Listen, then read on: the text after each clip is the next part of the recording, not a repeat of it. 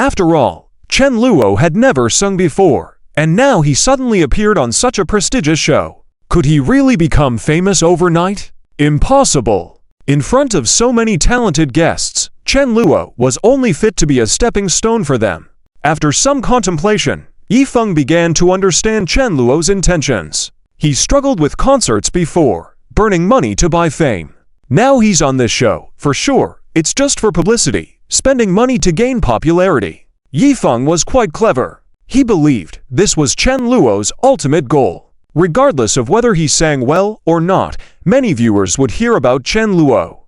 Undoubtedly, this would open a new world for Chen Luo. Never mind if Chen Luo would become popular. At least he could make a small name for himself. And the money spent would be nothing for Chen Luo. After realizing this, Yifeng felt much more relaxed. This rich kid squandering his wealth. From the male lead's point of view, he should encourage it. Hehe, Chen Luo, you keep going. Even if you have money, your family has money, I want to see how long you can keep it up. Yifeng thought he was doing the right thing. The money he earned, the fame he gained, though not as great as Chen Luo's, would ultimately lead to Yifeng becoming famous. Because he had real talent. True gold will always shine. Lang Xiaoyan and Du Qingku had become Chen Luo's assistant secretaries. Lang Xiaoyan felt that this job was not bad, although it was somewhat embarrassing for her, a rich young lady worth billions, to work as a secretary for someone else. However, Lang Xiaoyan didn't mind too much. The main reason was that she found Chen Luo's talent increasingly astonishing. Chen Luo actually went to participate in such a popular variety show. When Lang Xiaoyan heard this news, she was very shocked. Du Qingku on the other hand chuckled, "This doesn't surprise me at all." Why? Lang Xiaoyan was curious. She and Du Qingku got along quite well. Although one was a female lead and the other was somewhat of an antagonist, after being taught a lesson by Chen Luo, Du Qingku had also learned to be obedient. "It's nothing. I believe in Chen Xiao's talent. He's very talented." Du Qingku recalled the scene of Chen Luo taking her to the hotel that day, but not touching her. And his background. If Chen Luo was just an ignorant young master, Qin Yinshan wouldn't have helped him to this extent. Qin Yinshan himself had a good impression of Chen Luo. Lang Xiaoyan agreed with this sentiment. She just saw Chen Luo's figure in her mind. However, when she finished work and got into her car to leave, suddenly a large hand stopped her car door. "Miss Lang, you're really hard to find." A man nearly 2 meters tall suddenly appeared.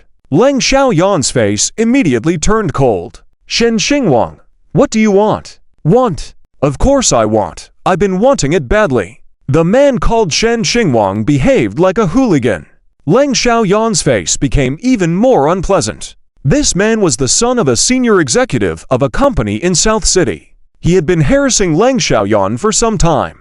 As mentioned before, in the world of the novel Urban Evil Young Master, besides the male lead Yifeng and the antagonist Chen Luo, there were other antagonists. Like Shen Xingwang, he was similar to Chen Luo. In the original work, Shen Xingwang was ruthlessly taught a lesson by Yifeng. However, in this situation, Yifeng wasn't aware of it. "Lang, let me go," Lang Xiaoyan said angrily. But Shen Xingwang still had a defiant appearance. "Not letting go. What can you do?" "Lang Xiaoyan, am I giving you so many messages, and you haven't replied? Are you giving me face? Regarding my father's project, do you still want it? Didn't I tell you? As long as you agree to me once, I can make the decision to give that project to your company. The profit from this order is very substantial. Aren't you interested?" When Lang Xiaoyan heard this, she felt very disdainful. "An order from the Shen family. Business. Sorry, I don't need it." The reason why Lang Xiaoyan wanted to transition was also because of this. The business she was doing involved dealings with other companies. This wasn't a problem initially.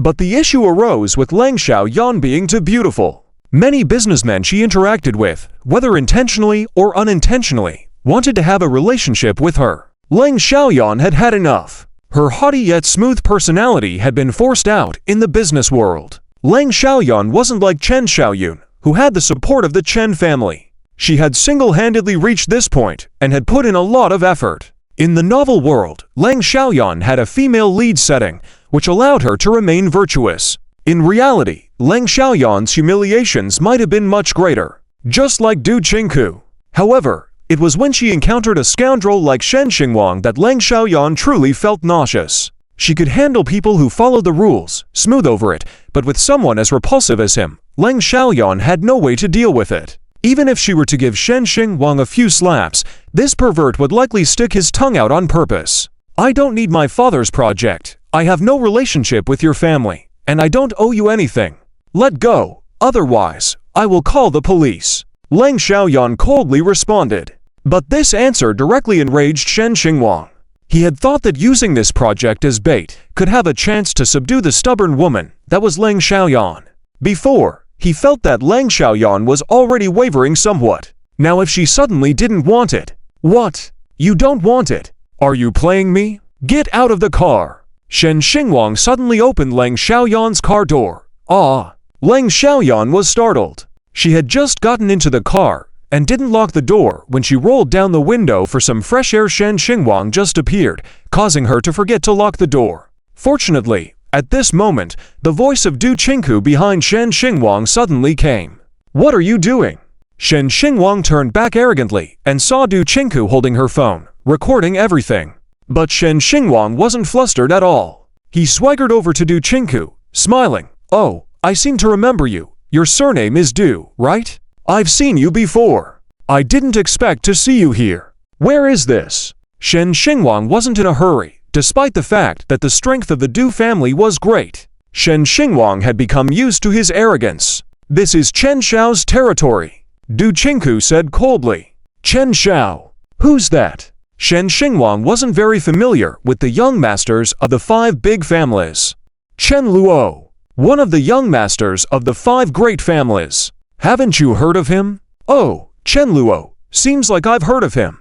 Du Qingku showed a disdainful expression on her face. But what she didn't expect was that Shen Xingwang had become so unrestrained and lawless. So what? After finishing his sentence, Shen Xingwang suddenly pounced forward. Ah! Du Qingku was shocked. She even dropped her phone. Shen Xingwang laughed. What are you dodging for? Du Jiji, isn't this the latest iPhone model? It's a pity if it's broken. He picked it up, deleting the video he just took.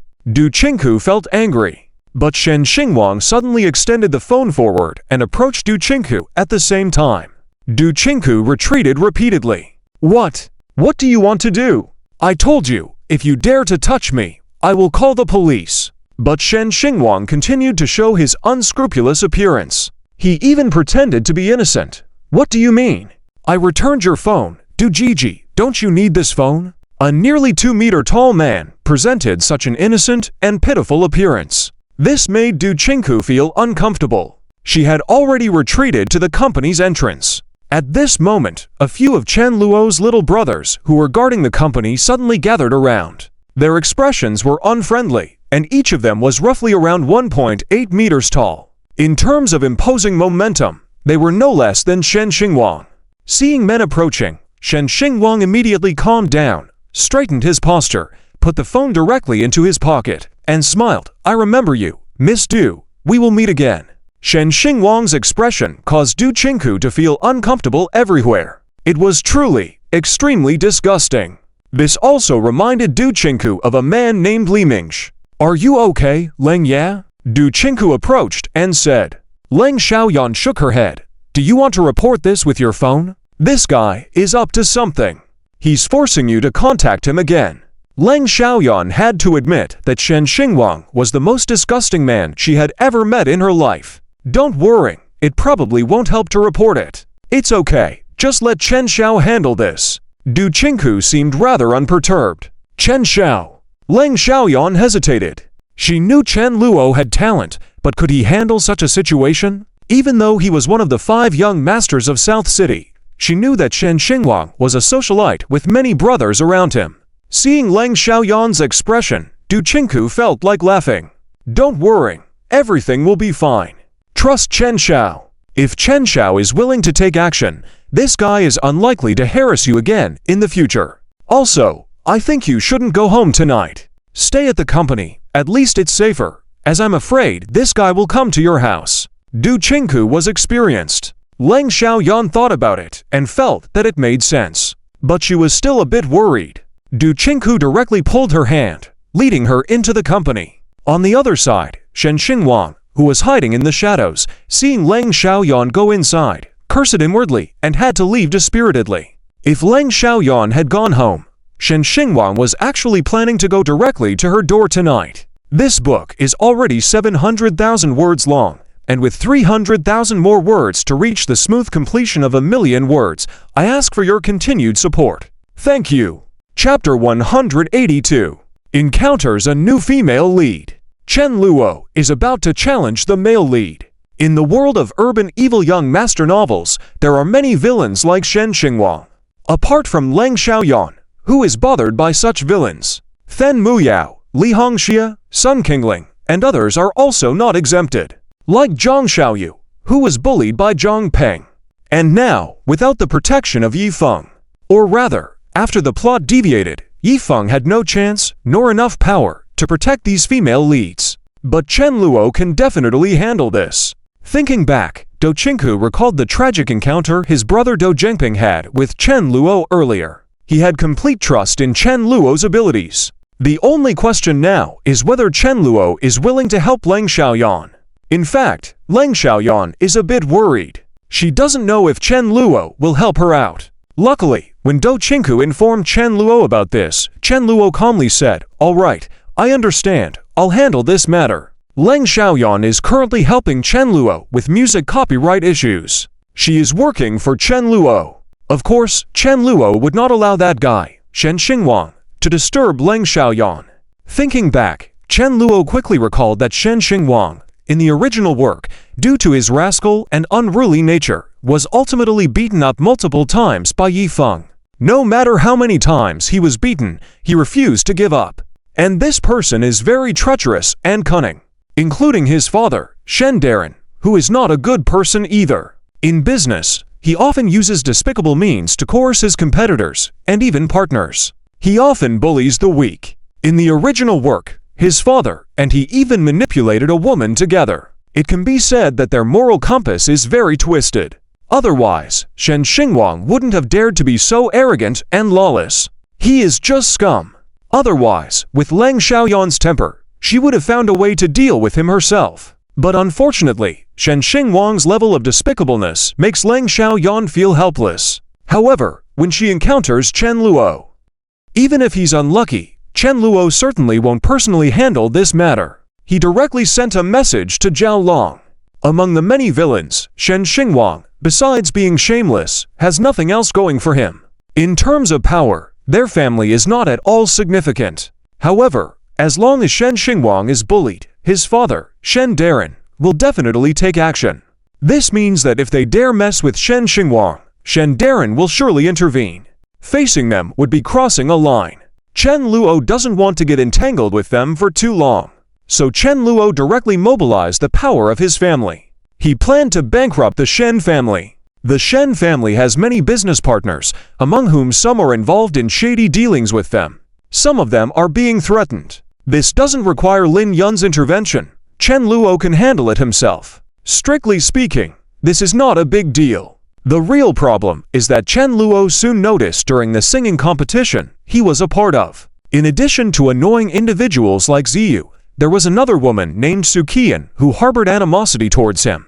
It was only after seeing this woman that Chen Luo remembered. This woman is also one of the female leads in the book. For Chen Luo, this was not surprising.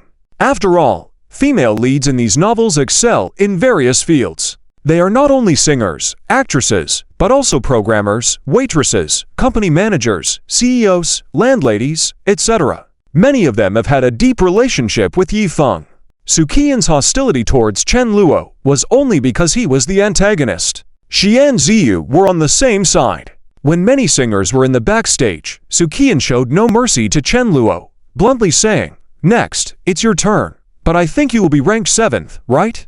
After all, someone like you, without any real talent, even if the singer's director specially invited you to participate, you won't achieve a good ranking."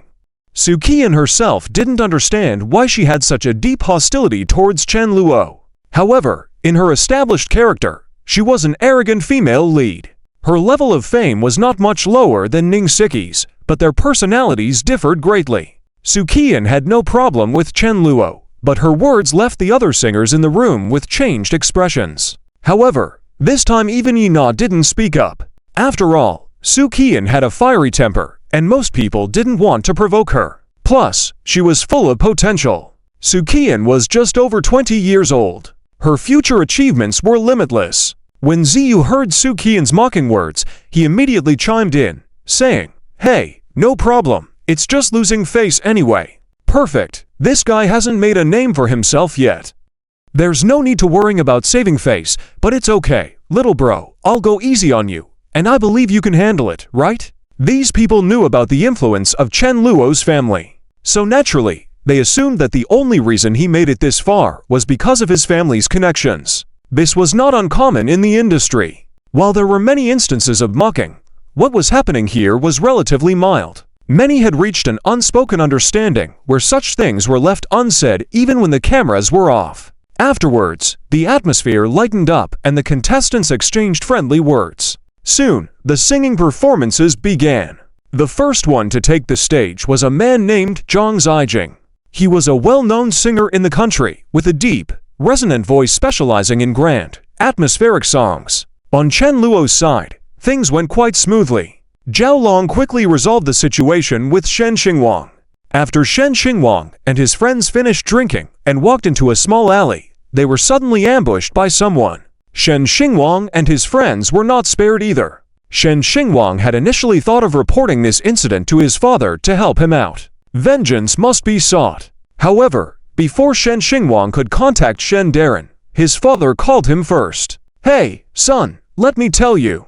Shen Xingwang answered the call to complain, but was surprised by Shen Darren's urgent and angry tone on the other end. "You bastard, who have you provoked out there?" Shen Xingwang was immediately stunned. "What's wrong, Dad? Our businesses, our partners, are all suddenly pulling out investments. If our family's financial chain breaks and we can't keep up with the subsequent products, we won't be able to make money anymore. Isn't this mess you've caused?" Shen Darren was convinced that the trouble was caused by Shen Xingwang, as not only were their family businesses under pressure, but even Shen Xingwang himself had received threats. The threatening letter explicitly mentioned Shen Xingwang's name. Shen Darren couldn't figure out how his son had managed to provoke someone of that caliber. Also, what was the need to blow such a minor issue out of proportion? Directly causing the bankruptcy of a large company seemed a bit too much. Shen Darren was clueless as to who Shen Xingwang had provoked. All he knew was that this troublemaker must have messed with an extremely ruthless person. Chapter 183. Chen Luo's rendition of Nocturne instantly captivated the audience. The female leads were all shocked. Chen Dejin's fate was similar to Zhang Peng and his father Zhang Chenghua. In the original work, Yi Feng had taught Shen Xingwang a lesson. Shen Dejun stood up for his son again. Then Yi Feng also gave Shen Dejun a good slap in the face. Here, since Chen Luo knew the plot, he didn't waste time.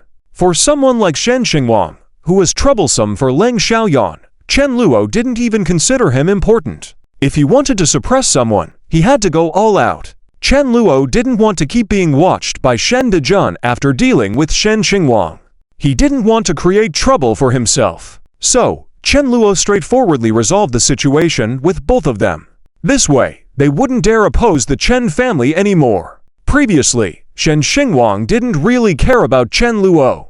To him, even if Chen Luo was the young master of the Chen family, so what? Pushed to the limit, Shen Xingwang even dared to bully aristocratic beauties. But after bullying them, he wouldn't know what would happen to him. He might have to flee for his life. Unfortunately, Shen Xingwang couldn't even dream that he would only be punished for harassing Leng Xiaoyan by having his legs broken. On Shen Dejin's side, things were also grim. Many forces closely related to the Shen family suddenly declared breaking ties with them. While Shen Dejun was still trying to figure things out, he received news that the businesses supplying goods to the Shen family had unilaterally terminated their cooperation. This was a breach of contract. But with so many people turning against him at once, even if Shen Dejun wanted to sue, he wouldn't be able to. He knew there was a big problem involved. Every business of the Shen family had been running smoothly, and these partners wouldn't just leave so much money sitting if there wasn't a problem. It wasn't until the news arrived that Shen Dejun understood. It turned out that it was that little troublemaker's fault. In the end, Shen Dejun also learned that the one who struck this time was some so-called aristocratic power. This made Shen Dejun despair directly. His feelings were similar to Zhang Chenghua's. In the novel, Zhang Peng bullied Yifeng and Zhang Chenghua stood up for his son. But the outcome wasn't as disastrous. However, they probably never imagined what would happen. Chen Luo and Yifeng were now worlds apart. Crossing Yifeng might still be tolerable, but crossing Chen Luo would result in complete ruin. Chen Luo's actions now didn't cause much of a stir. Perhaps it was because he had lived almost 40 years in his previous life and had experienced a great deal. Maybe he had even died once, so Chen Luo's mental state was very mature. He didn't care about the taunts from Ziyu, Su Qian, and the others. It was nothing to him. But Chen Luo wouldn't let anyone mock him. His counterattacks left Ziyu, Su Qian, and others speechless. And this was just the beginning. In terms of taunting, Chen Luo never lost. He would use his strength to silence Ziyu, Su Qian, and others. Furthermore, with Chen Luo's current abilities, if the future female leads were obedient, Chen Luo would gladly use their luck to make money. But if they weren't obedient, their fate would be similar to Yifeng's. They would be driven to the brink by Chen Luo. After turning dark, their luck would naturally dissipate, posing no threat to Chen Luo. On Leng Xiaoyan's end, upon receiving news from Chen Luo, she was delighted. Chen Luo, help me resolve the big trouble caused by Shen Qingwang. Leng Xiaoyan was a bit dumbfounded. Du Qingku wasn't surprised. After all, Chen Luo had the backing of the nobility, and Shen Qingwang wouldn't stand a chance against him. The little commotion quickly ended.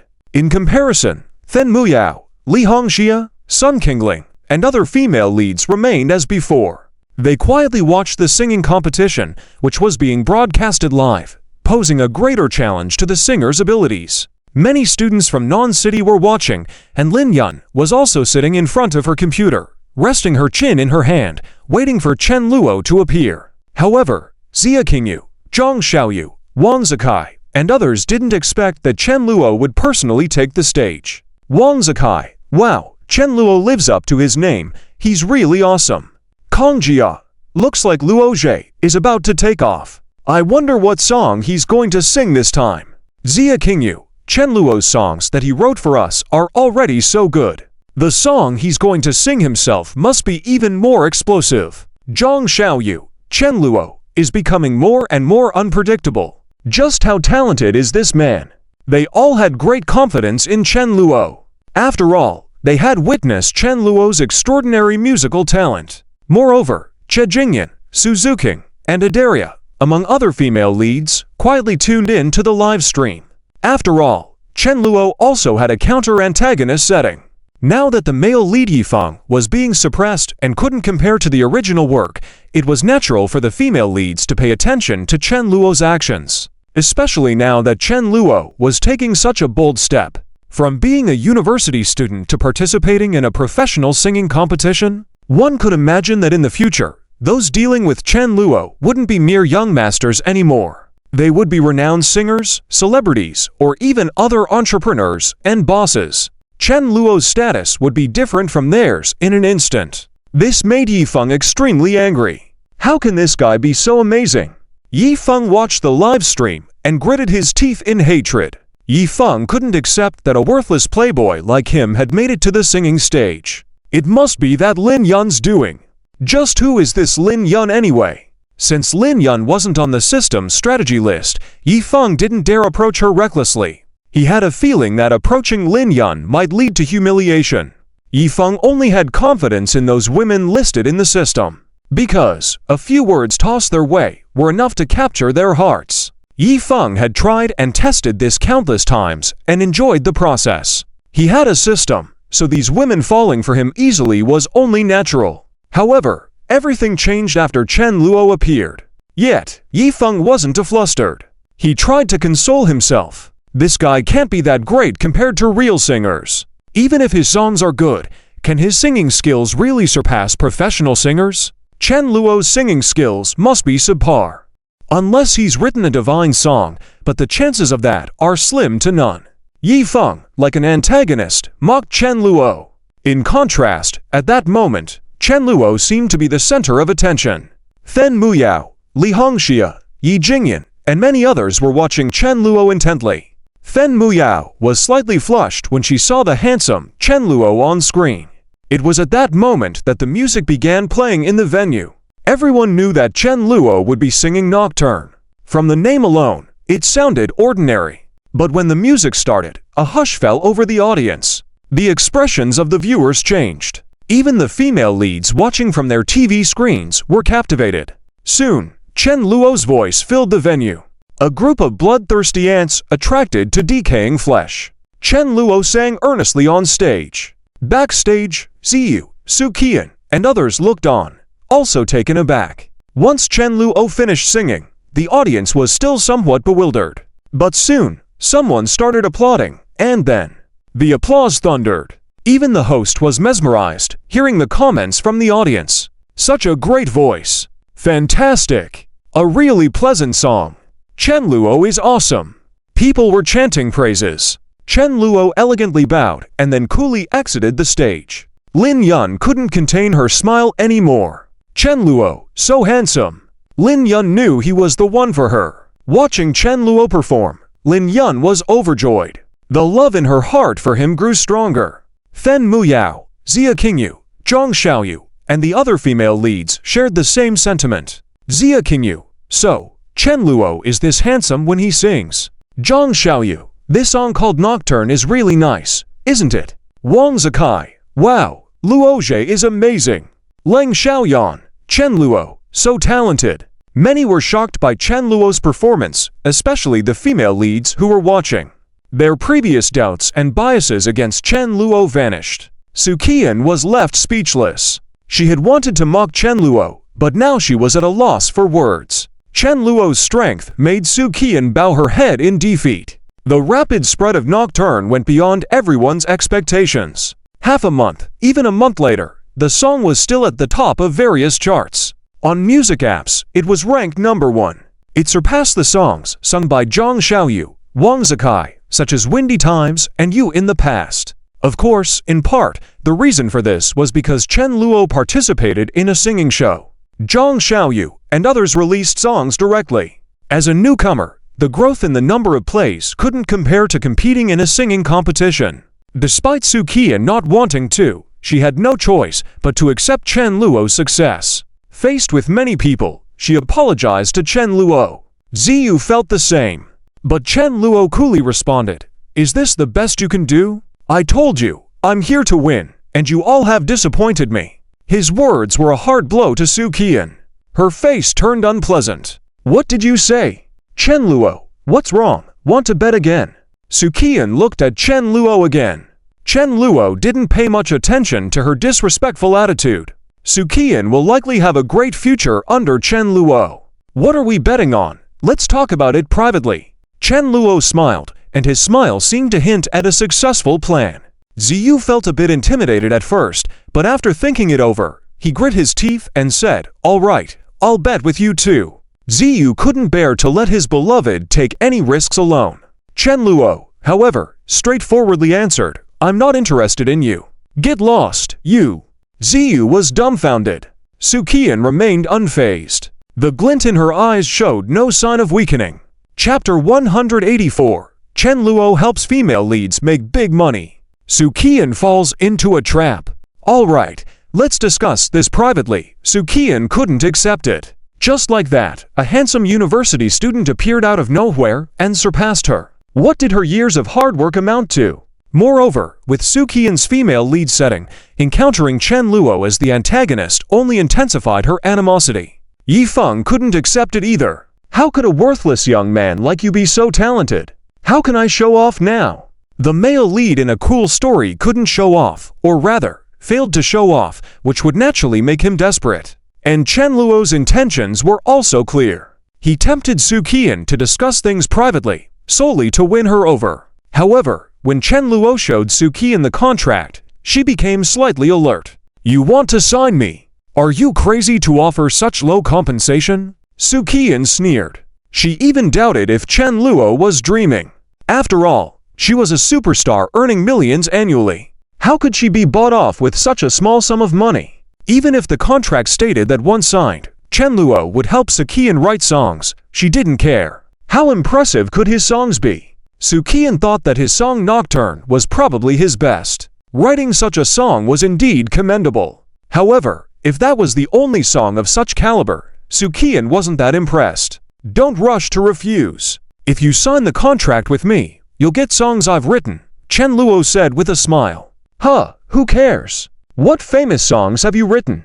Tell me. Sukian showed no mercy. You can look them up yourself, Chen Luo shrugged. Come on, search it up. I bet you haven't written a single song, right? Chen Luo didn't bother explaining further. He found this female lead a bit foolish. Winning over female leads was indeed a tiresome job. Sukian was infuriated and firmly said, "Huh, I dare not. What's the joke? Last time, I just let you go. In the next program, I'll definitely beat you." Sukian agreed to the bet. After she left, she felt a bit of regret. Damn. If I lose, does that mean I'll really have to sign that kind of contract with Chen Luo? Sukian had her own background. The contract she signed with her company wasn't too restrictive. Sukian could also collaborate with other companies as long as she didn't violate any agreements. So, signing with Chen Luo's company meant Sukian had to work for him. With such low wages and being required to perform, Sukian was unwilling to endure such humiliation. Even if I can get songs written by that guy personally, they probably won't be that great. Sukian was uninterested, and she quickly realized, why do I keep feeling like I'll lose? I can't possibly lose to such a guy. Last time was just an accident. Next time, I'll bring out all my strength. Sukian thought this way. Meanwhile, after the bet, Chen Luo returned to school when the next program aired after a week.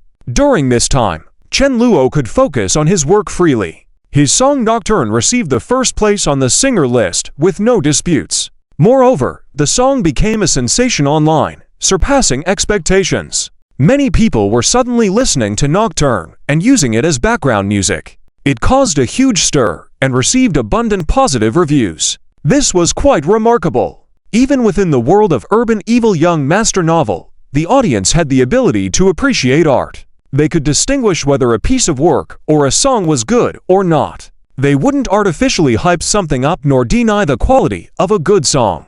Even Ziyu and Sukian had to acknowledge the quality. This was exactly as Chen Luo had foreseen. He could even predict that once his song Nocturne gained recognition after its release, he would have a chance to participate in award ceremonies. That moment would be incredible. Back at Nan City University, Chen Luo became a prominent figure. As soon as he got out of the car, countless fangirls and fanboys surrounded him. Chen Luo, can you give me an autograph? Chen Xiao, you're amazing. I admire you so much. Chen Luo, can we be friends?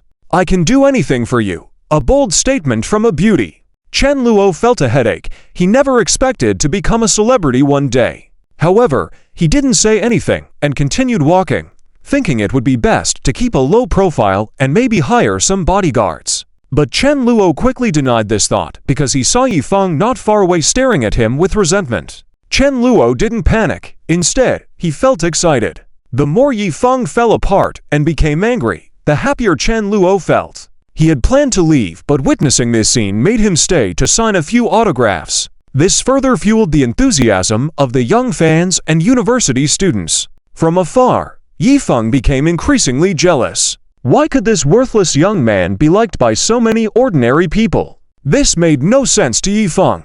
In her mind, Chen Luo should be reckless, stupid, and arrogant. But now, he seemed even more like the protagonist than Yifeng himself. This wasn't only visible to Yifeng. Li Hongxia, Sun Qingli, Che Jingyan, and other female leads noticed it too. The expressions on their faces were vivid. Li Hongxia couldn't accept it. Watching Chen Luo surrounded by a crowd and glancing at Yifeng's angry face, Li Hongxia began to question if Yifeng was really that outstanding. Compared to Chen Luo, Yifeng seemed rather ordinary, especially when they saw other beautiful women like Xia Qingyu, Zhang Xiaoyu, and Meng Shanshan approaching Chen Luo. Chen Luo walked with them, chatting and laughing. The female leads, including Li Hongxia, Sun Qingli, and Che Jingyan, felt a sense of envy. They began to hope to stand by Chen Luo's side. This was the reality of being a female lead. They needed to rely on someone. Yi Feng's performance was lackluster, and so naturally, they were drawn to Chen Luo. Yet they remained loyal. As female leads, their character was passable. They could endure joys and sorrows together. Ultimately, Li Hongxia, Sun Qingli, and Che Jingyan, if their character arcs hadn't deteriorated further, would stand by Yi Feng even if he begged on the streets. They wouldn't abandon him, because they loved Yi Feng deeply. The interaction between Chen Luo and Xia Qingyu, Zhang Xiaoyu, and others was mostly work-related.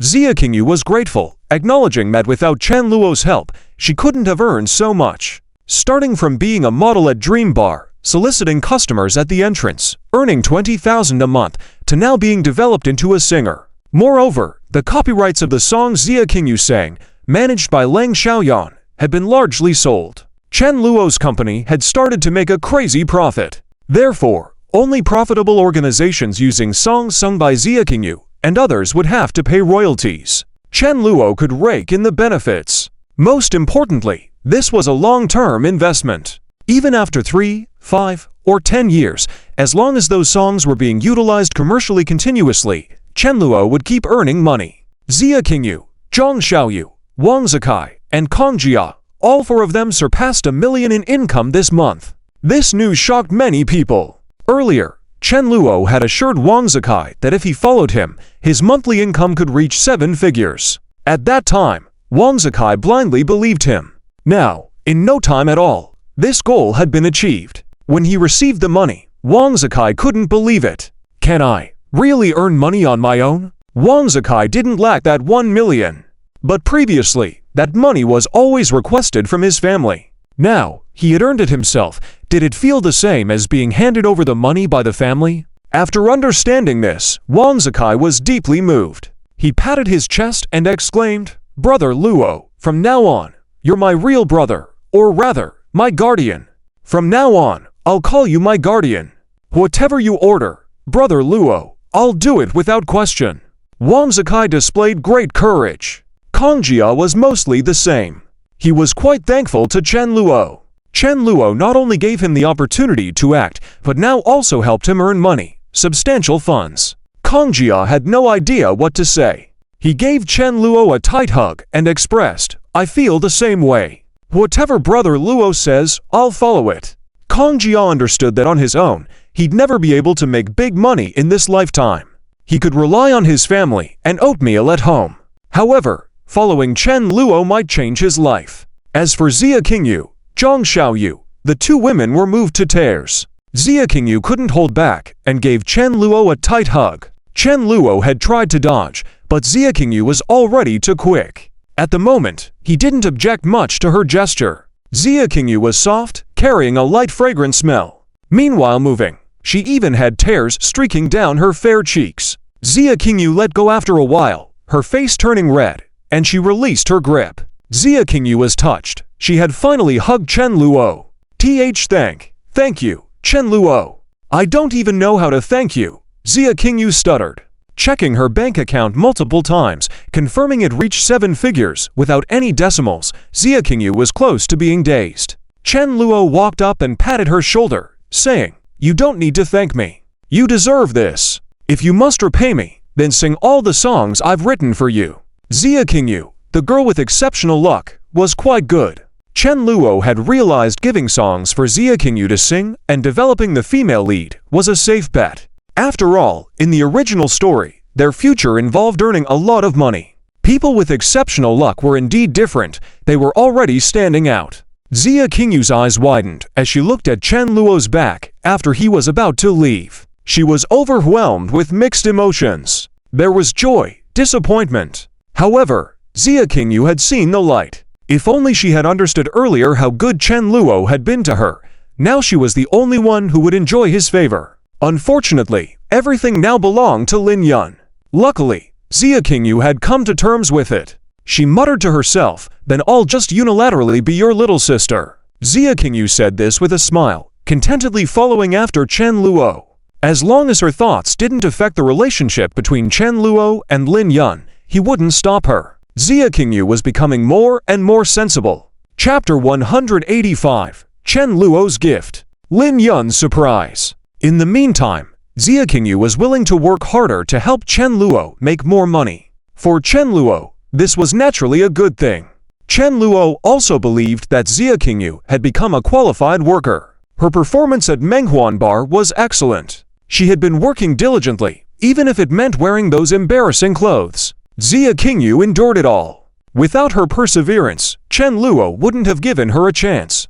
Of course, the relationship between the two had reached this point. If Zia Qingyu wanted to take it further, Chen Luo would make sure she understood her place. Fortunately, Zia Qingyu was self-aware. She could communicate with Chen Luo so calmly. Zia Qingyu was already satisfied.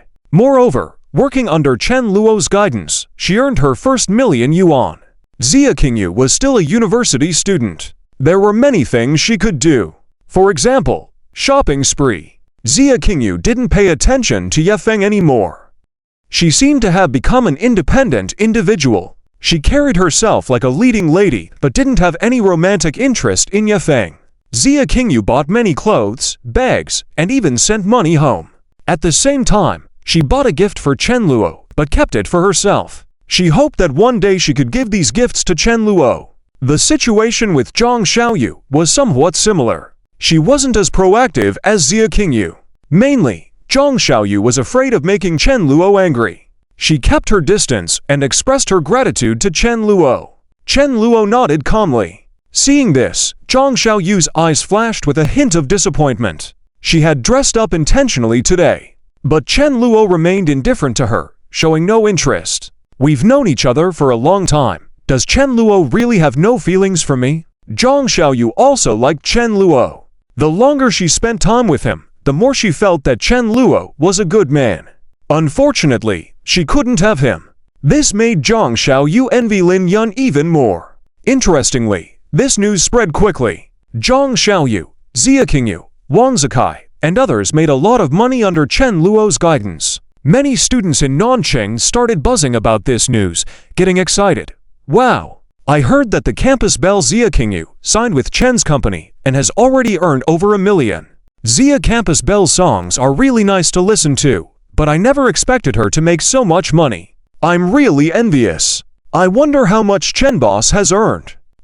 Both of us started as freshmen, but Chen Boss already has a company while we're still here. I want to work at Chen's company too. I wonder if I can land a security guard job and skip 30 years of crooked paths. Someone suggested, and this idea immediately received positive responses from many people. Makes sense. I want to be Chen Boss's driver. I already have a driver's license. I can be Chen Boss's bodyguard. I've had practice. I wonder if Chen Boss needs someone to keep his bed warm. A cute-looking girl suddenly said timidly. This remark immediately made the male members in the group envious, causing their eyes to turn red. I'm interested. We're envious of Chen Boss again today. Such a cute girl. A goddess. Wow, too envious. Envious of what? If you had the capabilities like Chen Boss, you'd have beautiful women wanting to warm your bed too.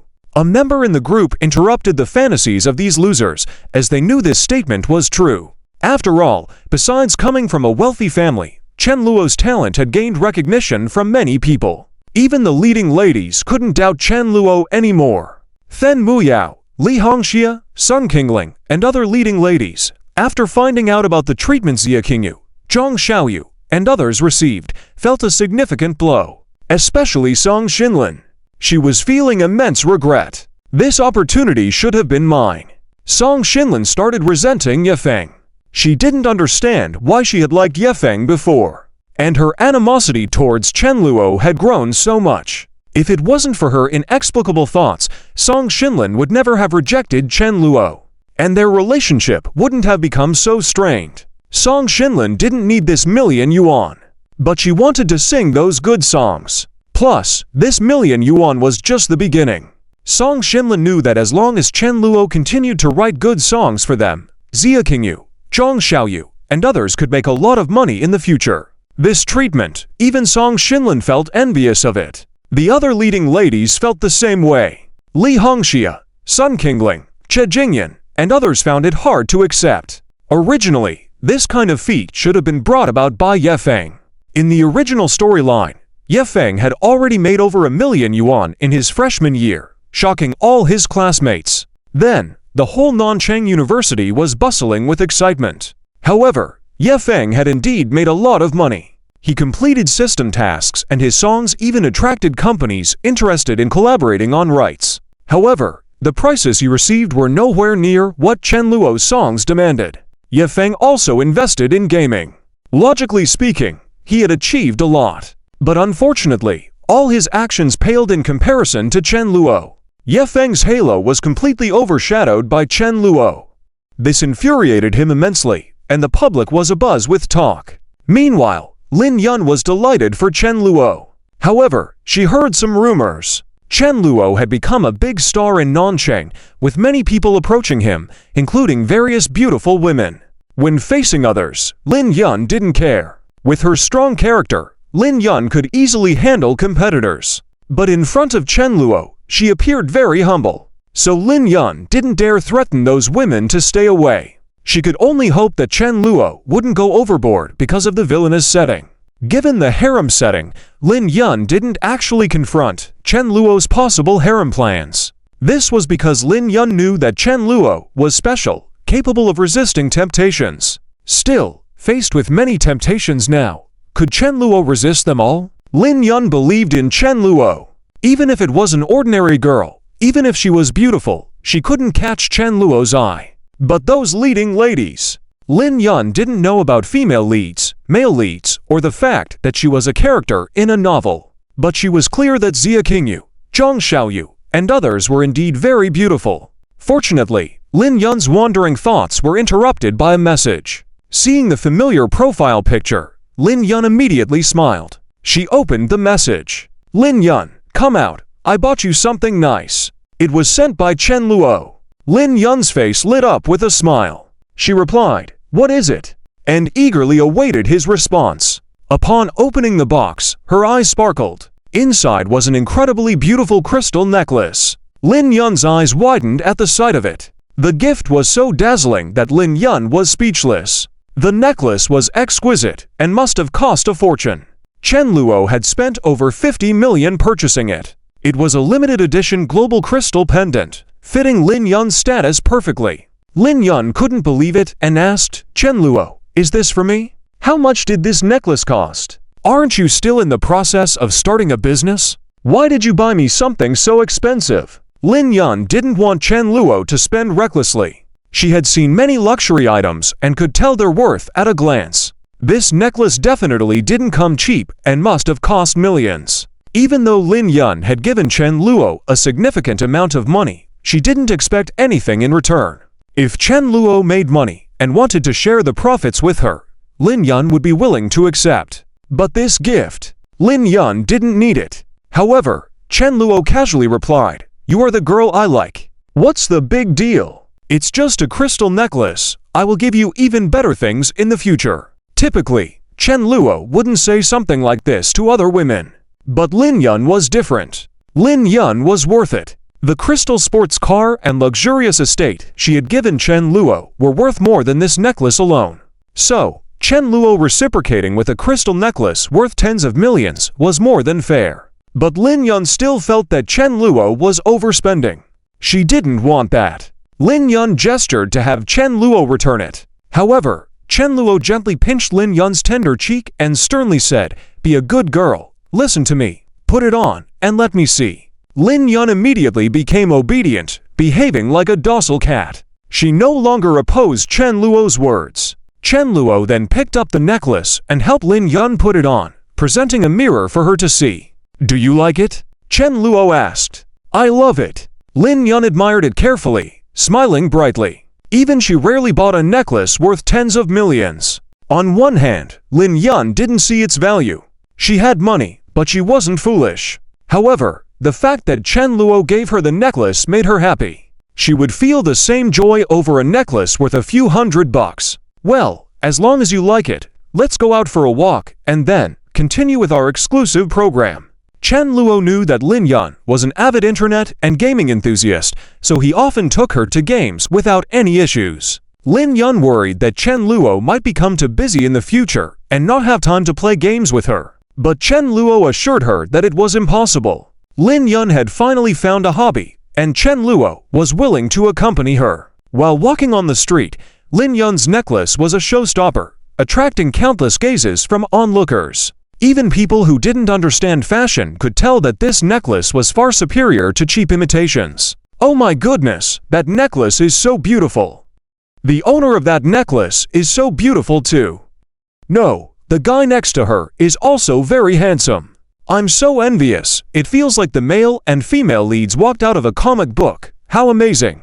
Many people inexplicably began shipping the two. Lin Yun didn't mind this attention and instead felt sweet about it. Holding Chen Luo's wrist, Lin Yun had an exceptionally sweet smile on her face. "Luo, have you prepared your song for next week's competition?" Lin Yun curiously asked. "Of course." Chen Luo nodded. "Heh, that's great, then you should work hard. I will always support you. If you can win first place next time, I'll give you a big surprise," Lin Yun suddenly said. Chen Luo raised an eyebrow. He didn't inquire about the surprise. But looking at Lin Yun's mischievous expression, even Chen Luo's heart rate increased. I wonder what that surprise will be. Chen Luo was curious. As for winning first place, he was absolutely confident. Chen Luo's next song was in the name of the Father. As an explosive original piece, it had the potential to sweep all the competitions. The songs sung by Su Qian, Ziyu, and others were no match. However, what Chen Luo didn't know was that as he and Lin Yun walked hand in hand on the street, a man in a corner suddenly had a glint in his eyes. "Isn't that Lin Yun, Missy?" He was surprised. "And who is this guy beside her? What right does he have to hold hands with Lin Yun, Missy? Is this guy asking for trouble?" The man took out his phone, snapped a picture, thinking, "I have to inform Zhao Zong. I didn't expect such a daring guy in Nanchang. Humph, this kid probably won't have a good fate." The man's face showed disdain, as if he pitied Chen Luo. Chapter 186, Chen Luo's second song. Attention from the female leads. This man called Zhao Zong in his mouth is actually the boss of an enterprise in the upper city. He is already in his 30s, but due to good maintenance and the setting of the novel, he looks no different from a man in his 20s. Zhao Zong, originally named Zhao Heomiao, is a CEO with assets exceeding 5 billion. Most of his industries are in the entertainment sector. At a gathering of upper-class socialites, he set his sights on Lin Yun. Knowing Lin Yun's identity, he embarked on a crazy pursuit. Unfortunately, Lin Yun completely ignored him. However, Zhao Heomiao still had his eyes set on Lin Yun, determined to win her over at any cost, even if it meant risking everything he had. He believed in the power of nobility and thought Lin Yun was just a young girl who might only be innocent in matters of the heart. With his experience in pursuing women, whether they were in their 20s, 30s, or 40s, Zhao Heomiao felt confident that he could enchant them all with his silver tongue. Taking down a college-going innocent girl should be a piece of cake for him. The person who secretly filmed Chen Luo and Lin Yun was naturally one of Zhao Heomiao's subordinates. He happened to know about Zhao Zong's interest in a girl named Lin Yun, who was studying in the southern city. As for Lin Yun's background, this person was clueless, assuming she was just an ordinary student. On the other side, while Zhao Heomiao was in a meeting at his company, he received photos sent by his subordinate. He angrily exclaimed, "Is that Lin Yun? Who is that person beside her? How come they are so intimate? Why should Miss Lin Yun be holding his hand?" Zhao Heomiao flared up. The people in the meeting room looked confused, not knowing what was happening, eliciting such anger from Zhao Zong. Zhao Heomiao was soon seething with anger, thinking internally, "Good lad. But I will make sure you learn the consequences of daring to touch a woman I have set my eyes on." Zhao Heomiao wasn't afraid of the Chen family's eldest son. In his eyes, even the Chen family was unworthy of fear. Chen Luo had no knowledge of these events, but he wasn't worried. Chen Luo had prepared himself in advance. Lin Yun had previously told him what they should do if many people tried to stop them from being together. Chen Luo firmly replied then that he would defeat everyone.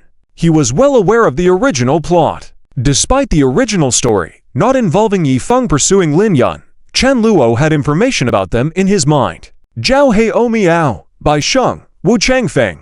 Chen Luo's story had indeed been influenced by these forces. Now, details of the characters that weren't detailed in the original work were surfacing.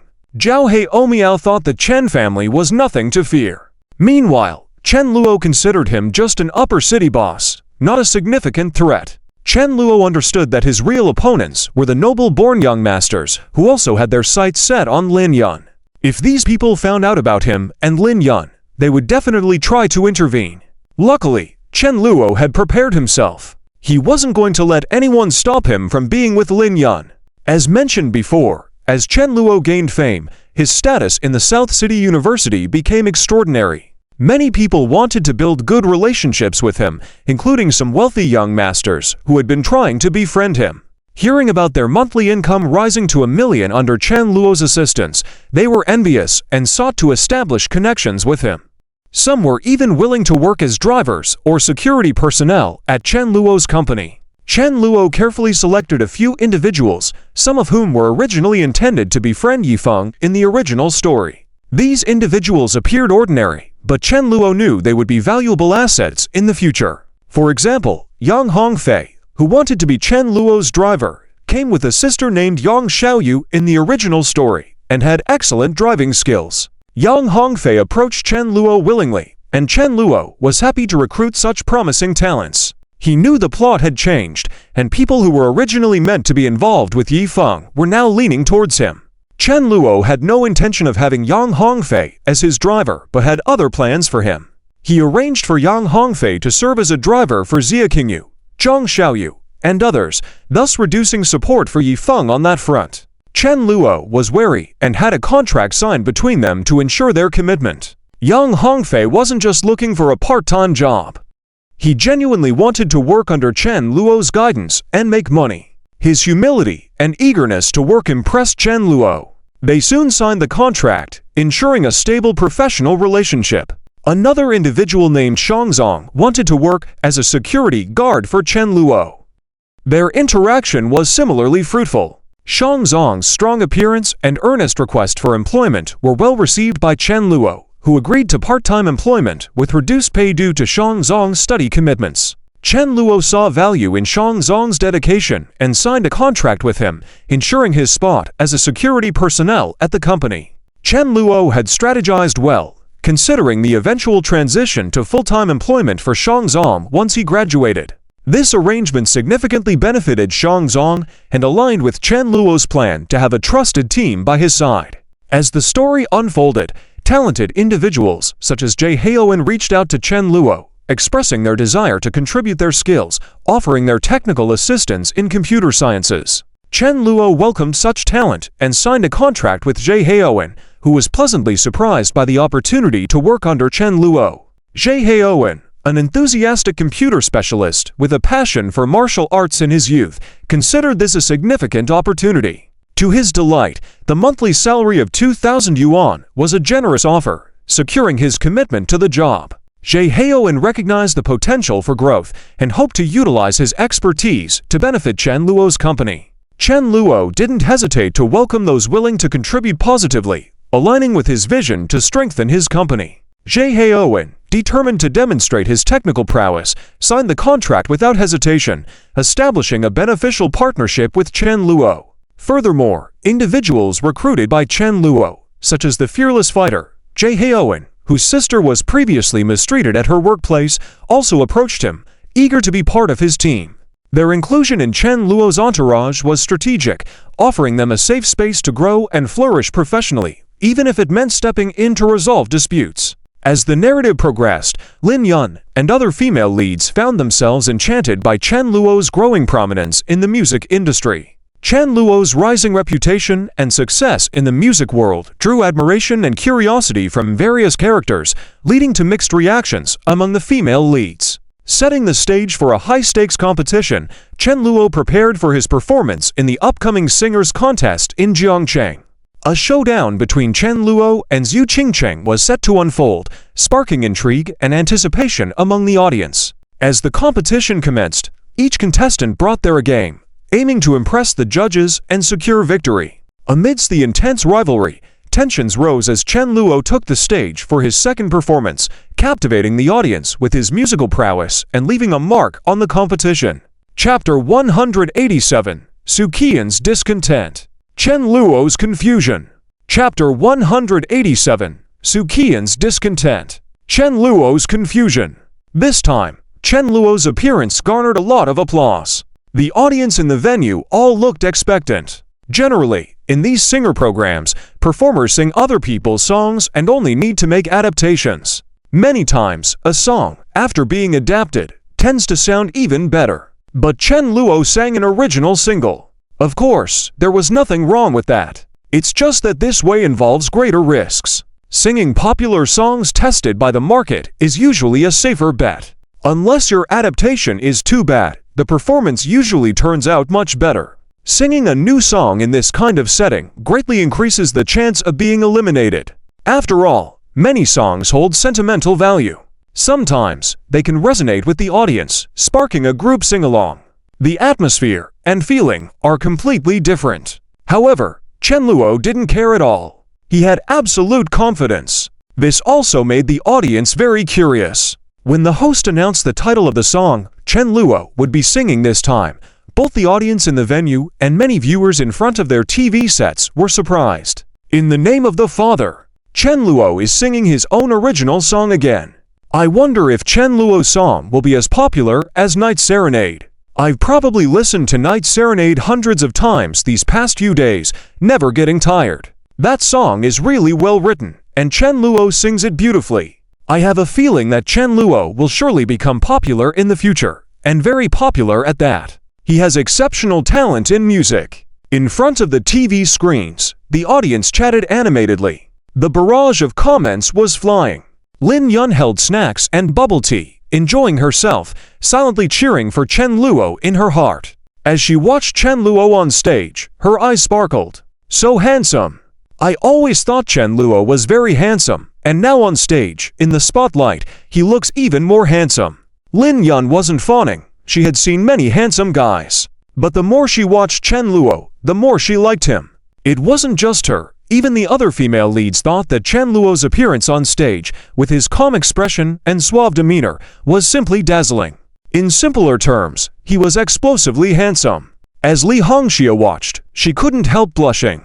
Sun Qingling also felt a bit shy. It was hard to contain this physiological response. Chen Luo's good looks were undeniable, coupled with what he was doing now. If Chen Luo came across as domineering, playing with women, even if he looked good, these female leads wouldn't be interested. They valued inner qualities more. But Chen Luo was singing a song that had nothing to do with being a villain or anything like that. How could these female leads dislike him? Soon, Chen Luo's performance began. This song was one of Chen Luo's hit songs from a previous life. Its arrangement was ahead of its time, the lyrics were explosive, and the whole song could be described as perfect. Chen Luo had absolute confidence that it would be a hit. And indeed, it was. After Chen Luo finished singing, the entire audience was stunned. They were entranced by the lyrics. In the realm of mercy, I have fallen, unable to see the kingdom without sin. No one can say, no one can endure, the glory behind which lies a solitude that is hard to bear. The style of this song was similar to Night Serenade, and its quality was just as exceptional. The audience quickly became ecstatic. Wow, it sounds so good. Impressive, the arrangement, the lyrics, it's awesome. Chen Luo is amazing. He's like a dark horse. Could he be the dark horse to win the championship? Awesome, I'm a fan of Chen Luo now. He's incredible. The audience was won over by Chen Luo's song. Backstage, Yina, Zhang Zijing, and others couldn't help but shake their heads in amazement. Chen Luo is awesome. Is he really just a college student? He seems like a professional. Did he write all these songs himself? Has Chen Luo written other songs besides the ones we've heard? In the dressing room, someone asked. This immediately piqued the interest of those present. They said they could inquire later, perhaps there would be a surprise. However, Sookian's expression was very strange. She remembered what Chen Luo had told her last week. By signing a contract and working at his company, you'll be able to get his help in writing songs. At that time, Sookian had no interest in this offer from Chen Luo. Let him help me write songs. Is he good at songwriting or something? Maybe he was just lucky to write Night Serenade. That song is probably the peak of his career. But now, seeing Chen Luo present another song, In the name of the Father, which was just as impressive as the Night Serenade, Soo-Kyeon had a premonition that she might lose again. The key was the words of others. Chen Luo has probably written other songs too.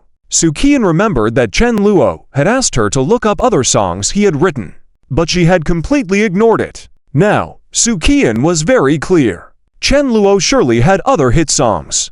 Her inner turmoil was growing. She couldn't wait to find out. So, Soo-Kyeon didn't even wait for them to ask. She took out her phone and started searching. But as soon as she searched, her pupils widened in shock. Rising Wines, The You of the Past, If Love Forgets, these songs were written by Chen Luo. These are some of the most popular songs online now. Soo-Kyeon was completely bewildered. She had never imagined that Chen Luo was so talented. Could it be that Night Serenade was just one of his many impressive songs? Soo-Kyeon wasn't foolish. With so many great songs, including Night Serenade, In the Father's Name, and tonight's performance, if she still claimed that Chen Luo was just lucky to have written these songs, she would have a hard time believing herself. Her expression became incredibly strange. When Chen Luo returned to the dressing room, those who had a good rapport with him, such as Yina and Zhang Zijing, offered their congratulations. Chen Luo responded with a smile. Aside from Yi Feng, he didn't display any antagonistic behavior toward others. After chatting with a few people, Chen Luo walked straight to Soo-Kyeon. It was then that the sycophant Ziyu once again came between Chen Luo and Soo-Kyeon. Chen Luo, what do you want? Ziyu was now furious. His performance in this round wasn't great. He started off on the wrong foot, and his song selection was mediocre. The main reason was that everyone else performed very well. Most likely, he would be eliminated tonight. This meant he wouldn't be able to stay close to Soo-Kyeon. For one like Ziyu, this was unacceptable. For him, protecting Soo-Kyeon was a matter of honor. But unexpectedly, Soo-Kyeon soon spoke up from behind Ziyu, saying, "Step aside, Ziyu." In Soo-Kyeon's eyes, Ziyu, the sycophant, had no standing. Even more so, he irked her. Yet, given Ziyu's moderate popularity in the music industry, Soo-Kyeon was willing to engage in occasional conversations with him. Otherwise, she would have cut him off long ago. When Ziyu heard her words, he felt a chill inside. But he was docile and stepped aside. Chen Luo, with a smile on his face, sat next to Soo-Kyeon. Just then, sycophant Ziyu rushed back in. Anxiously, he asked, "Kyeon, are you okay? What did that guy do to you?" "I'm fine," Soo-Kyeon replied, her expression turning cold. "But that Chen Luo, he's really gone too far. But Kyeon, I believe in you. Next time, you will certainly defeat him." Ziyu's statement was meant to comfort Soo-Kyeon and show his allegiance to her. Although Soo-Kyeon should have found some solace in his words, she seemed to suddenly think of something else. "Next time, I can defeat him." Soo-Kyeon's spirit of not wanting to lose revived. "Yeah. Why do I feel like I have totally lost? I've only lost twice so far. I can't believe that Chen Luo could come up with such amazing songs every time. Am I really inferior to a new college student?" Soo-Kyeon seemed to have an epiphany. She suddenly rushed out and grabbed Chen Luo's hand, saying, "Chen Luo, let's continue our bet. This time, I won't lose." Soo-Kyeon wanted to use this bet to render the contract null and void. This way, she wouldn't incur any losses. She didn't care anymore about what she would lose if she failed again. She didn't really dislike Chen Luo, especially after learning that he had written so many great songs. There was a voice inside Soo-Kyeon, some unknown force that prevented her from developing any positive feelings for Chen Luo. However, she thought that if Chen Luo actually did something, Soo-Kyeon might tacitly agree. But the bewildering part was that Chen Luo simply walked away. Soo-Kyeon was left shocked, watching Chen Luo's calm departure. She felt somewhat dazed. What just happened? Could it be that Chen Luo doesn't like me? Soo-Kyeon found it hard to believe. Why would he be in such a hurry to bring her on board if he wasn't interested in her? Maybe he just wants me to help out at his company. Soo-Kyeon thought that was impossible. Was her charm really lacking? The bold Soo-Kyeon didn't attempt to salvage the situation. She internally reassured herself, saying, "It's probably better if he doesn't pay attention to me. I can't be bothered with him either." However, just then, Ziyu burst in again. "Kyeon, are you okay? What did that guy do to you?" "I'm fine," Soo-Kyeon replied, her expression turning cold again. Chen Luo is really out of line. But Qian, I believe in you. You'll definitely beat him next time. Yu's words were intended to comfort Su Qian and also to show his goodwill. But when Su Qian heard them, there was a turn of her thoughts. Next time, I can beat him. Su Qian's spirit of not wanting to lose re-emerged. Yeah, how am I feeling like I've utterly lost? It's just 2 losses. I can't believe that Chen Luo can come up with such amazing songs each time. Am I really inferior to a new college student? Su Qian felt a surge of competitiveness within her. I can beat this Chen Luo. Why do I feel like my pride is wounded? This isn't just about 2 losses anymore. So, she dashed out and held Chen Luo's hand, exclaiming, Chen Luo, let's continue our bet. This time, I won't lose. Su Qian wanted to use the bet to fend off the contract. In her mind, it was a justifiable move. But Chen Luo's calm response threw her off. Oh, I'm not interested. Find someone else. Su Qian was taken aback. What? You don't want to gamble? On what basis? Chen Luo, are you kidding me? Su Qian was agitated. She stood in front of Chen Luo. Chen Luo, isn't it unfair to refuse now when I accepted your bet earlier? Aren't you a man anymore? Su Qian was on edge. She had no idea that she had a gambling mentality too. But Chen Luo didn't seem to back off. He just didn't see the point. Su Qian had signed the contract already, so why keep betting? But on hearing Su Qian's accusations, Chen Luo wasn't affected at all. Fine, we can continue with the bet, but what do you want to wager? Chen Luo inquired. Su Qian smiled upon hearing this and didn't think twice. She replied directly, anything you want. But if you lose, your contract with me becomes null. Chen Luo shrugged, seemingly unfazed. That's not a problem, but the key is that I don't want anything. Chen Luo spoke honestly. This reply left Su Qian flabbergasted. You don't want anything? Su Qian had never anticipated this turn of events. Was Chen Luo refusing the bet because of this? Then what do you want? Chen Luo rolled his eyes. Su Qian was worried that Chen Luo might change his mind. After some thought, with determination, she leaned in to whisper in Chen Luo's ear, if I lose, I'll agree to. Su Qian turned crimson as she spoke. She hadn't foreseen that Chen Luo would still show disgust. A date? Who wants to go on a date with you? Aren't you a bit full of yourself? Next. Chen Luo's response left Su Qian staring in disbelief. WTF. Chapter 188 The Changes of the Female Leads. Yifeng giving up music. In this reply by Chen Luo, the blow to Su Qian was too great. How could she have never imagined that the favor she reluctantly agreed to give, Chen Luo ruthlessly rejected?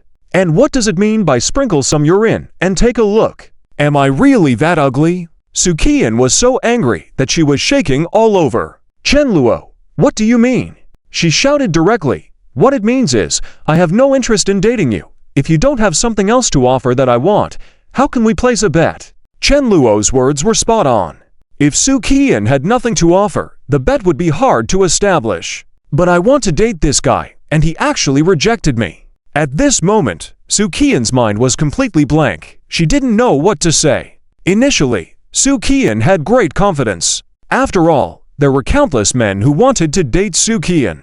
Some even spent a lot of money, but couldn't fulfill their wish. In addition, Su Qian was a beautiful singer. Among her fans, there were many wealthy individuals. They were willing to spend hefty sums just to show their support for Su Qian and meet her. However, even so, Su Qian remained unmoved. She felt that her first time was extremely valuable and must be given to the right and appropriate man.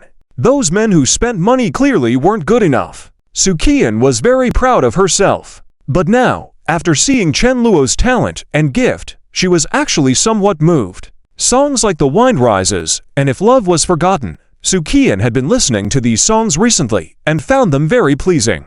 What she didn't expect was that these songs were written by Chen Luo. When she found out about this fact, Su Qian couldn't help but feel a little bit fond of Chen Luo.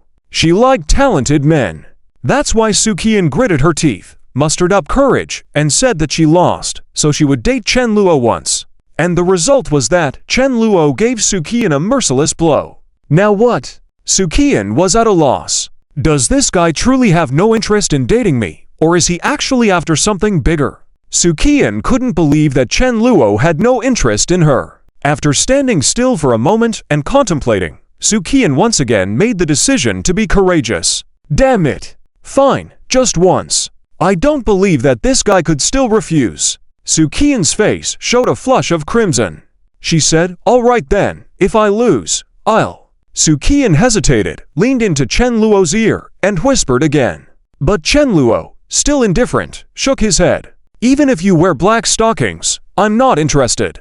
Don't you understand? Soo-kian, I have no interest in you or your body. Your beauty, in my eyes, is not worth mentioning and cannot be the capital for negotiation between us. Think about it. See if you have anything valuable to offer me to gamble on. If not, that's it." Chen Luo's rejection this time was even more straightforward. Even his expression was filled with disgust and impatience, as if saying, "If you continue to offer such baits, there's nothing more to discuss between us." After hearing this, Soo-kian felt deeply hurt. She was dumbfounded in her spot. How is this possible? Soo-kian felt somewhat disoriented. All along, she had held herself in a high position. She was the center of attention, adored by many. And all those who admired her were captivated by her looks and figure. Soo-kian also really loved her own appearance. Sometimes when she was undressed in front of a mirror, she couldn't help but smile. "Thanks to my parents for making me so beautiful." Soo-kian often self-admired, struck various poses in front of the mirror. Truth be told, she felt a bit envious of herself. That snow-white delicate skin, her tender face like water, her smooth red lips, and her straight nose bridge. Saying Soo-kian was a goddess was completely accurate. Soo-kian was also very proud of her figure and looks. But now, Chen Luo said that her biggest weapon was not attractive to him at all. Other men would freeze on the spot, just from seeing her long legs. If she wore black stockings, she could captivate those men's souls instantly. Soo-kian used to look down on them, saying that all those men were the same, whether rich or not, shallow. But now, Chen Luo had dealt her a heavy blow. Humph, impossible. Soo-kian quickly expressed that she didn't believe it. Someone like Chen Luo, who took the initiative to get close to her, how could he have no feelings for her? Soo-kian herself didn't understand why she had such thoughts, but she didn't dwell on it. Then Chen Luo, lay out a condition, and let's see if I can accept it. Soo-kian didn't want to give up this bet. She felt that Chen Luo might want something more. Soo-kian handed the decision-making power over to Chen Luo, and Chen Luo didn't refuse either. He wanted Soo-kian to lose and accept the defeat gracefully. As for making Soo-kian wear black stockings, wear a JK uniform, or a sailor outfit to accompany him for leisure or a date, this was something only the male protagonist Yifeng would do. In the original story, after Soo-kian fell in love with Yifeng, to fulfill a system task, Yifeng had made many requests. Among them was having Soo-kian wear black stockings to accompany him shopping. In that storyline, they were caught by many people, causing a buzz online. Netizens were shocked, wondering who the man next to the beautiful singer, Soo-kian, was. Yifeng also showed off a bit following this incident, making more enemies. This set the stage for his future showing off. Chen Luo, of course, wouldn't do such things. He genuinely had no feelings for Soo-kian. Therefore, after some contemplation, Chen Luo finally said, "All right, if you lose again this time, all your income from the contract will be zero, but I will continue to write songs for you, and you must fulfill the contract by singing the songs I've written." Soo-kian was taken aback by Chen Luo's words. She finally confirmed, "Chen Luo really has no feelings for me." Soo-kian had prepared herself to accept some unreasonable and shameless demands. But to her surprise, Chen Luo only mentioned money-related terms. Soo-kian was clear on one thing, that Chen Luo was quite well off. In other words, even if he gave her that income, it wouldn't be much. The contract itself was quite oppressive. Soo-kian giving in and singing the songs would possibly yield less than 10% of the profit. Though at present, she wouldn't even get that 10%. But Soo-kian quickly agreed. She wasn't in need of money, and working for Chen Luo for free wasn't a big issue. At least her fame would increase. Soo-kian was quick with her thoughts, linking many aspects together. Most importantly, Soo-kian thought that this time she would surely not lose. When one gets addicted to gambling, they always feel the next round will be different. Soo-kian agreed, and Chen Luo didn't bother to argue with her anymore. Just as Su Qian had thought, even if that profit was given to her, it wouldn't make much difference to Chen Luo. Chen Luo didn't need that meager sum. If it wasn't given, it was also fine. Let Su Qian come and work for him for free. Su Qian saw Chen Luo walking away confidently, but her heart was becoming increasingly bizarre. Su Qian understood that Chen Luo only agreed to fulfill her gambling wishes and proposed such an insignificant condition for that reason. This further indicated that Chen Luo had no emotional attachment towards her. However, Su Qian felt very aggrieved. Luckily, she quickly adjusted her mindset. No feelings, huh? Humph, I don't care. This time, I'll definitely not lose to you again. Su Qian planned to bring out her most powerful songs. She was determined to win first place in the next singing competition. Chen Luo returned to South City University. Lin Yun directly hugged Chen Luo, giving him a warm embrace. The softness made Chen Luo feel extremely comfortable, and he casually wrapped his arm around Lin Yun's slender waist. Chen Luo bro, you are so awesome. Taking first place again, fantastic. Lin Yun's face was full of smiles. It's nothing, Lin Yun sis, you'll soon see me win the final championship. Chen Luo smiled. Alright, let's celebrate tonight, my treat. No need, I've earned a lot of money now, it's my treat. Lin Yun sis, choose whatever you want to eat, and I'll foot the bill. Chen Luo was very generous. Lin Yun didn't reject the offer either, she was very happy. Holding Chen Luo's hand, she said, Hehe, then I'll definitely treat you well. Lin Yun's thoughts, however, included, I want to taste you. But she was too shy to say it out loud. Next time, there's an opportunity, I'll think about it. Lin Yun contemplated inwardly. She felt it was about time. She should combine with Chen Luo. Meanwhile, several of Chen Luo's colleagues, Xia Qingyu, Zhang Xiaoyu, and Meng Shanshan, immediately surrounded him, showering him with praise. They were full of admiration for him, just like all the fans. Boss, you're so amazing. Chen Xiao, you're so handsome. I'm captivated by you.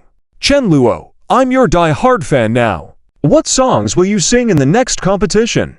Can you give us a sneak peek? Ahem, Chen Luo, there are some matters I need to discuss with you. Since Xia Qingyu, Zhang Xiaoyu, and others had grown more mature, they rarely spoke anything provocative to Chen Luo. But they had become somewhat playful with their language, flirting with Chen Luo. Chen Luo, however, had no choice but to shrug his shoulders. This situation made Xia Qingyu, Zhang Xiaoyu, and the rest very happy. They enjoyed this kind of interaction with Chen Luo. Although they couldn't have him, silently guarding him was quite fulfilling. On the other hand, Leng Xiaoyan, who was watching from the sidelines, had a look of intrigue in her eyes. She suddenly realized that these girls weren't as simple as they seemed. Although she didn't intend to vie for attention, Leng Xiaoyan still felt somewhat uncomfortable. She also had deep feelings for Chen Luo, especially after he helped her deal with the trouble caused by Shen Xingwang. Nevertheless, now was the time to report on official matters. Upon reaching the office with Chen Luo, Leng Xiaoyan said directly, Chen Luo, I've arranged the copyright agreements for your songs. Currently, all the copyrights have been sold, generating around 50 million yuan, with additional royalties pending. Chen Luo had written over 20 songs for Zhang Xiaoyu, Xia Qingyu, and Wang Zikai, all of which had already been uploaded onto various platforms. The songs gained significant traction, and their popularity soared. Many companies had approached them to negotiate the rights for these songs. Chen Luo entrusted the management of this to Leng Xiaoyan.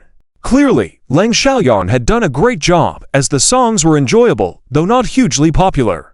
Considering that Xia Qingyu and Zhang Xiaoyu were new artists, selling a single song for 200,000 was already impressive. Soon after, Du Qinghu also arrived in the office and reported on other matters, including the status of Chen Luo's TV drama, film, and game projects. Chen Luo's TV drama, Divine Sword Heroes 3, was currently a popular series with high viewership. The movie The Pineapple City's Richest was nearing release, and the game Fruit Ninja was in the final stages of development and marketing. After listening, Chen Luo nodded and said, Got it, you're all doing well, keep up the good work. He entrusted them to manage these affairs and felt confident in them. They were either female leads or female villains, far from ordinary individuals. With some luck on their side, they weren't just ordinary either. On the other hand, Chen Luo's career was thriving, while Yi Feng's side appeared quite desolate. By all accounts, Yi Feng at this stage should be surrounded by beautiful women. However, he only had Zhang Qianchen by his side. This Miss Zhang, still infatuated with Yi Feng, seemed to love him endlessly. Yi Feng was actually quite frustrated. He didn't have any feelings for Zhang Qianchen either. However, due to his male lead setting, Yi Feng couldn't react negatively. In reality, Yi Feng was angry. Why did Chen Luo suddenly become so charming? Why was he able to stand in the center of the stage? Did he deserve it? Yi Feng felt that only he was qualified for such a scene where everyone watched. At this moment, Zhang Qianchen spoke. "Senior Yi Feng, is it true that you're taking me out tonight to have fun?" Zhang Qianchen's character was designed such that, despite being a wealthy heiress, she was easily won over by Yi Feng's few dinners. Yi Feng nodded immediately and said with a smile, "Of course, Qianchen, tonight I'll take you out to have some fun." Zhang Qianchen just nodded repeatedly, very pleased to have met such an outstanding man like Yi Feng. In Zhang Qianchen's eyes, Yi Feng not only won a position in the provincial competition, but he also seemed to have developed a game that was about to go live. It was worth noting that Yi Feng was just a freshman. Zhang Qianchen, of course, didn't realize that at this point, Yi Feng was far from what was portrayed in the original storyline. Compared to Chen Luo, he was miles behind. But as a reverse harem female lead, even if Yi Feng hadn't achieved anything yet, Zhang Qianchen still held a special affection for him. As for Yi Feng, he had made contact with Zhang Xiaoyaya a few times. Zhang Xiaoyaya informed him that her game was almost ready. She believed that it would astonish the gaming industry when it was released. Hearing this news, Yi Feng's expression relaxed a little. He felt that it was natural since the system also approved of it. "Hehe, Chen Luo, you can keep playing on the music path. I'm going into game development. I believe I'll make a big fortune from it." Yi Feng thought he would make money through the game and surpass Chen Luo. Rising on a different path would also yield the same result. Chapter 189. Li Changchu's heart-to-heart with Li Hongxia. Is Li Hongxia's character going to collapse too? Chapter 189.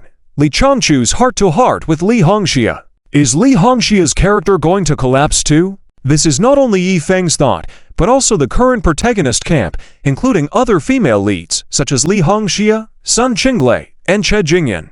They all know very well that Yi Feng not only has talent in singing, but will also achieve considerable success in other fields. For example, gaming. These female leads are aware that Yi Feng is also into gaming, and they trust him a lot. They believe that as long as they give Yi Feng time, he will definitely shine in the gaming industry. And, remember, Yi Feng has just entered his freshman year. At this rate, before graduating from his senior year, Yi Feng might already achieve financial freedom. Isn't this kind of man attractive enough for them? At least, these female leads all think that Yi Feng is their true love. Unfortunately, these few individuals probably could not have imagined. Regarding gaming, Chen Luo's achievements in this area are even more terrifying. When Chen Luo brought over those games from his previous life, Yi Feng will realize what real despair is. Because of this, Chen Luo needs to recruit more talented individuals. After all, even Fruit Ninja was developed by Chen Ruoxu, Chen Wanting, and others finding some help together. But games like Dungeon Fighter Online and League of Legends will require assistance from a whole team. Furthermore, Chen Luo's ambition is even greater. He will not be satisfied with just internet games. Chen Luo wants the people in this novel world to know what true delicacies are. With games like Sekiro, Titanfall, Elden Ring, Black Myth Wukong, when Chen Luo develops these games, his company will become a true giant. By then, Chen Luo's wealth will definitely surpass that of the Chen family, making him truly qualified to propose to Lin Yun. And Chen Luo is not only going to focus on gaming. His emphasis will also be on TV dramas, movies, and various software development projects. Right now, Xia Qingyu, Zhang Xiaoyu, their performances have been quite good. Therefore, for future internet celebrities and influencer roles, they may have to look elsewhere. Chen Luo is currently famous at South City University. His song In the Name of the Father quickly became popular online. In his previous life, while this song also gained popularity, at that time, the internet was not as advanced. Also, this song leans toward a darker style. Despite that, Chen Luo performed this on a singer's show, setting the stage with Nocturne, and with the strength of In the Name of the Father, his ability is fully capable. As a result, his fame has risen to a new level. Regarding Chen Luo's next competition, his third song. Chen Luo has no plans to continue singing songs like The Hardest Part or Seventh Chapter of the Night. Chen Luo wants to change his style. If Sukian is so confident that she will win, then Chen Luo does not mind putting pressure on her as well. In this novel, it's not only her who has a lot of pride as a female villain. There are others like Ming Siki who are more agreeable. After all, they are the minority. Later characters like Kong Miaoyi, Zhao Lingxi will probably not be easy to deal with. When facing the male lead Yifeng, they will behave normally. Their love-struck behavior may be a bit abnormal. Simply put, whatever Yifeng does will make them infatuated. However, faced with the antagonist Chen Luo, they behave just like underlings, believing everything he says. Sukian inexplicably feels that Chen Luo's contact with her is definitely a sign of liking her. Regarding this, Chen Luo is used to it. Chen Luo also learned about the help from the female lead Seng Xiaoyaya. His memories are becoming more numerous. However, Chen Luo has no intention of stopping this. Like before when he helped Yifeng, having Shen Yun help promote Yifeng's concert. Then, when Yifeng thought he was going to take off, Chen Luo suddenly appeared, holding a concert that blew Yifeng's mind and left him disoriented. This time will be similar. Chen Luo's Fruit Ninja is about to go online. He is willing to let Yifeng, with the help of Seng Xiaoyaya, use his new game to make some money. When Yifeng is floating high, Chen Luo will take action again to strike at Yifeng. This effect will be even more apparent. Yifeng presently does not seem to know that he has once again fallen into Chen Luo's trap. Yifeng will also grow. After experiencing so many setbacks, he has also become shrewd. Yifeng knows that dealing with Chen Luo is not that simple. Although Yifeng does not know why. Challenging other rich heirs like Zhang Peng is very easy for Yifeng nowadays. He has already subdued many wealthy and influential individuals like Zhang Peng, who are short-tempered, unskilled, and some of them even bootlickers. Yifeng easily puts them in their place. Just a few calm sentences suffice to provoke these rich heirs, making them furious and threatening. Do you know who you are talking to? Brat, I'll make sure you regret this. Then follows, Smarter ones will send their minions first, while foolish ones will charge forward themselves. But for Yifeng, with a body strengthened by the system, it's a perfect moment to show off. At that moment, Yifeng usually easily trounces everyone present. He will then signal triumph by saying, "Ha ha, trying to take me down, you all are too early." With that, Yifeng will leave gracefully, leaving astonished and admiring gazes from the crowd. However, sometimes Yifeng may encounter calm rich heirs. They look down on others, believing that money can solve everything, and they are elegant, not resorting to using fists to solve problems. But once marked as antagonists, they are destined to be stepping stones for the male lead, even if the male lead now may appear ragged, brash, and recklessly breaking into quiet, upscale places. This would elicit mocking from many present, but the female lead still ends up admiring the poor protagonist, offering him affection. This kind of scene has become commonplace. The noble sons next to the female lead are always snobbish and conceited, while the poor male lead, even if he lacks skills at that time, can capture the female lead's heart. Hence, Chen Luo seeks to break this mold. Since he has crossed over into an antagonist role, he is determined not to accept being easily defeated by the standard overpowered male leads. Returning to Yifeng's provincial singing contest, he is fully prepared. To be precise, Yifeng had vigorously completed system tasks to earn points. With these points, he exchanged several top-tier songs in the system store. Yifeng does not believe that he will not secure first place this time, even if the top 3 could complete system tasks. However, Xia Qingyu, Wang Zikai, and Zhang Xiaoyu have been prepared for by Chen Luo. Last time, Xia Qingyu, Zhang Xiaoyu, and others had already performed classic songs like Invisible Wings, Under the Sea, and Like Fish. This time, with the new songs handed by Chen Luo. Xia Qingyu, If the Moon Does Not Come, Little Half, Virtual Zhang Xiaoyu, Cool, Cloudy Day. So many people in this world, these songs, already popular in Chen Luo's previous life online, need no further explanation of their level of popularity.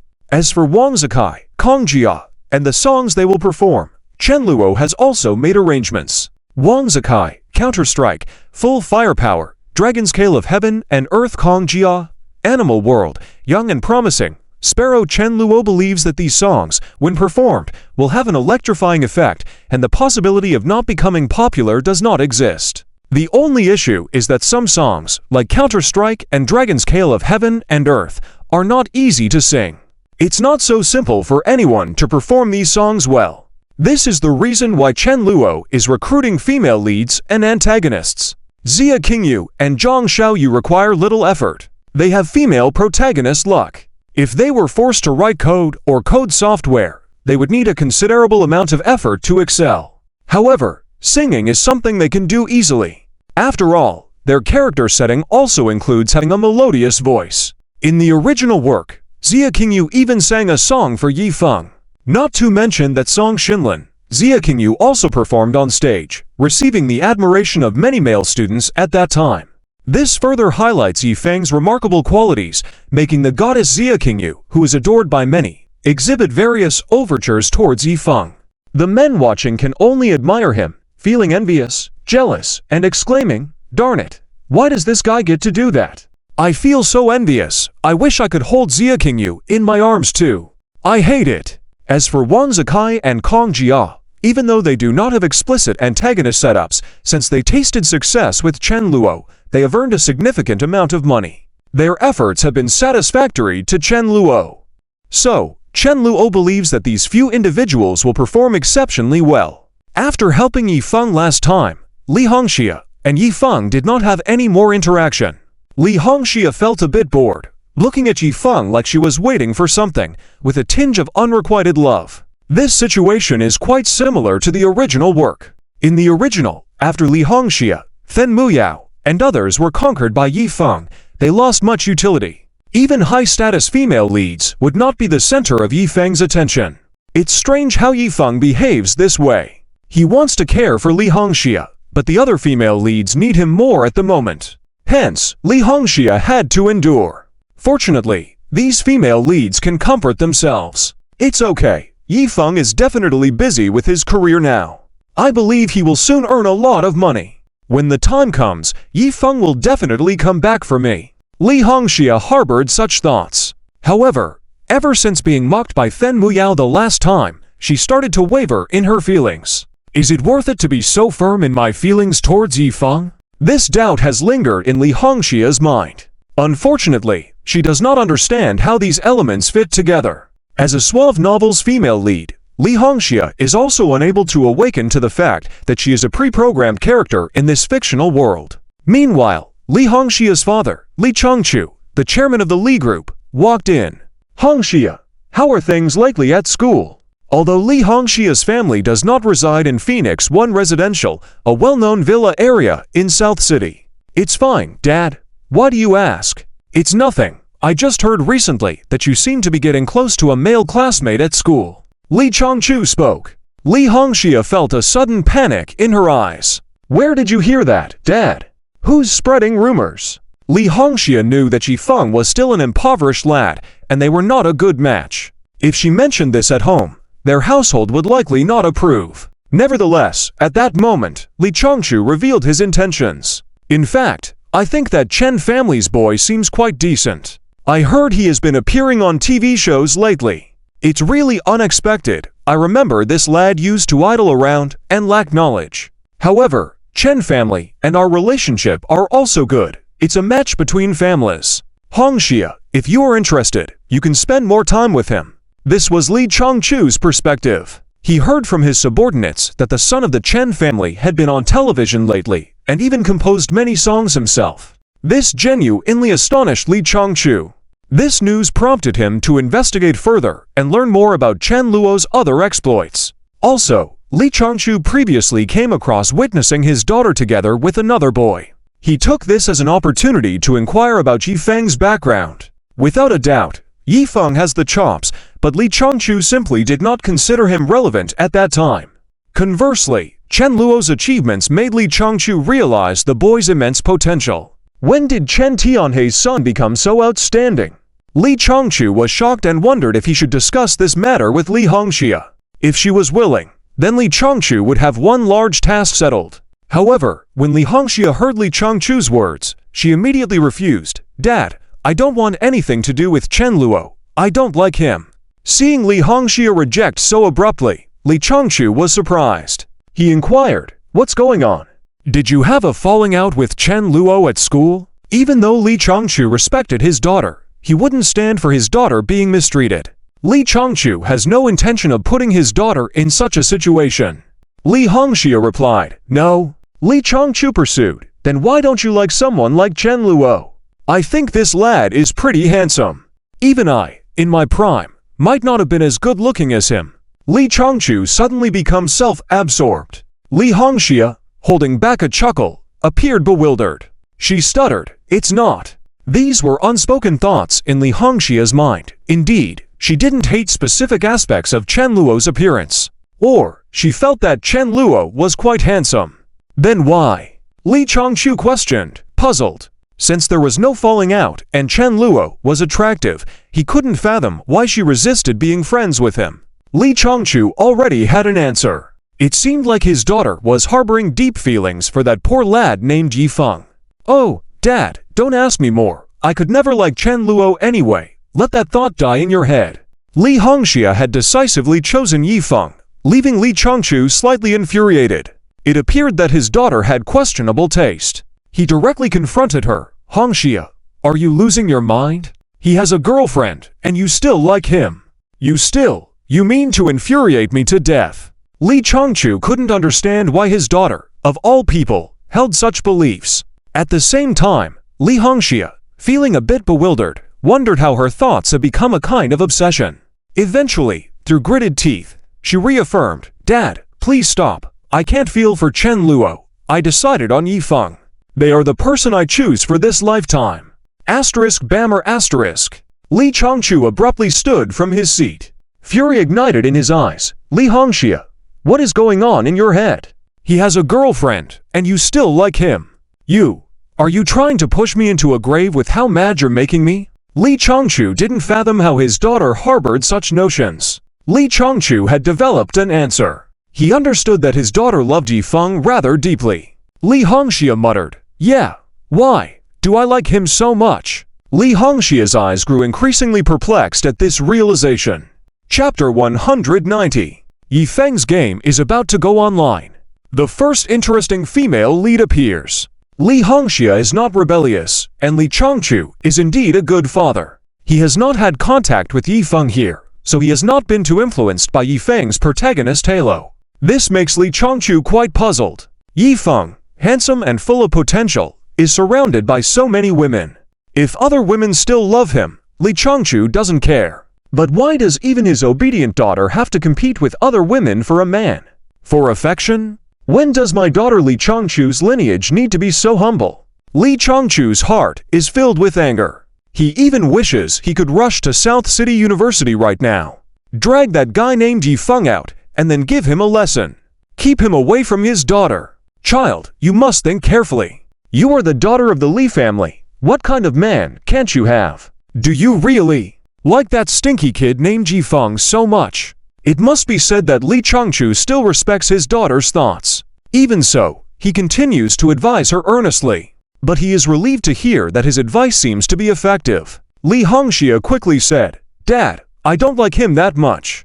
Between Yifeng and me, there's really nothing." Li Hongxia dared not speak the truth. But now, in her mind, her affection for Yifeng has indeed decreased significantly. Li Hongxia recalls that Yifeng has relationships with so many women. She really doesn't need to choose Yifeng. Just as Li Changchu said, "Am I that despicable?" Li Hongxia feels like she was acting a bit silly before. And hearing this, Li Changchu finally relaxed. He smiled and said, "Well, that's good. Then Dad can rest assured.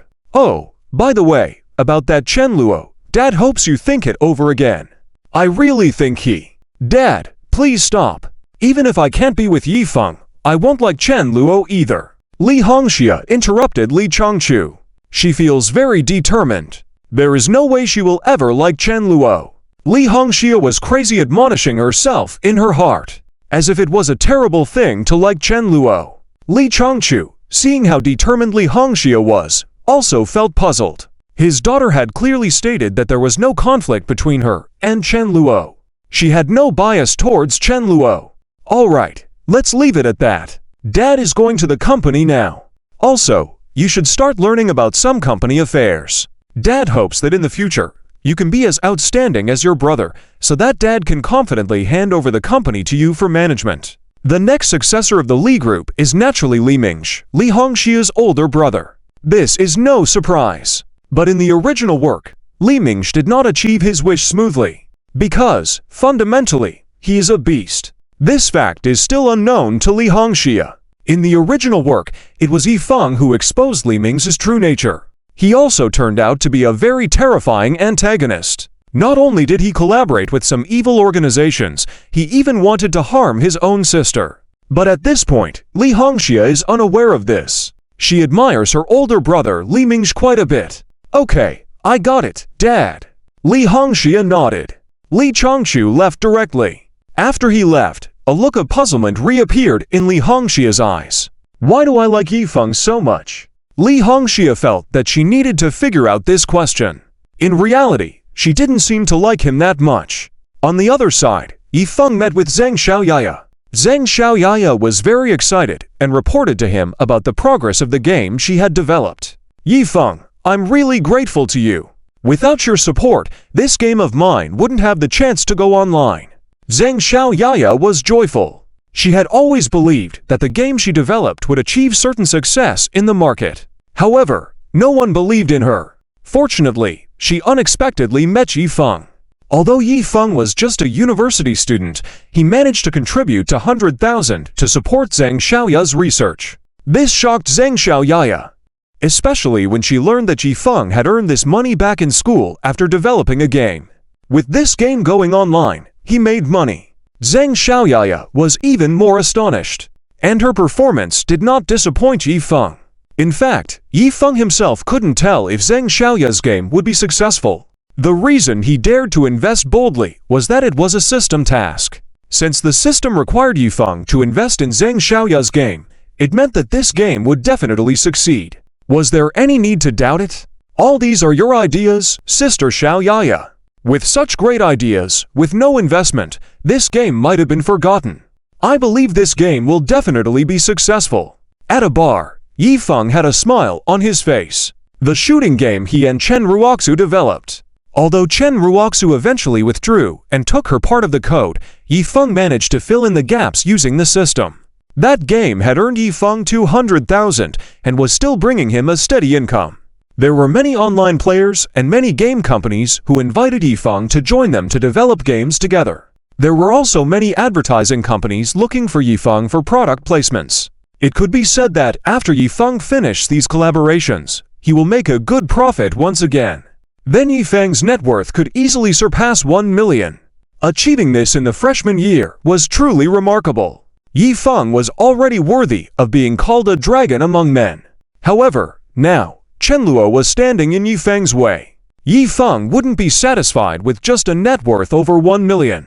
So Zheng Xiaoyaya's game was crucial. Yi Feng was confident that this game would bring him even more profit. Zheng Xiaoyaya said, "Let's wish for our success, little brother Yi Feng."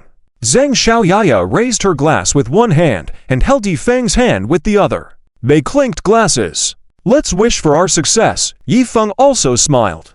Afterwards, Yi Feng and Zheng Xiaoyaya went to the hotel together. At the school, Sun Qingling, Che Jingyan, Zhang Qianchen, and other female leads were still immersed in their own one-sided affections. There were still 2 or 3 days left until the next week's singer competition, but online discussions were already lively. Many people were looking forward to Chen Luo's performance. They wanted to know what original song Chen Luo would present for the competition this time. It was undoubtedly expected to be a very pleasant song. These online comments made Su Qian constantly feel frustrated. Damn it! Is Chen Luo really that popular? Why does it feel like everyone is talking about him? Humph! He's dampening my excitement quite a bit. Chen Luo. Su Qian felt somewhat annoyed. Next time, I will definitely surpass you. Her preparations were almost complete. This time, she was determined to present her best song. Soo Ki-in swore that she would defeat Chen Luo and claim the top spot. At South City University, Chen Luo felt that he needed to lay low in his future outings. When he first arrived, he realized it was his first time playing as a wealthy second-generation character. It felt really cool. Now, Chen Luo was also experiencing being a star for the first time. Although he hadn't reached the highest level of fame yet, he was already signing autographs whenever he went out. Although this was only limited to South City University for now, Chen Luo found it somewhat embarrassing. He never intended to become a star. The reason he started singing in public was partly to show up He-feng and partly to make money. He realized that by promoting all these songs in this novel world, he knew that he could make tens of billions effortlessly. And he would never become poor, because these songs would keep generating income for Chen Luo continuously. When he accumulated over 100 hit songs, Chen Luo's annual profits were estimated to be a substantial figure. Even the movies he made were mostly profitable. Just like the music, the movies and TV shows Chen Luo produced, once they went viral, he would earn a percentage every year. In reality, these things alone, once one became a hit, would ensure financial freedom. Chen Luo brought them all together, and it just elevated him ... to say the least. In contrast, Lin Yun appeared much more relaxed. While Chen Luo was working hard, Lin Yun kept replaying the performances Chen Luo had put on. But that was alright. Lin Yun's family background alone was enough to provide her with a carefree life. Chen Luo didn't want Lin Yun to feel too stressed. He wished for Lin Yun to be like an effortless princess. That was Chen Luo's goal. Lin Yun deserved it. However, what surprised Chen Luo was that after dealing with many bystanders at school, there was a female lead whom he hadn't interacted with yet. She actively sought him out. She was Adaria. This foreign girl with golden hair and blue eyes seemed to have a fondness for Chen Luo. This caught Chen Luo off guard. But having previously experienced the caution of Lang Xiaoyan, Chen Luo didn't feel very enthusiastic towards Adaria. Adaria, hello, classmate Chen Luo. I'm Adaria, a student from the music department. Oh, Chen Luo replied. Adaria was a bit puzzled and nervous. Can we be friends? Adaria asked. No, Chen Luo became interested. All right. This female lead seemed to have a bit of social anxiety. Her Chinese wasn't very fluent, but normal conversation was fine. After all, she had been in Longguo since childhood. What's the matter? Why did you look for me? Chen Luo asked. If this was Li Hongxia, Fen Muyao, or other female leads, they would have started to suspect Chen Luo's motives at this point. They would imagine, is this guy plotting against me? Like the initial interactions with Du Qingku and Lang Xiaoyan. However, Adaria seemed exceedingly naive. She eagerly nodded. Yes, can we really become friends? That's great. What's the method, classmate Chen Luo? This made Chen Luo somewhat surprised. Could this be the first female lead who doesn't have bias against him? This could save Chen Luo a lot of trouble. The method is quite simple. Just sign this contract with me. Join my company and become a singer under my label. Work for me, and naturally, I can write songs for you for free. Chen Luo happened to have a few English songs that Adaria could sing.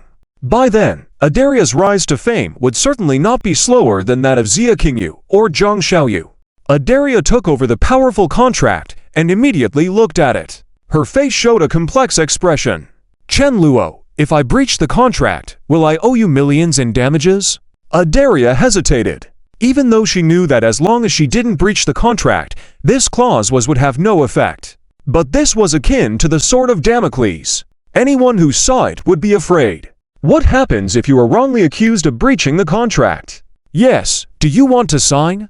It's fine if you don't. Chen Luo felt that Adaria was quite obedient. If she was normal, Chen Luo could entirely make a concession.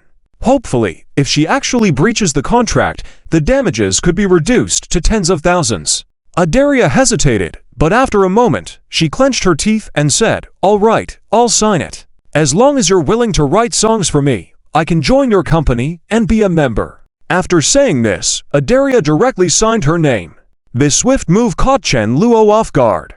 After a moment, he smiled. He enthusiastically said, great, I'll get you the songs you want soon. Chen Luo looked at Adaria as if he had stumbled upon a treasure. Nodding repeatedly, he seemed very satisfied.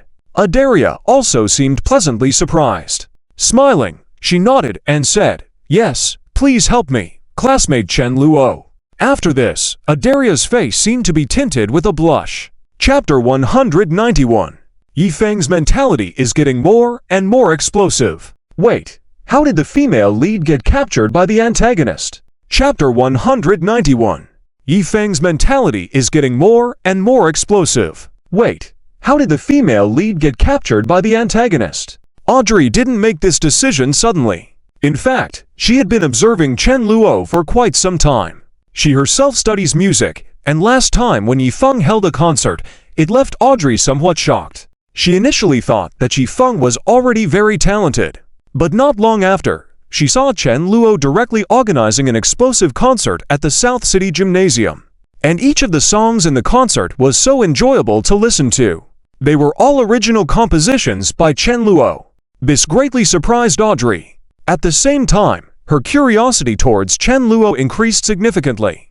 Afterwards, Audrey occasionally bumped into Chen Luo on campus. Each time she observed from afar. The more she observed, the more she realized that Chen Luo seemed like a very good boy.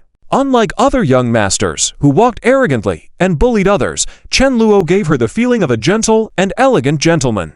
Especially when she learned that Chen Luo even participated in the popular domestic music variety show I Am a Singer. Those two songs, Nocturne and In the Name of the Father, completely conquered Audrey. She couldn't imagine what kind of talent this man possessed to compose such beautiful songs. Audrey felt that she should perhaps engage more with this man. After all, they were still classmates. If she missed the opportunity due to shyness, she would regret it terribly. That's why Audrey took the initiative to find Chen Luo today. Also, based on her appreciation for Chen Luo, Audrey was willing to sign a contract with him directly. Even though there were voices in her mind saying that Chen Luo wasn't a good person, Audrey simply ignored them. Now she didn't have much contact with Yifeng either. As for her character breaking down so quickly, it was normal. Chen Luo had already changed a significant part of the plot. Just from Yifeng's perspective, it was completely different from the original. Yifeng had never grown to that extent. It was normal for the female leads to experience changes. Some still liked Yifeng while others trusted their instincts. Audrey was the latter. And for Chen Luo, this was certainly a good turn of events. He didn't have to deal with those brain-dead female leads anymore. Frankly speaking, inviting female main leads with an antagonist title naturally led to their mocking. Their characters were set to be proud and arrogant. If it were Yifeng, they wouldn't go that far. But facing Chen Luo, these fictional female leads would bring up all sorts of odd statements. Like Su Qian, she somehow thought that Chen Luo's insistence on signing her meant he had feelings for her. Li Hongxia, Fen Muyao, Sun Qingling, and other female leads were similar. On Audrey's side, she sided with the antagonist camp. Naturally, Chen Luo wouldn't mistreat her. He would make good use of Audrey's aura as a female lead. Audiences would love to hear Audrey sing those English songs, and it would undoubtedly be a hit. In the original story, Audrey also became a famous singer in the end. There was no doubt about that. However, on the other side, Yifeng discovered that he had been blocked by Fen Muyao. Yes, Yifeng only realized this now because he hadn't been in contact with Fen Muyao for a while. Recently, he had been focusing on seducing Zhang Qianxin, Che Jingyan, and other female leads. Yifeng believed that female leads at the level of Fen Muyao and Li Hongxia wouldn't be like Xia Qingyu and Zhang Xiaoyu. But then, when Yifeng suddenly remembered Fen Muyao and messaged her to invite her for dinner, it was just that he was tired of always being with Zhang Qianxin and Che Jingyan. Occasionally, he wanted to change things up. But when the message was sent, Yifeng saw the red exclamation mark and the warm system prompt. You have been blocked by the other party. Yifeng nearly spat out blood. He immediately called her, but even the call was blocked. Yifeng was at a loss. He couldn't understand why this was happening. Yifeng messaged Li Hongxia as well, but got no reply. This made Yifeng feel uneasy. When he called, there was no answer. Helpless, Yifeng could only message Sun Qingling. Luckily, Sun Qingling finally replied to Yifeng. What's wrong, brother Yifeng? Sun Qingling sounded puzzled. Yifeng breathed a sigh of relief and quickly said, Qingling, please ask on my behalf why Muyao blocked me. Did something happen on her end? Is she being threatened by Chen Luo? Hurry! Yi Feng's first thought was indeed Chen Luo, because several women on the system's conquest list like Zhang Xiaoyu, Xia Qingyu, and Meng Shanshan had become indifferent towards Yi Feng after they interacted with Chen Luo. Yi Feng still couldn't figure out what was happening, but he knew for sure that Chen Luo was up to something. He swore to stop such things from happening. Initially, he believed that female leads like Then Muyao and Li Hongxia, who were at the same level as Chen Luo, wouldn't be influenced by him. But now this was happening. Yi Feng was already angry, seeing Chen Luo shining brightly. Yi Feng felt incredibly jealous. If something happened between Chen Luo and Then Muyao, such as finding some improper photos like what happened with Leng Xiaoyan and Xia Qingyu, Yi Feng would probably lose his mind. Yi Feng quickly received a response. Sun Qingling's words sounded peculiar. Sun Qingling, Yi Feng, Mu Yao said she has no relation with you anymore and warned you not to disturb her, or else she won't be polite to you. Yi Feng, WTF. Yi Feng was immediately furious. Why? Weren't we getting along just fine? Once again, Yi Feng felt struck. In fact, even Sun Qingling couldn't understand. She had some more things to say that she didn't pass on. That is, Then Muyao told her that a scoundrel like Yi Feng could only attract someone like her. Sun Qingling was furious and got into an argument with Then Muyao. But then Then Muyao went ahead and blocked Sun Qingling as well. This perplexing scenario left Sun Qingling baffled. What's going on? Why is this happening? Isn't Yi Feng a treasure of a boy? He is excellent and hardworking. How can he be labeled as a scoundrel? And what's the significance of it all? Does it matter whether he's a scoundrel or not? He is still Yi Feng, right? Whether he's a scoundrel or not, does it matter? Sun Qingling could be said to have a deeper understanding of the harem female lead setting. She didn't see any problem with having multiple women sharing one man. On the contrary, Sun Qingling believed that Then Muyao's mindset was truly bewildered. After all, Then Muyao even said that Chen Luo was the real treasure of a boy. Seeing that, Sun Qingling couldn't help but burst out laughing. Haha, Chen Luo a treasure boy? Ridiculous. What was she thinking? Is someone like him considered a treasure? Sun Qingling was swayed by her novel's character settings, while Yi Feng's attention was solely on Then Muyao. He was in a rush because he was yet to complete his conquest of her.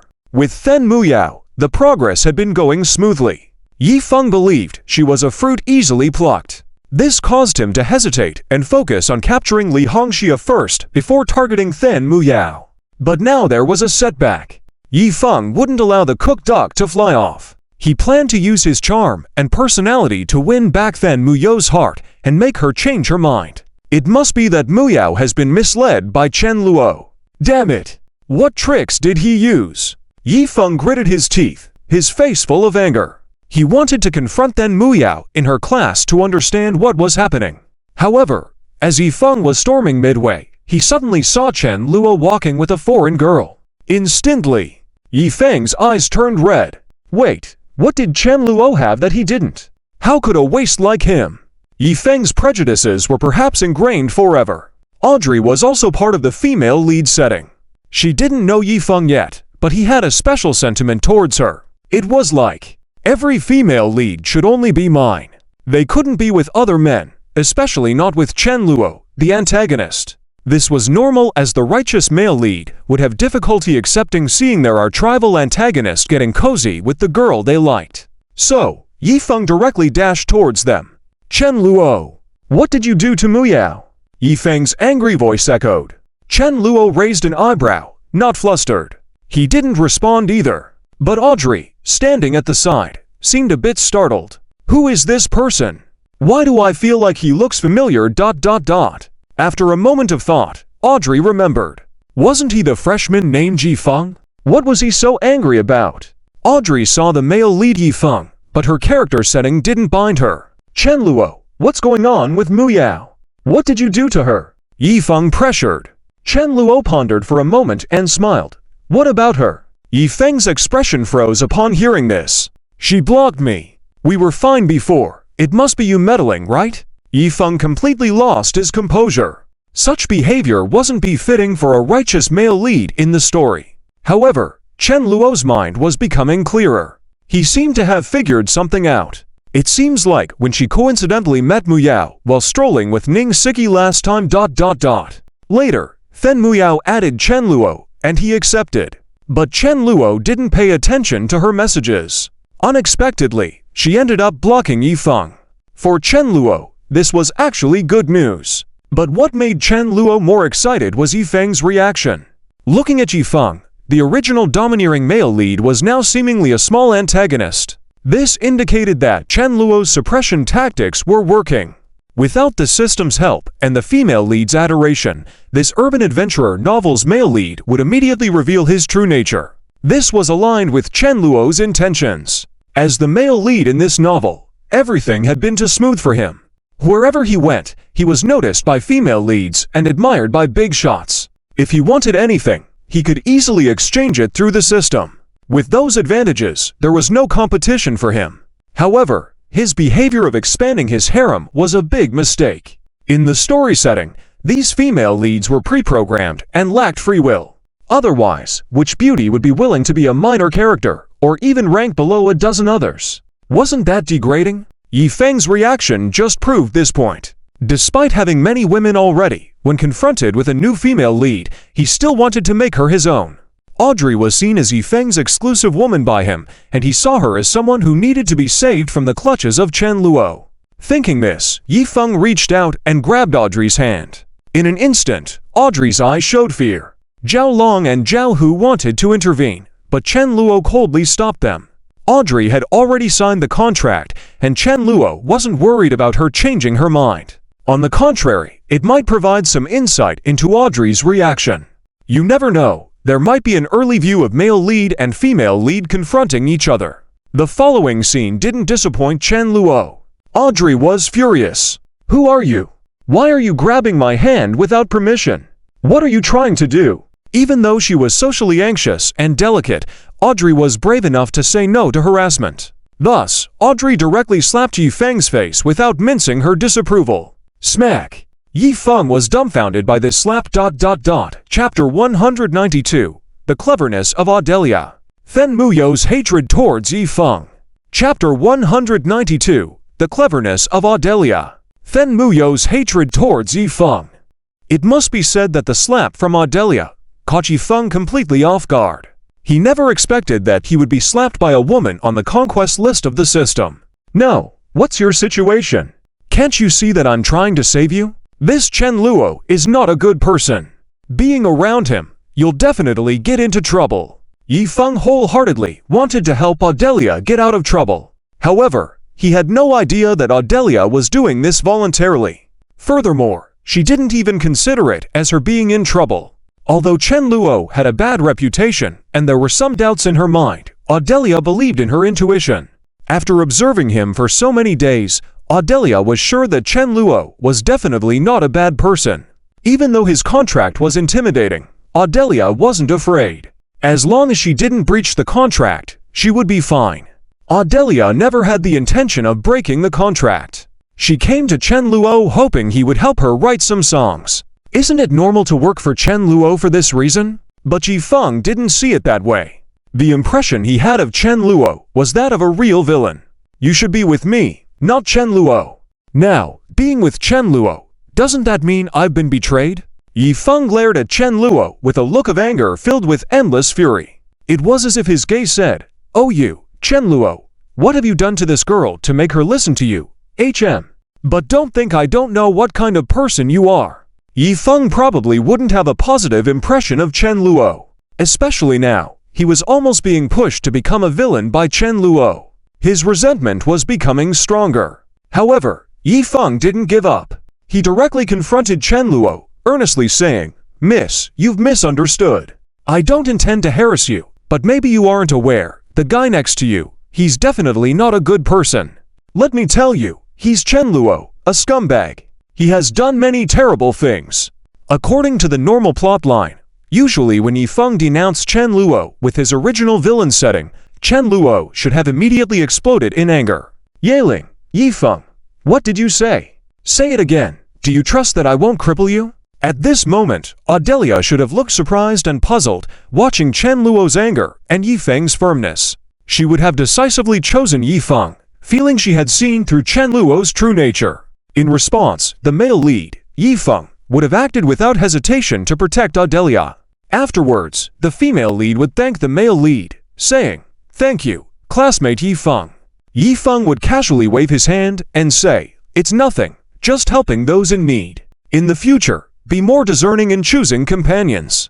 But on the contrary, Chen Luo, looking at Yi Feng, publicly slandered him. Instead of getting angry, he even smugly smiled, like what Yi Feng said was true. Yi Feng was taken aback by this unexpected reaction. His intention was to provoke Chen Luo with those words, hoping to frighten the girl and show himself as the good guy. However, Chen Luo seemed indifferent. Yi Feng was puzzled for a moment, but his response was quick. "Humph, pretending like you don't care. All right then, let's see how long you can keep that up." From Yi Feng's perspective, Chen Luo should be the type to lose his cool with a little provocation. Even though at present, Chen Luo seemed composed, for Yi Feng, whether or not Chen Luo was angry, he wouldn't stop denouncing him. Yi Feng thought he was just stating facts rather than slandering. This guy frequents bars, plays around with women, has no principles.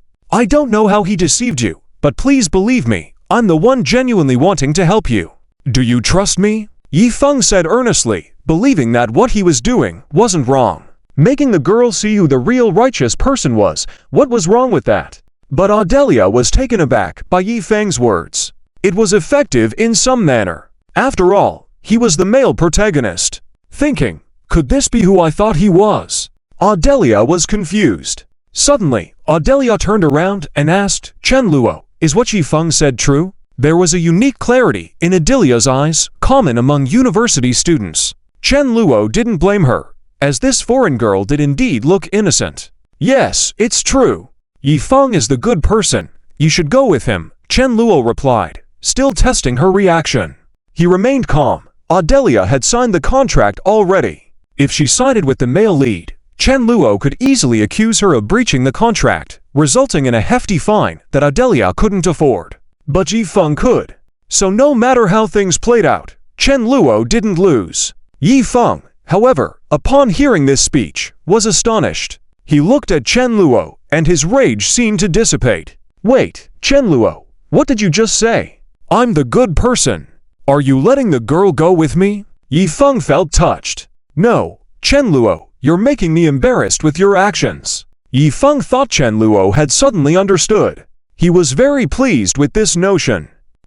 That's fine." Yi Feng's confidence returned, reaching out his hand to Adelia with a smile.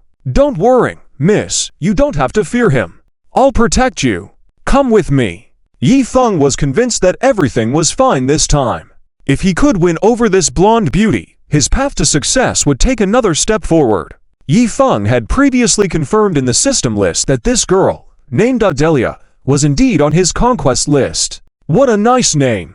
Yi Feng began to fantasize and anticipate the scenario of conquering Adelia. It was guaranteed to be very satisfying. However, Yi Feng didn't anticipate that after hearing Chen Luo's words, Adelia turned back to look at Chen Luo, then at Yi Feng. The smile on Yi Feng's face retreated. Although outwardly, Yi Feng didn't seem like a bad person, Adelia still chose to trust her own intuition. Where did this Yi Feng come from? He irrationally denigrated Chen Luo as if he wasn't a good person. Adelia gradually became clearer-minded. Although I have social anxiety, I'm not that gullible. Moreover, Adelia remembered how Yi Feng immediately tried to touch her when they first met. These scenes played in her head, and she was repulsed. Was I crazy before? Liked a scumbag with several girlfriends. Even thought about sharing a man with Li Hongxia? Gross. After Adelia regained her clarity, she wondered how she could have had such outrageous thoughts. But her hatred towards Yi Feng had become so strong. Chapter 193. The Heartfelt Feelings After the Collapse of Fen Muyao. Yi Feng is in trouble. Chapter 193. The Heartfelt Feelings After the Collapse of Fen Muyao. Yi Feng is in trouble. Speaking of which, Fen Muyao is indeed quite pitiful. She doesn't really exist, she is just a character that was set up. But in this novel world of urban evil young master, Fen Muyao is real. She is real, having experienced almost 20 years of life. From birth, to childhood, to adolescence, to youth. Then Muyao has cried, laughed, and witnessed glamorous scenes. She has dined in high-class places, traveled to many cities. She's had good friends and experienced many unforgettable things. In short, Then Muyao feels like she is flesh and blood. She has emotions, self-thoughts, aspirations, and goals. But just because she is the female lead in a cool novel, she is forced to serve the protagonist along with other female leads. Why? After Then Muyao woke up, she definitely wouldn't want to. Am I Then Muyao cheap? This lowly, needing to share a boyfriend with other girls? Wearing so many green hats, thinking about sharing a boyfriend makes Then Muyao sick to her stomach. Unfortunately, she doesn't understand why she had these thoughts before. Why was she so resolute about Yifeng? Then Muyao feels like she was being controlled, like her thoughts were being manipulated by someone. No matter what happened, as long as it involved Yifeng, it would prompt her to make decisions against her own will. For example, seeing Yifeng with other beautiful women. Instead of thinking of distancing herself from the scumbag, she felt jealousy deep inside. And she declared that next time she had to be nicer to Yifeng for him to favor her more. I'm going crazy! Then Muyao roared in her heart. And because she didn't understand what had happened to her, all her hatred was directed at Yifeng. Regardless of anything, all this was definitely related to Yifeng. She used to love him so much, but now, after awakening, she realized what a disgusting being Yifeng truly was. The disgust in Then Muyao's heart only intensified. This is also why she is now so cold towards Yifeng. At the same time, Then Muyao also realized something. No matter how you look at it, maybe it's better to focus on Chen Luo, right? Chen Luo is not only excellent, talented, good-looking, and comes from a good family background, but more importantly, he is loyal. If she had to choose someone to pursue, Chen Luo would be her first choice. And this Yifeng, he can't hold a candle to him. Yifeng, we have nothing to do with each other now. If you dare to come and harass me again, I won't be polite with you. Then Muyao's tone was icy as she outright rejected Yifeng. After speaking, she turned and left. Then Muyao felt that exchanging even one more word with Yifeng would only disgust herself. But Yifeng still couldn't understand why. No, aren't they all on the system strategy list? They should be easy to capture. Why were they fine before, but now suddenly hate me so much? Did I do something wrong? Yifeng was completely at a loss. In his view, he was successfully romancing other women before. Why were they now breaking down? The most dangerous part was that Then Muyao was now cold towards him. However, the system's progress bar still showed a progress rate of over 90% in capturing her. This indicated that capturing Then Muyao and reaping the rewards should be very easy. But the current situation was completely different. In the end, Yifeng could only blame everything on Chen Luo. Damn it! What has Chen Luo done to them? Yifeng's face twisted with anger. He didn't want to give up on this opportunity. Yifeng felt that he needed to make his classmate Muyao come to her senses. But she was so good before. Yifeng recalled the scenes when Then Muyao used to accompany him shopping. She called him Little Yezi sweetly and even held his hand. She had various sweet smiles for him. At that time, even if Yifeng wanted to get more intimate with Then Muyao, the aloof young lady wouldn't mind. Instead, she would shyly move her hand away, allowing Yifeng to feel more comfortable flirting with her. However, Yifeng could hardly imagine that all of this was not Then Muyao's own volition. She was being controlled by her character settings. In the novel world, in the author's script, the female lead Then Muyao was supposed to kneel and worship the male lead Yifeng. But now, Then Muyao had her own thoughts. How was she so foolish before? How could she be so lowly? Am I going crazy? I feel disgusted just thinking about it. Then Muyao roared with anger in her heart. And because she didn't understand what had happened, all her hatred was directed at Yifeng. The disgust in Then Muyao's heart only escalated. This was why she was so indifferent towards Yifeng now. At the same time, Then Muyao also realized that no matter how you looked at it, Chen Luo should be the better choice, right? Chen Luo was not only talented, handsome, and came from a good family, but more importantly, he was loyal. If she had to choose someone to pursue, Chen Luo would be her first choice. Yifeng, we have nothing to do with each other now. If you dare to come and harass me again, I won't be polite with you. Then Muyo's tone was icy as she outright rejected Yi Feng. After speaking, she turned and left. Then Muyao felt that even speaking another word with Yi Feng would only disgust herself. But Yi Feng still couldn't understand why. They are all on the system's strategy list, right? They should be easy to capture. How were they fine before, but now suddenly hate me so much? Did I do something wrong? Yi Feng was completely puzzled. In his eyes, he had successfully romanced other women before. Why were they now breaking down? The most nerve-wracking part was that then Muyao was cold towards him. But on the system's strategy progress bar, it still showed a progress rate of over 90%. This indicated that capturing Then Muyao and reaping the rewards should be very easy. But seeing the current situation, it was completely baffling. In the end, Yi Feng could only blame everything on Chen Luo. Damn it! What has Chen Luo done to them? Yi Feng's face grimaced. He didn't want to give up on this opportunity. Yi Feng felt that he had to make Muyao come to her senses. But it was so good before. How could she suddenly stop showing me love? This is too absurd. But Yi Feng didn't think, knowing that every word he was saying was like walking on eggshells. Then Muyao was trying to suppress her anger while many students passed by. If she exploded here, it would tarnish her image as the young lady from the Then family, but Yi Feng was becoming unbearable. After Then Muyo's character settings collapsed, she truly had no fondness for Yi Feng. They barely knew each other for so long, and he's been involved with so many women. How could Then Muyao like him? Nevertheless, even if Yi Feng was tolerable, once being rejected by Then Muyao, he shouldn't persist. Then Muyao would have had some respect for him. Now, he clung to her stubbornly. If looks could kill, then Muyao probably would have already slain Yi Feng several times. Her eyes seemed to be swallowing him whole, making Yi Feng feel apprehensive. Am I in the wrong? Yi Feng was unsure, thinking whether his actions could bring Then Muyao back. But Yi Feng had no other option. Considering the progress bar was over 90%, it meant getting Then Muyao should have been easy. But now, it seemed like a whole new problem. As Yi Feng pursued Then Muyao, this time he reached out and grabbed Then Muyo's wrist. Then Muyo's pupil shrank, and her inner anger erupted. She had made it clear multiple times not to bother her. Why wouldn't he let go of her?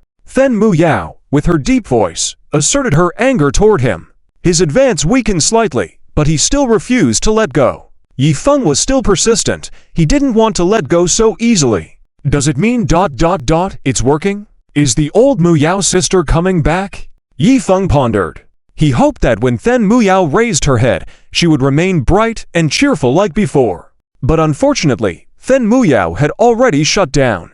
When she raised her head again, her expression was emotionless. Let go, Then Muyao spoke. But Yi Feng seemed determined. I must win back Muyao and make her see clearly. Yi Feng's mind was truly perplexed. He wasn't sure if his actions would bring Muyao back. Yi Feng felt like a man carrying the weight of the world on his shoulders. But in Then Muyo's eyes, he was just like a fool. I'm doomed for 8 lifetimes. Then Muyao managed to smile in relief. She found Yi Feng's foolishness amusing. She had told him that she didn't want to deal with him, yet he still persisted. My goodness, she muttered, and the passing students seemed to cast curious glances. They were probably all watching the drama unfold. Leave me be, she added, with a hoarse voice to emphasize her anger. Yi Feng's momentum slightly weakened, but he still showed no signs of giving up on Then Muyao. If he let go, he might see Then Muyao walking arm in arm with Chen Luo next time. To Yi Feng, that was unacceptable. His character settings didn't allow him to see the female lead walking with the villain. Realizing this, Yi Feng's eyes turned firmer. He found a reason to persist and seemed slightly relieved. But Then Muyao was close to losing it.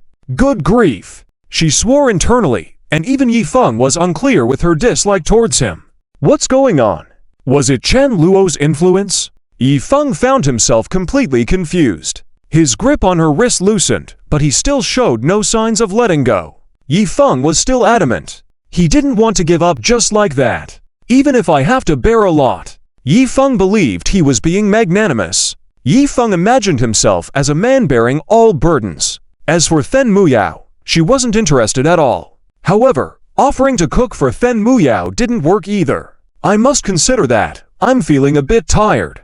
I want to go back to my dorm to rest and order takeout for myself. Then Muyao responded, completely uninterested in Yifeng's offerings. Yifeng pressed on, offering to take her out to eat or personally cook for her. Yifeng sincerely hoped that maybe food would be the way back to her heart. But then Muyao wasn't even remotely interested.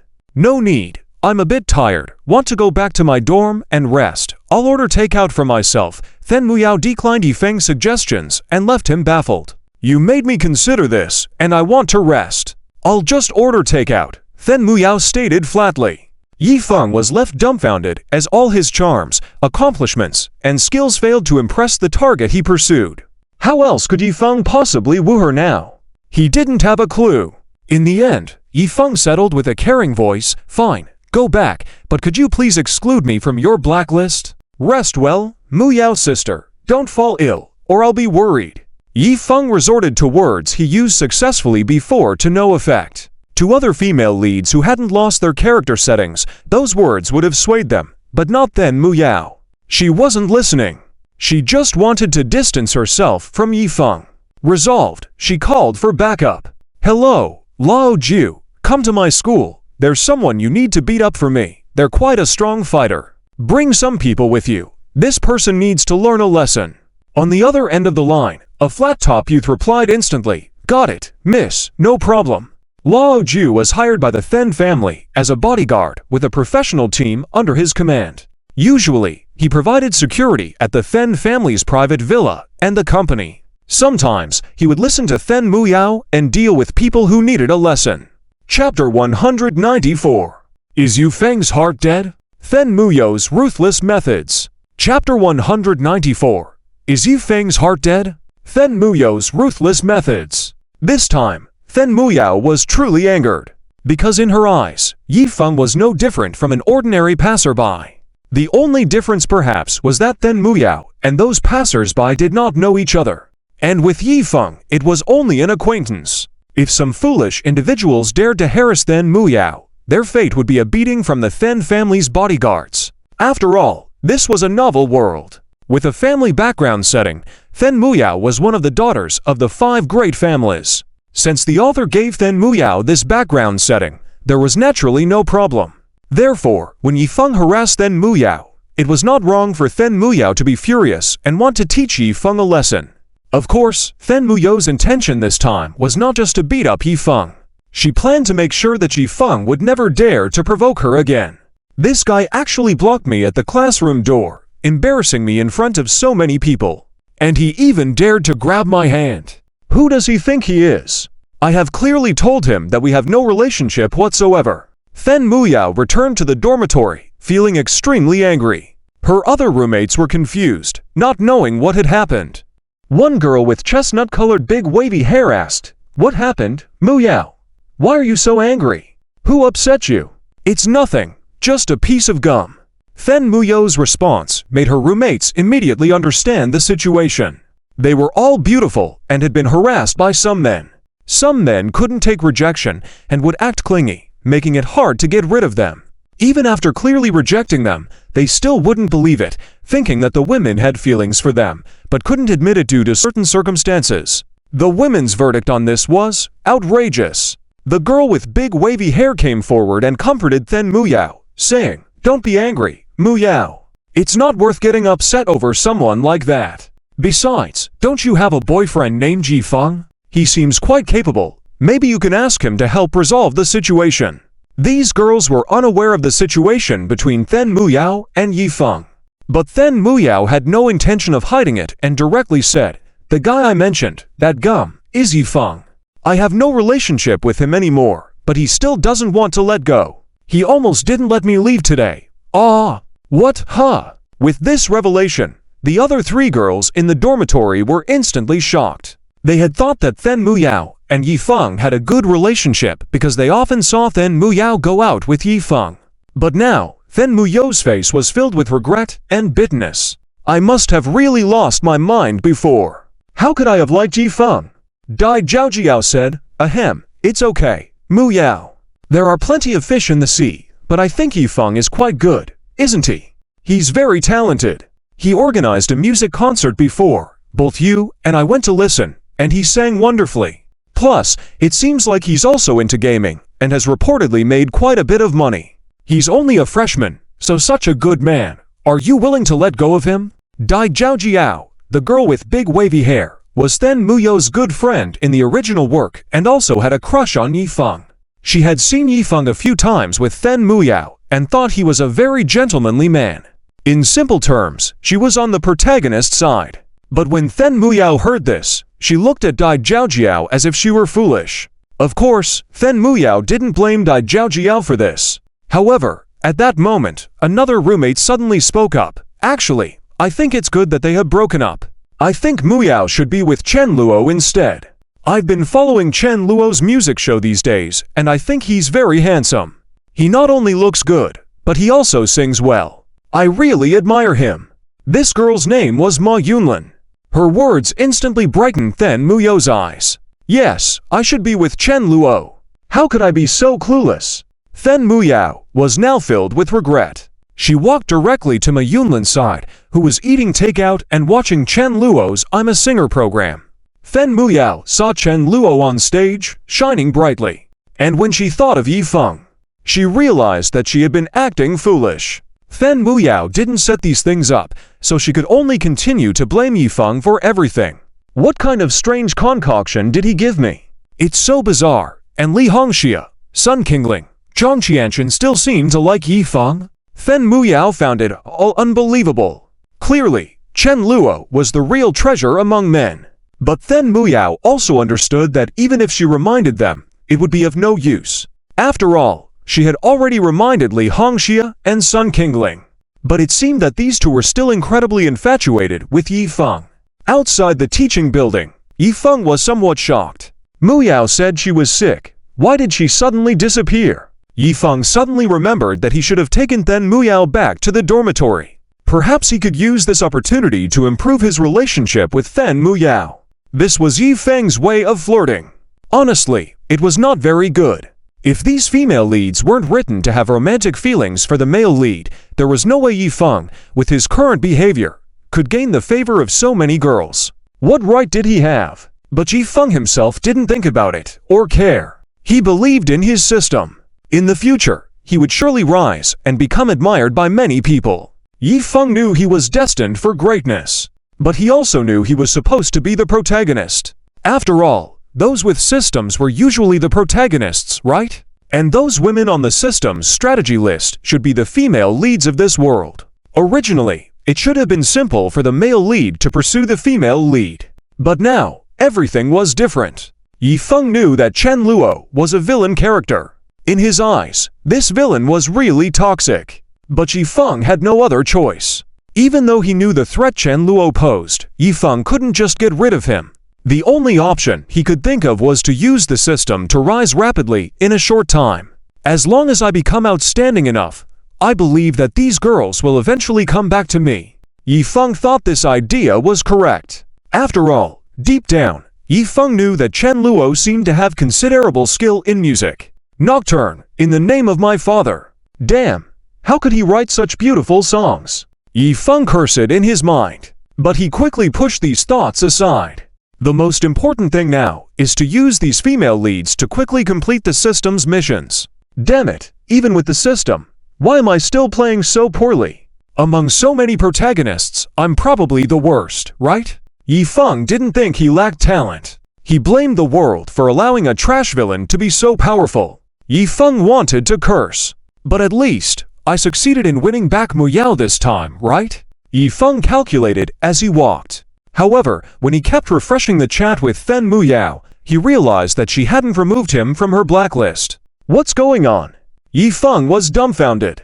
Didn't she say she would remove me from the blacklist? Did she forget? Haha, impossible. Yifeng felt quite depressed. He wasn't sure of the situation on Then Muyo's side. With Yifeng's status, he couldn't figure out that in the morning, Then Muyo had no intention of changing her mind. It was all Yifeng's wishful thinking. If this had been in the past, he could have been right. But now, these female leads, with their broken character arcs, were not easy to pursue. Yifeng's behavior was too naive. Then Muyo was unfazed. Honestly, if Yi Feng really wanted to pursue Then Muyao, he'd have a chance. He could focus on Then Muyao, cut off contact with other women, and be with Then Muyao wholeheartedly. In that case, Then Muyao would treat him well. This was something other men couldn't achieve. However, letting Yi Feng give up his harem was like giving up his life. It was impossible. But even so, Yi Feng still believed that there might be a chance between him and Then Muyao. Well, I'll have to find Muyao next time to have a talk, but if she presses me too hard, then I won't bother. Yi Feng's eyes darkened. Then Muyao wasn't the first female lead he wanted to give up on.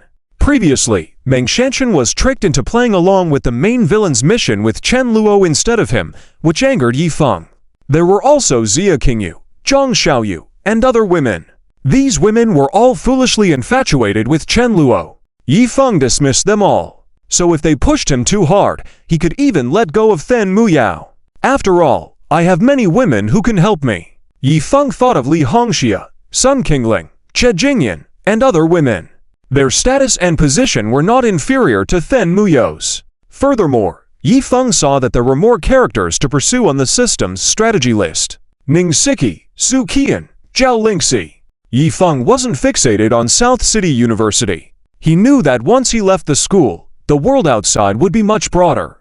Characters like Seng Xiaoyaya and Hua Xiaodi were just appetizers. Yi Feng's goal was those more powerful female leads. Kong Miaoyi, Cao Simin, Liu Jiru, etc. However, at this moment, Yi Feng didn't know about the troubles that lay ahead. That night, as Yi Feng walked alone on a street outside the campus, he was suddenly dragged into an alley by someone.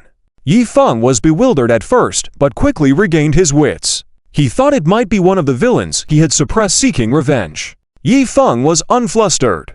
He wasn't very skilled at flirting, as his system didn't reward him for that skill. It was quite disappointing.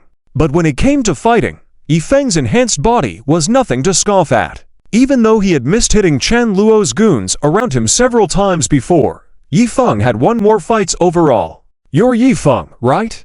A man named Lao Jiu, a bodyguard and thug from the Fen family, asked.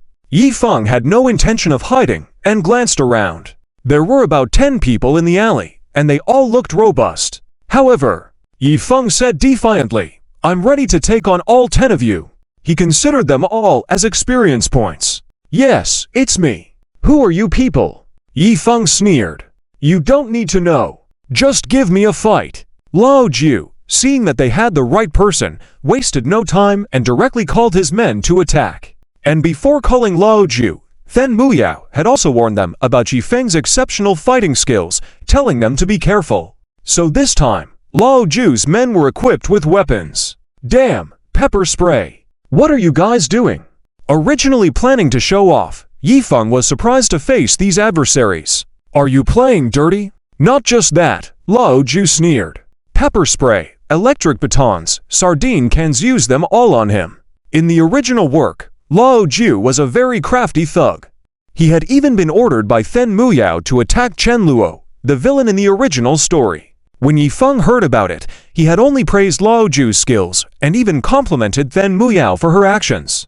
Then Muyao blushed and smiled shyly. And now, it was Yi Feng's turn to face the attack. But even with being sprayed with Volf repellent, doused in pepper spray, mustard, and more, Yi Feng stood firm. Though he endured many magical attacks, he remained standing. Yet, Yi Feng looked somewhat disheveled. "Come on. I'm done with you guys." Yi Feng, who had planned to pretend, now found himself in this situation. But Lao Jiu wasn't ready to back down. He personally kicked Yi Feng to the ground and then picked up an iron rod from his men to strike down. "This is for bothering our miss. This is for being so blind. Huh? Still want to play tough? Our miss is not someone you can mess with." Lao Jiu attacked fiercely, leaving Yi Feng stunned. "Bothering your miss? Who's your miss? When did I ever bother her?" Before Yi Feng could ask, Lao Jiu made it clear. "If you ever dare to cause trouble for our miss in the future, I will make sure you experience more pain than today. Remember, our Miss Muyao is someone you can never afford to offend." "Got it." With those words, Yi Feng was left in shock. Miss Muyao, Then Muyao. These people were sent by her. Yi Feng was stunned, realizing that, while he was hoping to win back Then Muyo's heart, she had sent people to beat him up instead. Yifeng didn't know how to react. The blow he received this time was too great. Chapter 195. The Resilience of Yifeng. Slight changes to the original plot. After Lao Ju and the others had dealt with Yifeng, they left directly. Their actions this time flowed seamlessly like flowing clouds and running water. The whole process was very smooth. Despite Yifeng's capabilities, he couldn't match up to these despicable tactics. Especially the hot pepper water, canned fish, and more were extremely ruthless. Those things were directly poured into Yifeng's mouth, making him feel extremely uncomfortable. The taste was like ammonia in a toilet, very pungent and unpleasant. Yifeng had never experienced such humiliation before. He had raging anger in his heart. As the protagonist of this pleasant text, he must seek revenge. It was necessary. But these people were sent by Then Muyao. If I were to teach them all a lesson, wouldn't that mean completely cutting ties with Muyao's sister? This was something Yifeng didn't want to see.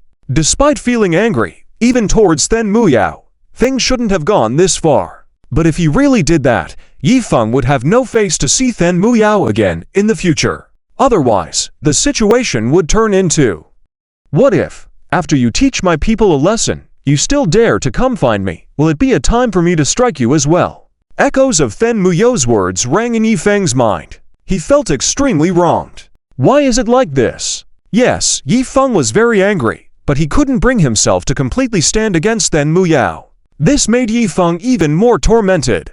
In the end, he gritted his teeth and endured everything.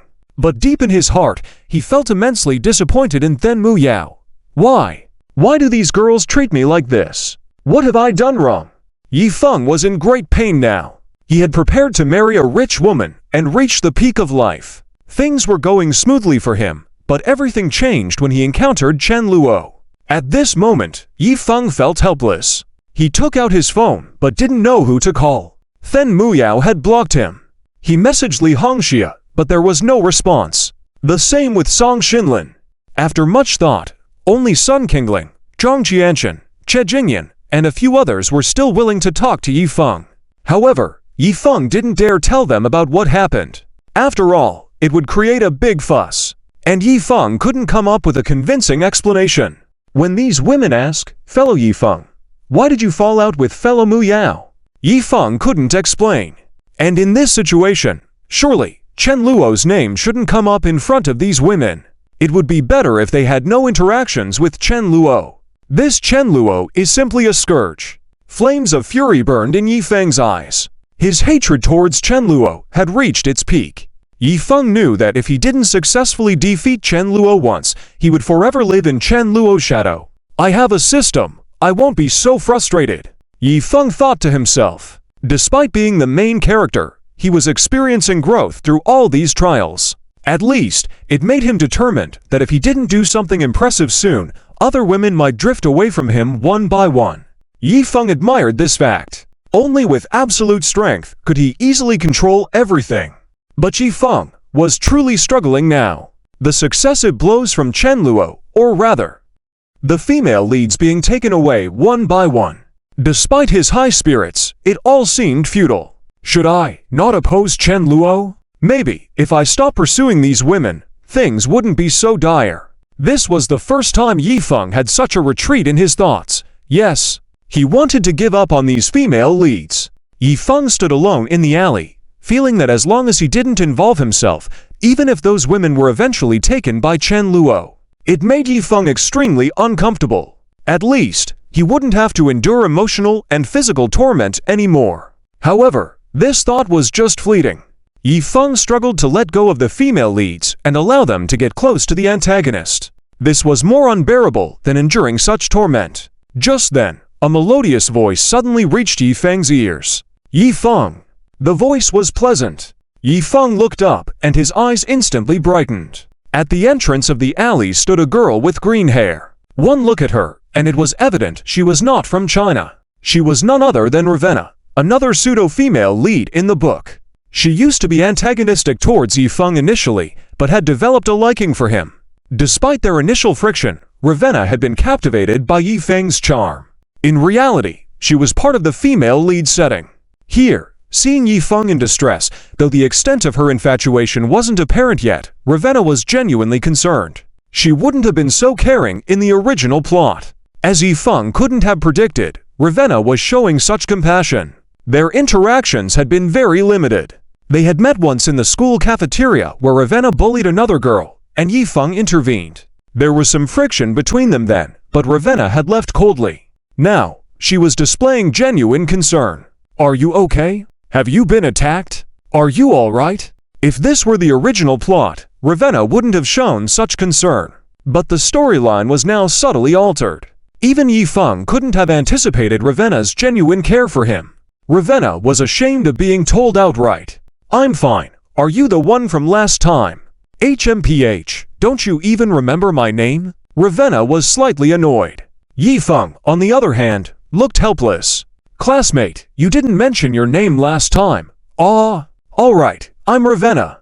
Are you really fine? Is there anything I can do for you, like calling security or the police? Ravenna, upon seeing Yifeng's distraught state, decided not to be antagonistic towards him anymore. She found Yifeng quite handsome and had developed a liking for him almost instantly. Moreover, knowing Yifeng didn't pursue Adela, it's alright, it's not a big deal. Seeing Ravenna being so caring, Yifeng's mood instantly improved. Moreover, having a foreign girl like Ravenna show concern made Yifeng feel much better. Not to mention, Yifeng had noticed that Ravenna wasn't on the system's cultivation list yet. However, the list was not fully updated yet. Alright, do you want to go back to school? Let me accompany you to avoid further bullying. Yifeng's mind was contemplating how to conquer Ravenna. Though Ravenna possessed an aura of aloofness, she still had a soft spot for Yifeng. Walking together, Yifeng accessed the system to find out more about Ravenna. Surprisingly, he saw Ravenna's name and some related tasks. This discovery excited Yifeng. I still have a chance. I can't give up. The protagonist truly shone through, and Yifeng basked in the glow of his halo. Without Then Muyao, the originally antagonistic Ravenna was now seeking refuge with Yifeng. This uplifted Yifeng's spirits, erasing any remnants of his longing for Then Muyao. Then Muyao doesn't ring any bells. Yifeng was now focused on how to win over Ravenna. Even though she wasn't on the system's cultivation list, Yifeng was in dire need because, after all, he was the bulldozer, and having fewer women around him wasn't an option.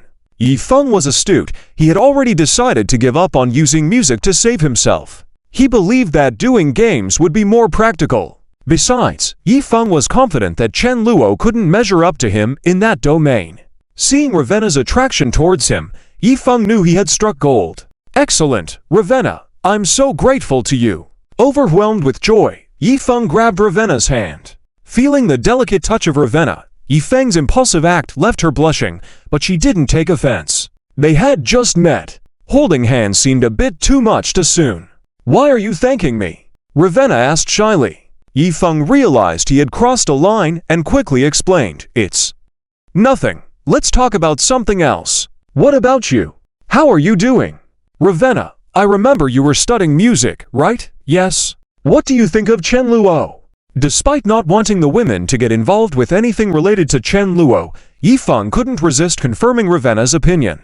Her answer, however, left Yifeng immensely satisfied. Chen Luo. Oh, that guy who held the concert last time. I don't have any feelings about him. What's wrong with him? Yifeng was baffled. He recently joined a popular variety show. Don't you know? I had no idea. I don't like him, so why would I care? What does his involvement have to do with me? Yifeng's smile broadened. If he were to pursue you, would you accept? Yifeng raised this burning question. Ravenna reacted with disdain. Him pursuing me? How could I possibly agree? What are you thinking? I heard he has a bad character. Ravenna couldn't fathom why Yifeng was asking these questions. Her indifference towards Chen Luo made Yifeng almost want to shout out in excitement. Someone from the system's cultivation list despised Chen Luo. Yifeng felt like he had struck gold. Great! Ravenna, I'm truly grateful to you. Overwhelmed with joy, Yifeng grabbed Ravenna's hand. Feeling the delicate touch of Ravenna, Yifeng's impulsive act left her blushing, but she didn't take offense. Seeing Yifeng's elation, Ravenna happily agreed to his request. Nodding, the situation now was such that if this person was willing to help and then Muyao refused, then it wouldn't matter if someone like Ravenna replaced Muyao. Otherwise, it just didn't matter. In the original plot, there were several foreign female-led settings that were yet to show up. However, matters weren't so urgent, as Yifeng's focus was on navigating the current scenario with Ravenna. Back to Chen Luo's realm, things were relatively calm. The only surprise came from Then Muyao sending people to beat up Yifeng. This was unexpected for Chen Luo. As to how Chen Luo knew of this incident, it was quite simple. Among Sin's bodyguards, some frequented various bars. One of them was close to a minor hooligan under Chen Luo. One night, after a few drinks, he casually shared the incident. Haha, that idiot Yifeng drank a big gulp of fish can soup. I bet he wanted to die. Plus the hot pepper water. Haha. Initially, this was just a drunk's banter. But the mention of Yifeng's name held a much deeper significance for Chen Luo's underling. He knew what Yifeng's name being mentioned implied. He knew their boss had a previous conflict with Yifeng. This news was soon relayed to Zhao Long, who, in turn, informed Chen Luo about it. Chen Luo pondered over Sun's actions with a raised eyebrow. Is she having a change of heart? Chen Luo supported this change. If not just him, even if these female leads decided to gang up against Yifeng, his path to darkness would become smoother. But for now, Chen Luo was preparing for his next competition. Meanwhile, Adela was thrilled after receiving the songs Chen Luo had written for her in the company. Stepping into Chen Luo's world was like opening a treasure trove for Adela. Songs like Love Story, Move Your Body, and Unstoppable were in her hands now. Adela was in awe of the material Chen Luo had provided, eager to record them. Chen Luo was confident in his abilities because these songs were classics he orchestrated in his past life, which had conquered the Western market. The first track was a classic from Taylor Swift, and the subsequent tracks were popular songs from Beyoncé. Initially, Chen Luo had considered finding someone to sing these songs to break into the European and American markets. But now with Adela willing to help, those thoughts vanished. He vaguely remembered a character named Ravenna from the original plot. Yet, with Adela's entrance, Ravenna's importance took a backseat. If this new candidate was as willing as Adela to help, Chen Luo wouldn't mind creating two superstars. If not, so be it. Moreover, the original plot included several other foreign female-led settings that would only emerge in the later stages. By the time Yifeng made it to his sophomore and junior years, there would be more female leads he'd encounter. Currently, seeing his handiwork in music, Chen Luo was all smiles. His bet with Su Qian was about to be won once again. 7 Miles Fragrance. Chapter 196, Su Qian's Determination. Chen Luo's performance of 7 Miles Fragrance is a hit on the internet. Recording for Chen Luo's third episode is about to begin. This week, Su Qian, rarely seen, is diligently practicing. She expressed that this time, she must surpass that guy Chen Luo. Su Qian couldn't stand the continuous failures. Especially when she returned to the company, a woman named Meng Yan directly said to her, "Oh, isn't it our second-ranked superstar Su back? How about it, Su, ready to treat us to a meal for getting second place this time?" Meng Yan and Su Qian are arch rivals, with Meng Yan being somewhat of a female antagonist in the original work. However, she has little interaction with Chen Luo. From Meng Yan's perspective, the antagonist Chen Luo in the original work is somewhat outdated. As the scion of a wealthy family, he cannot easily toy with these well-known actresses. Unless it's Chen Luo's father's level, a true chairman can do so. When it comes to higher levels of conglomerates, they can do as they please. Even the most famous stars are nothing more than toys in the hands of these conglomerates. In the novel, of course, Yifeng helps Su Qian and shuts down Meng Yan. But here, the confrontation between Su Qian and Meng Yan continues. She knows that Meng Yan is deliberately mocking her. Su Qian and Meng Yan are two of the most prominent figures in Lei Media's new generation. Their relationship is also strained. "I won't treat you. I'll wait until I get first place before treating you," Su Qian replied. Meng Yan continued to taunt, "So we'll have to wait forever? I don't know if I'll ever have the chance to see it." Meng Yan, can't you keep your mouth shut? Su Qian was getting angry. "Of course, I can keep quiet until you get the first place, and then I won't have anything to say," Meng Yan arrogantly replied. Meng Yan's arrogance is not unfounded. She participated in another program, not as a contestant, but as a direct mentor, even though it was the company that helped her get in through the back door. The purpose was simply to generate more traffic. The program had many veteran musicians participating, but Meng Yan, as part of the new generation, did not measure up in terms of fame, skill, or experience to evaluate these veterans. Meng Yan is the type who can take the mic and talk down to everyone. And the company also told Meng Yan to genuinely point out the shortcomings, using phrases like "I think" and "maybe there's something not good here." Can't be too excessive, nor too flattering. As expected, once the program aired, Meng Yan received countless criticisms. Many viewers were angered by it and expressed their frustrations online. Damn! Who is this woman? What qualifications does she have to judge Phoenix Legend? The Phoenix Legend group is a veteran in the music industry, very popular. Where did this woman come from? Does she have any renowned works? Meng Yan. I seem to have heard of her. She was once a member of a girl group, later went solo and released a few decent songs, but she's far from being anything special. Damn! This program is so frustrating to watch. What was the production team thinking?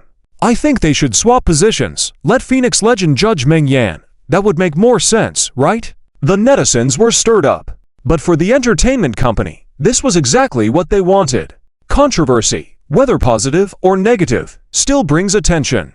And the outcome of this stir-up completely met their expectations. The name Meng Yan suddenly became well-known to many people. Her value naturally increased, although she was not as successful as many female stars who rose to fame through their own efforts. But Meng Yan's own talent was not that strong. Or rather, the company felt she did not possess that level of ability. And stirring up controversies is the fastest way to cash in. Companies need these stars to create value for them. And if Meng Yan's popularity drops after the hype, then the company will simply ditch her. But for now, Meng Yan has received many advertising deals. All of them are from unknown enterprises. After all, reputable and well-known companies would not dare to hire such a hyped-up, controversial star. They care more about reputation. But those unscrupulous companies don't care as much. They are like Meng Yan, just wanting fame. They also don't appear frequently on TV. Their products are more often seen in small places, slowly infiltrating the market. In summary, Meng Yan's first step was quite successful. Her fame has been boosted, and next, the plan is to continue hyping her up and to present some quality work for Meng Yan. Then, her online reputation will make a complete turnaround. It takes good people to do more good in order to become better, but bad people only need to do one good thing to earn good reviews. This strategy is one that Layu Media has mastered quite well. This is also the reason why Meng Yan arrogantly taunts Soo Kian. Soo Kian is aware of this. She scoffs at it. Humph, just inflating your popularity through controversies, what's there to be proud of? However, as a new generation female singer, Soo Kian participated in a singing competition with high stakes. Getting in the top 3 was already quite impressive. But to gain Meng Yan's acknowledgement, she had to secure first place. Therefore, Soo Kian must not lose this time. She did not want to become forever known as Meng Yan's perennial second place with a weakness to be taunted. Ignoring Meng Yan, Soo Kian left directly. Meng Yan's face was filled with smugness, as if she had achieved a great victory in this battle once again. Soon after, at the venue of I Am a Singer, many viewers were eagerly waiting for the start of this episode. Everyone's emotions were high as they eagerly anticipated the performances of their favorite singers in this episode. The number of supporters for Chen Luo had significantly increased, even surpassing renowned singers like Yi Na and Zhang Zijing. He had gained a similar following to Soo Kian.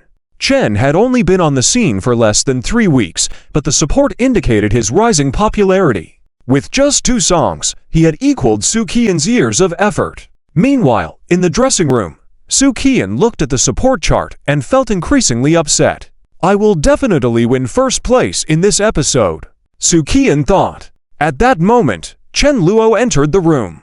Others in the dressing room immediately asked, Chen Luo, what song are you going to sing this time? I can't wait to hear it. This competition will be extremely fierce. The dressing room was abuzz with discussions. Chen Luo glanced at Soo Kian, and their eyes met. Soo-kian intended to convey her inner dissatisfaction and determination through her gaze. But to her surprise, Chen Luo merely passed a glance at her before moving on to something else. Soo-kian was stunned, and her anger grew.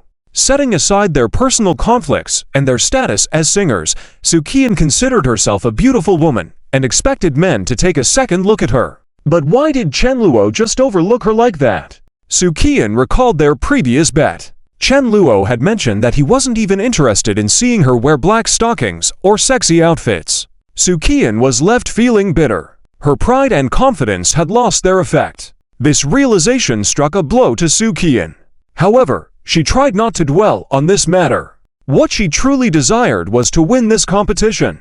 Meanwhile, at the non-city university, Lin Yun had been waiting eagerly by her computer for Chen Luo's performance. Meng Shanshan, Chen Ruoxu, Xia Qingyu, Zhang Xiaoyu, and other female leads were extremely supportive of Chen Luo.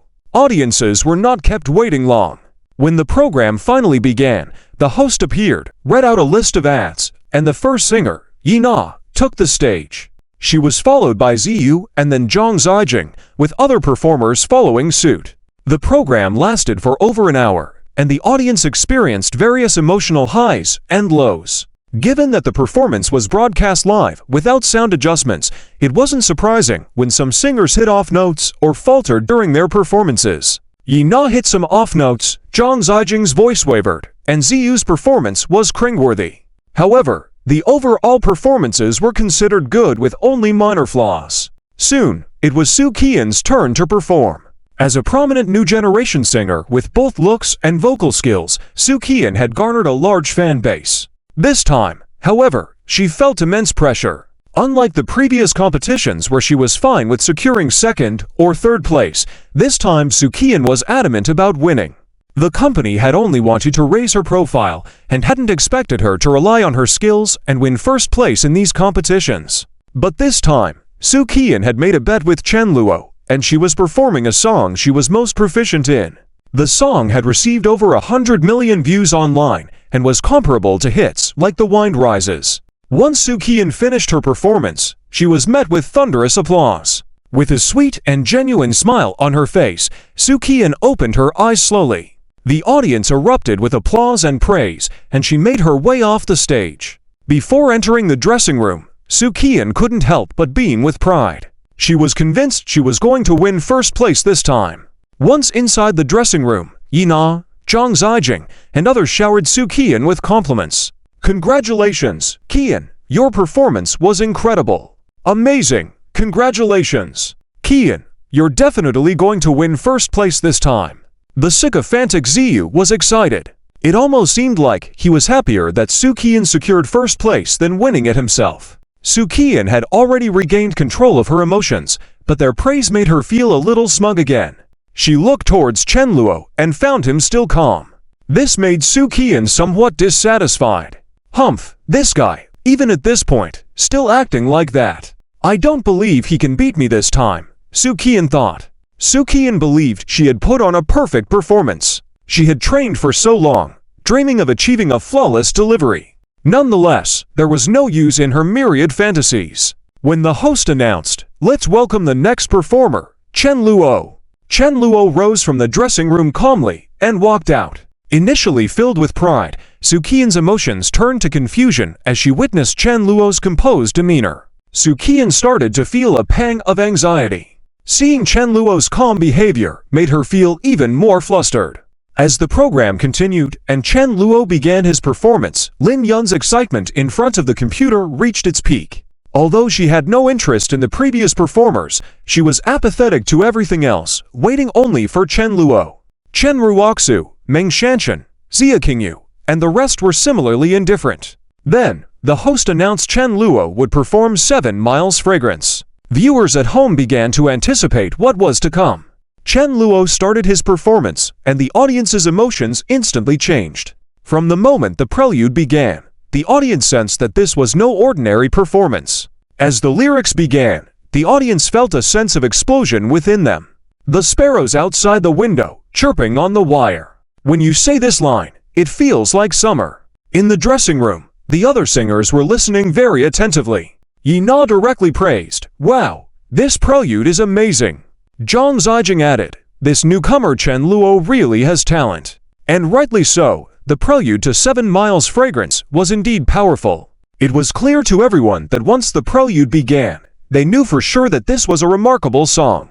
Su Qian's heart naturally sank as she listened, particularly when Chen Luo completed his performance and the audience was still immersed in that musical atmosphere. After a moment, they burst into thunderous applause. It sounds great. Too good.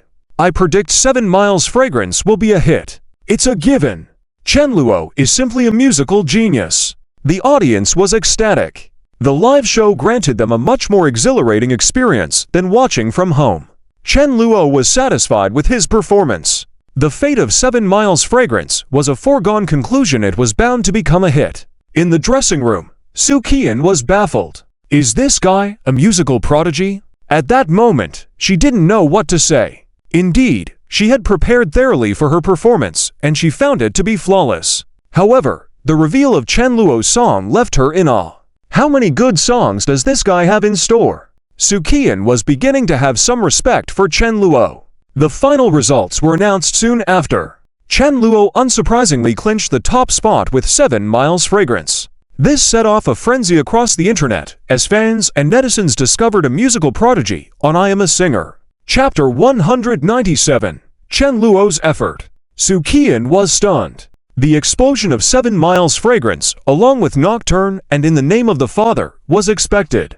Chen Luo expressed that this song would be successful, as it was too good not to be. It wasn't propelled by the fan effect, hidden operations, or money being used to promote it, like those trendy celebrities. These songs had been market-tested and were genuinely good to listen to. The public's eyes were sharp. This was no exception in the world of fiction. And the rankings of the singers were quickly announced. Without a doubt, Chen Luo was still at the top. When Su Qian saw this result, tears shimmered in her eyes. How is this possible? I lost again. Su Qian had never experienced such a sense of defeat before. The edge she had been quickly worn away by Chen Luo. In the rest area, Chen Luo had a faint smile on his face, while Su Qian looked sad. Ziyu had originally wanted to go and comfort Su Qian. He didn't know that there was some kind of bet between Su Qian and Chen Luo. However, as a follower, Ziyu didn't care about it. Even if Su Qian started dating other men, Ziyu would still fantasize about Su Qian eventually being with him. However, at that moment, Chen Luo suddenly stood up and walked outside. Ziyu was initially quite happy. He didn't like Chen Luo, especially after the bet between Chen Luo and Su Qian, which he wasn't aware of. Although, initially, it was Ziyu who provoked Chen Luo, because he was a bit uncomfortable with how handsome Chen Luo was and the fact that he used connections to enter the scene. Ziyu felt that the singers' show should be a stage for truly talented singers to showcase themselves. People like Chen Luo, who used connections, were naturally detestable. But now, Ziyu was being ruthlessly overshadowed by Chen Luo's talent. Slapped in the face with a loud smack. So, am I the clown after all? But just as Ziyu was about to approach Su Qian, suddenly, he saw Su Qian, looking helpless, as if she was reluctant. She was even heading outside. The two of them, Su Qian and Chen Luo, one in front and one behind, seemed like they were going to meet secretly. No, more accurately, it looked like Su Qian was forced to do something unspeakable with Chen Luo. At that moment, Ziyu's mind was buzzing. He immediately imagined a lot of scenarios and felt that he needed to take action. Otherwise, he couldn't bear to see Su Qian being toyed with by Chen Luo. However, as Ziyu caught up and shouted, "Sister Qian, where are you going?" Su Qian ignored him. "Sister Qian, Ozzy." You hastened to Su Qian's side. But Su Qian had a cold expression. This made Ziyu's smile stiffen. Nevertheless, he plowed ahead. "Sister Qian, do you have something on your mind? It's alright, I think your ranking is already good. If you have any conflicts with Chen Luo, you can tell me, I'll help you solve it." Ziyu felt that he could give everything for Su Qian. But Su Qian didn't like Ziyu at all. Not to mention that Ziyu was in his 30s, much older than Su Qian. "I need to go to the bathroom." Su Qian's voice was cold. With that sentence, Ziyu felt awkward. "Oh, okay, sorry." Ziyu was instantly flustered. He wondered if he was acting like an idiot. He had just imagined so many scenes. But as long as Sister Kian wasn't going to find Chen Luo, he was relieved. He smiled and returned to the rest area, feeling as if he and Su Qian had become a couple. Little did Zi know that Su Qian found his clingy behavior to be disgusting. Su Qian actually just went to the bathroom. Why were you monitoring that? Su Qian just wanted to be far away from Ziyu. However, when she reached the bathroom door, she saw Chen Luo coming out. Su Qian immediately became nervous. Her expression changed. Trying to remain composed, Su Qian walked forward. She kept thinking about how to handle Chen Luo next. Is this guy going to taunt me arrogantly? The more she thought about it, Su Qian became flustered. As she passed by Chen Luo, she froze. She was puzzled. Because, Chen Luo, he didn't even acknowledge me. Hey! Su Qian was dumbfounded and turned to call out. She hadn't expected Chen Luo to pass by her as if nothing had happened. What does he mean by this? Ignoring me. Is this a silent mockery? Su Qian felt another blow. This was her unease as the person who lost to Chen Luo. Is something wrong? Do you want to bet again? Chen Luo didn't continue to ignore Su Qian. He acted as if the bet and the victory didn't matter. Don't you have something to say? Su Qian clenched her fist lightly, looking stubborn. No. Oh, right. Remember to check in a few days. Check in for what? Su Qian was a bit confused. Check in at my company. You are already my employee. Have you forgotten? Chen Luo reminded her with a smile. Su Qian hesitated, wanting to retort, but she couldn't find the words. After suppressing her emotions, Su Qian reluctantly said, I'll check in, but there is nothing extraordinary about it. Clearly, Su Qian lost, but she remained unconvinced. However, Chen Luo didn't care if she accepted the situation or not. The contract had been signed. Su Qian was the female lead. She wouldn't breach the contract. That was enough. Seeing that Su Qian had accepted this fact, Chen Luo didn't feel the need to explain anything more to her. He turned around, ready to go back to recording the program and then going to the hotel to rest. In all honesty, studying music, recording, and practicing songs had taken a toll on Chen Luo. He truly needed a good rest. But Su Qian, watching Chen Luo leave again, had a strange expression on her face. Is this guy really so indifferent to me? Why does it seem like just spending a bit more time with me is torture? Su Qian wasn't being spiteful. If Ziyu annoyed her, she wasn't too keen on having him around. It was just that Su Qian had no interest in Ziyu. It was distressing to be harassed by someone you didn't like. Su Qian still had a favorable impression of Chen Luo.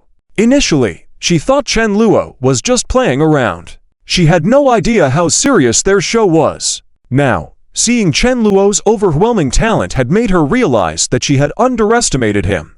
Chen Luo had also written many other songs, which were equally pleasing. Su Qian naturally admired Chen Luo's talent. As a result, Su Qian was taken by surprise when she saw Chen Luo's indifference towards her. This made Su Qian a bit uncomfortable. However, Su Qian wasn't disheartened. Su Qian had never seen such an indifferent guy before, especially one as talented and good-looking as Chen Luo. When Chen Luo left the scene without looking back, Su Qian felt a sense of admiration towards him. Eventually, Su Qian went to a high-end Western restaurant. Despite tasting the exquisite dishes on the table, French foie gras, M9 beef, and Boston lobster, Su Qian couldn't find the same satisfaction she saw Chen Luo have with his street food. How does this guy enjoy food so much? Su Qian said dismissively, but in her heart, the image of Chen Luo lingered. Chapter 198, Resistance from the Lin family. Xia Qingyu and Zhang Xiaoyu complete their mission. Returning to the hotel, Chen Luo was, of course, unaware. Every move he made outside was watched by Su Qian. Chen Luo didn't mind. He wasn't a moral model, but he would occasionally lend a helping hand. For example, helping an elderly person push their cart up a slope to make things easier for them. Donating money to children in mountainous areas to improve their living conditions. This was something Chen Luo would do before he crossed over. Back then, when he had no money, his donations were only 20 or 50 yuan, just a token of goodwill. Now that he had money, Chen Luo could easily donate tens of thousands or even hundreds of thousands without any problems. Chen Luo didn't care about these details, but Su Qian couldn't forget. She always thought of herself as wealthy. Although she didn't like the wealthy people around her and thought they were pretentious, she still acknowledged their status. In Su Qian's subconscious, these young masters, living in luxury, would never do such things. Simply throwing garbage on the ground into a trash can. A small gesture, but it greatly shocked Su Qian. This Chen Luo seems to be a good person. Su Qian, after all, was a female lead character. She felt uneasy about eating at street stalls without hygiene standards. Still, she wouldn't look down on the owners of those stalls or the people earning a living with their skills. Even if she did, deep down, it must be righteous. Therefore, Su Qian appreciated Chen Luo's actions. She pursed her lips lightly. No matter how much she disliked Chen Luo outwardly, Su Qian knew that deep down, she couldn't hate him. Whatever, there wasn't any major conflict to begin with. This guy has beaten me 3 times in a row, even though there are no more games. I will try to counterattack next time. I just wonder what kind of song this Chen Luo will sing next time. Su Qian was full of anticipation. She took another bite of tender beef, took out her phone, and started playing the song 7 Miles Fragrance that Chen Luo had just performed on the show. Su Qian listened spellbound. The scene made her feel a bit relaxed. At night, with the neon lights outside flashing, Su Qian sat in a high-rise restaurant. It was very quiet, with only a few people around. The sound from her phone was low, audible only at her location. Rain falls all night, my love overflows like rainwater. Window table butterflies, like beautiful chapters flying in the poetry. This song is written very well. Chen Luo sings it very beautifully. Listening to the song, Su Qian was deeply moved, and her eyes even became a bit moist. And it wasn't just Su Qian who was impressed by Chen Luo's song. Many netizens on the internet also praised Chen Luo's 7 Miles Fragrance. The viewership of the program I Am a Singer had already broken records. Upon statistics, Chen Luo's segment had the highest viewership rating.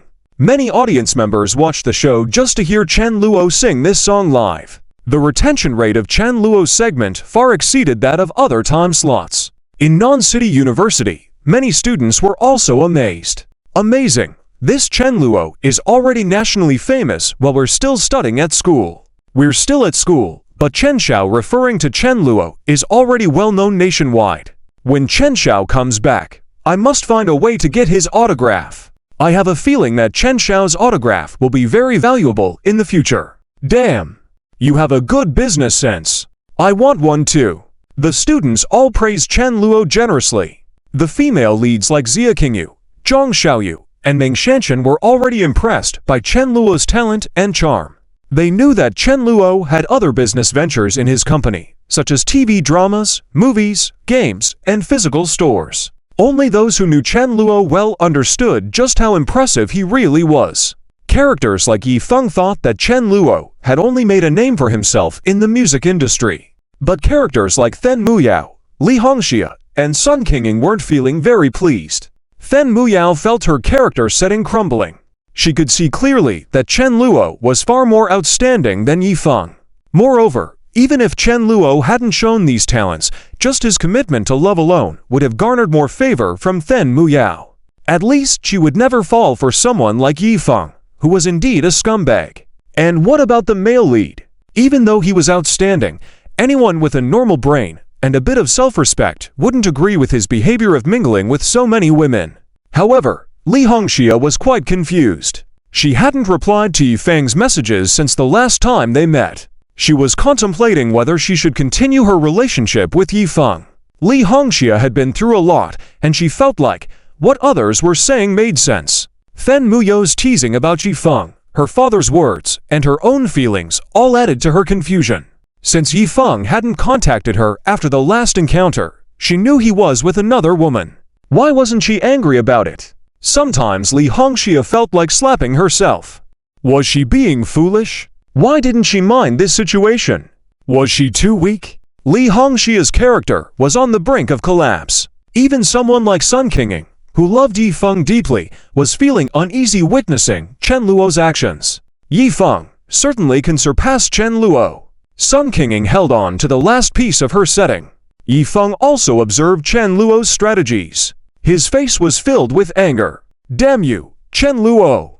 How do you do it?" Yi Feng was jealous. He believed that he was the only one who could shine brightly on that stage. What qualifications did Chen Luo have? Where did he get those songs from? Yi Feng couldn't believe that Chen Luo had no help. Luckily, the only consolation for Yi Feng was that he still had many female leads around him. Especially after being supported by main female characters like Luo Weina and Hua Xiaodi, Yi Feng didn't feel completely defeated. The development on Zheng Xiaoya's side was going well. Just the thought that the game he invested in was about to go online made him slightly appeased. Humph, once my game starts making money, those women will naturally come back to me. Chen Luo, the one who laughs last is me. Yi Feng's appearance was becoming more fierce. His demeanor had changed. The sunny side of the male lead and his current vindictive appearance mingled together, making him appear hypocritical. Chen Luo's fourth talk show recording began soon.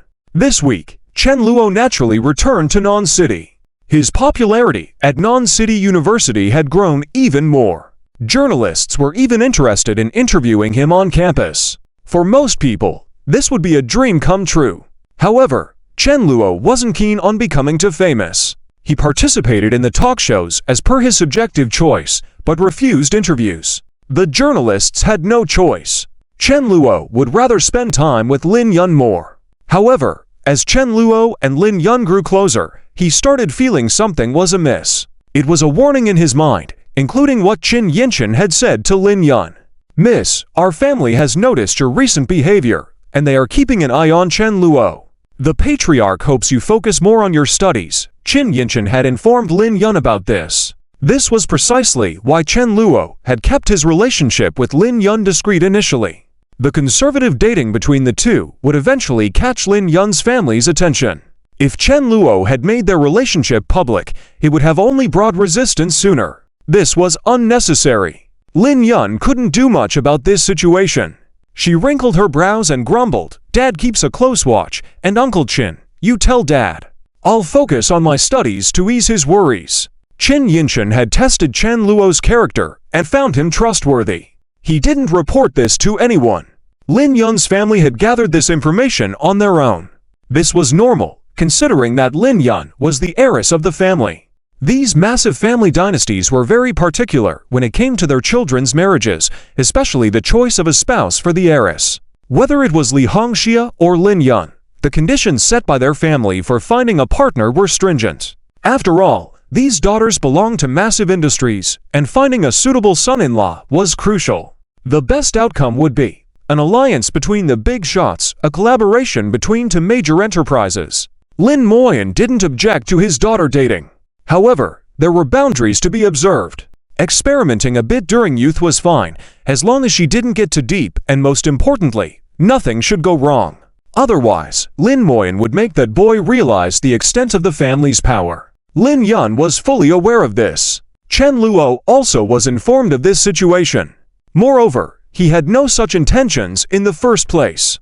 Premarital pregnancy. Chen Luo wasn't that despicable. He wanted to marry Lin Yun in a legitimate manner. However, social status was crucial. Hence, Chen Luo would focus on improving himself to match or even surpass the level required by Lin's family. As for the attempts to separate him from Lin Yun, Chen Luo was categorically against it. "It's all right, Chen Luo. Rest assured, my dad adores me. He won't do anything to you." In a park on a bench, Lin Yun leaned on Chen Luo's shoulder. The pressure from Lin's family was inevitable, but Chen Luo had mentally prepared himself. He smiled as he patted Lin Yun's head and said, "I am not worried about that. After all, I have already decided to marry you, and nothing can stop us." Upon hearing these words, Lin Yun blushed instantly. She held Chen Luo's arm even tighter. Chen Luo's face was filled with an indulgent smile, sensing a hint of urgency. But that was all right. Chen Luo had ample time to grow and improve. In the original work, there wasn't much detail about Lin Yun's family and her marriage. Lin Yun only faced opposition from some family members in her fight against Yi Feng. The entirety of Lin's family didn't appear in the urban evil young master novel. However, with Chen Luo's crossover, they had become a complete and immensely influential large family. The details that belonged to this world now received a comprehensive explanation. Previously, Chen Luo knew nothing about the Lin family. But his understanding of the world of the urban evil young master novel was becoming deeper and deeper. Until now, Chen Luo had realized that the incessant emergence of this information in his mind didn't come from the novel, but rather anything related to this world, and the narrative was instantly available to him. For example, Lin Yun had several suitable noble and wealthy young men to consider a union with. If Chen Luo hadn't intervened in the story, progression would have led Lin Yun to face continuous pressure to marry. However, her heart belonged to Chen Luo alone. Ultimately, she would end up lonely. It was too tragic and pitiful. Therefore, Chen Luo couldn't allow such a fate to befall Lin Yun. With more insight into the narrative, Chen Luo understood that overcoming the obstacles to be with Lin Yun wouldn't be easy. The protagonist wasn't Zhao He O Miao or Bai Sheng. His real opponents were young masters from prestigious families like Li Yang, Lei Gan, and Xiang Mingji. Just like Lin Yun, they were high-ranking individuals with recognized status. Furthermore, there was one young master from a secluded family. In the urban evil young master novel world, these characters were all real and extremely powerful. Their family lineages were vast, with hundreds of people. They had a presence in various fields, such as elite lawyers, professional doctors, and countless prominent entrepreneurs. Their influence spread across business, politics, entertainment, both domestically and internationally. Such were the roots of these influential families. Chen's house, in comparison to these mega-families, seemed extremely insignificant. Nonetheless, Chen Luo wasn't fazed. On the contrary, his gaze became more resolute. Simultaneously, his vision started to become clearer. Chen Luo's company currently saw significant operation success. The capabilities of personnel like Leng Xiaoyan and Du Qingku had gained Chen Luo's full trust. Xia Qingyu, Zhang Xiaoyu, and Wang Zikai had achieved success at the provincial-level music competition. This time, Yi Feng couldn't even make it to the top 3. He was highly frustrated. Fortunately, Yi Feng had given up on pursuing a music career. Chen Luo had no plans to provide new songs to those who had just performed at the competition.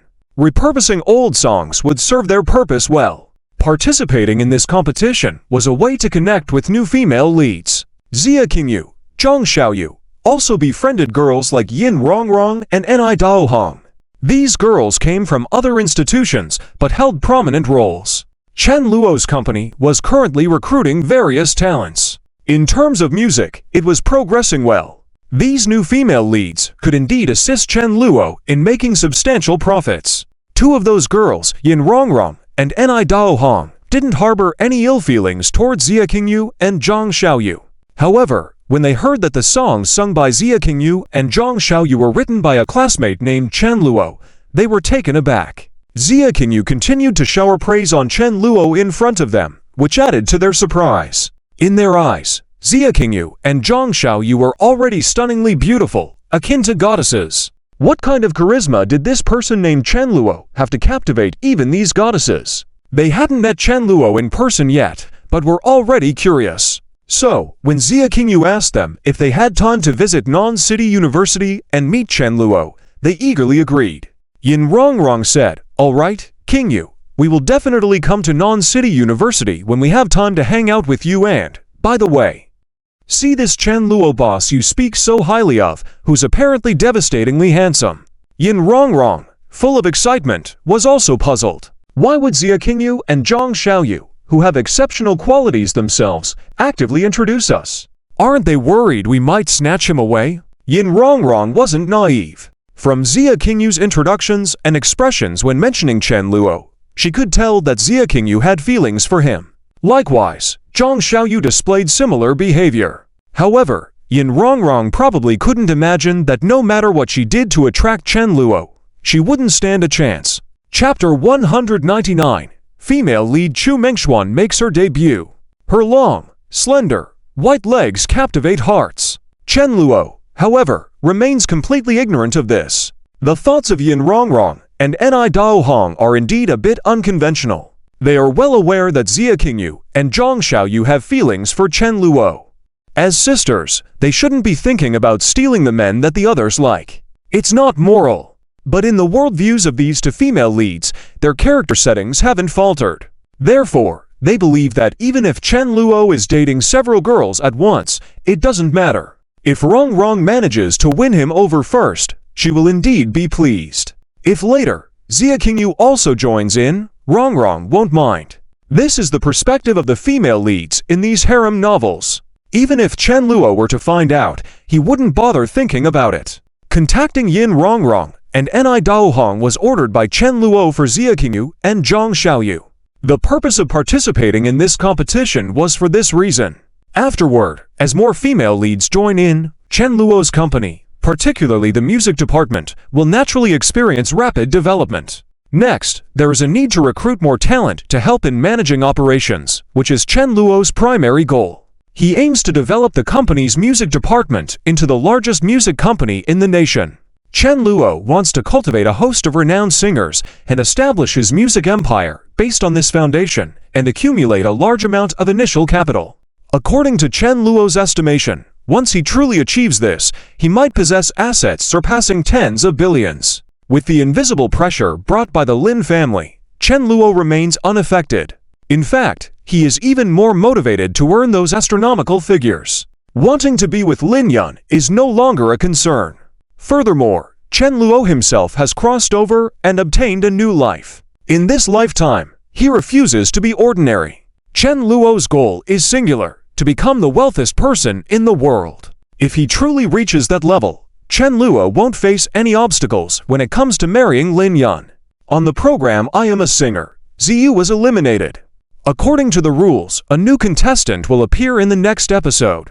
However, the program team still remains secretive. The identities of new contestants are only revealed on the day of the show, increasing the anticipation. Naturally, Chen Luo isn't bothered. Ziyu has decided to adjust her schedule, informing Chen Luo that she may need to clock in at the company later. Chen Luo agreed. The benefit of signing with female leads is not having to worry about them double-crossing you. They maintain a respectable image as long as you don't harm them. They are absolutely trustworthy. Losing a bet is normal. Ziyu, in particular, has no intention of reneging. She is currently contemplating. In recent days, Ziyu has been repeatedly listening to Chen Luo's songs. Nocturne, In the Name of the Father, 7 Miles Fragrance. Ziyu also acknowledges that these songs are very pleasant. But she wonders, since I didn't make a bet with Chen Luo this time, can he still win first place? Can he still write such wonderful songs? Ziyu knows that Chen Luo has created more than just those few songs. He has also written Wind Rises, You of the Past, If Love Forgets, and others. Ziyu hasn't delved deeper, or she would have known that the songs Invisible Wings, Under the Sea, and Model, which are gradually gaining popularity online, also come from Chen Luo. However, Ziyu's opinion of Chen Luo has indeed evolved. Nevertheless, she remains adamant. Ziyu isn't so easily discouraged. She is after all the female lead. If faced with Yi Feng, she would likely have long since surrendered, admitting she is not on par with the other. But against Chen Luo, Ziyu's fighting spirit is full. When she encountered Chen Luo in the corridor, Ziyu initially felt flustered. The next moment, she immediately revealed a cold expression, turning her head aside to avoid looking at Chen Luo. Chen Luo noticed this, but internally, he remained unfazed. Whatever you want to do, lady. It's none of my business. However, at this moment, Ziyu's expression truly turned cold. Her gaze became sharp, fixed on the woman suddenly appearing in front of them, Chu Mengshuan. This woman who entered the scene stands tall, at 175 centimeters, possessing dangerously long legs. She wore silver high heels on her fair feet. With only a light makeup adorning her face, she exuded undeniable allure. She is none other than Chu Mengshuan, a well-known female singer in the new generation of artists. Affiliated with the Dragon Soaring Group, she and Ziyu have long been rivals. Their songs often compete for top spots on major music apps. It could be said that they are arch-rivals. Chu Mengshuan clearly noticed Ziyu and immediately wore a smile on her face. Ziyu says, "What a coincidence running into you here." Ziyu replied, "Oh, indeed, what a coincidence. Are you here to participate in this singing program as well?" "Yes, my company informed me to record here." "I didn't expect you to be here too." "I see. Well, then let me remind you, this program is quite ruthless with eliminations. You'll have to work hard. To failed recordings, and you're out." No worries, Ziyu sis. I will do my best to strive for first place. Chu Mengshuan's smile was radiant. Ziyu, too, wore a faint smile. Unaware, one might think these two were good friends. However, deep within their eyes, there lurked a hint of darkness. In Chu Mengshuan's mind, "Ha, Ziyu, this time I'm here to defeat you head-on. I want to show you who is the queen among the new generation of female singers." Chu Mengshuan saw Ziyu as a formidable opponent. Every time she released a song, Ziyu also did the same. The competition between them was inevitable. Even major media outlets and netizens often compared them. Of course, there were other young female singers like Ning Siki. However, Ning Siki, Chu Mengshuan, and Ziyu are not in the same league, with differing skill levels. Ning Siki is aiming higher, and is already contemplating challenging for the title of Heavenly Queen. Chu Mengshuan and Ziyu, on the other hand, are participating in variety shows. Even if they win first place, it still pales in comparison to professional titles. While fame might not be identical, Ziyu is aware of the pressure she faces. Thinking to herself, why did Chu Mengshuan have to show up here? And why does she have to dress this provocatively? Humph, is having long legs such a big deal? I have them too. I just prefer a more conservative style. Nevertheless, Ziyu was quite angry. She felt that anyone from the music industry could have joined the show, but it just had to be Chu Mengshuan, the person she got along with the least. Yet Ziyu understood that the program team likely arranged Chu Mengshuan's appearance to boost ratings. She assumed Chu Mengshuan's Dragon Soaring group also aimed to increase her popularity through this. If she defeats me on a variety show, it might end the debate over who is more talented between us, at least. I'll undoubtedly be at a disadvantage for a while. Ziyu was keenly aware of this. In truth, when it came to music, Ziyu wasn't afraid. Her songs had garnered comparable fame online to Chu Mengshuan's. Ziyu had more songs ranked high on various music app charts. However, this show focused on appearances as well. Chu Mengshuan's stage presence was undeniable. Ziyu realized that Chu Mengshuan exuded a certain charm capable of attracting a substantial male following. That was Chu Mengshuan's advantage. Despite not getting along well with Chu Mengshuan, Ziyu admitted that, in terms of physicality, Chu Mengshuan was superior. Those long, shapely legs were simply unreasonable. In the past, whenever Chu Mengshuan walked the red carpet or modeled, she always grabbed media attention. Thankfully, Ziyu reminded herself, ultimately, this is a music show. Regardless of anything else, it all comes down to talent. Even if this woman has long legs and exceptional beauty, if she can't sing well, it's all in vain. This show isn't just judged by panelists. There's also audience voting both live and for televised audiences. Ziyu believed that the crowd had discerning eyes. Not everyone would be captivated by Chu Mengshuan's looks. As long as I sing well, Chu Mengshuan's leggy advantage becomes irrelevant. Back in the backstage lounge, Ziyu's expression wasn't favorable. She sat alone quietly in the corner of the sofa. Soon, Chu Mengshuan also entered. When she arrived, numerous people stood up to welcome her. Hey, Mengshuan, didn't expect to see you here. Mengshuan sis, turns out, you're the replacement singer. Long time no see. Hey, Mengshuan, long time no see. They were part of the same circle and knew each other, leading to the exchange of pleasantries. Chu Mengshuan smiled and nodded in acknowledgement, but she refrained from physical contact with male attendees like Ziyu and others, unlike her warm embrace with Rongrong. Zhang Zijing clearly understood this and hence didn't extend his hand. However, Zhou Zi felt a bit awkward. In his 40s, Zhou Zi had met Chu Mengshuan in other settings, engaging in small talk on few occasions. He didn't anticipate working on the same show as her today. In a brief moment, Zhou began contemplating numerous possibilities. Suffice it to say, he was intrigued. Unfortunately, Chu Mengshuan was not interested in that kind of company. Observing this scenario, Ziyu decided to disengage. She disregarded Chu Mengshuan, who didn't object. On the contrary, Chu Mengshuan sat beside Ziyu, purposefully infringing upon her personal space. Ziyu, refusing to back down, gently pushed back. And so, these two captivating women found themselves in a subtle power struggle. However, Chu Mengshuan quickly discovered a person sitting opposite them. From start to finish, he hadn't once glanced in her direction. Chu Mengshuan found it intriguing and couldn't help but look over, expressing a hint of surprise. Isn't that Chen Luo? I didn't expect he'd be even more handsome in person than on TV. Chu Mengxuan wasn't naive. Before coming to the show, she had done her homework. Initially, she thought Ziyu would secure first place. She was here to suppress Ziyu. However, upon watching the program, she realized another contestant, Chen Luo, had consecutively claimed the first spot for 3 episodes. Chu Mengxuan listened to Chen Luo's songs as well. She recognized that Nocturne and 7 Miles Fragrance, among others, were undoubtedly captivating. Despite this, Chu Mengxuan remained confident in her own strengths. After all, she was unrivaled when it came to captivating audiences. Though this was primarily a music show, her allure had still not been matched by anyone. Although she didn't get along with Chen Luo, she acknowledged that there was a difference. Theoretically, Chen Luo could secure first place as well, given his prior releases. Nevertheless, she wondered, what if this guy also falls head over heels for Chu Mengxuan? Though it seems unlikely, well, just to be safe, I'll have to make sure.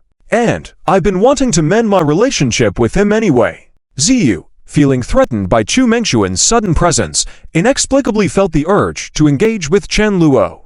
However, this wasn't a new notion and had been on her mind for a while. She simply believed there wasn't any hurry. But now, Chu Mengxuan's appearance sparked a sense of urgency. With these thoughts in mind, Ziyu quietly rose to her feet, elegantly seated herself next to Chen Luo. Chen Luo, looking bewildered, remained unchanged.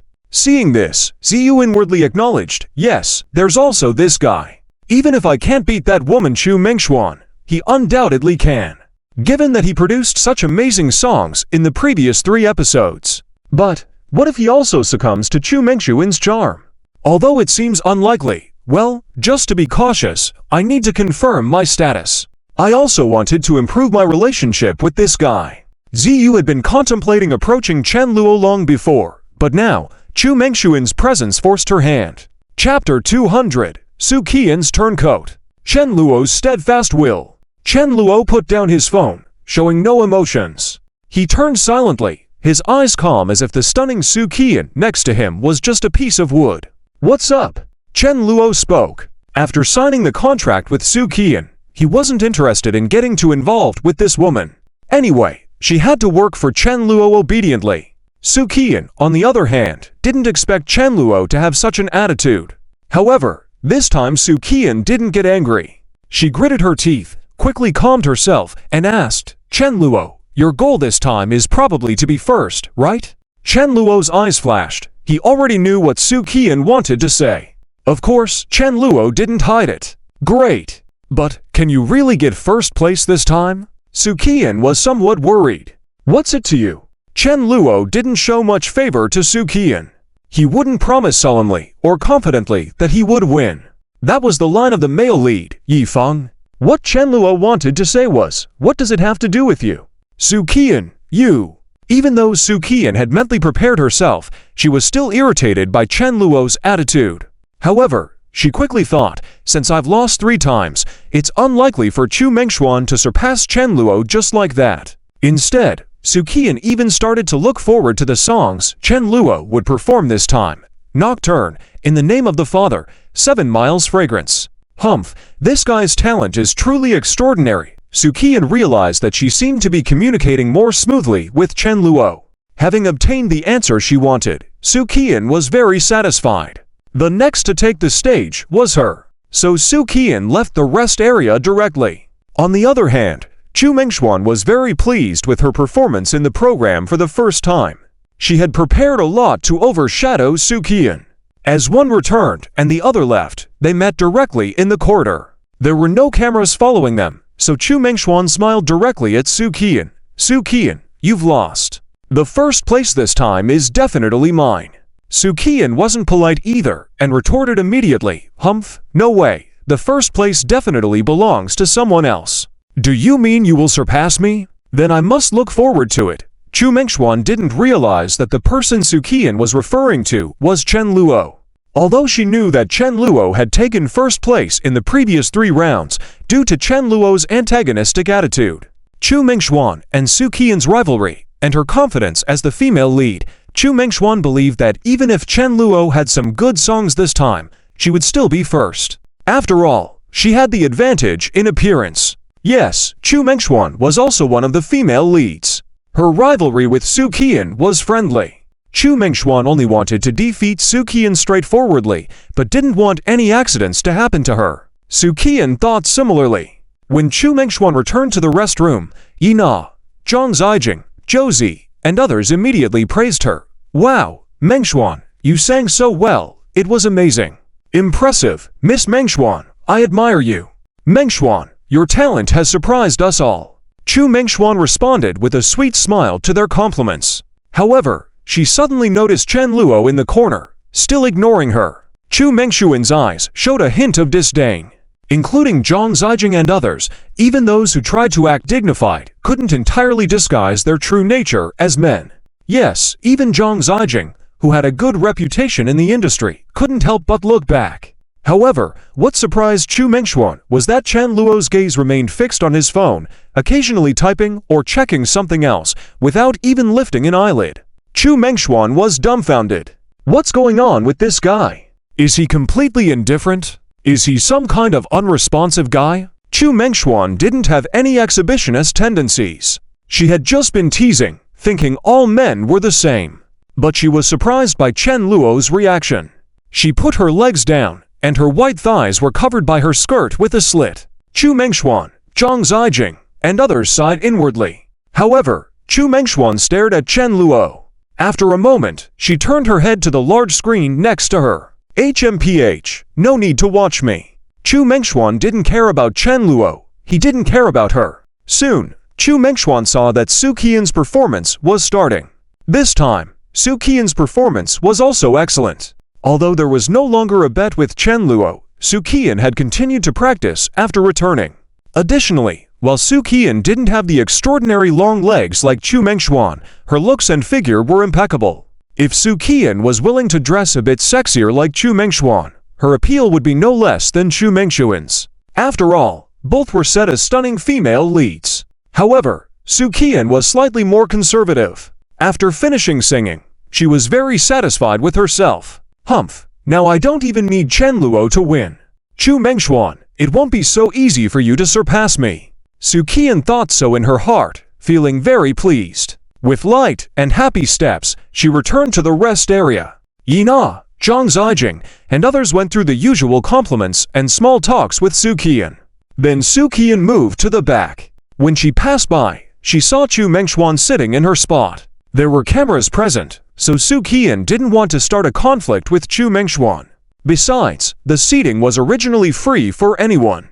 However, Su Qian didn't want to sit next to Chu Mengxuan. She knew that, if she went over, that woman would definitely start to make a fuss. After a brief thought, Su Qian simply sat down next to Chen Luo. This scene surprised Zhang Zijing, Zhou and other boys. There were available seats next to both Chu Mengxuan and Chen Luo, but Su Qian, instead of sitting next to Chu Mengxuan, chose to sit directly next to Chen Luo, even so close. If this scene were to be broadcasted and manipulated by someone with intentions, it might spark another round of speculation from bored netizens about the love story between the beautiful singer Su Qian and Chen Luo. However, they didn't pay too much attention to it. But Chu Mengxuan was a bit puzzled. Wait, what's Su Qian's intention? Is their relationship with this guy Chen Luo not ordinary? Chu Mengxuan naturally wouldn't invite Su Qian over proactively. To be honest, she wasn't bothered that Su Qian didn't sit next to her. In this situation, there wasn't any major conflict. But Su Qian chose to sit next to Chen Luo, indicating there might be something going on between them. Of course, Chu Mengxuan wasn't aware that this was Su Qian's wishful thinking. Chen Luo didn't care either. If you want to sit, go ahead. Soon, the next singer on stage was Yina, followed by Zhang Zijing, Zhou and Zheng Yuan taking turns to perform. Their performances this time were all perfect, without major flaws. Before long, it was Chen Luo's turn. Chen Luo silently stood up, but unexpectedly, Su Qian suddenly said, "Come on, Chen Luo, I believe in you." Chen Luo was a little surprised. He thought, if this woman wants to get on good terms with me and stop competing, that would be fine. But if she's just using me, then she can go cool off. Chen Luo didn't argue. He not only had confidence, but also held no burden. He simply wanted to place first, which would help him gain more fame. But even if he didn't get first place, it wouldn't matter. This time, Chen Luo didn't make a bet with Su Qian. However, from the results, Chen Luo's confidence was entirely justified. The songs he chose had lived up to his expectations. Our first place tonight goes to Chen Luo. As the host announced, Su Qian's face lit up. Yes, fantastic. Su Qian's celebratory voice wasn't loud, but Chu Mengshuan naturally heard it clearly. She couldn't help but glance at Su Qian and Chen Luo, feeling a little perplexed. Does Su Qian like this guy? Chu Mengshuan was surprised. In her understanding, Su Qian wasn't supposed to easily fall for a man. Moreover, did this guy named Chen Luo have outstanding qualities? Was he able to make Su Qian like him? Chu Mengshuan looked at Chen Luo, her curiosity growing. Chapter 201. Chu Mengshuan's Confidence. Chen Luo's Sole Purpose. From the beginning, Chu Mengshuan didn't pay much attention to Chen Luo at all. At that time, Chen Luo had just appeared on the singer stage. In her eyes, this Chen Luo was just a newcomer, nothing to be concerned about. Her real opponent was only Su Qian. Before Chen Luo appeared, Chu Mengshuan would watch the show and Su Qian was often ranked in the top 3. Even occasionally taking first place was normal. This made Chu Mengshuan very dissatisfied. Furthermore, to be honest, Chu Mengshuan didn't bother to understand Chen Luo deeply. She didn't watch every episode of the singer show because she had other things to do. She had heard that a newcomer named Chen Luo had joined the show, but Chu Mengshuan just brushed it off. Nocturne, In the Name of Father, 7 Miles Fragrance, and so on. Chu Mengshuan listened to them and had to admit that they were indeed good songs. However, she had confidence and other hidden cards. But now, after hearing Chen Luo sing Eliminate Sorrow, Chu Mengshuan truly felt surprised by Chen Luo. Being present at the scene and experiencing Chen Luo's talent shattered Chu Mengshuan's layer of confidence. If earlier she was just surprised that this guy named Chen Luo didn't even glance at her, it was indeed quite special. Now, Chu Mengshuan's feelings towards Chen Luo were curiosity. Of course, the most important thing was Su Qian's performance. Chu Mengshuan squinted her eyes. She looked at Su Qian sitting next to Chen Luo with a delighted expression. Humph, this woman.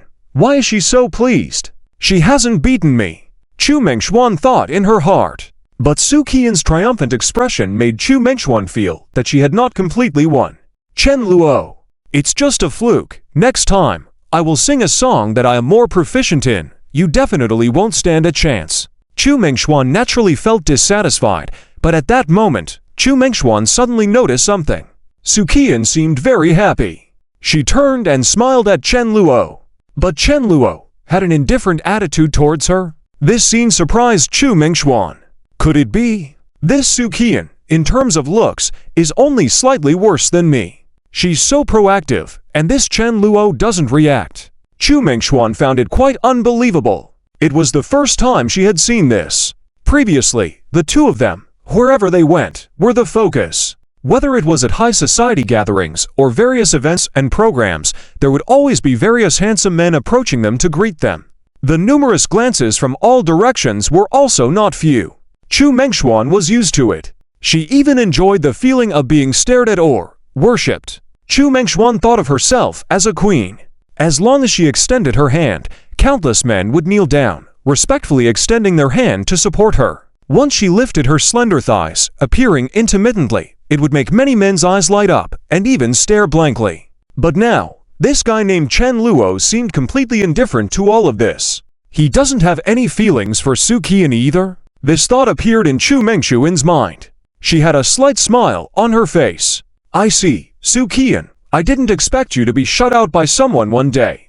Do you like this guy? Chu Mengshuan was clear that if Su Qian didn't have any good feelings towards Chen Luo, she would have distanced herself far away from him a long time ago. Now, Chen Luo's attitude towards Su Qian was extremely cold, yet Su Qian still greeted him with a smile, which clearly indicated something.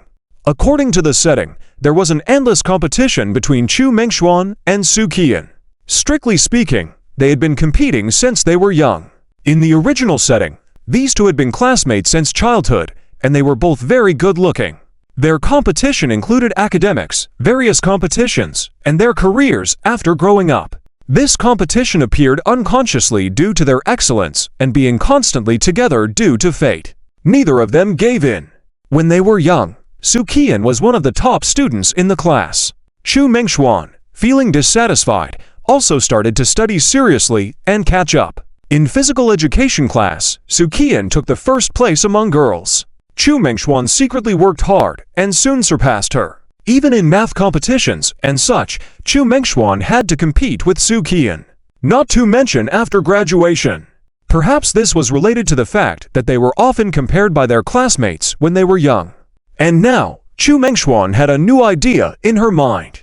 The program recording quickly ended and people started to leave. Josie still wanted to spend time alone with Chu Mengxuan and invited her for a drink at a bar. Chu Mengxuan rolled her eyes internally and politely declined. Chen Luo left silently, and Soo-kian caught up with him, smiling. "Chen Luo, congratulations on winning first place again this time. How about having dinner together tonight?" Soo-kian showed great courage in this invitation. "Not interested," Chen Luo replied bluntly. Soo-kian's expression froze a bit. She had been patient since the beginning. This guy is too much, right? I'm being so friendly, and he's still so cold. Soo-kian even thought, I want to bite him.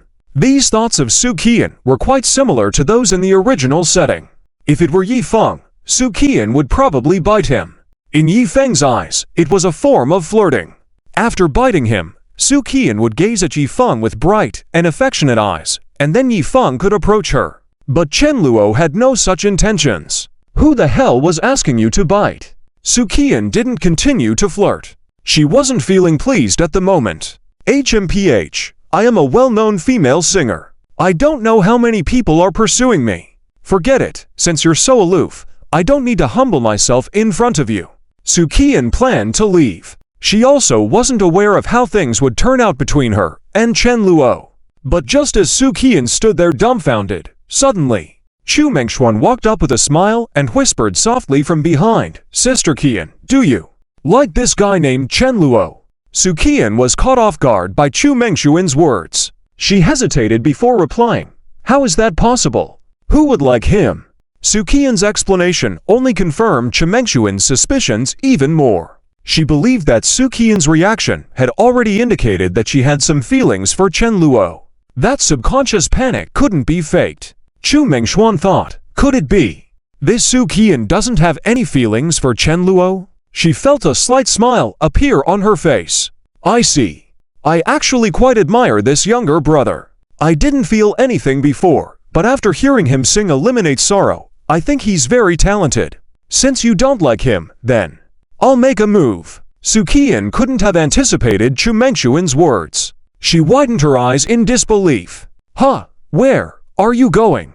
Soo-kian was in disbelief. She really didn't want to get too involved with Chen Luo, but she also genuinely liked this guy named Chen Luo. It was not just because he was handsome and came from a good family. What she liked more was Chen Luo's talent, which inevitably moved Soo-kian. Originally, she had some prejudice against Chen Luo. But after that night, seeing Chen Luo's easygoing nature, Soo-kian felt that Chen Luo was completely different from other rich young men. She liked this simple man. After all, she was the female lead. However, Soo-kian didn't want to invest too much in Chen Luo at the moment, but she also didn't want Chen Luo to be approached by someone else. Especially by Chu Mengxuan, her arch-rival. No, to be precise, if it weren't for Chu Mengxuan's level of beauty, Soo-kian might not have been so worried. As Soo-kian saw Chu Mengxuan's expression, she became even more worried. But after the two women had a fierce competition between them, treating Chen Luo as if he were some kind of object, they were unaware of what kind of person Chen Luo was. Chu Mengxuan, with full confidence, walked up to Chen Luo. Before she approached too closely, Chen Luo could already smell the fragrance emanating from her. As they left, Chu Mengxuan finally caught up with Chen Luo and said with a smile, Chen Luo. Chen Luo was unaware of the conversation between Chu Mengxuan and Soo-kian. He turned around to look at Chu Mengxuan. Chu Mengxuan was pleased by that gaze. She wasn't hiding anything. She even moved 2 steps closer to Chen Luo. Hello, I'm Chu Mengxuan. The song you sang Eliminate Sorrow is really good. Congratulations on winning first place. Chu Mengshuan extended her hand and smiled. Thank you, Chen Luo replied without changing his expression. Do you have any plans after this? If not, how about having dinner together? Let's become friends. Chu Mengshuan's confidence made her think she had already won Chen Luo over. Little did she know, Chen Luo only had one thought in mind, to get Chu Mengshuan to sign a contract with their company. That's it. Chapter 202, Chen Luo's sincere invitation. Chu Mengshuan is irritated. Chu Mengshuan was shocked to the core by Chen Luo's sudden words. He wants to sign me. Chu Mengshuan suddenly felt like laughing. No, even if you have some talent, you should still evaluate yourself. I'm the leading actress of Tenglong Media, a star singer. With my looks and figure, there are countless people wanting to sign me. These artists and stars, they only sign with one main company, but they can also sign other contracts with different companies for promotional purposes. This is usually the responsibility of their agents. However, as mentioned before, some big-name stars can make their own decisions. Even the main company will cater to them, depending on the influence of the company owner. If the owner is a tycoon and the entertainment business is just a hobby for them, then these stars are just toys to them. Not only female stars, but male stars as well. Coincidentally, Chu Mengshuan's boss at Tenglong Media started from scratch. He is currently dependent on Chu Mengshuan for his meals, so he naturally wouldn't offend her too much. Obviously, Chu Mengshuan was quite dismissive of Chen Luo's words. She had also figured it out. It might be that she had shown a bit of initiative, leading Chen Luo to misunderstand. Just like this, you want to sign me? This kid is really naive. A playful smile crept onto Chu Mengshuan's lips. Chen Luo noticed this smile. Of course, he understood what Chu Mengshuan meant. However, Chen Luo seemed unfazed. Not interested? Looking down on me? Well then ... Chen Luo gave Chu Mengshuan a chance. Since she seemed a bit ignorant, Chen Luo didn't mind showing her what would happen when the villain rises and the female lead faces dire consequences. Not to mention Chu Mengshuan, even her Tenglong Media behind her. Chen Luo didn't care about them. He knew the owner of that company was Su Tenglong, a somewhat influential middle-aged man. However, it was just that somewhat. Although Chen Luo's company was currently not on par with Tenglong Media, with his background, they were not that far off. Mainly, Chen Luo had absolute confidence. Once his book and film were in operation, along with his contributions in music and games, his company would soon surpass Tenglong Media. At this point, Chu Mengshuan didn't know what to say. Her face was full of mockery, as if saying, "Really? Kid, you want to sign me? Do you even understand my status? You, a newcomer just starting out, want to sign me? Have you lost your mind?" Chen Luo continued to wait silently, giving Chu Mengshuan one last chance. Once the time was up, Chen Luo would not hesitate to leave. If you don't submit to me, then await the consequences. As for Su Qian, she had already signed a contract with Chen Luo. Although Chen Luo had promised Su Qian a dominant contract, he truly would help her write songs. This fact was unquestionable. However, it would depend on how obedient Su Qian would be and the extent of her obedience. Currently, she still seemed a bit wayward. Chu Mengshuan, "Hey, kid, what did you say? Do you want to sign me?" After reflecting to herself about Chen Luo's audacity, Chu Mengshuan finally spoke up. Internally mocking, but not outright rejecting it, Chu Mengshuan was extremely proud at the moment. Chen Luo taking the initiative further heightened her ego, almost to the point where she felt like flaunting it to the heavens. This kid probably only pretends to be serious on the surface, but in reality, he can't hold it in anymore, right? Too bad. I thought I might encounter a truly exceptional man. Chu Mengshuan's eye showcased a hint of disdain. As the female lead, she was anticipating her destined companion. While she was indeed proud, if she were to meet her fated one, Chu Mengshuan would immediately transform into a gentle and caring woman. Consequently, towards Yifeng, Chu Mengshuan behaved like a compliant good girl. But towards Chen Luo, Chu Mengshuan's attitude was naturally arrogant. At this moment, Chu Mengshuan had forgotten that just a while ago, she had requested Chen Luo to simply give her a few million to gauge his intentions, a rather far-fetched idea. If Chen Luo actively pursued Chu Mengshuan like Zhang Zijing did, her impression of him would worsen. Her proud attitude as the female lead was displayed vividly in front of the antagonist Chen Luo, a fact he was well aware of. Presently, all Chen Luo wanted was to sign Chu Mingxuan. Seeing her victorious smirk, Chen Luo understood that she thought she controlled the situation just by expressing her desire to sign with him. If you take this into account, what's the cost of signing me? To have me advertise for you could easily cost a few million. I know your family might have some money, but do you personally have that kind of financial capability? Let alone signing me. Can you afford it? Chu Mingxuan teased Chen Luo. If Chen Luo could demonstrate sufficient funds, Chu Mingxuan might consider it. Regardless, she believed he would have to offer additional perks to earn her agreement. To which Chen Luo responded nonchalantly, "You making a wish? I've already prepared the money." Unaffected by Chu Mingxuan's words, Chen Luo proceeded, "Oh, is that so?" Chu Mingxuan brightened at this notion, quite pleased that Chen Luo could provide ample funds to showcase his sincerity. Although, she felt that Chen Luo would have to do more to convince her entirely. Chu Mingxuan, astonished by Chen Luo's offer, couldn't help but burst into laughter. Her expression turned disdainful as she heard his proposal. "So, my fair legs are only worth 20,000 a month. Are you trying to fool me?" Internally evaluating her own worth as the leading actress of Tanglong Media and a renowned singer, Chu Mingxuan couldn't fathom signing a contract with a mere 20,000 a month. Chen Luo, however, maintained his smile. "Of course not, Sister Chu Mingxuan. I'm very sincere. In my eyes, you're worth it." This statement sent Chu Mingxuan over the edge. She was incensed. She had initially thought of Chen Luo as easily manipulatable, setting the stage for their dinner encounter. She believed that Chen Luo's interest in her was an advantage. But Chen Luo's calm assertion that she was worth 20,000 indeed surprised her. As Chu Mingxuan stormed out of the restaurant, her expression of contempt only deepened. "I never expected this guy to be so arrogant. I thought he was easy to handle. I made the first move, he agreed to dinner, and then he told me he wants to sign me. What a deceitful person." Chu Mingxuan had thought that Chen Luo would appreciate her effort to challenge Su Qian, believing she had the upper hand in that aspect. Now she realized otherwise. Next time, as long as I surpass Chen Luo, and should I remind Su Qian that the man she admires is just all talk? Chu Mingxuan contemplated helping Su Qian if needed. She believed that her actions were justifiable. "Humph, that woman should be thanking me very soon, right?" Chu Mingxuan shrugged off Chen Luo.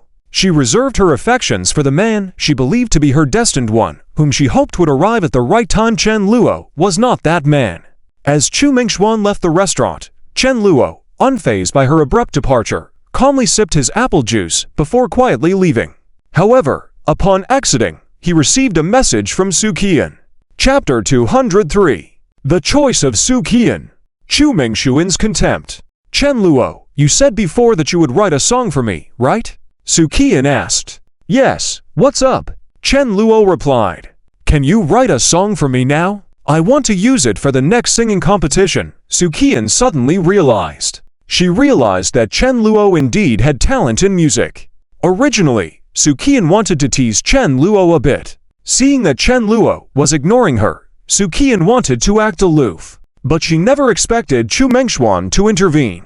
What startled Su Qian even more was that Chen Luo actually agreed. When Su Qian saw the photo sent by Chu Mingxuan, she could see Chen Luo sitting opposite to her. The setting of their meal was upscale, which made Su Qian a bit jealous. When she found out that songs like "The Wind is Rising," "If Love Forgets," and "The Seabed" were also created by Chen Luo, Su Qian started to view him with less bias. She only held a slight resentment towards the antagonist. Su Qian knew deep down that she really appreciated Chen Luo and wanted to play hard to get. Now, Chu Mingxuan's appearance had disrupted Su Qian's plan. Su Qian felt that if she wanted to pursue Chen Luo, she would have to take action quickly. Otherwise, she would regret it. However, with Su Qian's values, even if Chen Luo and Chu Mingxuan got together, she wouldn't mind. As long as Chen Luo was willing to be with her, Su Qian wouldn't mind. Additionally, she felt a bit nervous when she sent the message to Chen Luo. Will Chen Luo really write a song for me? Will he write such a good song directly? Su Qian had doubts. After all, Soo-Kian later realized that songs like Underneath, Invisible Wings, and Cool that were currently popular online were also written by Chen Luo. This increased Soo-Kian's favorable view of Chen Luo. Emotionally, this Chen Luo is not just talented, he is exceptionally gifted. His talents are plainly visible, Soo-Kian sighed. However, what surprised her even more was when Chen Luo quickly responded, "Of course, no problem." Chen Luo's response was straightforward. Soo-Kian was stunned. Is it that simple? Soo-Kian thought Chen Luo would need time to consider. She knew that creating a good song wasn't easy. This thought also made Soo-Kian realize, will the song I receive be of that level? Soo-Kian was worried that Chen Luo might give her some trash songs to sing, although she believed this was unlikely. Soo-Kian hesitantly asked, "Can my song be at the level of the seabed?" However, this time, Chen Luo's response seemed colder. "Haha, you've already signed a contract with me. I'll give you a song, and you can sing it. Why ask so many questions?" Chen Luo was not indulging Soo-Kian. She wanted to sing, gain fame, and earn money, which wasn't an issue. But if she kept being picky, Chen Luo naturally wouldn't agree. Otherwise, if Chen Luo gave her a song, and it turned out to be a hit, but she claimed it wouldn't be, Chen Luo didn't have time to argue with her. Chen Luo's firm attitude also made Soo-Kian a bit displeased. HMPH. Why is this guy so fierce? I just asked a question. Soo-Kian felt wronged but didn't dare to refute. At the same time, Soo-Kian realized, is Chen Luo going to be with that woman Chu Mengxuan? Is that why he's so indifferent to me? Soo-Kian forgot that Chen Luo had shown a lukewarm attitude towards her before. However, just then, Soo-Kian received a call from Chu Mengxuan. "Hello, Soo-Kian." Chu Mengxuan's voice came through the phone. "What's up?" Soo-Kian's tone turned colder. But following the principle of helping each other as protagonists, Chu Mengxuan didn't argue this time. She directly said, "Nothing. I just want to confirm for you that this Chen Luo is totally incapable. I suggest you stay away from him in the future," Chu Mengxuan said confidently. Soo-Kian was puzzled by this statement. "What do you mean?" Soo-Kian's tone eased slightly. She didn't really dislike Chu Mengxuan.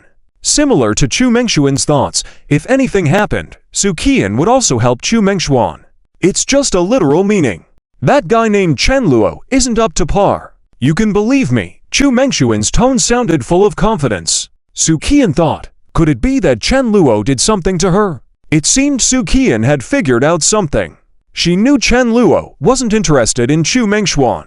This means Chen Luo's conduct was at least acceptable. Soo-Kian had never seen such a man. So Chen Luo wants to sign you to get close to you. Soo-Kian listened, finding it unreal. Had Chu Mengxuan completely not noticed that Chen Luo had no interest in her? Originally, Soo-Kian had some doubts. She thought Chen Luo couldn't resist and did something to Chu Mengxuan. But upon hearing Chu Mengxuan's denial, Soo-Kian understood. Chen Luo was truly unique. As Chu Mengxuan finished her words, Soo-Kian became more convinced. "Chu Mengxuan, what's the matter?" "Soo-Kian, don't you feel like this? Why are you silent?" "Haha, if you want me to say it, if Chen Luo is willing to give me a few million in advance, I might find some sincerity in him. Don't you think so?" Chu Mengxuan seemed to seek confirmation. She and Soo-Kian were like sisters, sharing thoughts. However, Soo-Kian now felt the statement was odd. Of course not. Why should Chen Luo give you millions in advance? What if he gives it and you don't agree? If I don't agree, I don't agree. Who said I must agree after taking the money? It's just to see if he has sincerity. If he's unwilling to part with even a few million and still wants to sign me, what's he thinking? Wait, Soo-Kian, are you saying you should sign without seeing the sincerity first? Aren't you too cheap? Chu Mengxuan assumed Soo-Kian and she were similar. Soo-Kian was aloof towards men.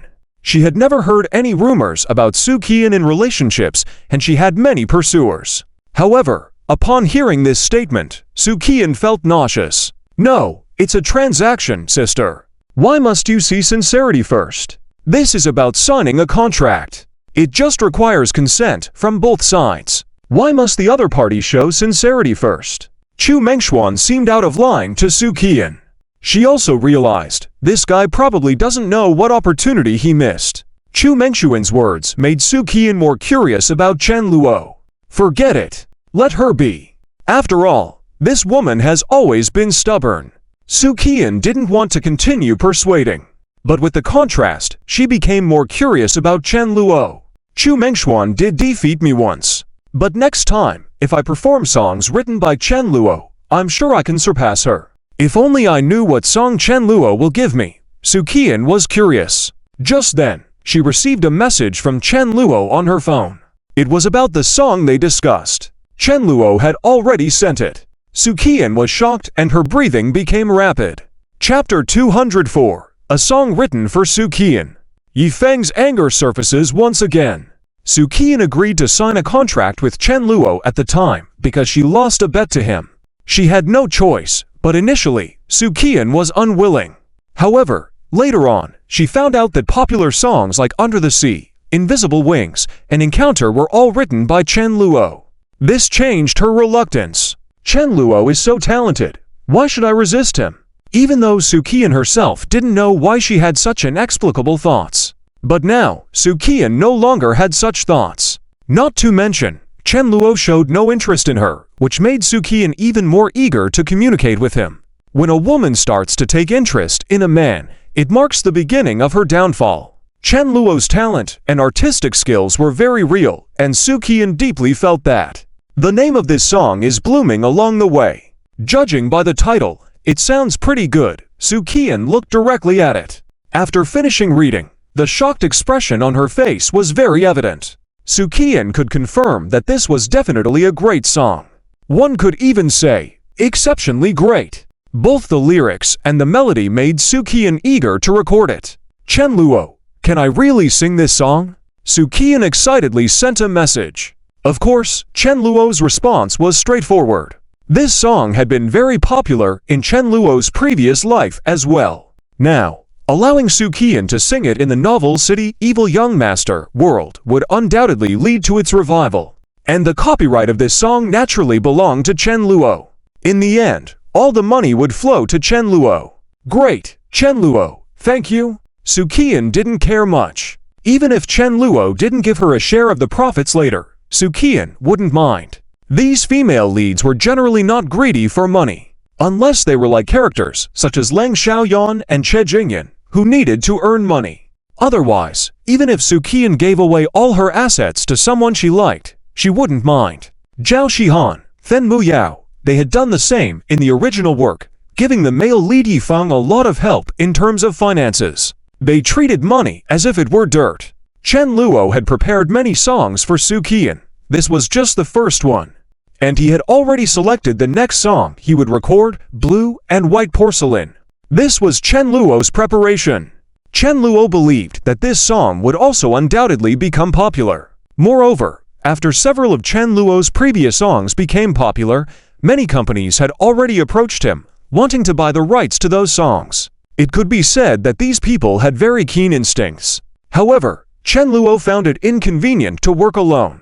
Because in order to suppress Yi Feng, Chen Luo eventually had to reveal himself and sing his own songs. On the one hand, he wanted to satisfy his addiction, and on the other hand, he wanted his songs to be associated with him. Moreover, he couldn't find more suitable candidates to sing the songs he had prepared. As a result, those companies looking to purchase the rights had no choice but to approach Chen Luo. Chen Luo had to redirect all of them to Leng Xiaoyan. If they approached him online, that was fine.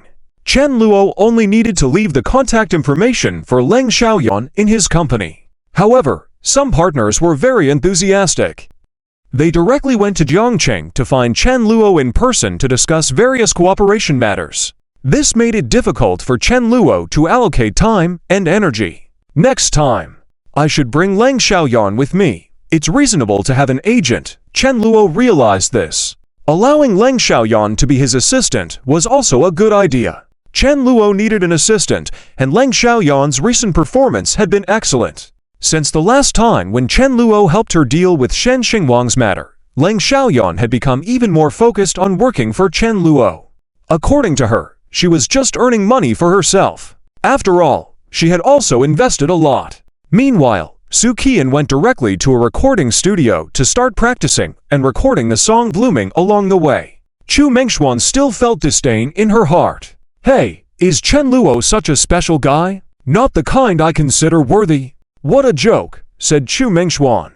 As she remembered Chen Luo offering her a monthly salary of 20,000, she felt humiliated. Wasn't she worth more than just that?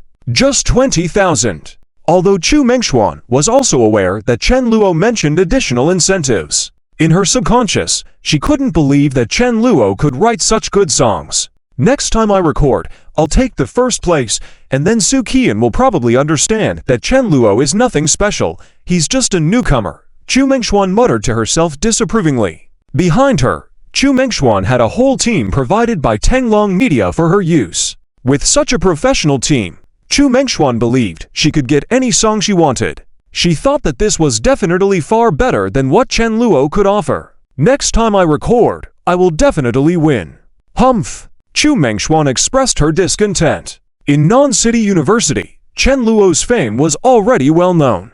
Almost all students in the school knew that one of their freshmen had participated in a popular domestic music variety show, I Am a Singer, and had won first place several times. This achievement made many students feel overwhelmed as they realized that this person was becoming famous nationwide. However, they also knew that the gaps between individuals could sometimes be significant.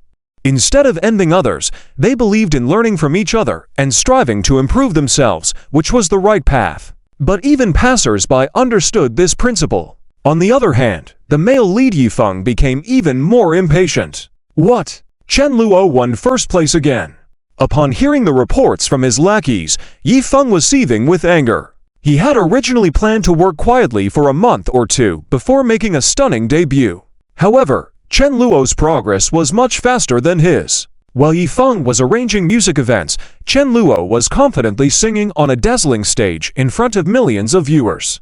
During these days, Yifeng had gained quite a few points from female protagonists like Zhang Qianchen and Luo Weina. However, he had decided not to continue exchanging for top-notch songs. While the songs he sang continued to earn money, he knew that this was nothing compared to what Chen Luo was capable of. Yifeng had worked hard to exchange for a few songs, but Chen Luo effortlessly composed several songs for Xia Qingyu, Zhang Xiaoyu, and others. In fact, several songs for each person.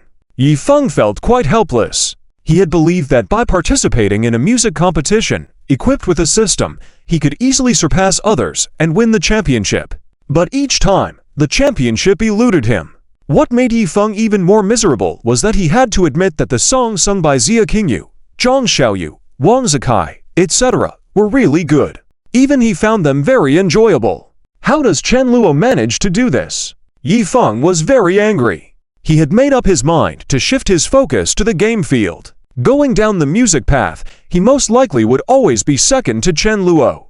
Somehow, this was something he couldn't tolerate. Although Yifeng understood game development and coding, he was a professional.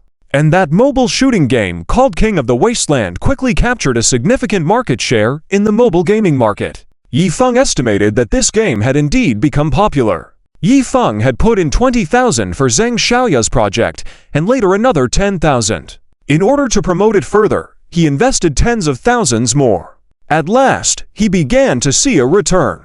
The download count for this game was rapidly increasing.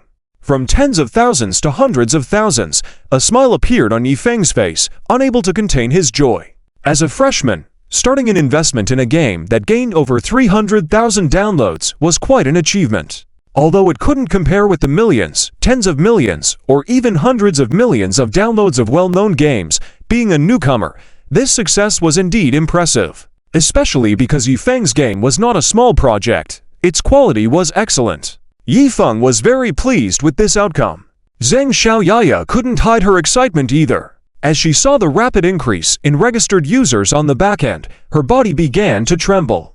Zhang Xiaoyaya felt that she had been overlooked for too long, and she was very lucky to have finally found her own benefactor. It could be said that he was her true love for life. Zhang Xiaoyaya had developed feelings for Yifeng. She believed that Yifeng would definitely grow to great heights in the future. This thought influenced Zhang Xiaoyaya greatly. At the same time, she was very willing to help Yifeng research and develop new games. And Yifeng planned to establish his own development team. He estimated that this game would bring him profits of at least tens of millions. The initial investment is in place. Next, it's my main stage. Yifeng's eyes were chilling. He silently whispered this to himself. However, the dark side of Yifeng's heart held even more than this. Originally, when Yifeng's game was launched, he should have taken the advantage to flaunt a bit. For example, if classmates were discussing, "Hey, this King of the Wasteland is really fun. Have you played it?" Then a classmate could reply, "Of course, I'm almost at the gold rank. What about you? Wanna team up?" Another student could contribute by saying, "Do you know? I heard that this game seems to have been invested in by Yifeng." This would spark various intense discussions among the NPCs, stirring the curiosity of the girls in the class. Even some female protagonists would want to know if there was any connection between this game and Yifeng. This way, Yifeng could confidently speak up on specific occasions. "Well, I did indeed invest in this game. To be precise, this game was developed through my investment. I am the boss." Instantly, everyone would be surprised. This was the scene Yifeng had envisioned in his mind. He was already looking forward to it. However, Yifeng had still underestimated Chen Luo's influence at Non-City University. Despite his game being online for some time and having a considerable number of players, discussions among classmates still revolved around Chen Luo's music variety show. Many people were highly anticipating Chen Luo's next song. I wonder what song Chen Luo will sing in the next episode. It's definitely going to be another very beautiful song. I think so too. He's just too amazing. I've been listening to each of his songs on repeat several times. I'm already a die-hard fan of Chen Luo's. Studying at the same school as Chen Luo makes me feel very honored. I really want to date Chen Luo. He's so handsome and also seems very caring and considerate. I wonder how happy it would be to be his girlfriend. Such comments could be heard around. As Yifeng passed by, he couldn't help but feel bitter. "Damn you, Chen Luo!" Yifeng expressed his jealousy. This was something that he believed should belong to Chen Luo. That guy should be trampled underfoot by me. Yifeng gritted his teeth, looking ferocious. Chapter 205. The progress of Chen Luo's career. About to become a big boss? For Yifeng, this experience truly made his mentality easily unbalanced. After all, Yifeng was the cool male lead in the light novels, only experiencing joy himself. As the protagonist, how could he be constantly met with obstacles? With the system and still playing so poorly, Yifeng was somewhat frustrated. He originally thought his game would gain some popularity among his classmates and maybe impress some people. However, now Chen Luo's popularity completely overshadowed Yifeng's game, King of the End, compared to the hype at South City University. Fortunately, Yifeng had strong self-regulation abilities. In the end, he sneered and declared that there are ups and downs in life, and he will eventually rise. At the same time, Yifeng also had some curiosity. "Hey, Chen Luo, I'm also curious. How far can you go on the path of music with your talent?" Yifeng acknowledged that Chen Luo did have talent in music. But fallen geniuses were not uncommon in the world. Many were only famous for a short period. Very few could remain in the limelight forever. However, Yifeng believed that his expertise in games would keep him popular. That game, King of the End, was just a regular game Yifeng redeemed with 10,000 points. On this platform, there were also premium games, top-notch games, and phenomenal games. If Yifeng could accumulate 1,000,000 points and exchange them for a phenomenal game, he would become a billionaire instantly. According to the system, any phenomenal game, once completed and released, would instantly bring Yifeng's wealth to over 1 billion. Even surpassing 1 billion would not be a big deal. With this trump card, Yifeng had no fear of not rising up.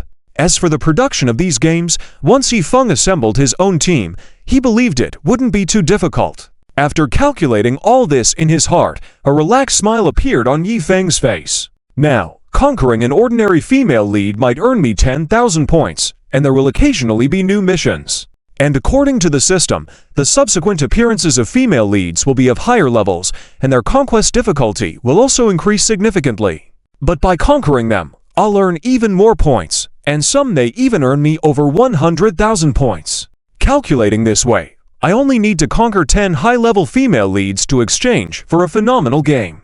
Yifeng was getting excited. Just 10 female leads. Regardless of whether they were high-level or ordinary, in Yifeng's eyes, they were all the same. As long as they were on the system's conquest list, they would eventually be his. The only one to watch out for was Chen Luo.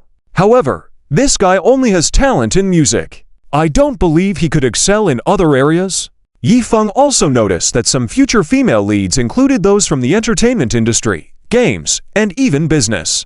Yifeng did not believe that Chen Luo could be so outstanding in these different fields. How could he participate in music variety shows and attract goddesses from other circles? Yifeng was unwilling to believe it. On the other hand, after finishing the show recording and taking a day off, Chen Luo flew back to South City. Lin Yun had been waiting for him at the airport. After a warm embrace with Lin Yun, Chen Luo was thrilled. Looking at Lin Yun's beautiful face, Chen Luo kissed her directly. "Lin Yun, have you missed me?" Chen Luo smiled. His attitude towards Lin Yun was totally different from how he treated Su Qian and Chu Mengxuan before. If they saw Chen Luo behave this way, they would be shocked. "Of course, I missed you so much. I've been dreaming about you." Hehe. Lin Yun was also very happy. Now, Chen Luo was very popular. She didn't know how many beautiful girls wanted to date Chen Luo, but he belonged only to her. This made Lin Yun even more grateful that her initial judgment was correct. After enjoying a sumptuous meal with Lin Yun, Chen Luo returned to his company. His company was named Luo Yun Group. The meaning of this name was quite evident, indicating Chen Luo and Lin Yun. As for why they didn't use the Yun character, Chen Luo wanted to keep a low profile. Lin Yun didn't mind these details. She was instead very happy. Her name could be associated with Chen Luo's in the company name he founded. Luo Yun Group was now very mature, with the addition of two very capable women, Leng Xiaoyan and Du Qingku. The company was operating very well in all aspects. Leng Xiaoyan handled all copyright issues related to Chen Luo's songs. Recently, she had been smiling brightly every day. She also believed that changing her original path and investing 70 million in Chen Luo had been a very correct decision. Now, the copyright she had secured had already exceeded 1 billion. These included several of Chen Luo's songs, as well as those sung by Xia Qingyu, Zhang Xiaoyu, Wang Zikai, Kong Jia, and others. Songs like The World, Invisible Wings, Actor, Gentleman had already been released on major music apps. They were widely known online, with extensive discussions. Even Xia Qingyu, Zhang Xiaoyu, and Wang Zikai had started receiving invitations for programs. Although they were not very well-known shows, most of them were interview programs. In short, it was all about interviews, not making too much money, but gaining more fame. However, this was also a good start. Once Chen Luo returned, he was greeted by Chen Ruoxu. "Chen Luo, have you set the release date for Fruit Ninja? When is it going to be launched?" Chen Ruoxu seemed very excited. She was basically one of the main developers of this game. If many people like this game, Chen Ruoxu would be very happy. "I've already set the time. It's going to be online next Monday. You need to handle the maintenance after the game goes live. Be prepared to deal with any potential problems that may arise, and I've also arranged the promotion aspect. This time, my investment is huge, amounting to millions, so this game might become very popular as soon as it is launched. You'll just have to wait and see." Chen Luo's words made Chen Ruoxu's eyes shine even brighter. "Yes, let's crush that disgusting guy." Chen Ruoxu's eyes flashed with fury. Later, Chen Luo found Meng Shanshan and Tang Kaoer. Chen Luo's entertainment industry had now grown very big. He not only had several well-known directors, but had also expanded his actress lineup. Initially, he had found actresses in school, but now, many well-known domestic actors had joined. Some were introduced by Chen Dinyun, his elder sister. All these people helped Chen Luo in filming TV series and movies. However, none of them were set as female main characters. They were all NPCs born and raised in that novel world. This didn't matter much because Chen Luo's Sword of the Divine Heroes 3 was already a big hit. Tang Kaoer, Zhao Long, and another man named Hu Zhe played the male lead, Reverend Jingshan. He was a popular actor introduced by Chen Xinyan, a red-hot actor, and not just a popular teenager. These people were all thriving online. Even in South City University, many people were discussing them. Unfortunately, Yifeng was completely immersed in his anger towards Chen Luo, as well as the game development, and did not pay attention to the TV series Chen Luo had produced several months ago. Otherwise, Yifeng might have been more resentful. This guy's TV series is going popular out of nowhere. For Yifeng, this was absolutely unacceptable. Tankhauer, as well as others, had already started filming a new TV series. Chen Luo's next project was The Ladies in Returns. The explosiveness of this series didn't need much introduction. Chen Luo was very confident about it. He also planned to change styles in future projects and film TV series like The Fate of the People, Mad Dart. These good shows would also bring Chen Luo a lot of profit and fame.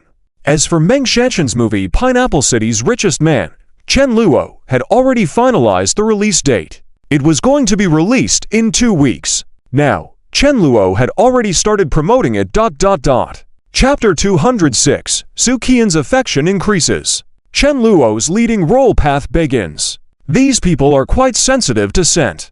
Among them are those with keen insight, immediately recognizing Chen Luo, the scriptwriter, as a remarkable talent. If they could cooperate with him, they might make a big profit. Chen Luo is already used to it. He has dabbled in so many things, involving songs, movies, games, novels. Even if he wants to keep a low profile, his abilities often do not allow it. Chen Luo doesn't mind that. He has done some filtering.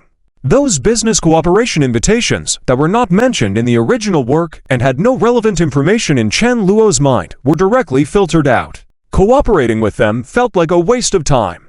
Chen Luo is familiar with the plot, and he can come up with information not found in the original work. So, there's no need to collaborate with unfamiliar people. It's better to approach those companies that consistently improved in the novel. These companies, in the original work, had a very successful collaboration with Yifeng, relying on the protagonist's aura. Before the collaboration with the male lead, they were quite average, not standing out.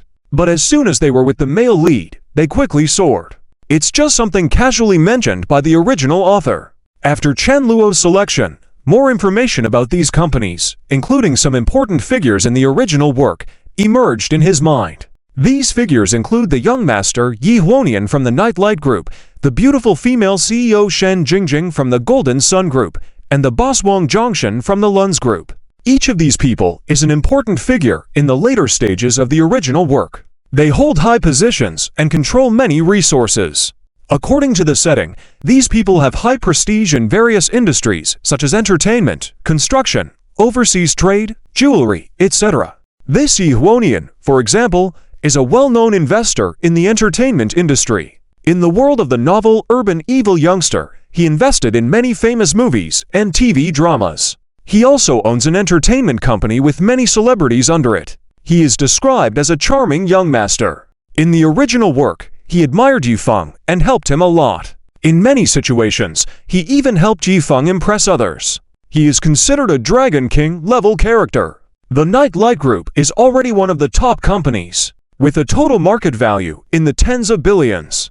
As the son of the CEO of such a huge company, his status is naturally extraordinary. Not to mention Shen Jingjing. If Chu Mengshuan achieved a net worth exceeding hundreds of millions through her own business acumen, Shen Jingjing is the Pro-Max version of Chu Mengshuan.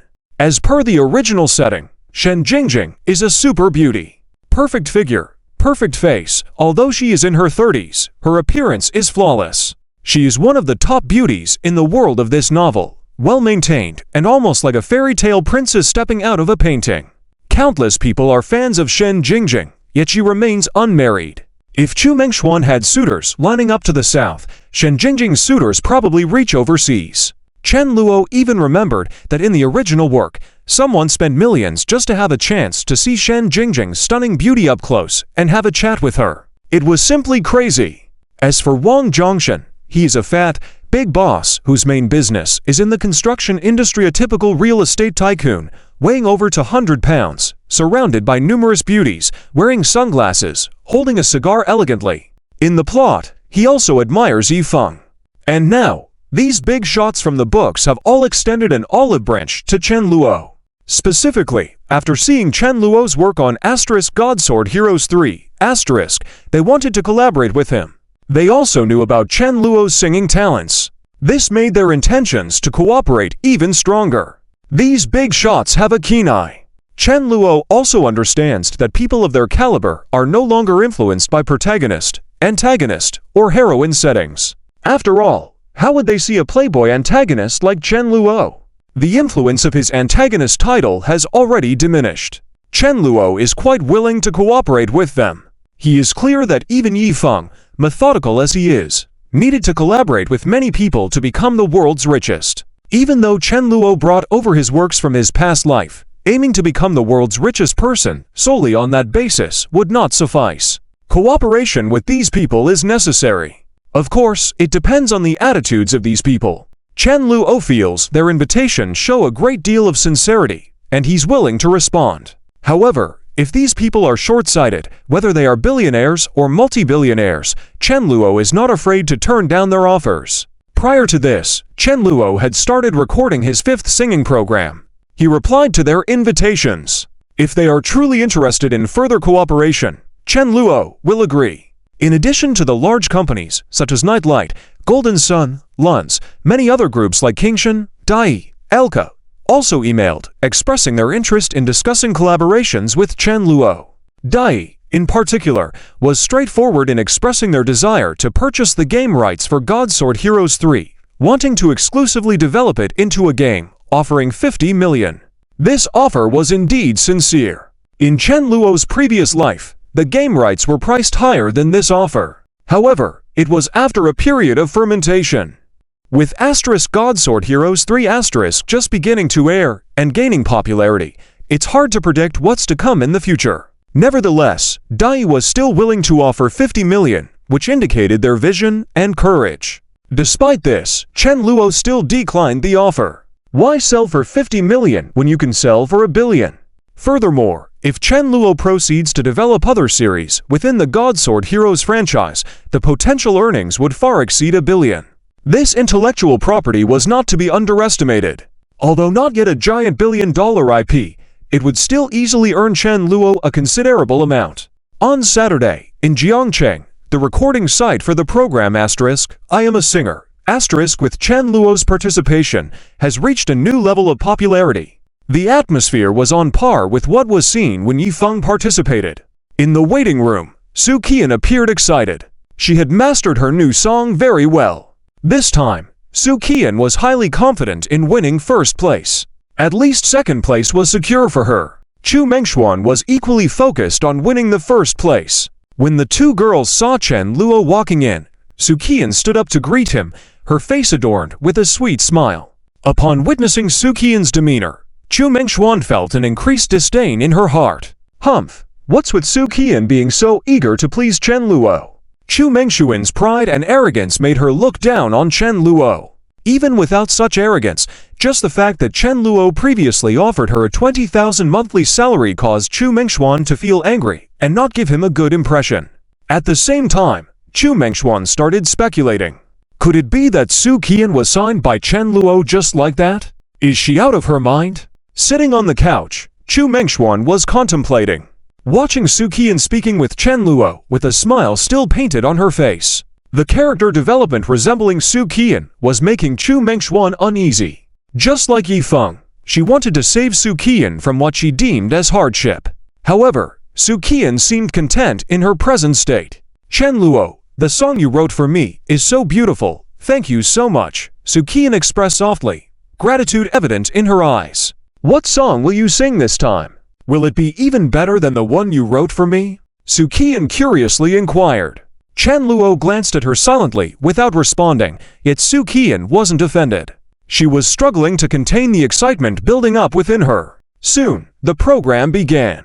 After the host delivered the opening remarks, the singers proceeded according to their predetermined order. Chu Mengshuan finished her performance and returned to the dressing room, a smug expression on her face. It seemed as if she had already sealed the first place. Regardless, Chu Mengshuan's singing this time was quite impressive.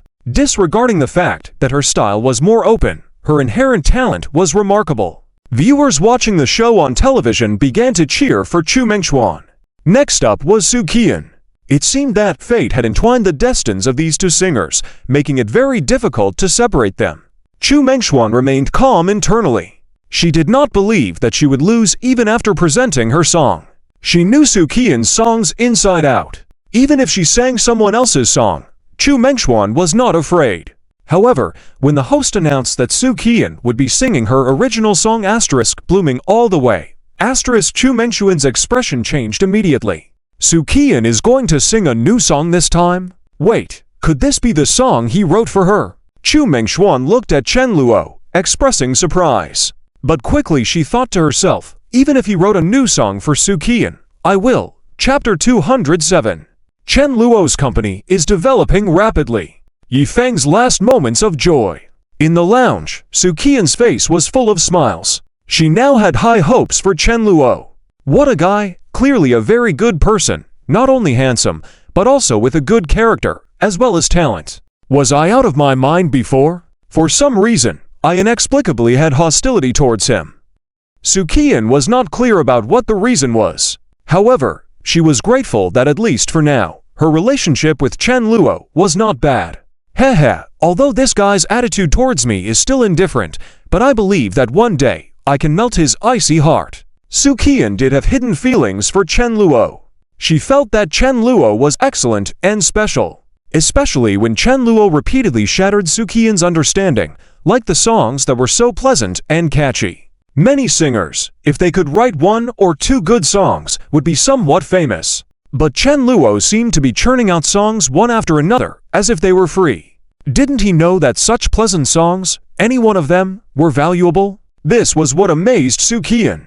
Up to now, has Chen Luo ever written any unpleasant songs? Su Qian also realized. With songwriting skills like Chen Luo's, when would it come to an end? Yes, Su Qian's mind was getting sharper and sharper. She realized that if Chen Luo continued like this, wouldn't he become nationally renowned in the future? He's already written dozens of famous songs, but I feel like this is far from the end. Su Qian dared not think further. She felt that Chen Luo's talent was a bit too terrifying.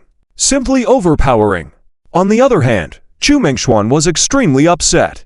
Despite reminding herself in her heart, I still have a chance. I'm sure I still have a chance. However, when the host announced the final rankings, first place, Chen Luo. Chu Mengxuan's worried heart finally calmed down. And it wasn't over yet. The host, not concerned at all with Chu Mengxuan's emotions, continued, the second place in our singer competition is Ms. Su Qian. What? Chu Mengxuan was even more shocked. Although she was prepared, the song Blooming Along the Way was indeed very pleasing. But upon hearing this outcome, Chu Mengxuan felt extremely uncomfortable, especially when she looked up and saw Su Qian across from her making a grimace. Damn! How old is this woman to be so childish? Chu Mengxuan felt the urge to scold her, but she wasn't foolish. Chu Mengxuan knew that the song was newly written by Chen Luo for Su Qian. She also recalled, Su Qian asked me to search for other songs written by Chen Luo before. At that time, Chu Mengxuan didn't pay much attention. But now, she couldn't help it. Chu Mengxuan made an excuse to go to the restroom, then took out her phone and started searching. However, when she did search, Chu Mengxuan's eyes widened instantly. Oh my, Bubble, Away from Light Years, Ordinary Road, they were all written by him. Chu Mengxuan was stunned. These songs, the ones she had been listening to repeatedly recently. At that time, Chu Mengxuan had only heard that some new students at a certain university were singing these songs. Chu Mengxuan had just marveled at how talented those students were. But little did she dream that they all came from the same person's hand. All written by Chen Luo. Chu Mengxuan's hand holding the phone began to exert force. She couldn't accept this reality. Chu Mengxuan and Su Qian, although had friendly competition, they were not enemies. At crucial moments, they would help each other. But it was still competition. Now, Chu Mengxuan had lost. At the same time, she had a premonition that if she let Chen Luo continue to write songs for Su Qian, she might lose again next time. Chu Mengxuan was also worried that she might keep losing. This was not the most crucial point. Is Chen Luo going to make Su Qian famous too? Chu Mengxuan had also seen those messages online. Those students who got songs written by Chen Luo were now quite popular online. There were people like Xia Qingyu, Zhang Xiaoyu, etc. Chu Mengxuan even found out that they participated in professional school competitions and achieved excellent results. It was said that many companies were interested in signing contracts with them to start their careers. So, what Chen Luo said in the restaurant before is all true. Chu Mengshuan's expression was a bit unpleasant. She also remembered when Chen Luo said that he was genuinely inviting her. But for some reason, Chu Mengshuan arrogantly refused. This made Chu Mengshuan have some inexplicable regrets. However, she was not the kind of person who gave up easily. Humph, winning once is nothing special. I'll win back again next time. In her heart, Chu Mengshuan cheered herself on. At this moment, Chu Mengshuan opened the restroom door, only to find Su Qian already washing her hands outside. She turned her head, and there was a faint smile on her face, with a hint of satisfaction. Chu Mengshuan felt even more frustrated, snorted coldly, washed her hands, and left directly. This time, she had no intention of greeting Su Qian. But Su Qian spoke up, saying, "Chu Mengshuan, I told you last time that signing with Chen Luo was the right choice. You didn't believe me." Chu Mengshuan responded coldly, "I am not as cheap as you, only with a monthly salary of 20,000, thinking of signing me. Dream on. Is the monthly salary important? Chen Luo said he would give you a commission. With his help in writing songs, your future fame will be 100 or even 1,000 times more. By then, the money you earn will be many times more. Tisk, I don't believe in him. I don't like this guy anyway. If you want to stay by his side, you can go by yourself, and I don't believe. I can't let him reveal his true colors." Chu Mengshuan seemed unable to accept the fact that Chen Luo had no feelings for her. It seemed like she had other thoughts. But when Su Qian heard this, she just sighed lightly. She hoped Chu Mengshuan would be okay, but unfortunately, this woman seemed unable to listen. The program came to an end, and Chen Luo casually browsed online. By now, he was quite well known on the internet. With just 5 songs, such as Nocturne, In the Name of Father, Solving Worries, 7 Miles Flower Street, King Hua Porcelain, Chen Luo became popular online. There were also many music companies sending messages wanting to collaborate with Chen Luo. But Chen Luo rejected them all. He had his own company, the Lu Yun Group, which was developing quite well. As the chairman of the group, Chen Luo had a lot more things to consider. The music department needs to expand. If Leng Xiaoyan becomes my assistant in the future, then I'll have to find someone else to take over her copyright work. Du Qingku can manage the company well, but I still need another person.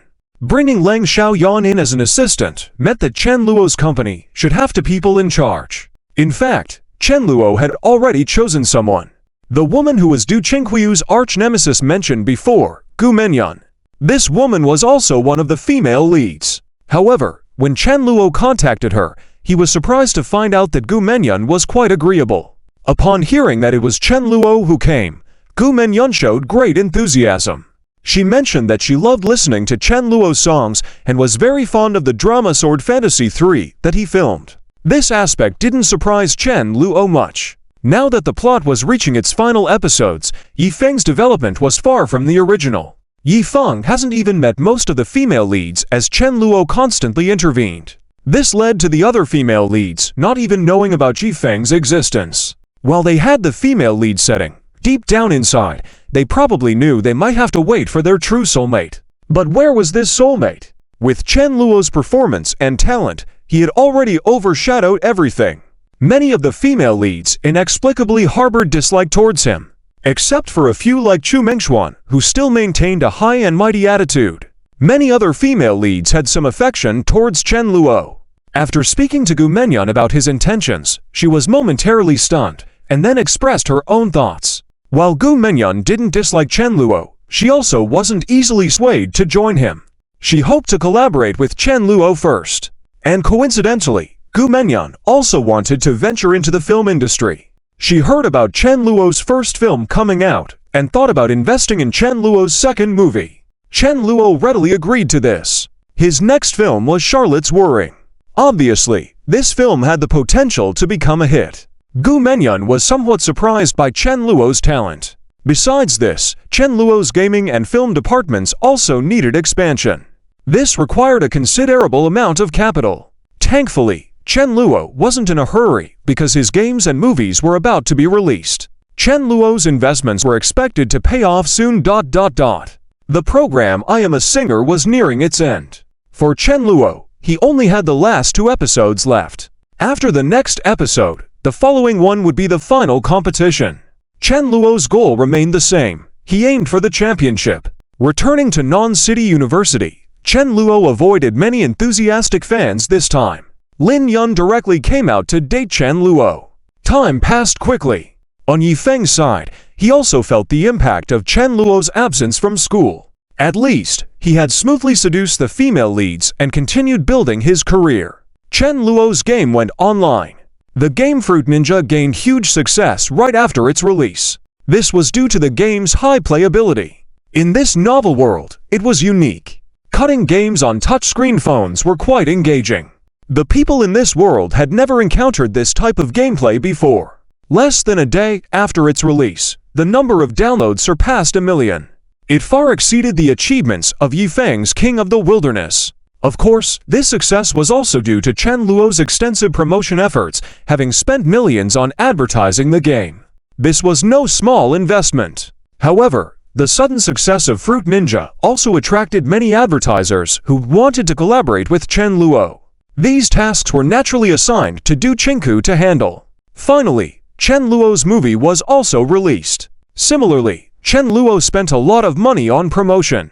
But Pineapple Urban Rich was directed by Lin Yun, who had some fame himself. Combined with the movie's decent quality, it gained quite a bit of traction online.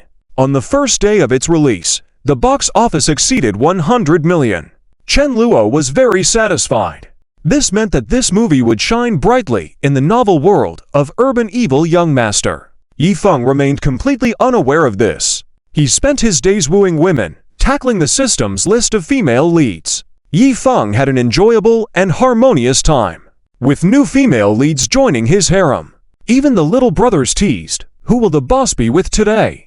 Despite hearing these words, the female leads didn't mind at all. Unfortunately, Chen Luo was too lazy to bother with Yifeng now. Suppressing Yifeng? No rush. Over a winter break, Chen Luo turned into a workaholic. Chen Ruoxu helped Chen Luo work crazily overtime.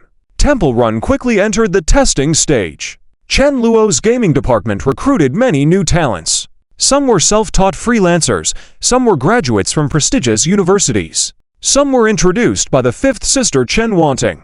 After signing the contracts, they were amazed by Chen Luo's game outlines. Plants vs. Zombies, Skiing Adventure, Angry Birds, etc. These game developers, who had a bit of taste in gaming, believed these games would be successful. Before this, Chen Luo had also found some successful female leads in the gaming industry. He wanted to give them a chance. P.S. The book is approaching its end. It is expected to smoothly reach 1 million words by August, with more than a month left. Thank you all for your support. Thank you. Chapter 208. This villain has a bit of conscience, but not much. Chen Luo is still very kind-hearted. Although he is a villain, he is quite willing to save these pitiful women who are set up as good people in the book. Of course, Chen Luo's efforts are not always successful. Some, like Che Jingyan, Chu Mengshuan, Zhao Lingxi, and Kong Miaoyi, outright reject him. Among the many female leads, some are proud, even without interacting with Yifeng. But even so, Chen Luo never gives up. This shows how kind-hearted he is. Chen Ruoxu is now very comfortable after the release of the game Fruit Ninja. She also received her own share, which amounted to hundreds of thousands. As a programmer, receiving tens of thousands or even millions of bonuses for a big project is normal. Not to mention that Fruit Ninja is not considered a major project. The amount of work it required was relatively easy for professional programmers. Therefore, Chen Ruoxu feels very fortunate. She is glad she chose to work with Chen Luo instead of succumbing to strange thoughts in her mind and following Yifeng. Looking at many bosses in the gaming department, Chen Ruoxu is the most experienced. In her heart, she couldn't help but feel somewhat proud. Unfortunately, Chen Ruoxu found that no matter what she did, she couldn't seem to capture Chen Luo's heart. This has always been a regret for Chen Ruoxu. Perhaps not just for Chen Ruoxu. Xia Qingyu, Zhang Xiaoyu, Meng Shanshan, and others, who look at their beloved Chen Luo, but cannot be with him, feel heartbroken. However, they won't force themselves, fearing that Chen Luo might really get angry. Overall, these women believe that maintaining their current relationship and being able to communicate happily with Chen Luo feels good. Whether they will be together in the future, that remains to be seen. Chen Luo's rapid development of his businesses has also led to a change in his demeanor. At first, Chen Luo didn't have much confidence. He had money, but that money came from his family and Lin Yun. He was considered a parasite and a sponger. Although Chen Luo sponged off others quite openly, he wasn't truly amazing. But now things are different. Chen Luo also knows that without the help of his family, Lin Yun, and the clear memories in his mind, he wouldn't have developed so quickly. But, having died once, crossed over, having a bit of an advantage is normal. Chen Luo now walks with confidence, especially with the female leads he interacts with. Most of them are no longer the strange ones who have been pursued by Yi Feng. They have no biases against Chen Luo and, upon learning about his background, actually seem quite excited.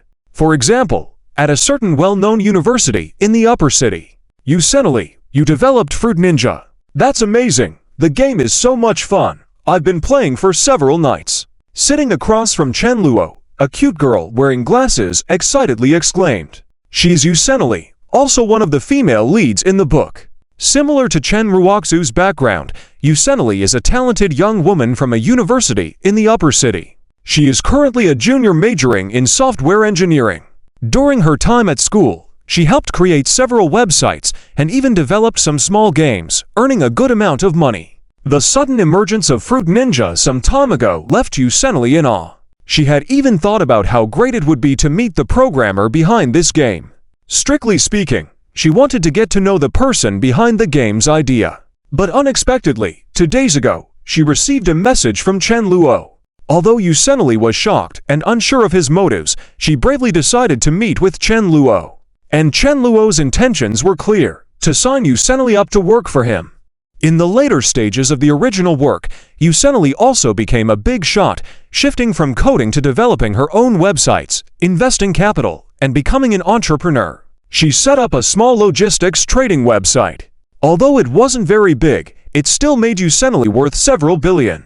Naturally, the games developed by our team are all very enjoyable. Chen Luo laughed. So, by coming to me this time, are you hoping I will join your team? Yusenali's expression showed some hesitation.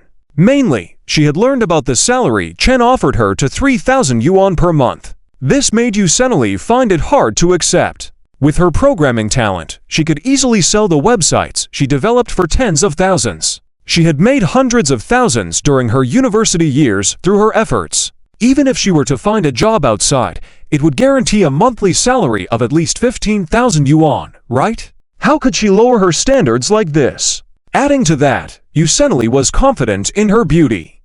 She had even been called the campus belle at school with many admirers. Now, facing Chen Luo's offer, he said the games our team develops are all very enjoyable. Are they really that good? Could Fruit Ninja just be a one-off lucky break? And the salary he's offering is too low. It lacks sincerity. Yusenali was in a frenzy of thought. Her facial expression had already betrayed her true feelings. It was clear that she found the salary too low. But Chen Luo didn't use coercion to get the female leads to work for him for free as Yi Feng did, which in itself was already a kind gesture. At this point, Yi Feng couldn't save these female leads. Their luck couldn't protect them from the imminent humiliation Chen Luo could bring upon them with his ability. But it wasn't necessary. It seems our collaboration won't be successful. Sorry to bother you, Miss Yusenali. Chen Luo didn't hesitate at all as he got up to leave. Yusenali's expression changed instantly. What? How can our negotiation have been unsuccessful?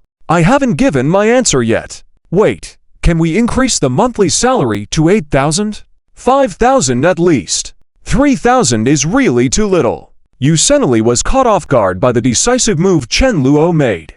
She hurriedly chased after him, but Chen Luo remained cold-faced. We're not done yet, Yusenali said, somewhat frustrated.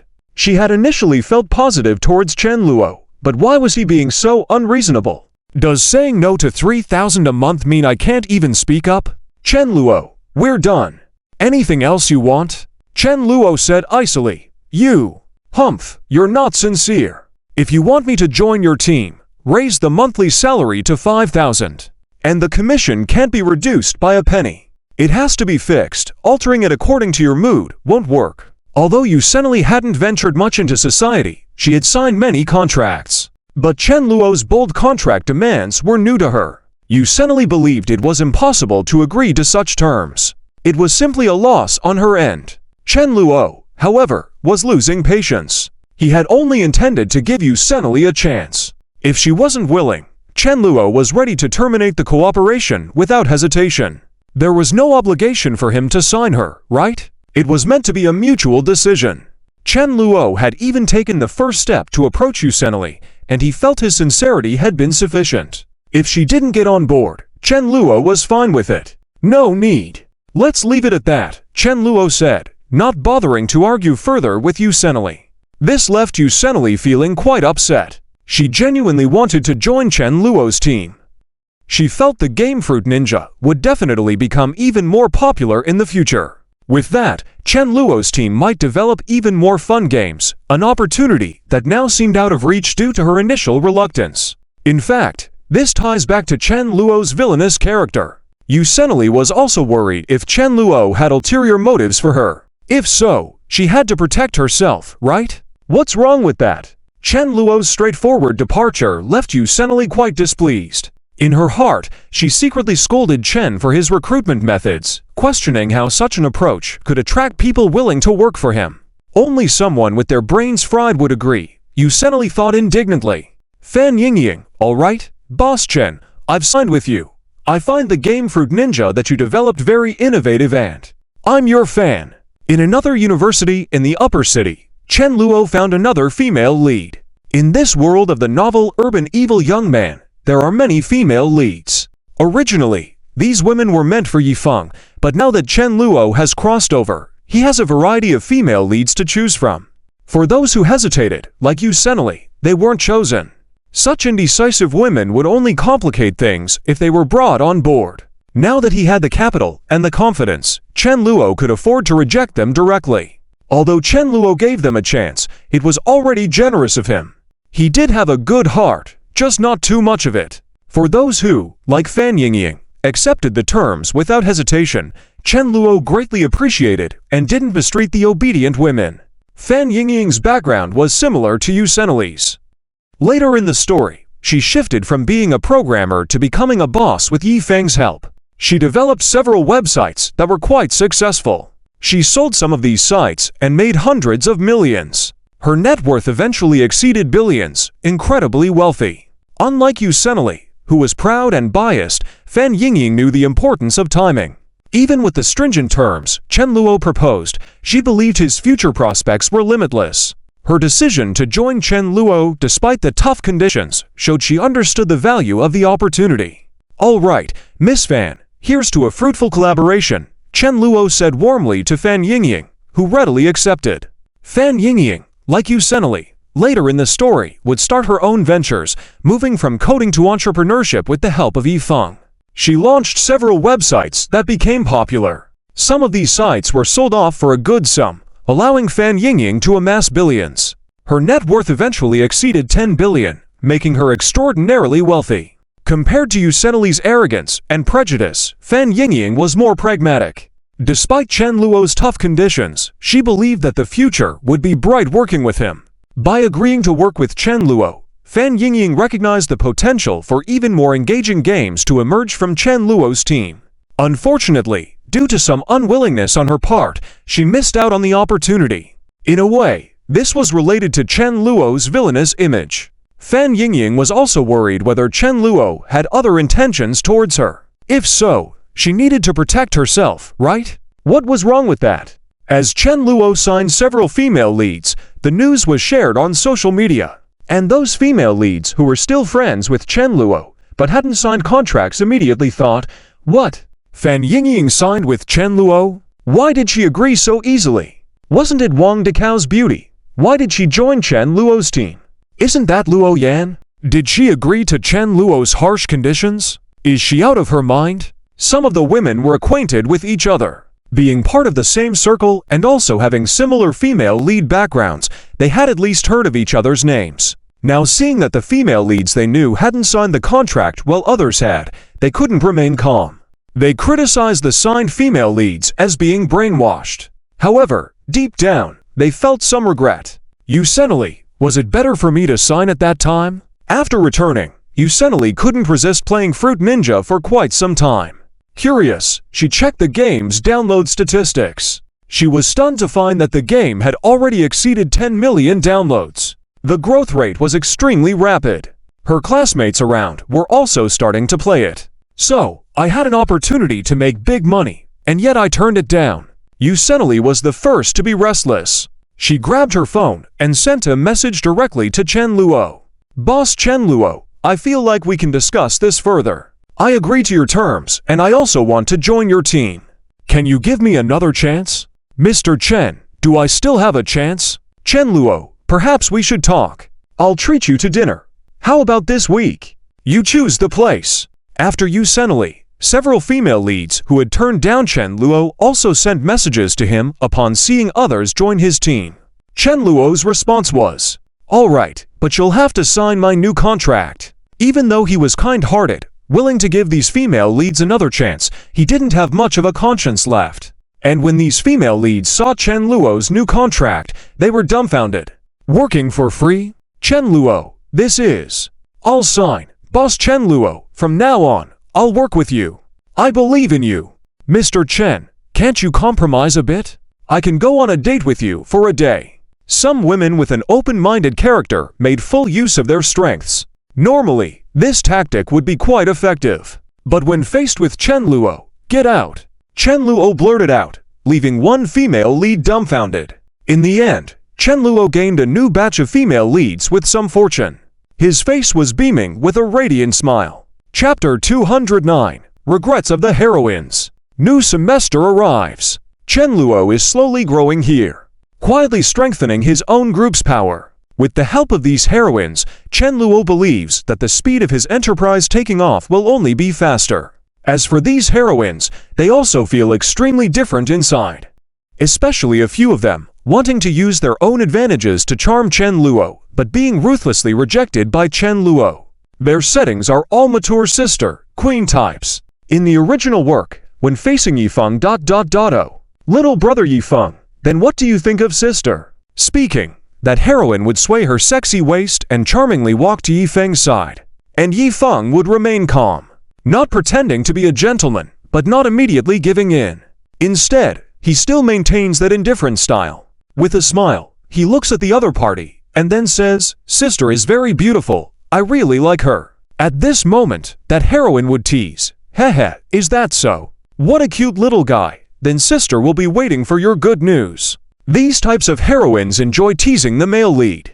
At the same time, they also have real skills. Not only that, with their operations like this, every time, they can charm many pure-hearted young men into being infatuated.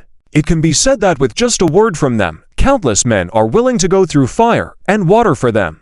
For example, a woman named Zuyan is like this. Her main job is a manager in the sales department. Her setting completely belongs to the capable woman type. Zuyan often wears a black skirt with stockings. Her charm needs no explanation.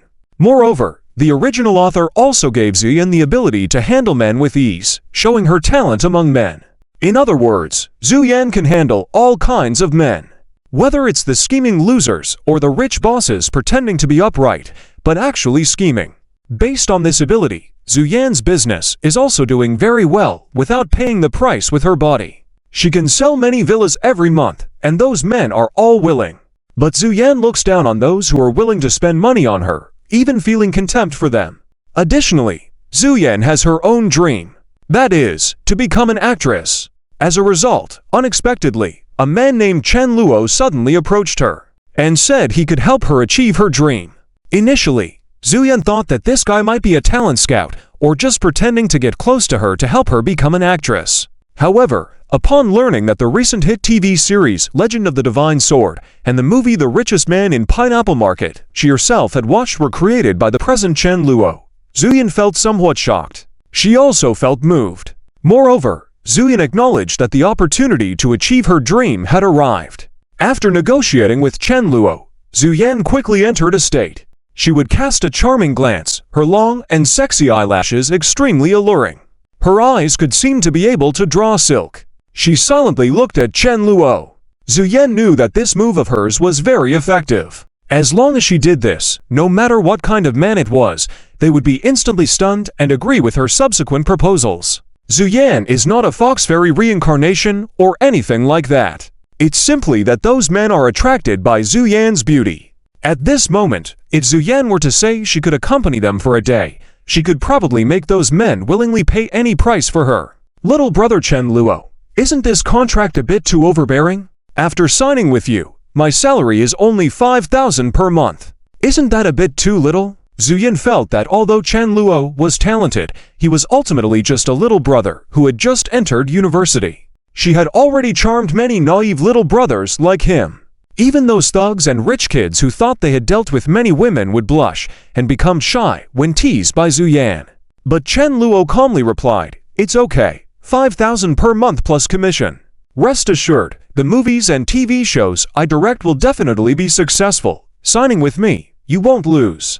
Chen Luo spoke sincerely, but Zuyan heard it differently. She couldn't believe it. Zuyan was not easily fooled. Moreover, she was confident that she could negotiate for better conditions. As a result, after Zuyan hesitated and rejected several times, Chen Luo didn't insist and directly got up, intending to leave. "Oh, okay, forget it then." Chen Luo's straightforwardness, not beating around the bush, you sign or not. This move completely left Zuyan dumbfounded. "Hey, wait, little brother Chen Luo, I haven't finished speaking yet." Zuyan chased after him, grabbing Chen Luo's wrist. Chen Luo didn't make any extreme moves, just looked at Zuyan with a calm expression. This made Zuyan even more surprised. She began to doubt her own charm. She started to doubt herself. Does Chen Xiao really have such a strong resistance? Does he really have no feelings for me? Zuyan couldn't accept this reality. Therefore, this deal was not eventually sealed. Zuyan snorted, feeling angry, and left. "Well, since you're so aloof, then I don't feel anything for you either. Let's just treat each other as strangers and see who can outlast the other." Originally, Zuyan thought things would turn out this way. However, when she saw the photos posted by Chen Luo in his circle of friends, she was taken aback. She thought that someone as proud as Chen Luo wouldn't have any women willing to help him. But he actually found so many beautiful girls. Suddenly, Zuyan's pride dissipated. She became a bit at a loss and immediately felt regret. Zuyan truly wanted the opportunity to become an actress. Damn it! Obviously, I'm not that concerned about money, let alone 5,000 per month. Chen Luo also said there would be bonuses, and if the show becomes a hit, I'll probably earn a lot. I heard that the female lead in Legend of the Divine Sword 3 is worth $1 million now. Chen Luo said he would let me be the female lead. Why did I refuse? Zuyan's emotions were like most of the other heroines who rejected Chen Luo. This is also why so many people regretted it and sent messages to Chen Luo again. Like saying they could accompany Chen Luo on a date, there was a woman named Yu Qingqing. And in the end, most of these women signed Chen Luo's new contract, choosing to work for free for Chen Luo. Chen Luo, of course, did not hold grudges. This indicates that they no longer need to show off. Otherwise, facing so many demanding heroines at once, Chen Luo would probably lose his mind. He doesn't need heroines with a bad temper, he just needs obedient workers. As long as they behave, Chen Luo will protect them. After all, they are all very lucrative. Fan Yingying, Yu Senali, Zuyan, Yu Qingqing. These new heroines joined Chen Luo's Luo Yun group. The fact also proves that Chen Luo's suppressive recruitment is very effective. After the new heroines joined, they appeared to be very docile. These heroines are also very smart. Just by interacting a few times, it seems they have already understood Chen Luo's temper. Yu Senali, fortunately, in the end, I signed this contract with Chen Luo. But for some reason, even though the new contract has no salary, basically giving Chen Luo free labor, I feel very grateful. Fan Yingying, Chen Luo's creative games are really impressive. I can't wait. Zuyan, does this little brother Chen Luo really have such strong resistance? Does he really have no feelings for me? Zuyan still can't accept this fact. However, undoubtedly, these heroines are lucky. Of course, there are still heroines who have no feelings for Chen Luo. Chen Luo is too lazy to continue recruiting those women. In the singing contest program, in the last 2 episodes, Chen Luo composed for Su Qian, General Hu Guangsheng, and Silent. These two songs once again helped Soo Kian win the third and second places. Chu Mengshuan's strength is also quite good. She once again got second place. But Chu Mengshuan was not satisfied. Her goal was only first place. However, the first place was secured by Chen Luo. In the last two episodes, Chen Luo sang Young China and Time and Space Dislocation. They directly blew away the entire audience. Many viewers were shocked. Even the viewers watching at home were stunned. They didn't expect Chen Luo to be so talented in music. It seemed like his talent in music was infinite. After Chen Luo sang these two songs, they immediately topped the charts on various music platforms. Chen Luo's name also started trending. In non-city university, many students felt various emotions. Heroines like Li Hongxia, Che Jingyan, and Sun Qingling had become somewhat numb. Che Jingyan, did I lose my mind by refusing Chen Luo earlier? I should still have a chance, right? Che Jingyan clearly hasn't realized her position yet. She unilaterally believes that when Chen Luo invited her last time, even though she refused, as long as she turns back, Chen Luo should still accept her, right? After all, how should I say it, I am also from the Che family. Moreover, I have 1,000,000 yuan in seed money. Chen Luo said he could help me turn it into tens of times, otherwise, I might as well go find him. Che Jingyan was delighting in her imaginings. She even started to think about how she would apologize to Chen Luo. Just say sorry, right? Chen Luo won't mind, will he? Che Jingyan thought silently. But that's just how things are. Before, Che Jingyan saw Chen Luo host a concert and didn't feel much. She could still patiently wait for Yifeng to grow. But now, it has only been a short time. Chen Luo seems to have become famous, while Yifeng is still working hard to start his own business. The difference between the two has become very apparent. Sun Qingling, Li Hongxia, and others felt the same way. At this point, they could no longer blindly believe that Yifeng could turn things around. It seems like the difference is too great. Sun Qingling, looking at the praises about Chen Luo online, was both shaken and at a loss for words. These heroines, none of them could have imagined that Chen Luo would be so talented to this extent. Soon, winter break was over. The new semester arrived, and many students returned to school. During the winter break, Yifeng didn't slack off. He was still working hard to conquer other heroines. As for the news related to Chen Luo, Yifeng deliberately ignored it. He didn't want Chen Luo to disturb his mentality. However, even if he didn't actively follow, Yifeng could sense that Chen Luo seemed to be advancing further on the music path. Fortunately, Yifeng was no longer as scared as before, because his new game had launched again. During the winter break, this new game once again earned Yifeng over 1,000,000. Now, Yifeng is very confident. He feels that he won't be as embarrassed as before. Chapter 210, The Surprising Beginning of the New Semester. A long-awaited feeling for Yifeng. Yifeng can now be considered to have a bit of protagonist style. There is a 7-digit amount sitting on his card.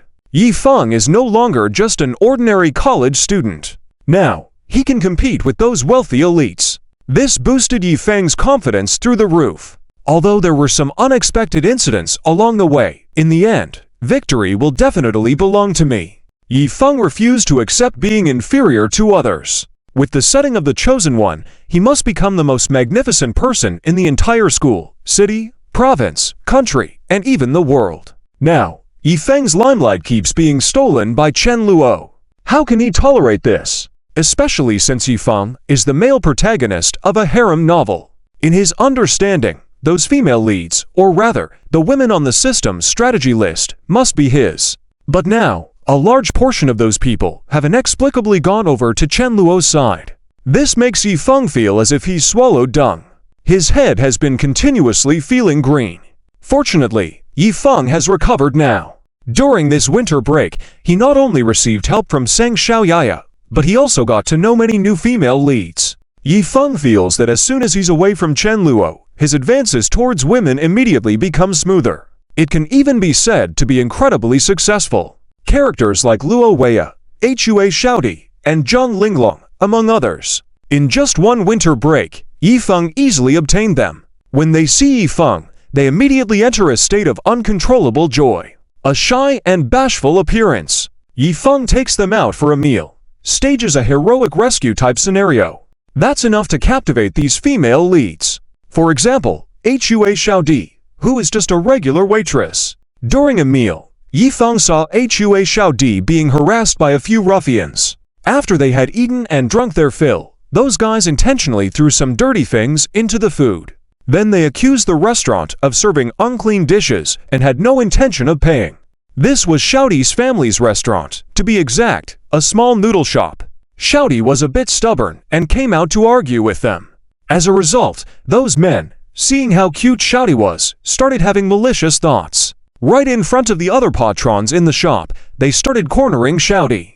Xiaodi took a few steps back in fear. Luckily, at a critical moment, Yifeng stepped in. "Stop!"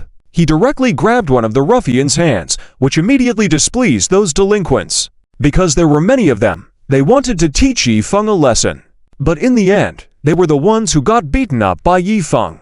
Xiaodi was surprised to see this and also secretly admired him. The rest of the story unfolded smoothly. Xiaodi thanked Yifeng and expressed her gratitude for his help. Yifeng waved it off, saying, "Your shop's noodles are delicious. It's a shame to have such scum harassing you. Don't worry, if you ever encounter these guys again, just call me." After that, Yifeng left his contact information. Xiaodi blushed, feeling that the man named Yifeng was really handsome and charismatic. Later on, Yifeng visited Xiaodi's shop a few more times. Each time he visited, Xiaodi personally served him noodles. She always added more toppings to his dish than others. Yifeng was well aware that all of this was part of his plan. Looking at the system's strategy list, the name Xiaodi was there. He also checked her relationship level and the system's rewards. Yifeng was quite pleased with these results. Hehe, life is so much more enjoyable without Chen Luo around. This little sister named Xiaodi is also quite cute. The progress of her strategy has already reached 60%. Not bad. Once it goes above 90%, I can harvest the rewards. And then, the next target is Zheng Linglong. She's a student at Tiangong University, quite nice. There are many other women at different schools that I need to conquer. At this rate, I should be able to exchange for an even better game very soon. Xiaodi views Yifeng as a hero, while Yifeng sees Xiaodi as a tool. Of course, as the male lead, Yifeng has to claim that his feelings are genuine love. However, the truth is that he claims to love everyone. After Yifeng successfully courted Xiaodi, he would occasionally go back to her noodle shop to have a meal. Even after winning over Zheng Linglong, he would bring her along too. Xiaodi is the obedient and docile type of female lead, essentially a good little sister. Therefore, she would not feel jealous of Yifeng's actions nor seek favoritism. When Xiaodi saw Yifeng walking in with other beautiful women, she greeted them with a sweet smile. "Yifeng, this is..." "She's called Linglong. She's my friend." "Linglong, this is Xiaodi." "Zheng Linglong, hello. I heard from Yifeng that your noodles are delicious. I came here specially to taste them." At this moment, Xiaodi would welcome them with a smile, showing a hint of pride. She then said, "Indeed, the noodles we serve are absolutely delicious. Have a seat. The noodles will be served shortly." Xiaodi did not mind having the man she liked sitting intimately with other women. As Yifeng and Zheng Linglong chatted happily about various details related to games, Xiaodi brought out the noodles they had ordered. She overheard some professional terms she didn't understand. In her opinion, wow, Yifeng is amazing. This Linglong girl is so beautiful. They look very compatible. Yes, Xiaodi liked Yifeng, and Yifeng said he loved her. Since the story took a different turn, and Xiaodi and Yifeng quite fond of each other, this led to an interesting interaction between the three of them. In the end, Xiaodi and Yifeng went out for meals, movies, and dates. After a series of events, they ended up heading straight to a hotel. After getting Xiaodi, Yifeng would occasionally go back to her noodle shop for a meal. Even after winning over Zheng Linglong, he would bring her along too. Zheng Linglong is also someone who listens and follows instructions well. She is like a good little sister. When Xiaodi saw Yifeng walking in with other beautiful women, she greeted them with a sweet smile. "Yifeng, this is..." "Her name is Linglong. She's my friend." "Linglong, this is Xiaodi." "Zheng Linglong, hello. I heard from Yifeng that your noodles are delicious. I came here specially to taste them." At this moment, Xiaodi would welcome them with a smile, showing a hint of pride. She then said, "Indeed, the noodles we serve are absolutely delicious. Have a seat. The noodles will be served shortly." Xiaodi did not mind having the man she liked sitting intimately with other women. When Yifeng and Zheng Linglong chatted happily about various details related to games, Xiaodi brought out the noodles they had ordered. She overheard some professional terms she didn't understand. In her opinion, "Wow, Yifeng is amazing. This Linglong girl is so beautiful. They look very compatible.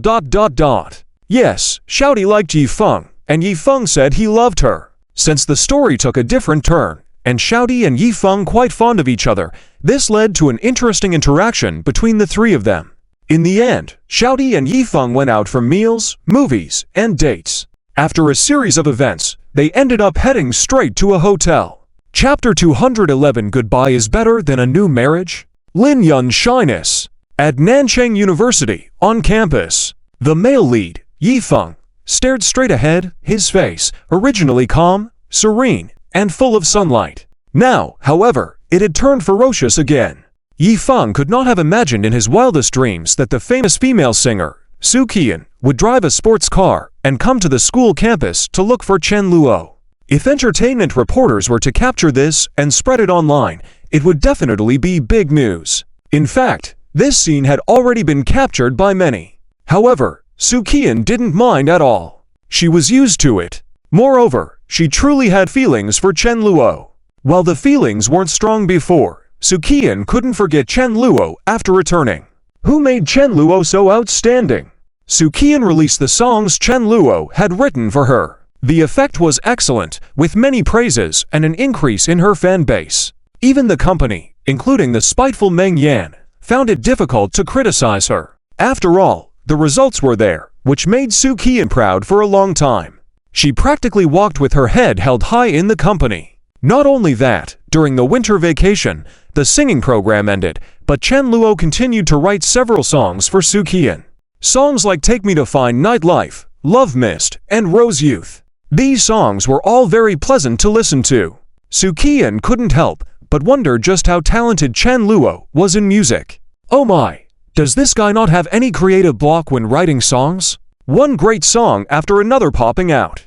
Su Qian was well aware that just these songs alone brought Chen Luo quite a wealth. Interestingly, this talent of Chen Luo in songwriting had not garnered much attention yet. Otherwise, Chen Luo's name would definitely be even more popular. However, this was only a matter of time. As long as Chen Luo continued to release songs, someone would surely notice this point sooner or later. A headline like "Shocking, all these songs are actually written by him," would immediately catapult Chen Luo to fame. At the same time, this was also a question of whether Chen Luo wanted it or not. If he did, he could simply find someone to write a few articles, spend some money on promotion, and with real talent, Chen Luo's popularity was guaranteed. What stood out to Su Qian about Chen Luo was his terrifying and astounding talent in the field of music, which made Su Qian increasingly fond of him. Everyone likes a talented man, and Su Qian was no exception. Of course, the main reason was that Su Qian was well aware that Chen Luo was different from all the other men she knew. He even casually rejected beauties at the level of Chu Mengxuan. This time, Su Qian purposely showed off her toned legs. She had dressed up for the occasion.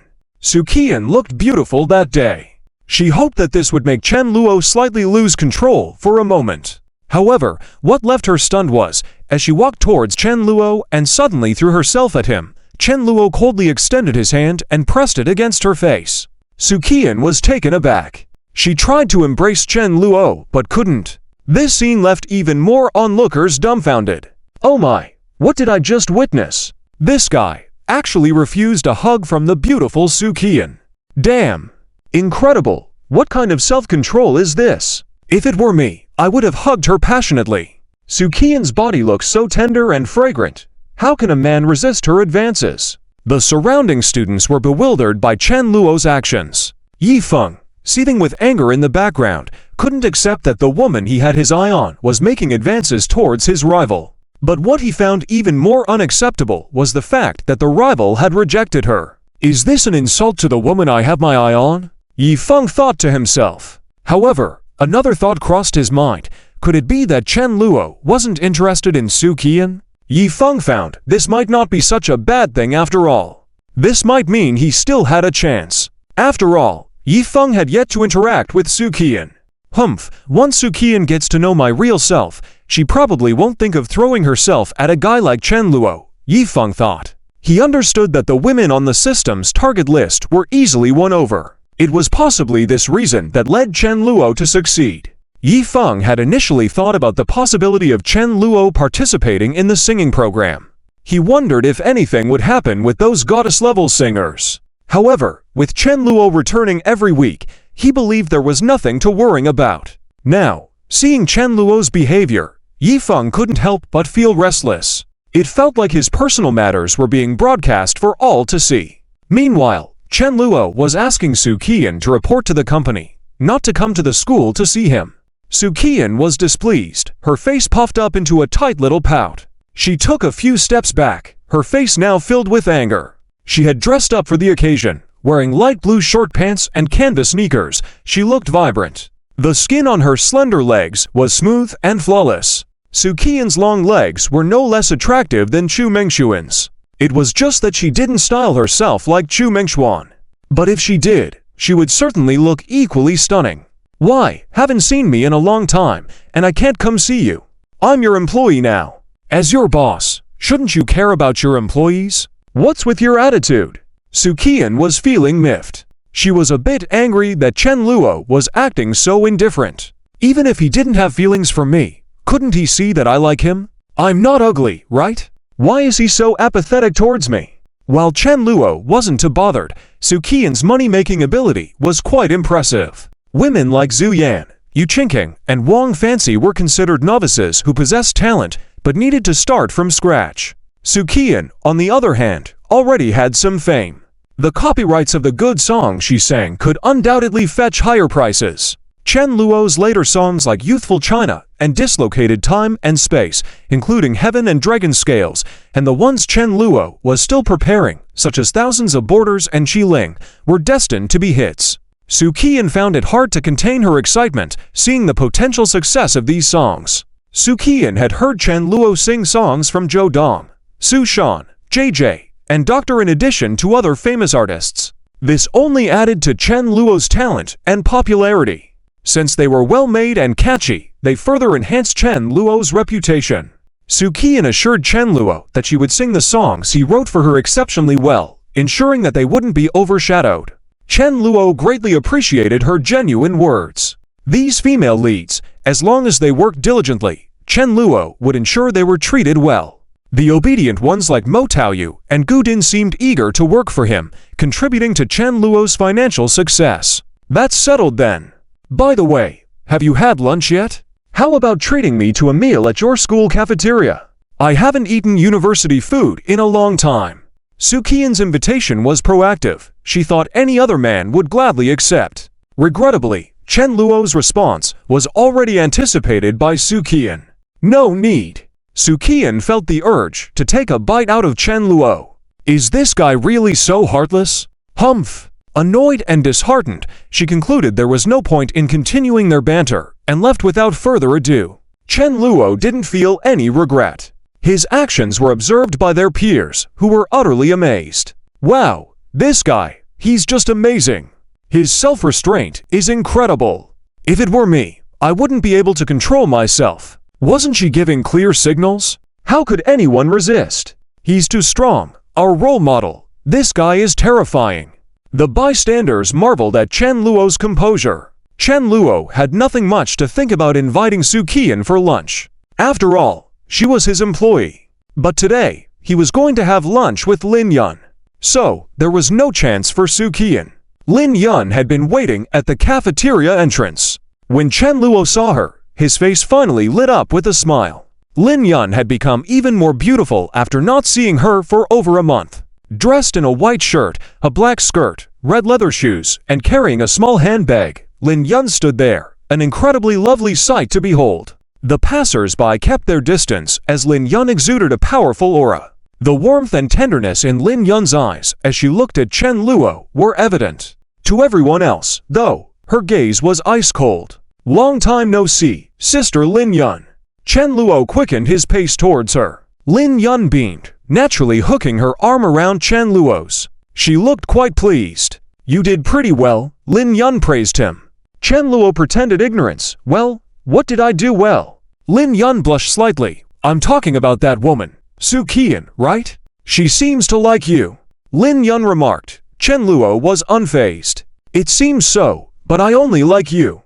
This statement caught Lin Yun off guard, causing her face to flush even more. This guy, haven't seen each other a month, and he seems to have become even more handsome, Lin Yun thought to herself. She felt the urge to hug Chen Luo tightly, but with students around, she restrained herself. However, after ordering food, just as Chen Luo was about to eat, Lin Yun pulled out a black card and handed it to Chen Luo saying, "This is your reward. It's my Lunar New Year gift. It's not a lot, just a few million, accept it. Otherwise, consider it as my investment. Considering how much I've already invested in you." Lin Yun's cheerful demeanor made Chen Luo's heart flutter. After some thought, he didn't see any harm in accepting the money. It was Lin Yun's money and hence, practically his money. Taking the money, he could invest in it and was confident that he would only profit from it. With that in mind, Chen Luo reluctantly accepted the large sum of money Lin Yun offered. Lin Yun was elated. She liked spending money on Chen Luo. However, at that moment, Chen Luo had a sudden idea and leaned in close to Lin Yun's ear, whispering, "Lin Yun, haven't seen each other in a long time. How about not going back tonight?" Lin Yun's facial expression froze upon hearing those words. A deep blush quickly spread across her cheeks. Chapter 212. A Sweet Night with Lin Yun. Why don't we go back? What should we do? Lin Yun's voice had softened and significantly, but she didn't have any intention of refusing. You'll find out when the time comes, Chen Luo teased, deliberately keeping her guessing. This made Lin Yun even more bashful. In reality, she didn't think Chen Luo would dare to take that step, because Lin Yun also felt that Chen Luo wanted to save that moment for their wedding night. Although premarital intimacy was very common in modern society, Lin Yun didn't oppose it. But the fact that Chen Luo was considering her feelings in this way was quite unusual. At least, Lin Yun was very willing. Chen Luo's actions would only make her like him more. Otherwise, why would Lin Yun be so willing to give all her pocket money to Chen Luo? It was because Chen Luo treated her well. However, if Chen Luo really intended to take advantage of her, Lin Yun wouldn't mind. Therefore, no matter what happened tonight, as long as she was with Chen Luo, Lin Yun wasn't afraid. Whatever this guy prepares tonight, I'll accept it, HM. Lin Yun thought to herself. Being with Chen Luo always made her very happy. There was no pressure from family, no disgust like when she was with those fake men. Soon, they finished eating. As there were no classes in the afternoon, Chen Luo accompanied Lin Yun to wander around the school campus. Naturally, there were many matters at the company. But Chen Luo also realized the joy that protagonists in novels experienced when they effortlessly ran a business, especially since he had recruited capable individuals like Leng Xiaoyan and Du Qingku to help manage the company for him. Despite being women, they had helped Chen Luo keep the Luo Yun group running smoothly. Chen Luo's novel 3 Body was already very popular. The TV series God's Word Hero 3 had been sold to television stations for a high price, allowing them to broadcast it without restrictions. The movie Pineapple City Billionaire had already surpassed $1.5 billion in box office earnings. The director seized this opportunity to gain even more fame. But as Chen Luo was the producer, he earned the lion's share of profits. He estimated that the final box office earnings of Pineapple City Billionaire would likely surpass those of his past life. Because in this novel world of vile young man in the city, in terms of population and economy, according to the author's setting, it was actually stronger than Earth before Chen Luo's transmigration. After all, this world still had nobles, hidden families, etc. You had to surpass trillions in assets to become the world's richest person. Setting is Daole. Therefore, many things that became popular ultimately had even higher values. Converted into pure profits, Chen Luo estimated that just from the movie Pineapple City Billionaire, he would earn nearly $1 billion in wealth. It coincidentally matched the initial wealth of the protagonist Wang Duoyu in the movie. Since Chen Luo was the producer and screenwriter, and the director was from Lin Yun's side, he didn't take much money, and the actors weren't big-name stars, so the costs were relatively low. It was only the promotional costs where Chen Luo spent quite a bit of money. Even after deducting taxes, various fees, and sharing profits with the exhibitors, $1 billion was not a problem. Additionally, once the movie was no longer showing in theaters, any streaming platforms would pay for exclusive rights to broadcast it, earning another sum. Chen Luo was well aware that exclusive post-theatrical rights for popular films like this fetched a sum of at least over $100 million.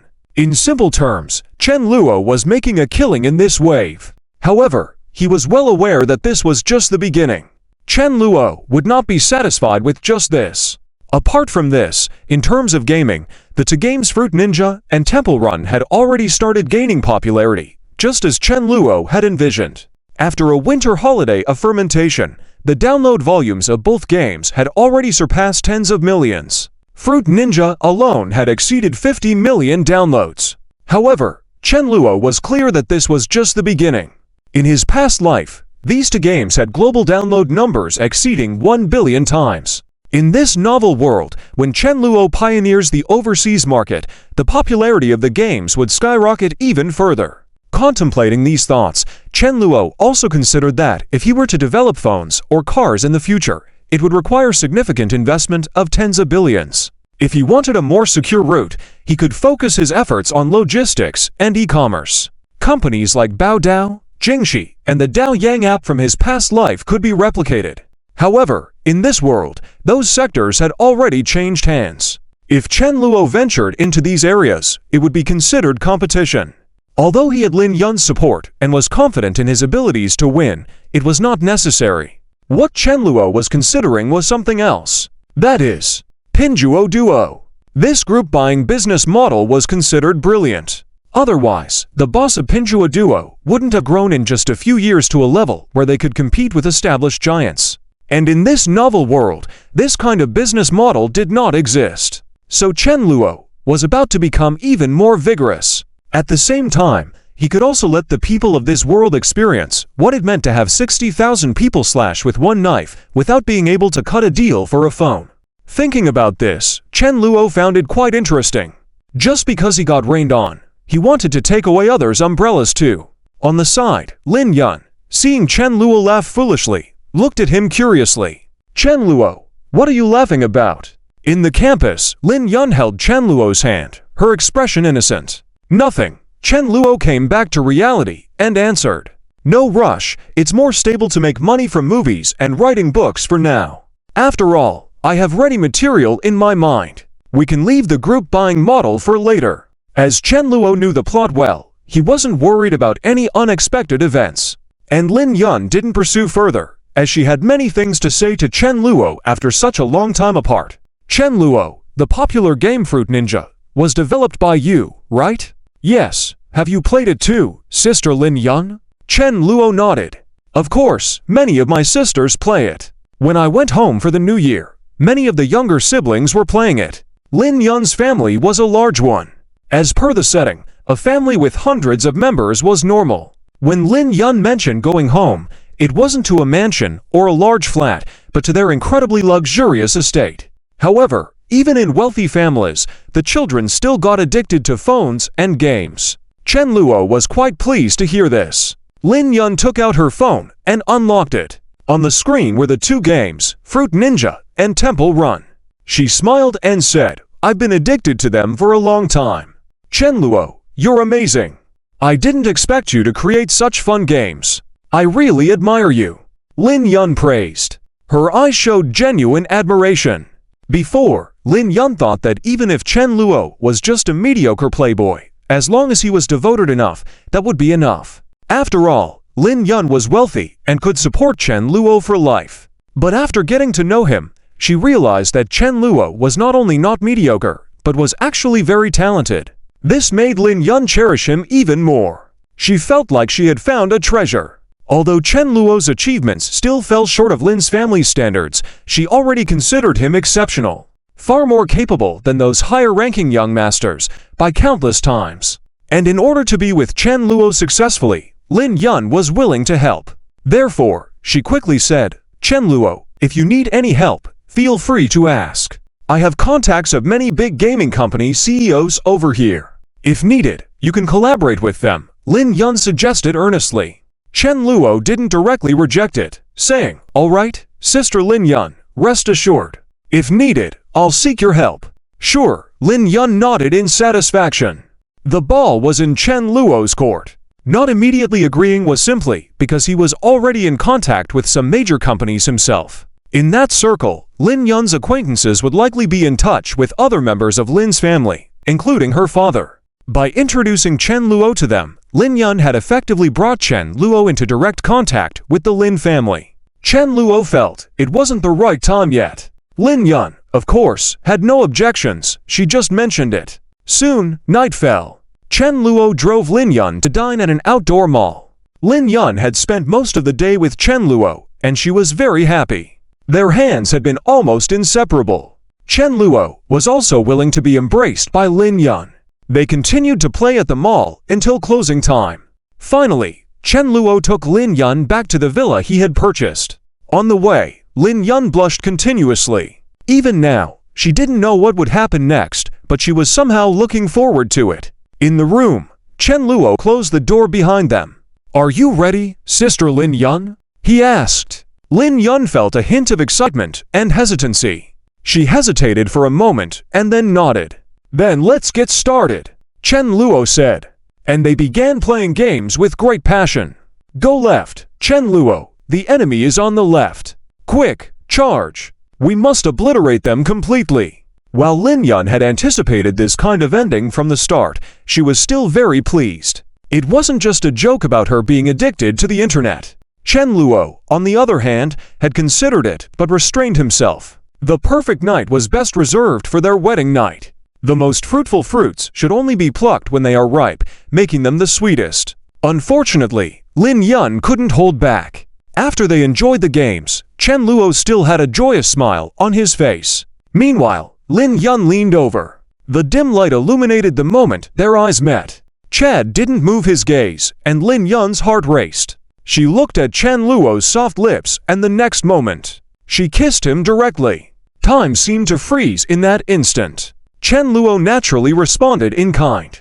After all, who could resist when the girl they loved was in their arms? This kiss continued for quite some time. After a while, Lin Yun slowly regained her composure. With flushed cheeks, she opened her eyes and looked like a ripe apple. Sitting upright, she placed her hands on her lap, displaying an awkward and shy appearance. Chen Luo didn't say anything. He just pinched Lin Yun's cheek and smiled. "Let's go. It's getting late. Let's rest." Lin Yun nodded obediently. There were many rooms in the villa, and Lin Yun and Chen Luo didn't sleep in the same room. This was a precaution as Chen Luo was afraid he wouldn't be able to control himself. While he had planned to wait until their marriage for such intimacies, sleeping together would have made it challenging. After all, it was difficult to resist the primal urge in the arms of the woman you loved. However, Lin Yun's actions were even more surprising. Just as Chen Luo settled down, he heard a knock on the door. "What's up, Sister Lin Yun?" Chen Luo asked. Lin Yun entered the room in her pajamas, her hair disheveled, and she was holding a stuffed toy. It was hard to believe that the fierce and domineering female antagonist the outside world saw could also have such a pure and adorable side. And Chen Luo was the only one who could appreciate that. "It's too dark, I'm afraid." Lin Yun gave Chen Luo a reason he could not refuse. Eventually, Lin Yun smoothly entered Chen Luo's room. As she laid back down, Chen Luo nearly lost it. Was this really the female antagonist Lin Yun? How could someone who appeared so authoritative on the surface have such a cute side in private? Chen Luo was almost melting away. Perhaps it had been too long since they last met. Chen Luo hesitated for a moment, then embraced Lin Yun. But Lin Yun wasn't still. She climbed onto him naughtily. Her warm lips once again covered his. After a long while, Chen Luo got up. He felt the weight of responsibility on his shoulders increase. A girl like Lin Yun, he must treat her well. Only when he indulged her could he ensure she felt at ease. He went to toast some bread slightly until it had a golden hue, a better option than using a toaster. He cooked an egg, and when it was done, sandwiched it between 2 slices of bread. Then he added bacon, lettuce, pork floss, hot dogs, and drizzled it with salad dressing. Serving Lin Yun a cup of hot milk, Chen Luo's breakfast was ready. Soon, Lin Yun finished clearing the room and came out after freshening up. Seeing the breakfast prepared by Chen Luo, her eyes lit up. She sat down, picked up the still warm sandwich, and took a bite. A sense of complete happiness. Chapter 213. Yi Feng's Development. Chu Mengshuan can't sit still. The feelings between Chen Luo and Lin Yun continue to heat up. This is naturally a good thing. Chen Luo is enjoying himself too. Moreover, when he is with Lin Yun, Chen Luo doesn't think about other troubling matters. He focuses on being with Lin Yun and making her happy. Driving Lin Yun to school, Chen Luo has also resumed his long-lost college life. It must be said that college life is truly good. Many geniuses rise during their time in college, because college is the best platform. If you want to immerse yourself in research and learn highly professional skills in a good university, you will surely find very capable teachers in that field. Chen Luo is clear that many college teachers, while at school, are willing to share knowledge with students for free. But once you step outside the school gate and want the same teacher's help, it will come at a considerable cost. Even if you are not studying and want to pursue your own interests, whether it's playing music, writing novels, or starting a business, college is very suitable. Here, you can find like-minded people. Even if you don't, you will have plenty of time outside of classes. Chen Luo used his spare time to start a company. Now, the Luo Group has begun to gain some reputation. To be precise, some departments under the Luo Group. Among them, the film department receives the most attention. It is led by Ming Shanshan. This is normal. Games, for example, most players only care if the game is fun to play. Few players consider who developed the game. Unless the game is from a well-known company, then players would definitely know. For a while, Chen Luo has been quietly transcribing the novel Dragon's Family and transcribing some new songs. Chen Luo's popularity in the music industry is now quite significant. After all, some of the songs he sings are quite a hit. Nocturne, In the Name of the Father, 7 Miles of Fragrant Roses, Blue and White Porcelain, these are all chart toppers on major music platforms. Even the songs Chen Luo directly releases online have generated quite a lot of discussion. With increased visibility, Chen Luo can now release albums and make money. He believes that the sales volume will definitely be high by then. The Three Body Problem novel also sells very well, and Chen Luo spent a lot of money on advertising it. He has already seen many positive reviews online.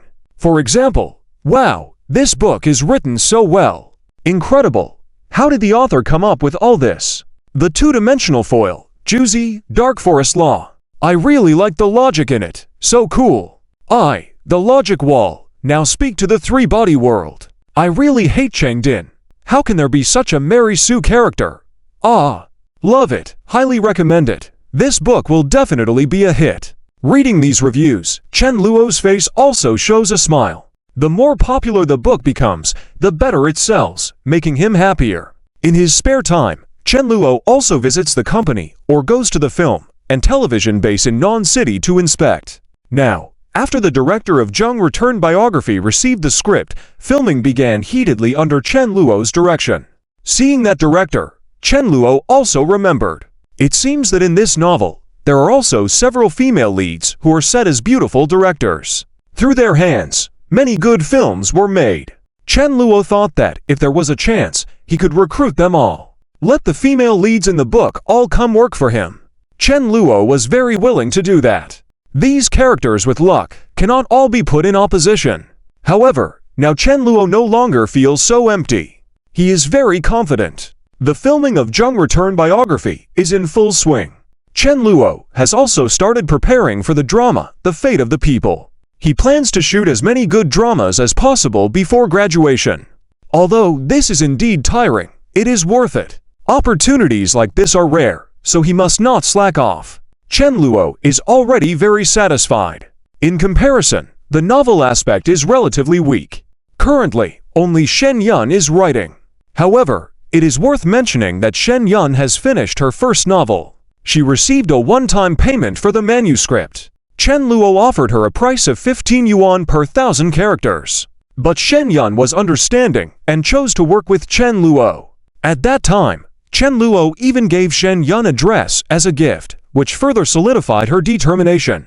And now, she has received her reward. While serializing online, Shen Yun didn't make much money. But after the book was published, she sold the copyright for 100,000 yuan. Chen Luo generously gave Shen Yun 50,000 as a share. Shen Yun was very happy. And this is just the beginning. As the book continues to make money, Chen Luo will also receive a share. He also thought that there weren't many female characters in the original novel who wrote novels, so only he could take on that responsibility. But that wasn't a big problem. Days passed.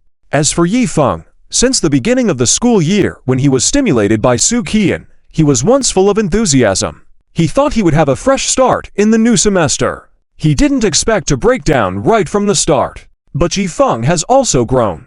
He is no longer so down and out. Moreover, after being repeatedly struck by Chen Luo, his resilience in this aspect has also grown. Yi Feng quickly adjusted himself back. He thought about it. He is now the boss of 2 popular games. He earns millions every month. Yi Feng believes that he will have plenty of opportunities to show off in the future. Hehe, Chen Luo, let's see what happens next. Yi Feng now regards Chen Luo as a big boss-like figure. Although the system upgrade displays Chen Luo as just a small fry in the system, Yi Feng still believes in reality. After the system upgrade, Yi Feng saw that his panel had a title of the protagonist. This made him even more certain. Of course, I am the chosen one. Humph, in the end, I will definitely have the last laugh. These factors added to Yi Feng's confidence. Most importantly, he now has other antagonists to face. This time, Yi Feng will not resort to using his fists, but instead, use money to show off. Simply put, just a few days after school started, a friend took Yi Feng to a KTV. In attendance were Yi Feng's classmates and other students from Non-City University. Among them was a well-off male antagonist who had had conflicts with Yi Feng. Just when he had gotten his driver's license, his family bought him a Mercedes-Benz worth around 500,000. Many female classmates at the KTV praised Yi Feng for his good singing and surrounded him, which made the male antagonist quite infuriated. So he went rogue, taunting Yi Feng, making remarks insinuating that he had a Mercedes-Benz while Yi Feng was just a loser. Yi Feng just smiled at that. However, he was actually quite pleased. Ever since he made money from developing games, Yi Feng immediately bought a sports car with 1,000,000 yuan. So, the ridicule from Han Tia was essentially just making a fool of himself. When he saw that Yi Feng did not dare to retort, Han Tia displayed a smug attitude. The other girls in the room were also put off by Han Tian's arrogance. However, they still wanted to take Yi Feng to other places to continue playing. While these women were not main characters, they were all in the protagonist's camp, just like Wang Qing.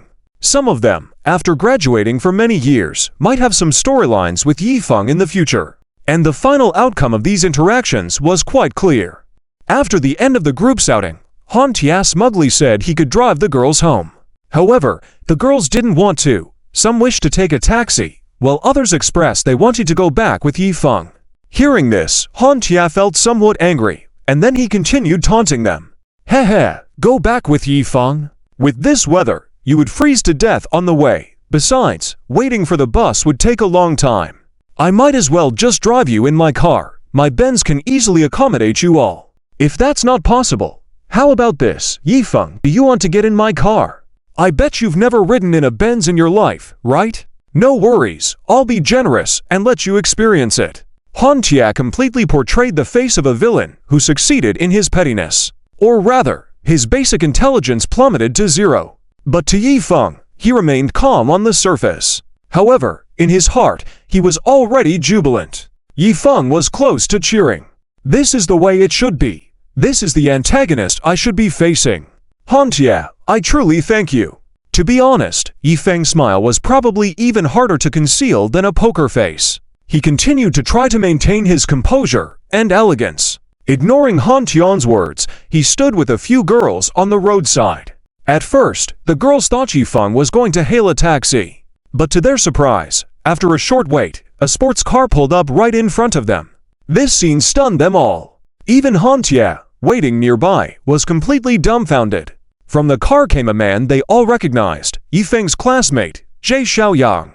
One of the girls exclaimed in surprise, "Wait, Zhe Xiaoyang, we haven't seen you since winter break, and now you have a sports car. Impressive. These girls couldn't help but speak out. But Jay Xiaoyang immediately explained, "What is there to it?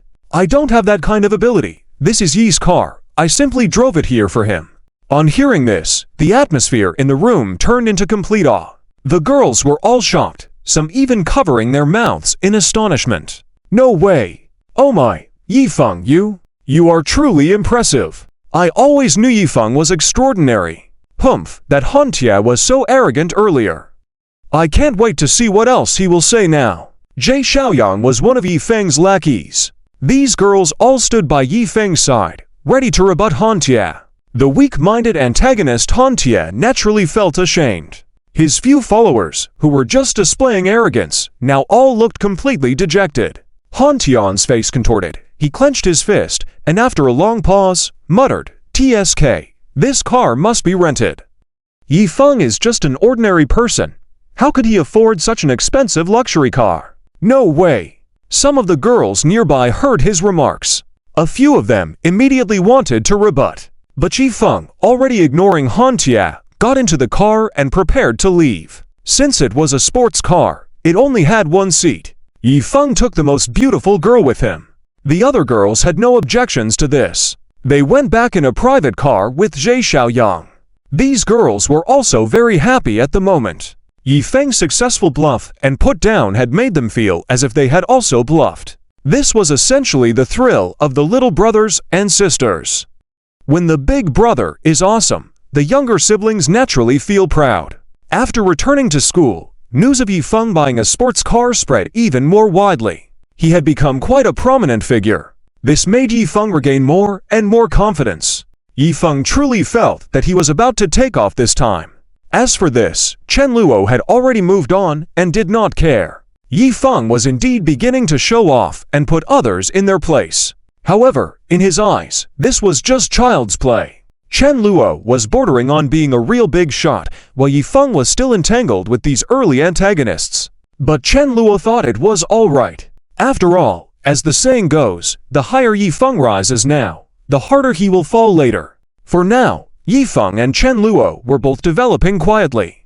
After reporting to Chen Luo's company, Suqian casually bought an apartment in Nan City. This way, she would be conveniently located to meet with Chen Luo.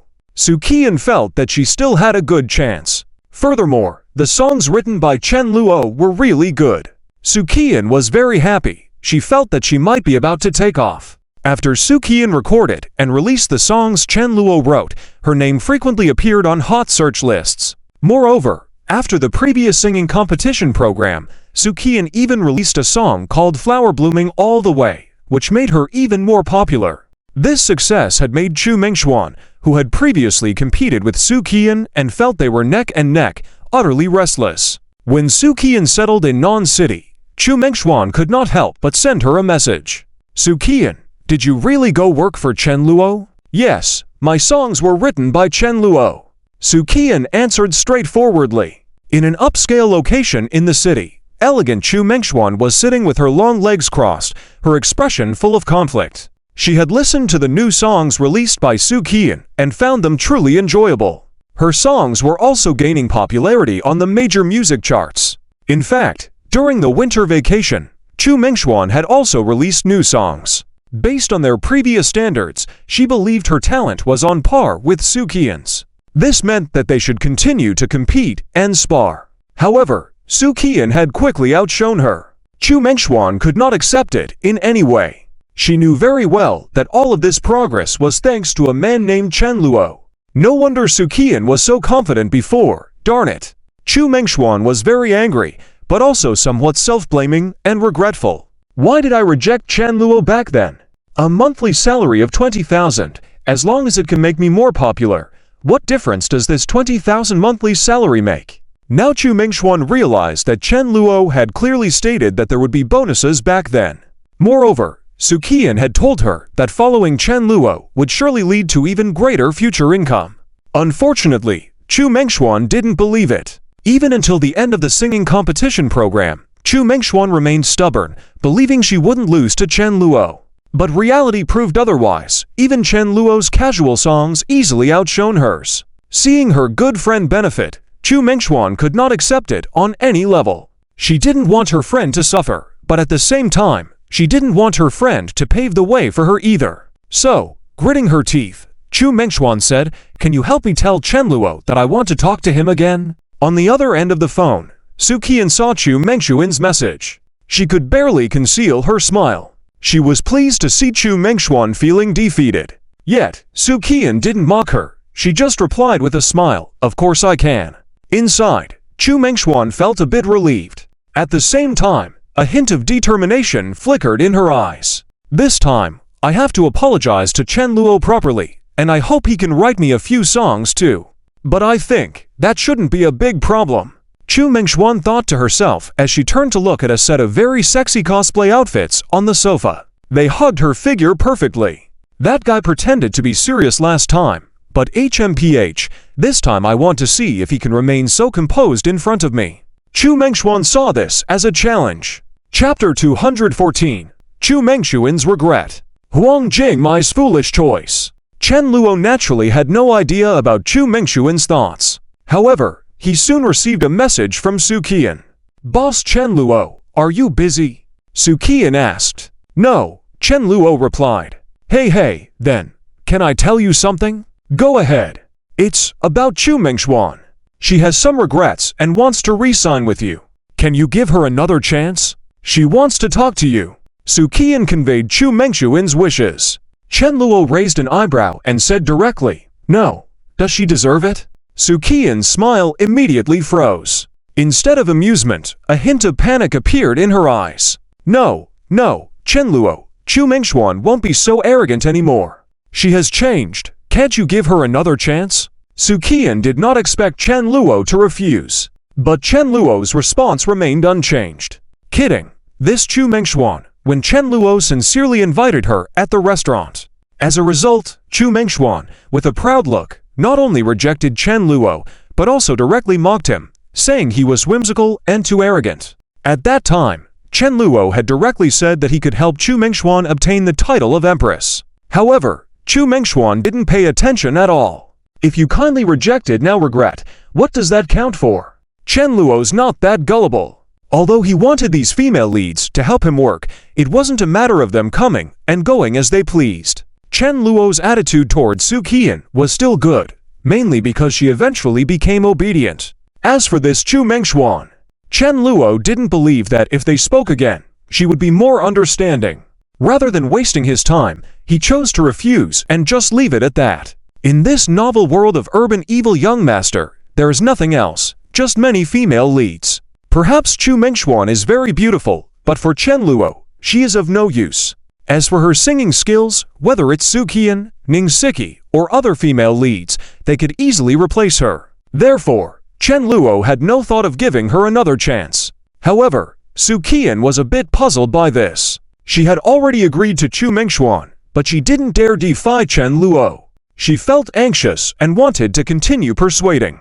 Just as the message was about to be sent, Su Qian suddenly felt something flash in her mind. If I keep persuading like this, won't Chen Luo be angry later? Su Qian finally understood Chen Luo's temper. He was not as kind as she thought. If she worked hard and obeyed, Chen Luo wouldn't say anything. But if she did something out of line, then Chen Luo would definitely turn his back on her. Thinking of this, Su Qian felt apprehensive and deleted the message she had prepared. She could only inform Chu Mengxuan of this unfortunate reality. Poor Chu Mengxuan, still deluded on her end, thinking that if she apologized a bit, things would definitely turn around. She even thought that if she dressed up a little, she would definitely attract Chen Luo. But in the end, Chen Luo didn't even bother to see her. Chu Mengxuan. What? That guy, rejected. In her room, Chu Mengxuan looked at Su Qian's message and was a bit stunned. Su Qian. Yes, Mengxuan. What did you say to Chen Luo last time? He seems very indifferent, and it seems like there's no chance for this matter. Su Qian had no choice but to honestly relay the situation. However, the somewhat arrogant Chu Mengxuan seemed unable to accept it. She immediately lamented, I didn't say anything, just that he wanted to sign me, and I thought he was too arrogant. Chu Mengxuan tried to explain, but Su Qian understood. Even if that was what Chu Mengxuan said, her tone was definitely condescending. This made Chu Mengxuan feel extremely regretful. She also remembered when Chen Luo said he could help her obtain the title of Empress. Chu Mengxuan, Qian, did Chen Luo tell you he wanted to help you become Empress?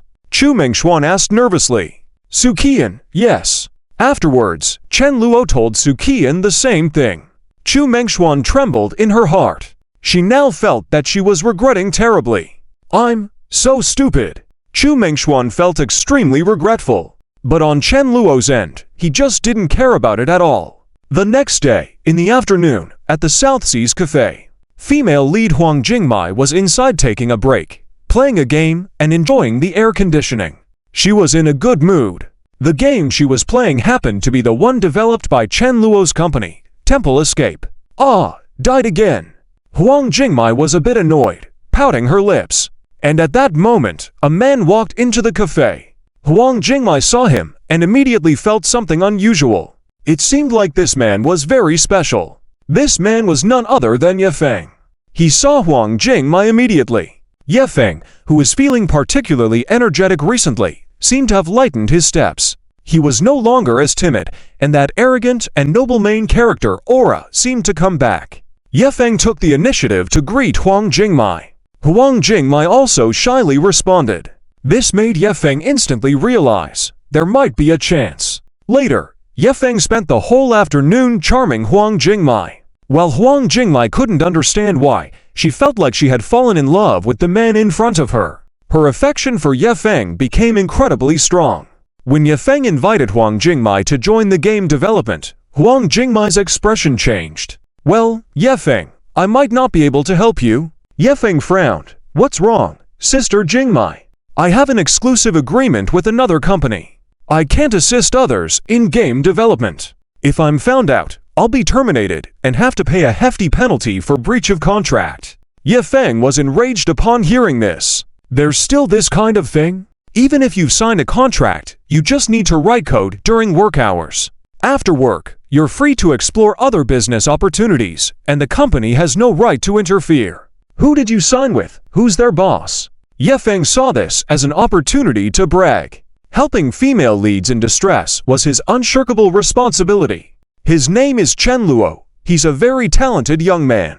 Huang Jingmai's words made Ye Feng's imposing manner instantly dissipate. What? Ye Feng couldn't believe it. If it was Chen Luo, he had no intention of conflicting with him again. Ye Feng recollected the scenes from before when he had confronted Chen Luo. He felt like he had been played miserably. Since he chose not to engage with Chen Luo, Ye Feng lived a much more carefree life. This led to a sense of fear towards Chen Luo somehow creeping up on Ye Feng. Cough cough, alright? Sister Jingmai, if I can help you cancel the contract and pay the breach of contract penalty, would you be willing to help me? Huang Jingmai's eyes immediately lit up at the prospect. She would definitely agree if she could afford the breach of contract penalty. In Huang Jingmai's eyes, Ye Feng seemed almost perfect. But the penalty is 1 million. Ye Feng twitched, feeling the pinch. Yet, when he remembered that his two games were continuously making money for him, and that winning Huang Jingmai would bring substantial income, he considered it worth it. No problem, just 1 million, I'll transfer it to you. You can go find that Chen Luo and cancel your contract. Really? That's great. Huang Jingmai was delighted, completely captivated by Ye Feng. Huang Jingmai also realized that perhaps helping Ye Feng was what she should be doing. As for that Chen Luo, I was a little reluctant before, but now I can finally enjoy working for others, Huang Jingmai lamented. At the same time, it was also very dreamlike for Huang Jingmai. She had just met a man, and he was already willing to transfer 1 million to her. This made Huang Jingmai feel both startled and delighted. At that moment, she was willing to do anything for Ye Feng. And for Ye Feng, he was very satisfied. He planned that his rise would continue to progress smoothly. And as long as he didn't have contact with Chen Luo, slowly but surely, he would surpass him someday. However, for Huang Jingmai, when she visited Ye Feng's company and spoke to Chen Luo about the matter, she was a bit worried that he might obstruct something. After all, after inquiring, she had heard that Chen Luo's reputation in Nancheng didn't seem very good. But the result was unexpected. Chen Luo remained calm and smiled, saying, "Oh, really? All right, once you transfer the penalty, you can go." Huang Jingmai felt a bit confused by Chen Luo's performance. She felt that something was off, especially the other people in the meeting room. Meng Shanshan, Chen Ruoxu, Xia Qingyu, Zhang Xiaoyu. These beautiful women all looked at Huang Jingmai with pity. This further baffled Huang Jingmai, making her more confused. What did I do wrong? The elated feeling in Huang Jingmai's heart gradually dissipated. When she left Chen Luo's company, she no longer felt elated. Instead, she felt regret. She probably couldn't even dream what was happening. A well-known female singer was feeling regretful because she couldn't join Chen Luo's company. Yet when she finally grasped the opportunity, she handed it over. When Huang Jingmai found Ye Feng again, Ye Feng was very happy and gave her a hug right away. Sister Jingmai, let's go. I'll take you to dinner and talk about our new game. Ye Feng was extremely pleased. But Huang Jingmai couldn't find her happiness. Just at that moment, a woman with a mask and incredibly long legs walked past them. Huang Jingmai was startled. Ye Feng was completely captivated by the long-legged beauty and couldn't take his eyes off her. Ye Feng was sure that this person was probably on his system's list to conquer. However, the woman was wearing a mask, so Ye Feng felt awkward about approaching her. But when Huang Jingmai saw Ye Feng's infatuated look, her feelings became even more apparent. Chapter 215 Chu Mengshuan's Apology. Che Jingyan also regrets. Huang Jingmai is just starting to recover. In her eyes, there was a strong look of doubt, because she suddenly felt that this classmate Yi Feng did not seem to have that much charm. Why did I suddenly feel so fond of him before? Huang Jingmai expressed some confusion, especially seeing Yi Feng looking at other beauties without disguise. Although Huang Jingmai felt it was nothing, deep down she felt it seemed wrong. However, there was no way. She and Yi Feng were already out. Now she couldn't find an excuse to leave Yi Feng behind. She could only try to think of the good things about Yi Feng. That is, this classmate Yi Feng has developed to games himself, and they are both quite good. I believe his future is definitely bright. Huang Jingmai was still unable to turn the corner at this time. She had no awareness that Yi Feng having a future meant Chen Luo didn't. Clearly, Huang Jingmai already knew about the two hot games on the market now. Fruit Ninja and Temple Run were both from Chen Luo's company. In terms of potential, Chen Luo obviously outshone Yi Feng by a mile. But unfortunately, when she saw Yi Feng, Huang Jingmai was influenced by the female lead's character in the book. Yi Feng was the male lead, whether he was in a crowd or in an inconspicuous corner. Female lead Huang Jingmai would always cast a different gaze towards Yi Feng and would quickly fall for him. And Huang Jingmai's thoughts were not wrong. Yi Feng himself was a harem-charming main character. So, he didn't hide the thought of wanting other women. In Yi Feng's eyes, as long as his harem companions obeyed him, they did not need to think too much. Yi Feng could afford hundreds of women. With expectations and regrets for the leggy beauty, Yi Feng eventually turned his head and continued playing with Huang Jingmai. However, Yi Feng didn't pay much attention to this matter. When he played with Huang Jingmai, he was also very focused. Various flirting words came naturally to him. But Huang Jingmai's attitude was very different from before. Despite Yi Feng giving her $1 million to help her terminate the contract with Chen Luo, Huang Jingmai hadn't received that $1 million. Moreover, she also lost a hard-earned good job.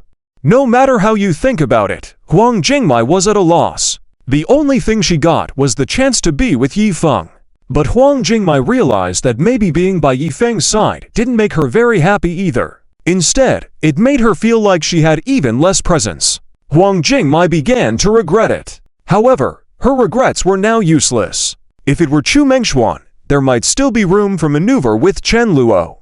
People like Huang Jingmai, who had signed a contract with Chen Luo, apparently didn't mind breaking the contract to be with Yi Feng. Chen Luo would be happy to accommodate them. Regarding Huang Jingmai's departure, Chen Luo was very calm inside. He wasn't flustered at all, nor was he afraid of any other female leads wavering. Chen Luo's power now was very strong. If these female leads wanted to leave, it was their loss. And Chen Luo was very confident. People like Xia Qingyu, Chen Ruoxu, Meng Shanshan, they would definitely not go to lick Yi Feng and have any connection with Yi Feng.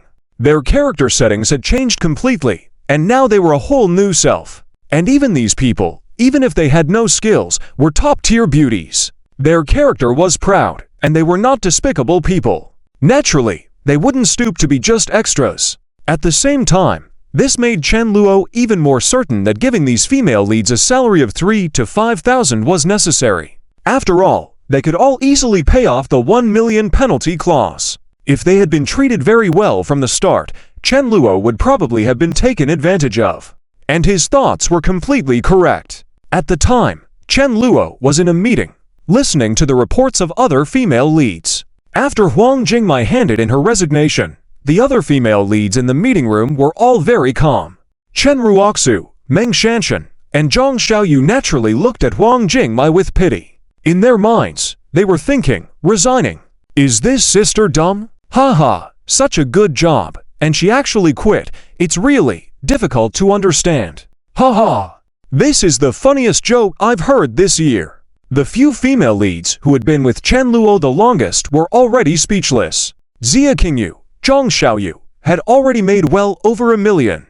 Which company could achieve this level of success? The key was, working with Chen Luo came without any work pressure, no need for overtime. Not only could they make money, it was also very easy. The boss was a handsome guy, the work environment was good, and Chen Luo's talent had already won over these women.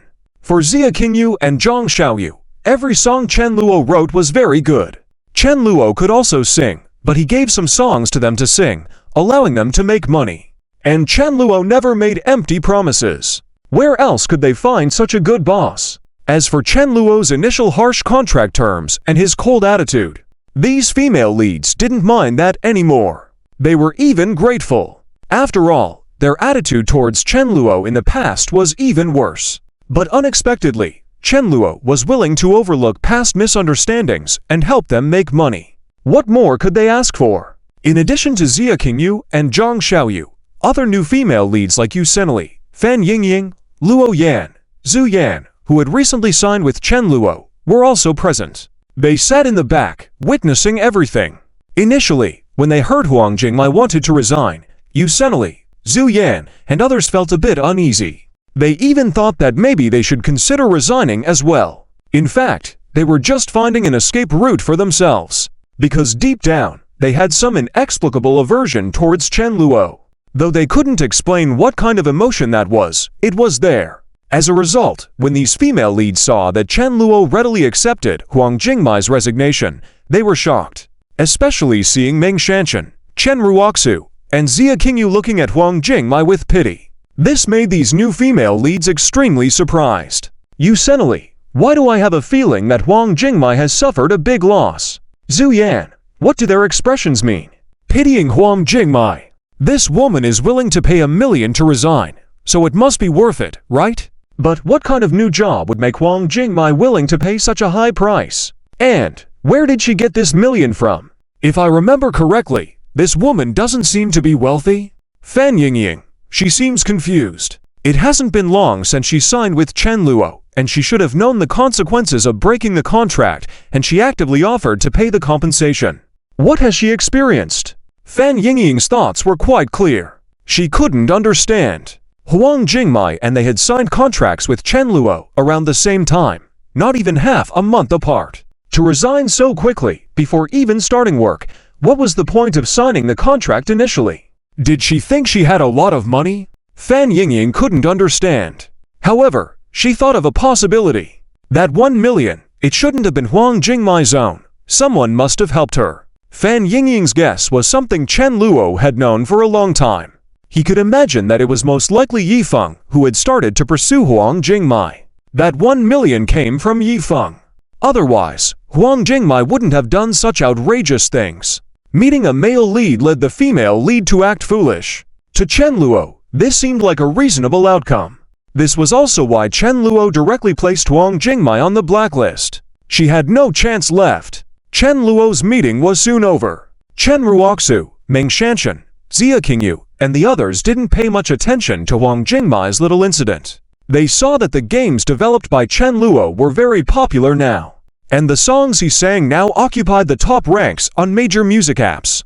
These female leads further understood Chen Luo's talent. The remaining new female leads, Yu Senli, Fan Yingying, Luo Yan, and others, also figured it out. They felt that they shouldn't make the same foolish mistakes as Huang Jingmai.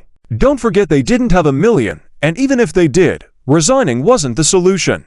Yusenali, working with Chen Luo seems like the better choice, right? Yusenali pondered to herself in silence. After receiving the sad news from Su Qian, Chu Mengxuan felt wronged and regretful. She couldn't accept losing an opportunity to become a pop queen like this, especially now that Su Qian was getting more and more popular with Chen Luo's help.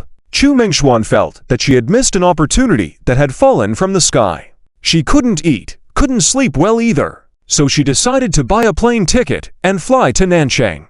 Chu Mengxuan wanted to find Chen Luo, apologize to him in person, and ask him for another chance. This time, Chu Mengxuan did not dare to have any arrogance. She was also dressed in attire that she was very satisfied with. What Yifeng and Huang Jingmai saw was a masked beauty with extremely long legs, who was none other than Chu Mengxuan. Yes, Chu Mengxuan brushed shoulders with Yifeng. However, she completely ignored Yifeng. This was the difference between Chu Mengxuan and Huang Jingmai. Both were female leads, but some female leads were smarter and less influenced by the setting. Of course, the most important thing was that Chu Mengxuan had already interacted with Chen Luo quite a bit. She had seen a more excellent man than Yifeng. Huang Jingmai, on the other hand, appeared clueless, like a naive child. One way or another, Su Qian's actions played a significant role. Su Qian couldn't and dared not persuade Chen Luo, but she directly helped Chu Mengxuan strategize. Mengxuan, why don't you come directly to Nanchang to find Chen Luo? Apologize to him in person. Maybe he will be willing to give you another chance. Su Qian's words guided Chu Mengxuan. She felt that she should do this. After all, going further on the path of music was what Chu Mengxuan desired. After Su Qian finished speaking, she added, "Don't mention that I suggested this to you." Su Qian didn't want to provoke Chen Luo in any way. She was quite satisfied with her current relationship with Chen Luo. Although she couldn't progress further or have any intimacy with Chen Luo, Su Qian was already content. Chu Mengxuan snorted in agreement and nodded, saying, "Humph, don't worry, I won't hurt you." This was Chu Mengxuan speaking the truth. However, Chen Luo was unaware of this. After Chu Mengxuan rushed to Nanchang, she found a hotel to rest. The next day, she set off to Nanchang University, hoping to find Chen Luo. In Nanchang University campus, Che Jingyan had been feeling quite restless recently. Although she had initially thought of investing in Yifeng, Yifeng had not disappointed her expectations. He had indeed started to earn money now. Others may not know, but Che Jingyan was aware that the games King of the Wasteland and Crazy Road were developed by Yifeng. Yifeng even purchased a $1 million sports car. For a freshman in college, this was already a remarkable achievement. However, Che Jingyan was very clear that Chen Luo seemed to be doing even better. Che Jingyan was not yet aware that Fruit Ninja and Temple Run were researched by Chen Luo. But she completely understood the songs that Chen Luo sang. These songs were very popular now. Even her friends who didn't listen to music much occasionally hummed the songs sung by Chen Luo. This made Che Jingyan understand more about Chen Luo's talent. However, she had started to feel regret for declining Chen Luo's invitation before. But Che Jingyan remained calm. She felt that as long as she took a more proactive approach, there would still be a chance for her. However, when Che Jingyan saw Chen Luo walking towards her, her mood immediately became tense. Is that Chen Luo? Che Jingyan widened her eyes, trying to figure out how to greet Chen Luo and what to say. However, she suddenly realized that Chen Luo didn't even glance at her but simply ignored her. He walked past her and continued walking forward. At that moment, Che Jingyan was dumbfounded. She stood there, feeling an overwhelming sense of loss inside. When she turned back and saw that Chen Luo had already walked far away, she didn't know what to say. At that moment, by chance, Yifeng and Huang Jingmai also walked towards them from the front. Today, Yifeng had brought Huang Jingmai to visit Nanchang University. As a result, he encountered Chen Luo again. However, this encounter was normal. After all, the two of them, one protagonist and one antagonist, were bound to tangle together. Nothing wrong with that. However, this time, Yifeng felt much more confident. Because the female lead was by his side, holding his hand. Chen Luo only saw Yifeng pause momentarily in place, but then walk proudly towards him. Previously, other female leads inexplicably stood by Chen Luo's side. Now Yifeng felt that everything would be different. The change was starting with Huang Jingmai. Seeing Chen Luo again also stirred mixed emotions in Huang Jingmai. She couldn't understand why Chen Luo had readily accepted her resignation that day. Am I that dispensable? If so, why did Chen Luo sign me willingly? This was a thought that kept replaying in Huang Jingmai's mind after returning. But Chen Luo wasn't interested in the inner drama between these two. He glanced at Yifeng and also noted that Yifeng seemed to be more active lately. Chen Luo was quite satisfied with this. Well, keep dancing, Yifeng. Dance a little higher. Chen Luo held a supportive attitude towards this. Yifeng was more self-assured now, because the female lead was right beside him, holding his hand. In the end, Chen Luo didn't care much about their inner dialogue. He glanced at Yifeng and acknowledged that Yifeng seemed to be more active recently. However, Yifeng had no idea about the predicament he now faced. When Yifeng saw Chen Luo silent, he thought that he had won. However, he couldn't revel in that victory for long. Suddenly, Yifeng heard a clear female voice behind him. Chen Luo, I'm sorry. Yifeng's pupils dilated. He turned around and was even more stunned. Because Yifeng saw the beauty with enviable long legs whom he had met on the street a few days ago. She was standing in front of Chen Luo with a look of guilt on her face. Yifeng, WTF. Chapter 216, Yifeng's Unprecedented Operation. Chu Mengshuan was speechless. Even though Yifeng had experienced countless trials, such a blow was still hard for him to accept. What's going on here? The long-legged beauty I met a few days ago is now looking guilty, apologizing to Chen Luo. Yifeng understood the significance behind this information. It was huge. Why would such a beauty take the initiative to apologize? What had Chen Luo done to make her so apologetic? And if it were an ordinary girl, Yifeng wouldn't have reacted so strongly. But the key was that Chu Mengshuan was exceptionally beautiful. Those incredibly long legs were incredibly eye-catching. Passers-by, regardless of gender, couldn't help but glance over. The boys looked like they were about to drool. Oh my, those legs are longer than my life. This is just scary. The girls showed envy. Why can she have such long legs while I'm stuck with my short ones at 1.5 meters? It's so heartbreaking. At the same time, they all cast strange looks at Chen Luo. Isn't he the new student named Chen Luo? A few days ago, a beauty came in a sports car to find him. I heard later that the beauty seemed to be a famous singer. What drama is going on today? Sigh, so envious. The surrounding audience's attention turned towards Chen Luo and the beauty. For Chu Mengshuan, she hadn't expected it either. She apologized so naturally, saying those 3 words. Originally, Chu Mengshuan thought she wouldn't be able to say it. But this natural behavior turned out to be a good thing.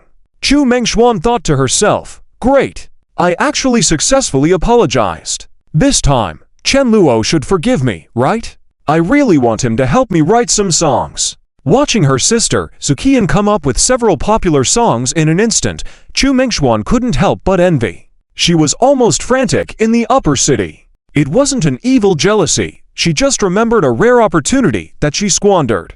She was filled with regret. If she hadn't seen the light, she wouldn't have minded.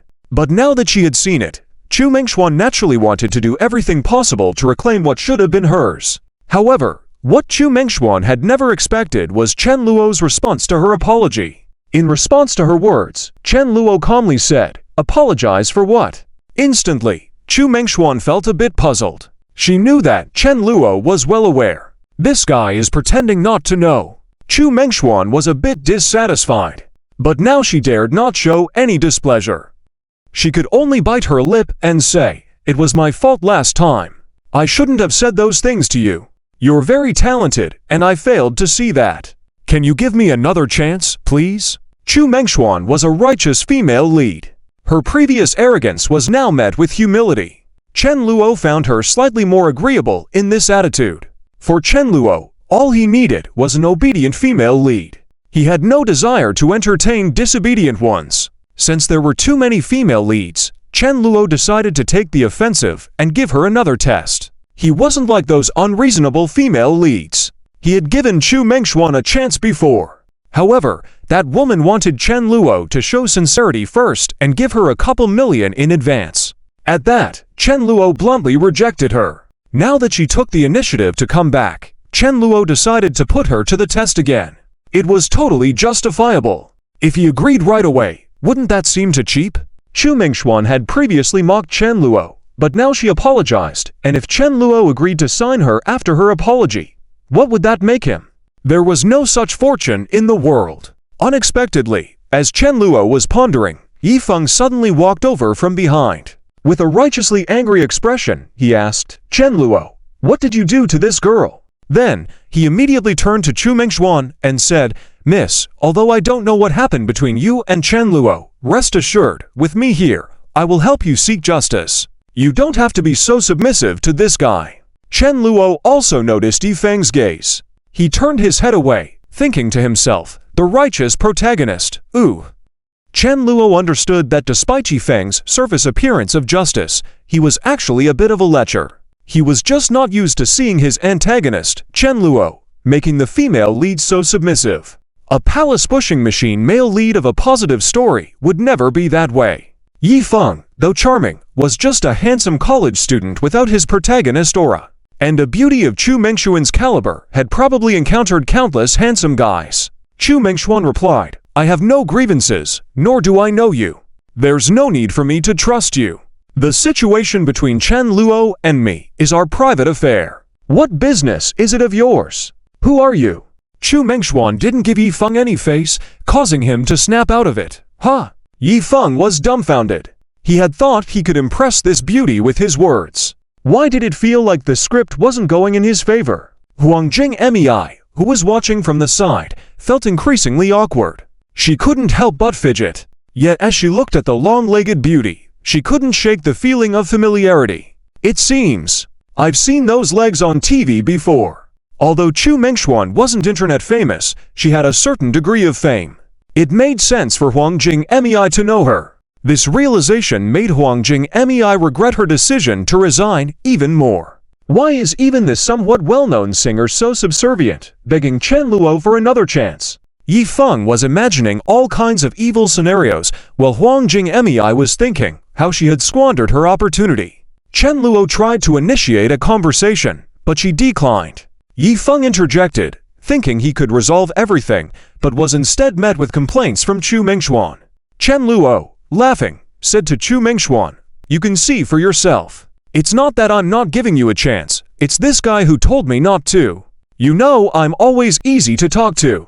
So, you to sort it out, bye." With that, Chen Luo left, leaving Chu Mingxuan and Yifeng alone in a complicated atmosphere. Chu Mingxuan spoke. Yifeng pondered aloud, "Is Chen Luo so easygoing today?" Yifeng felt somewhat triumphant, having felt a sense of victory. But he was unaware that deep within Chu Mingxuan, anger was brewing. Chapter 217. Chen Luo's disrespectful request. Yifeng is almost exploding. South City University, at the school gate.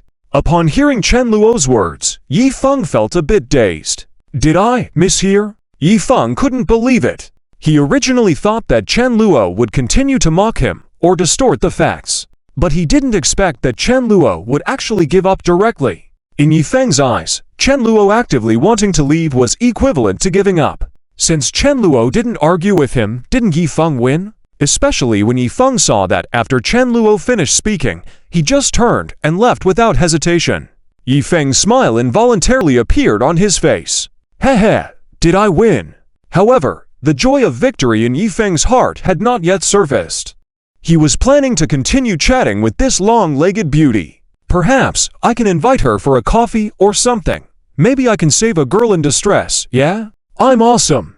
Yifeng thought that he had already rescued Huang Jingmei. He was more confident. Previously, Xia Qingyu, Zhang Xiaoyu, Meng Shanshan, and other beauties were recruited by Chen Luo through unknown methods. That was because at the time, Yifeng was just an ordinary person. Look at me now, I have brought out 1 million, and my net worth is already in the millions. Even the girls who have sided with Chen Luo can still be persuaded to change their minds. This was Yifeng's viewpoint. While trying to woo Huang Jingmei, knowing that she had already signed a contract with Chen Luo, created a dilemma. The scene was almost identical to what happened with Xia Qingyu, Zhang Xiaoyu, and Shen Yun. However, the outcome this time was entirely different. Huang Jingmei chose to follow Yifeng. Therefore, Yi Feng believed that he could also win over this long-legged beauty. Yi Feng immediately started searching for Chu Mengshuan's name in the system's strategy list. Now that the system had upgraded, Yi Feng could directly confirm the identities of those female leads. Only 10 points were needed to find out. This made Yi Feng even more determined to conquer Chu Mengshuan. However, just at that moment, Yi Feng suddenly heard Chu Mengshuan immediately turn back and shout anxiously, "Hey, Chen Luo, wait!" After speaking, Chu Mengshuan simply ignored Yi Feng and instead chased after Chen Luo. This sudden turn of events left Yi Feng dumbfounded. Yi Feng, ha, ha! Yi Feng widened his eyes, watching Chu Mengshuan's retreating figure. His heart was breaking.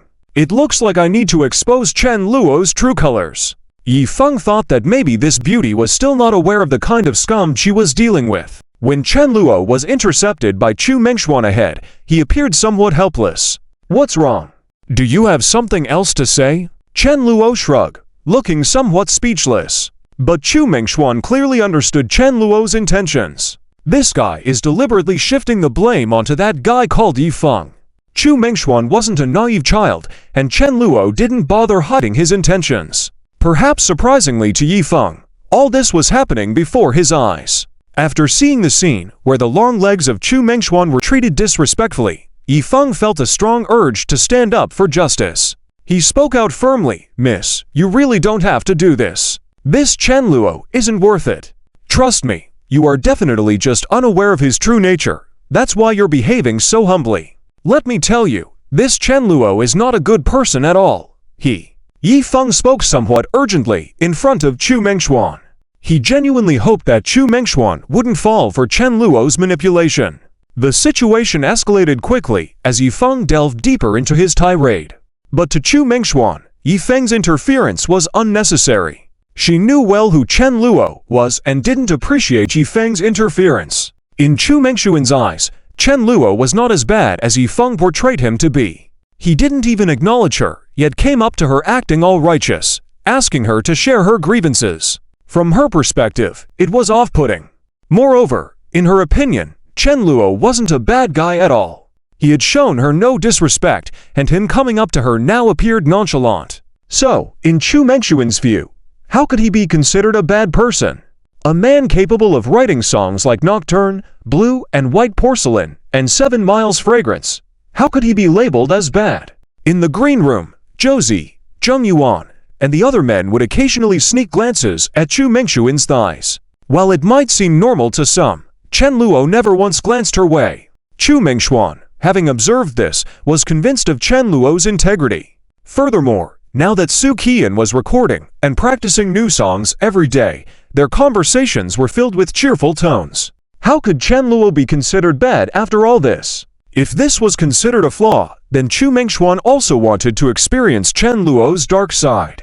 "Chen Luo, feel free to show me your bad side." "Shut up! Who do you think you are? Why do you think you have the right to speak ill of Chen Luo? Do I know you? Have I met you? You start by calling me beautiful, then you want me to pour my grievances out to you. Can you be any more confident? Idiot!" Chu Mengshuan had fantasized about apologizing to Chen Luo.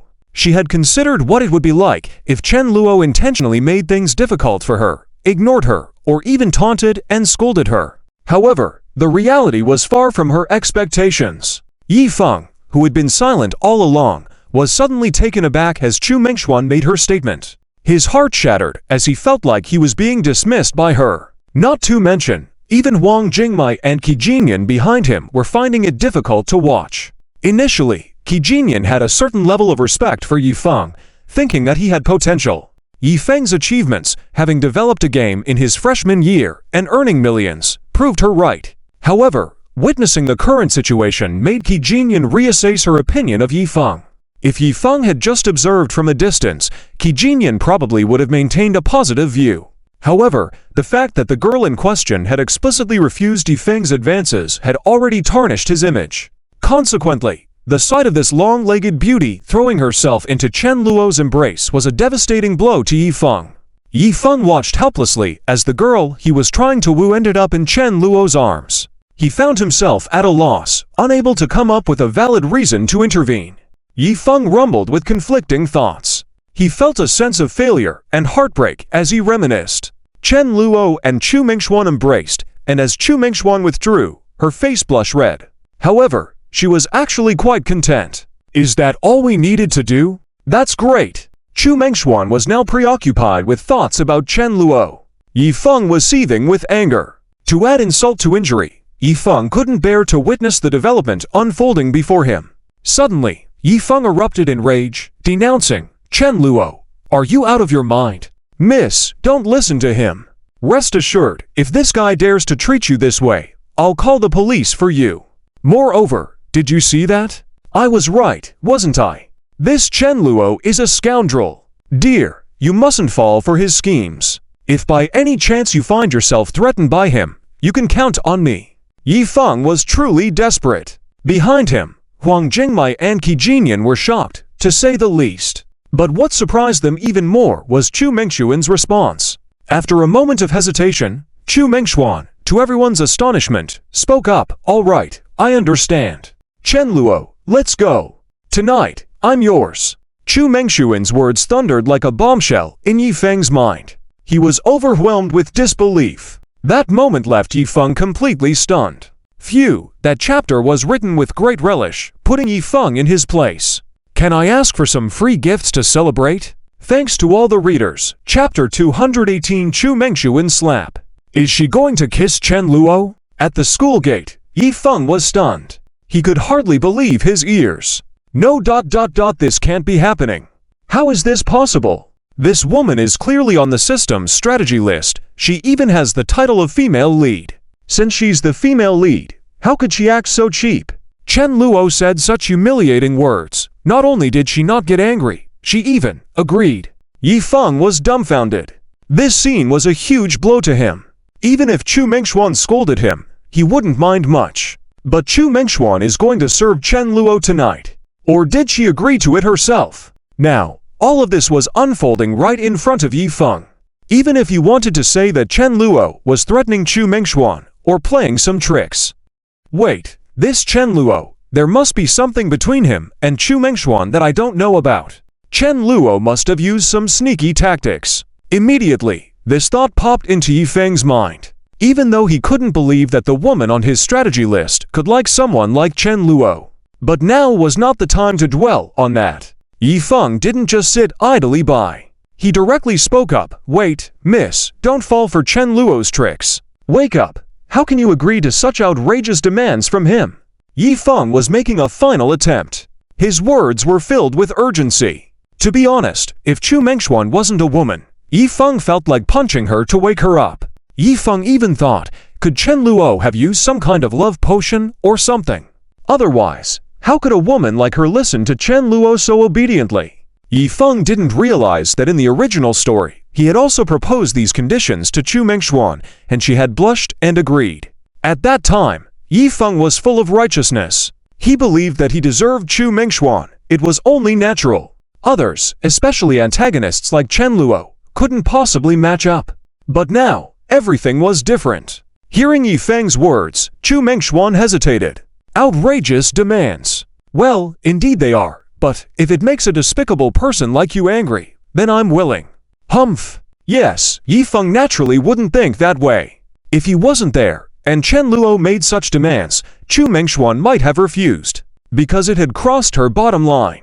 But Yi Feng's constant interference had irritated Chu Mingxuan. She could also see that Chen Luo and Yi Feng didn't get along.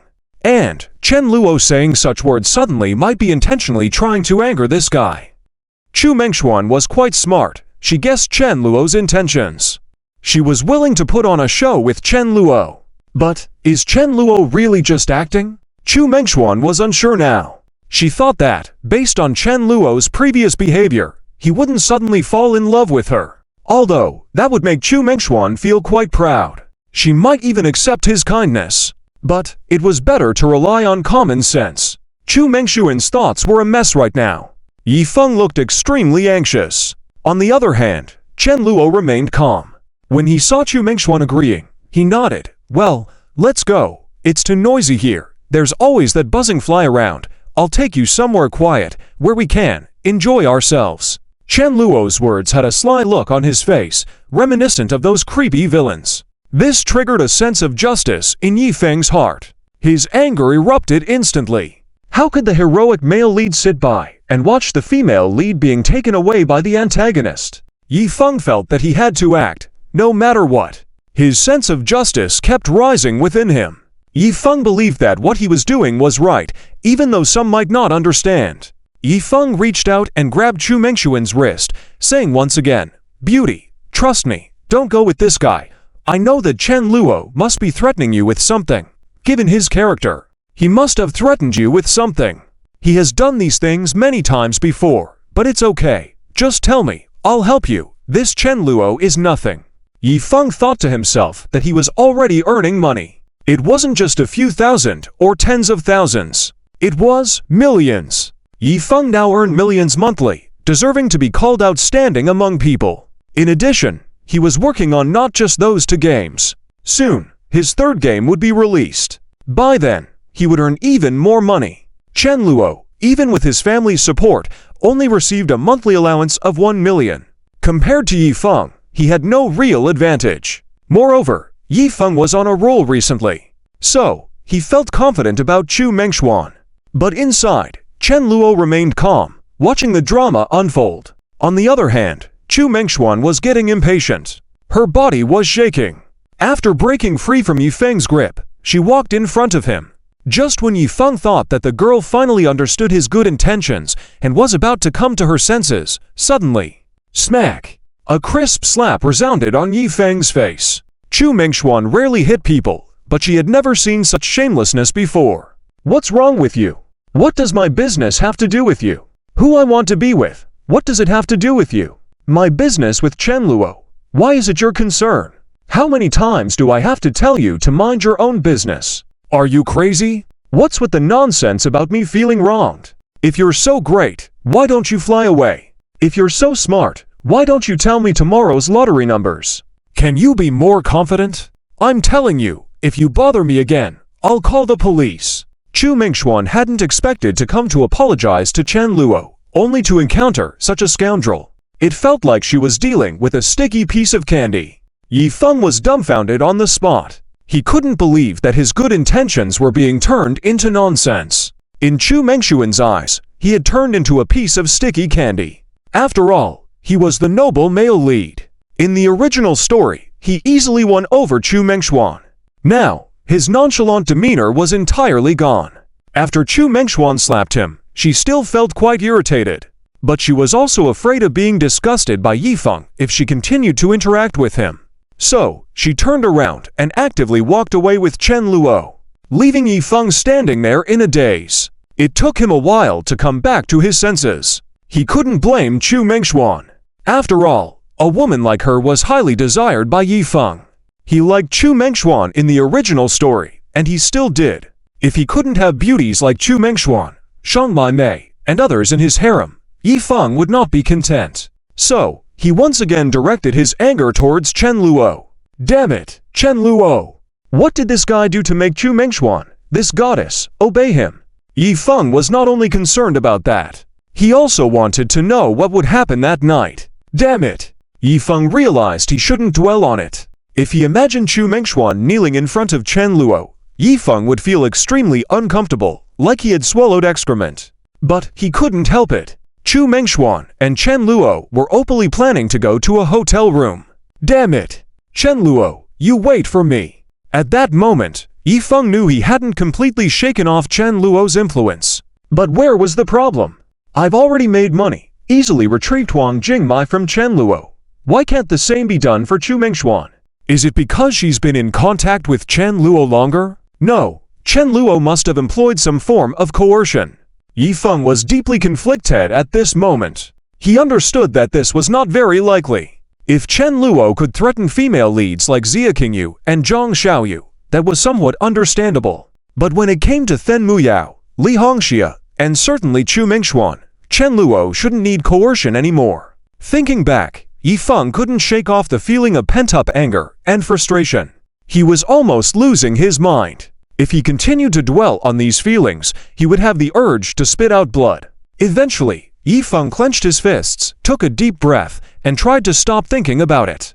Forget it, let Chen Luo be arrogant for a while longer. Yi Feng believed that his current priority was to quickly finish conquering Huang Jingmai. It was only then that he could gain points and use the system to become stronger. But little did Yi Feng know that as he turned his head, he was left bewildered once again.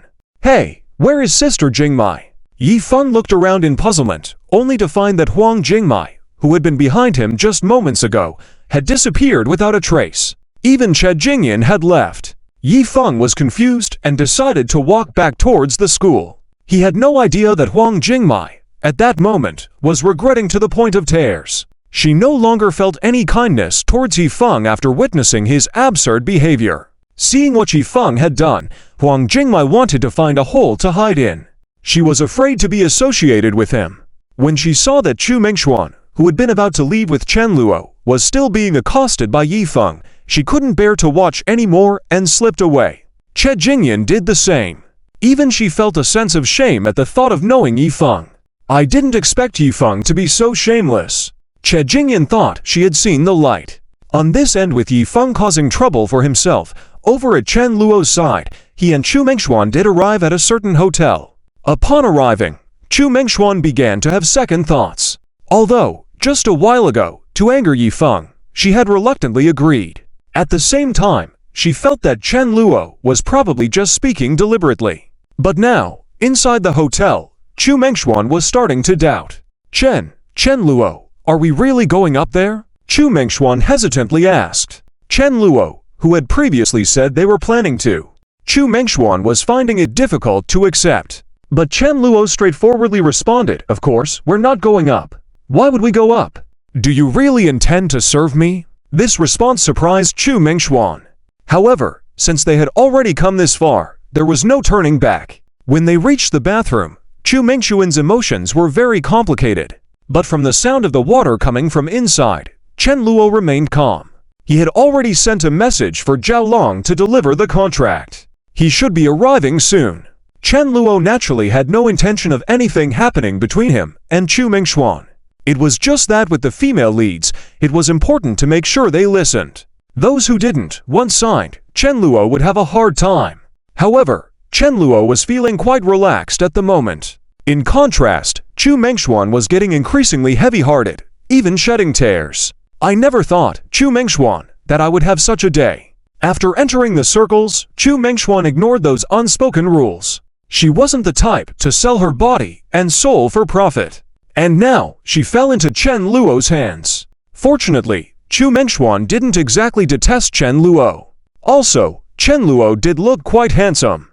Otherwise, if it had been a pot-bellied middle-aged man or an old man, Chu Mingxuan would never have agreed. After taking a bath, Chu Mingxuan, wrapped in a bathrobe, came out. It was undeniable that her figure, besides those extraordinary long legs, was perfect in every way. Even in a bathrobe, she couldn't hide her proud posture. Meanwhile, Chen Luo was seated on the bed.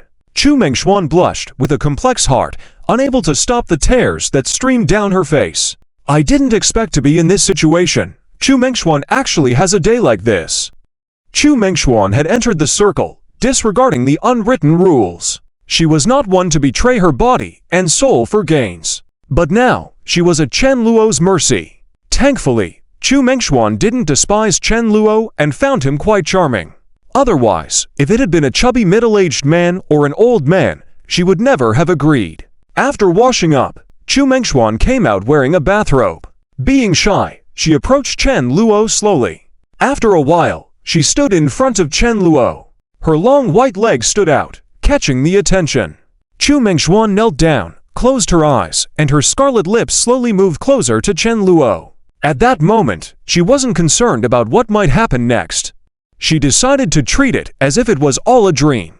Unexpectedly, Chu Mingxuan felt a touch of something other than Chen Luo's lips. Opening her eyes in confusion, she saw that Chen Luo had raised his hand to block her kiss. Suddenly, Chu Mingxuan was taken aback. What does this mean? Chapter 219. Chu Mingxuan's Loss. More female stars invite Chen Luo. Inside the room. In Chu Mingxuan's eyes, there was a hint of confusion. She hadn't expected the atmosphere to escalate to this point. Chen Luo actually rejected it. What's going on? Chu Mingxuan, Chen Luo, what kind of drama are you playing this time? Chu Mengxuan spoke up. Her emotions were very complicated right now. She had thought that everything was inevitable and irreversible. She had mentally prepared herself. But now, it seemed like things weren't that simple. Chen Luo, it's nothing. I just suddenly changed my mind about what you said before. Chen Luo saw Chu Mengxuan's determination, so he wouldn't keep pressing her. That was already enough. Otherwise, he really would have made Chu Mengxuan kneel down or something. She wouldn't agree, and it wasn't necessary. Chen Luo was still counting on Chu Mengxuan to help him make big money. If Chu Mengxuan could obediently listen, naturally, everyone would be happy. Chu Mengxuan, you changed your mind. Chu Mengxuan was surprised when she heard Chen Luo's words. First, she was stunned, then a feeling of joy emerged within her. Chu Mengxuan, does that mean you'll help me write songs? And you're not bothered by what happened before? Chen Luo, yes. Chen Luo nodded. Chu Mengxuan was shocked on the spot. She hadn't expected to receive such a sudden piece of good news at this moment. Chu Mengxuan was touched. Finally, her goal was achieved. Chu Mengxuan, great, great. Chen Luo, thank you. Chu Mengxuan thought to herself that she could finally be like Suqian. If she could get songs written by Chen Luo of the same caliber as Suqian's songs like Take Me to Find Nightlife, Rose Youth, Blooming All the Way, these songs were all well-known hits. Chu Mengxuan's songs had long been forgotten. In fact, she had released new songs during this time. Despite investing money in promoting them, the results were minimal. Therefore, Chu Mengxuan envied Suqian very much, watching her name frequently appear in hot searches, seeing her songs being constantly mentioned. While Chu Mengxuan was happy, she was also jealous. But now, she no longer needed to envy Suqian. However, Chen Luo, why did you suddenly change your mind? Doesn't he want me? Chu Mengxuan found it strange. After all, she was just wrapped in a bathrobe.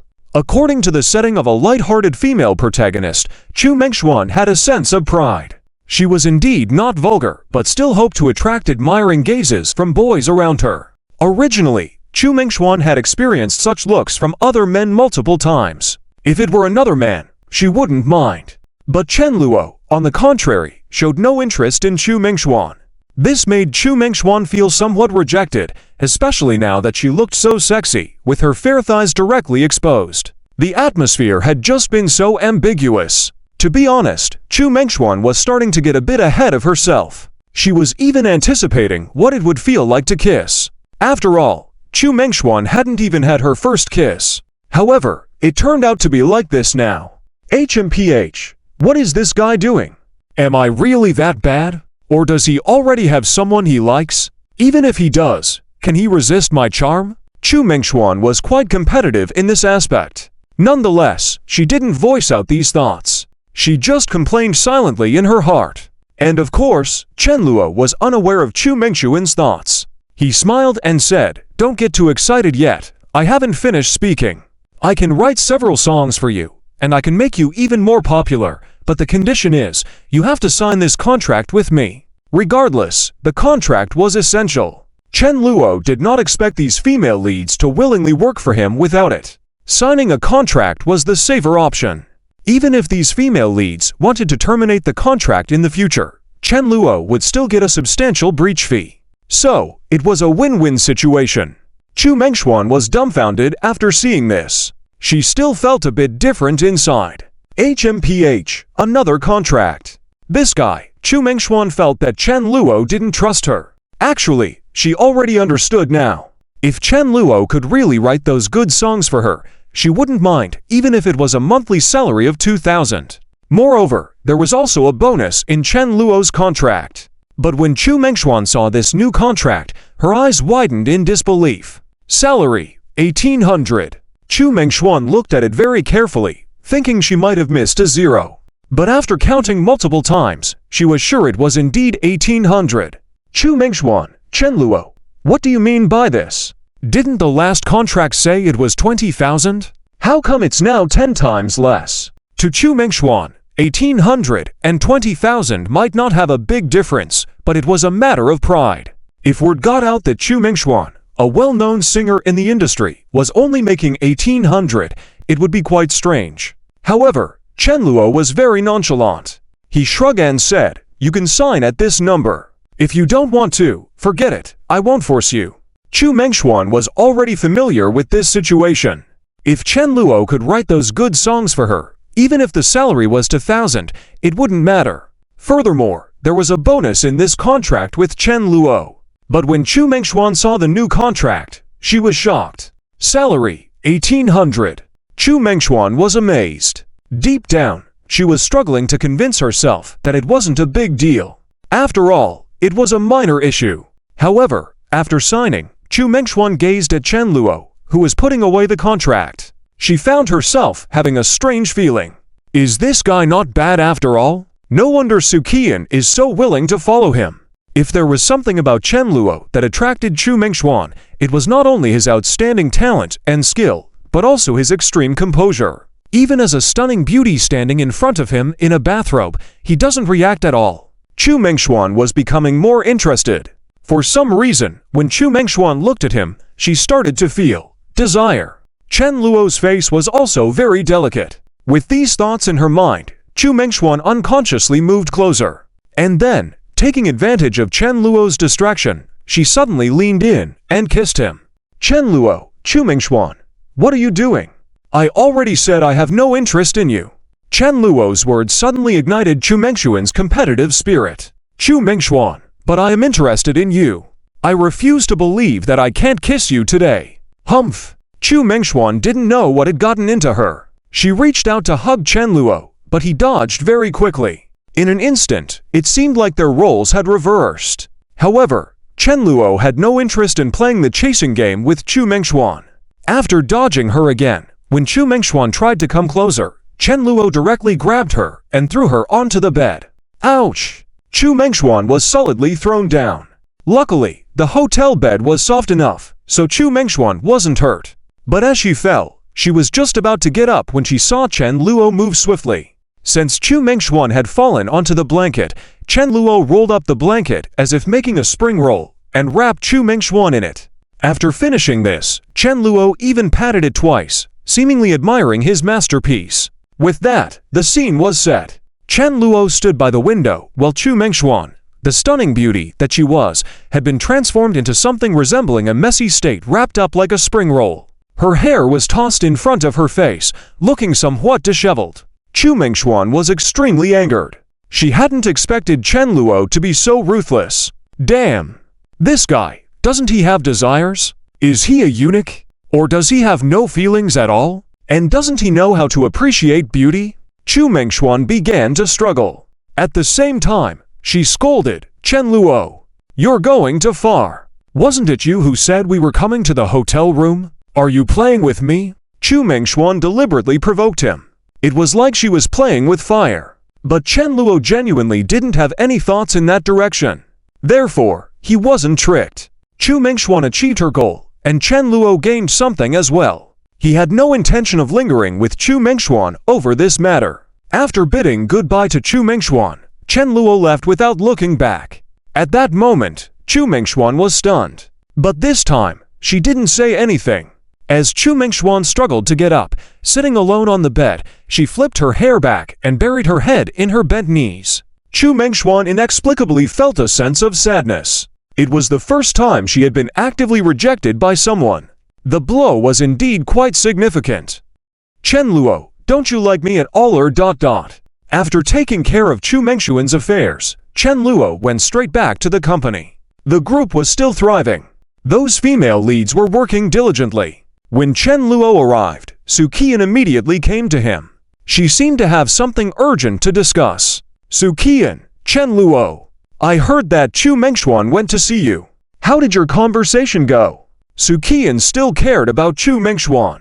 "Chen Luo, well, the conversation went well, and she's now an employee of our company." When Sukian heard this, a smile appeared on her face. "Sukian, really? That's great. I told you, although she's a bit haughty, her business competence is good. You won't lose by signing her." At this moment, Leng Xiaoyan also came out and, seeing Chen Luo, she smiled warmly. "Leng Xiaoyan, Chen Luo, you're here.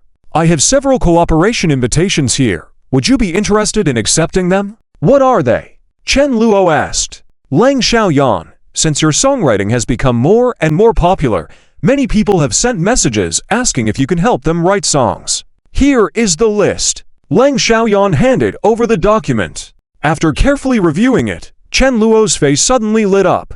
Besides those characters not depicted in the book, there were a few who were as popular as Ning Siki, or even more powerful female leads who had taken the initiative to seek Chen Luo's help in writing songs. Naturally, Chen Luo was more than willing. When Su Qian looked at the list and saw the names, even her mouth dropped open. Could it be? Even Liu Qin, the Heavenly Queen, wants you to write songs for her. And the rising domestic star Zhao Xianglin, and many more. Even the domestic superstar Mu Shuxiu says she wants to talk to you. Chen Luo, you're amazing. Su Qian's eyes now held an even greater sense of admiration for Chen Luo. Many of these names on the list were even more prominent than Su Qian. For example, the Heavenly Queen Liu Qin, who had extensive expertise in music. Her Heavenly Queen title alone said it all. Then there was Zhao Xianglin, who was a new generation female singer even more popular than Ning Siki. Her popularity was quite high. Similarly, she had many songs that were well known. As for the domestic superstar Mu Shuxiu, there was no need to elaborate on how famous she was. Although she didn't hold the title of Heavenly Queen, she was also a big beauty. According to what Su Qian had heard, Mu Shuxiu was not only exceptionally talented, but also had a significant background. For these high-caliber celebrities to send invitations, Chen Luo's future achievements were undoubtedly promising. At that moment, Su Qian felt even more fortunate that she had been signed by Chen Luo earlier. Otherwise, when Chen Luo truly showed results collaborating with these megastars, he would become even more popular. By then, whether she could catch Chen Luo's attention, who was working with such high-profile stars, remained uncertain. Chapter 220, The Thoughts of Su Qian. Gossip between Chu Mengshuan and Chen Luo. Chen Luo, okay, thank you for your hard work, Xiaoyan Ye. I understand this matter. I will give you a specific answer about these invitations tonight. Hearing Chen Luo calling her Xiaoyan Ye, Lang Xiaoyan felt a bit complicated in her heart. However, she had been with Chen Luo for quite some time. Lang Xiaoyan knew Chen Luo's temperament. Therefore, she nodded as well. On the other side, Su Qian was even more surprised. When she came to Chen Luo's company, she was already amazed. She didn't expect that there were so many beauties in Chen Luo's company. Like this one called Lang Xiaoyan, as well as Du Qingku, Gu Menyan, Meng Shanshan, and other women. Each one of them, Su Qian felt that they were no less beautiful than her in terms of appearance, especially after communicating with Lang Xiaoyan, knowing that she used to run a company herself. She was a wealthy woman worth hundreds of millions. And yet now, she was willingly serving as Chen Luo's secretary, helping him with those tedious and complicated tasks. This made Su Qian even more admiring of Chen Luo's charm. However, after some consideration, with Chen Luo's talent, even billion-dollar rich women were willing to work for him. It didn't seem like a big deal. After all, she herself had tens of millions in assets. So why did she also sign a contract with Chen Luo to become his employee? At the same time, this also made Su Qian admire Chen Luo even more. With so many goddess-level figures in the company, if it were another man, something would probably happen. However, when Su Qian inquired further, she was astonished to find out. These beauties seemed to have a special affection towards Chen Luo. But Chen Luo had no relationships with them outside of work. This point, Su Qian could also sense from their resentful tone. As a result, she became even more curious about Chen Luo. Among these numerous invitations, besides Liu Qin, Zhao Xianglin, Mu Shuxiu, and other important and prestigious female leads, people like Zhang Yuying and Zi Yajing were equally famous actresses. Among them, Zhang Yuying could be considered a senior figure in the music industry. According to the setting, she was a beautiful woman in her 40s. However, in this novel world, according to the author's setting, even though Zhang Yuying was older, she still retained her charm. Her looks were not inferior to many young beauties. And in terms of demeanor, Zhang Yuying appeared more mature. Chen Luo also remembered that in the novel, Zhang Yuying had assisted Yi Feng in many aspects. She wasn't the kind of elder sister who flirted about, but rather a very gentle aunt, a beautiful woman, and so on. She even came forward with an invitation, hoping to collaborate on a few songs with Chen Luo. Naturally, Chen Luo wouldn't refuse. As long as the female lead had potential and wasn't just decorative, Chen Luo would try to recruit them. Additionally, in the film industry, Chen Luo was also quite well known now. Although he wasn't a director, he was credited as a screenwriter. The movie Pineapple City's Richest indeed garnered over 20 billion in box office revenue, making the director named Zhang Teng famous. But Chen Luo, as the producer and screenwriter, also received attention from many people. Especially, Zhang Teng was on Lin Yun's side. He knew his position well. Therefore, all the matters about collaborating due to the success of Pineapple City's Richest, Zhang Teng relayed them all to Chen Luo. Zhang Teng understood that Chen Luo was the one calling the shots. He was just basking in the borrowed light. After all, Chen Luo had given detailed instructions on how to perform many plot points and details in the film. Zhang Teng was mainly there on set to assist with filming and get approval from Chen Luo once done. Among these invitations from people in the film industry to her female lead roles, they were named Ji Menglin and Wu Yixi. They were both actresses who had some conflicts with Yifeng in the original work. They had acted in several decent movies, although not blockbuster hits, they were still somewhat famous. Unlike the other actresses who actively sought out the director Zhang Teng, the words of Zhang Yuying, Zi Yajing, and others were full of sincerity. They expressed their desire to meet with director Zhang Teng.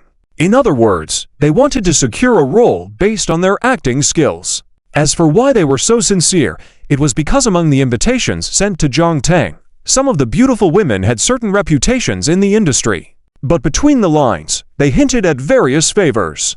Essentially, they wanted to exchange something, or satisfy some requirements of director Zhang Teng to secure a role. In reality, it was an unspoken rule. However, this time, it wasn't the director taking advantage of the female leads, but rather some female stars who were eager for director Zhang Teng to bend these rules a bit for them.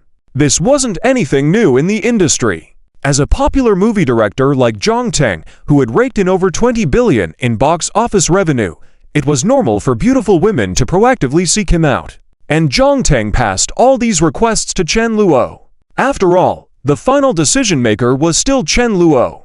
Moreover, Zhang Teng didn't dare to act on his own. He followed Lin Yun's orders to listen well to Chen Luo's instructions. But Chen Luo was not interested in these matters. He was only focused on the two female leads. So, Chen Luo's reply to Zhang Teng was to tell those women not to expect too much. Chen Luo's films couldn't be influenced by women offering to exchange physical favors for roles. Chen Luo stated that if these women wanted a role, they should rely on their acting skills. However, if these women were willing to act in other movies directed by Zhang Teng, Chen Luo wouldn't interfere with whatever arrangements they made. This pleased Zhang Teng somewhat. He replied that he completely understood Chen Luo's intentions and would convey them accurately. Chen Luo didn't pay much attention to these unrelated women. After surveying his company and understanding the situation, he planned to leave. The next task was to contact these female leads who had sent invitations. However, before leaving, Chen Luo was caught up by Su Qian. She grabbed Chen Luo's arm and said, "Chen Luo, why are you in such a hurry to leave? Let's chat a bit more." Su Qian had some things to report to Chen Luo. Chen Luo said, "What do you want to talk about? If it's not urgent, I have other matters to attend to." Chen Luo glanced at his watch as it was almost dinner time. Tonight, Chen Luo planned to continue his date with Lin Yun. Su Qian said, "Of course. Chen Luo, the songs you wrote for me have been doing very well. Some of the songs have even reached over 10 million plays." Heh. Chen Luo nodded with a smile. "Naturally, those songs are really good. Plus you sing them well. They are bound to be popular." Chen Luo's words made Su Qian even more excited. She had previously thought that all the songs Chen Luo sang on the Singer program were his original creations. Chen Luo kept churning out one amazing song after another. It made her wonder how many more hit songs he would come up with in the future. Su Qian felt Su Qian experienced Chen Luo's talent, which seemed bottomless. With Chen Luo even signing Chu Mengxuan, he would definitely be writing songs for her as well. But looking at Chen Luo's demeanor, he seemed unfazed. The more Su Qian thought about it, the more amazed she became at Chen Luo's terrifying talent in music. Su Qian asked, "Chen Luo, Will you continue writing songs for me in the future? Chen Luo answered decisively, of course. It was a given. Soo Ki-in's songs were becoming popular. She was gaining recognition and making some money. But the real profits were all with Chen Luo. Handling the copyright issues with Lang Xiaoyan's side was getting a bit challenging for her. After all, Chen Luo's pace of releasing songs was extremely fast. They had only a couple dozen songs during the school concert, and now they had a lot more. Chen Luo had plenty of great songs himself, not to mention Xia Qingyu, Zhang Xiaoyu, Soo Ki-in, and others. Chen Luo held the copyrights to all these songs. The value of these songs, combined, was already over 100 million at the moment. Chen Luo was making a fortune. Soo Ki-in, upon hearing Chen Luo's words, finally felt relieved. She didn't think much of it before, and at that time, she felt even somewhat lucky that she signed with Chen Luo, only witnessing Chu Mengshuan's embarrassing situation. It wasn't a sense of crisis back then. However, this time, Chen Luo received so many invitations from famous female singers upon arrival. Even if Chen Luo didn't sign Chu Mengshuan, but signed those people too, then where would Soo Ki-in stand with Chen Luo? Therefore, Soo Ki-in was afraid that she might soon lose her proper place with Chen Luo. She didn't want that to happen. However, it seemed that Chen Luo was not that kind of person. Soo Ki-in also believed that Chen Luo wouldn't ignore her and sign more popular female stars. This made Soo Ki-in's good impression of Chen Luo increase a bit more. Thinking about this, Soo Ki-in blushed and asked, "So Chen Luo, do you have time later? I want to treat you to a meal. Just a meal. It won't take up too much of your time." Chen Luo replied calmly, "I don't have time. I have other matters to attend to. Do you have something else to say? If not, I'll be leaving first." Soo Ki-in was taken aback, a hint of disappointment flashing through her eyes. Soo Ki-in said, "Oh well. Okay then, Chen Luo, go ahead and deal with your matters." Soo Ki-in was a bit puzzled. Chen Luo wasn't affected by her disappointment. Nevertheless, she adjusted quickly. Soo Ki-in reassured, "Chen Luo, I will definitely work hard.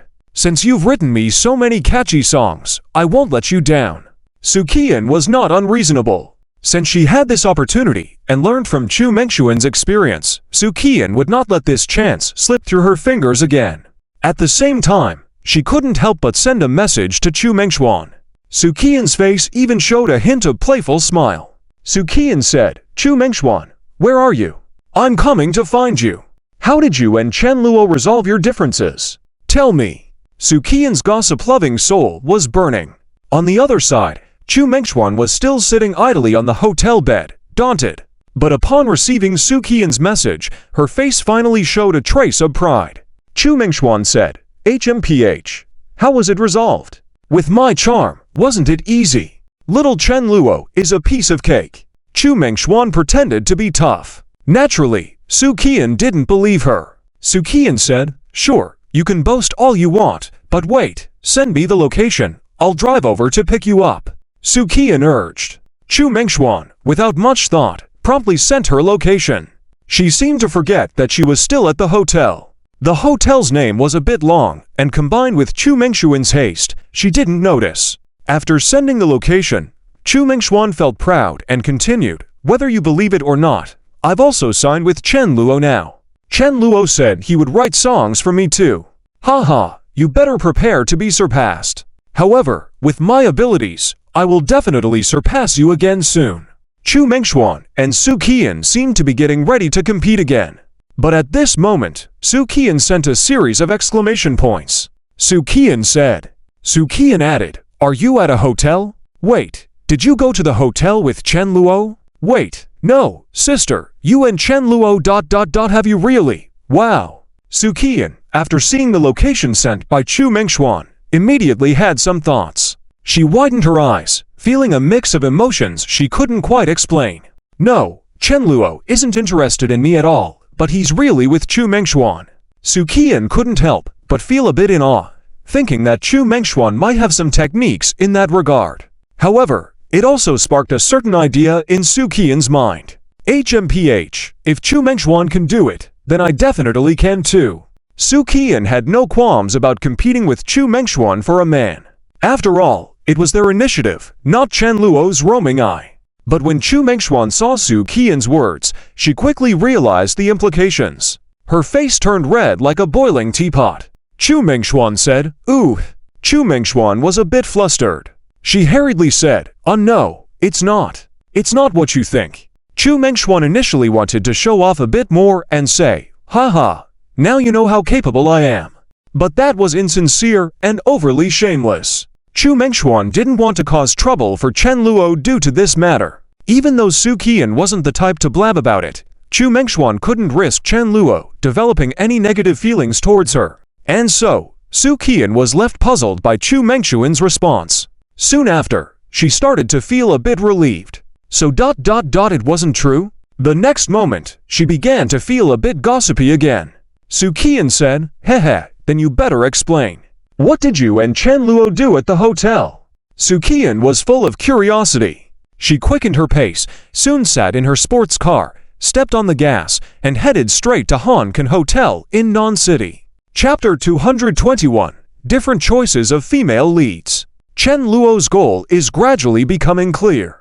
In the end, Su Qian could not find out from Chu Mengxuan's mouth what she and Chen Luo did at the hotel. After all, Chu Mengxuan certainly would not say that she tried to kiss Chen Luo actively, only to have Chen Luo continually avoid her, right? That feeling would be too embarrassing for her. If Chu Mengxuan were to say something like that, Su Qian would probably laugh at her for a lifetime.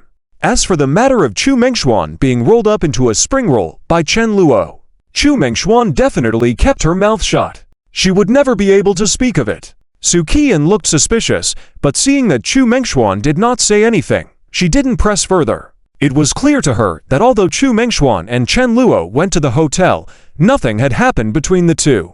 This made Su Qian even more curious about Chen Luo. Su Qian, what a strange man. No, more accurately, maybe Chen Luo is a very good treasure boy? Sitting next to Chu Mengxuan, Su Qian was lost in her own thoughts.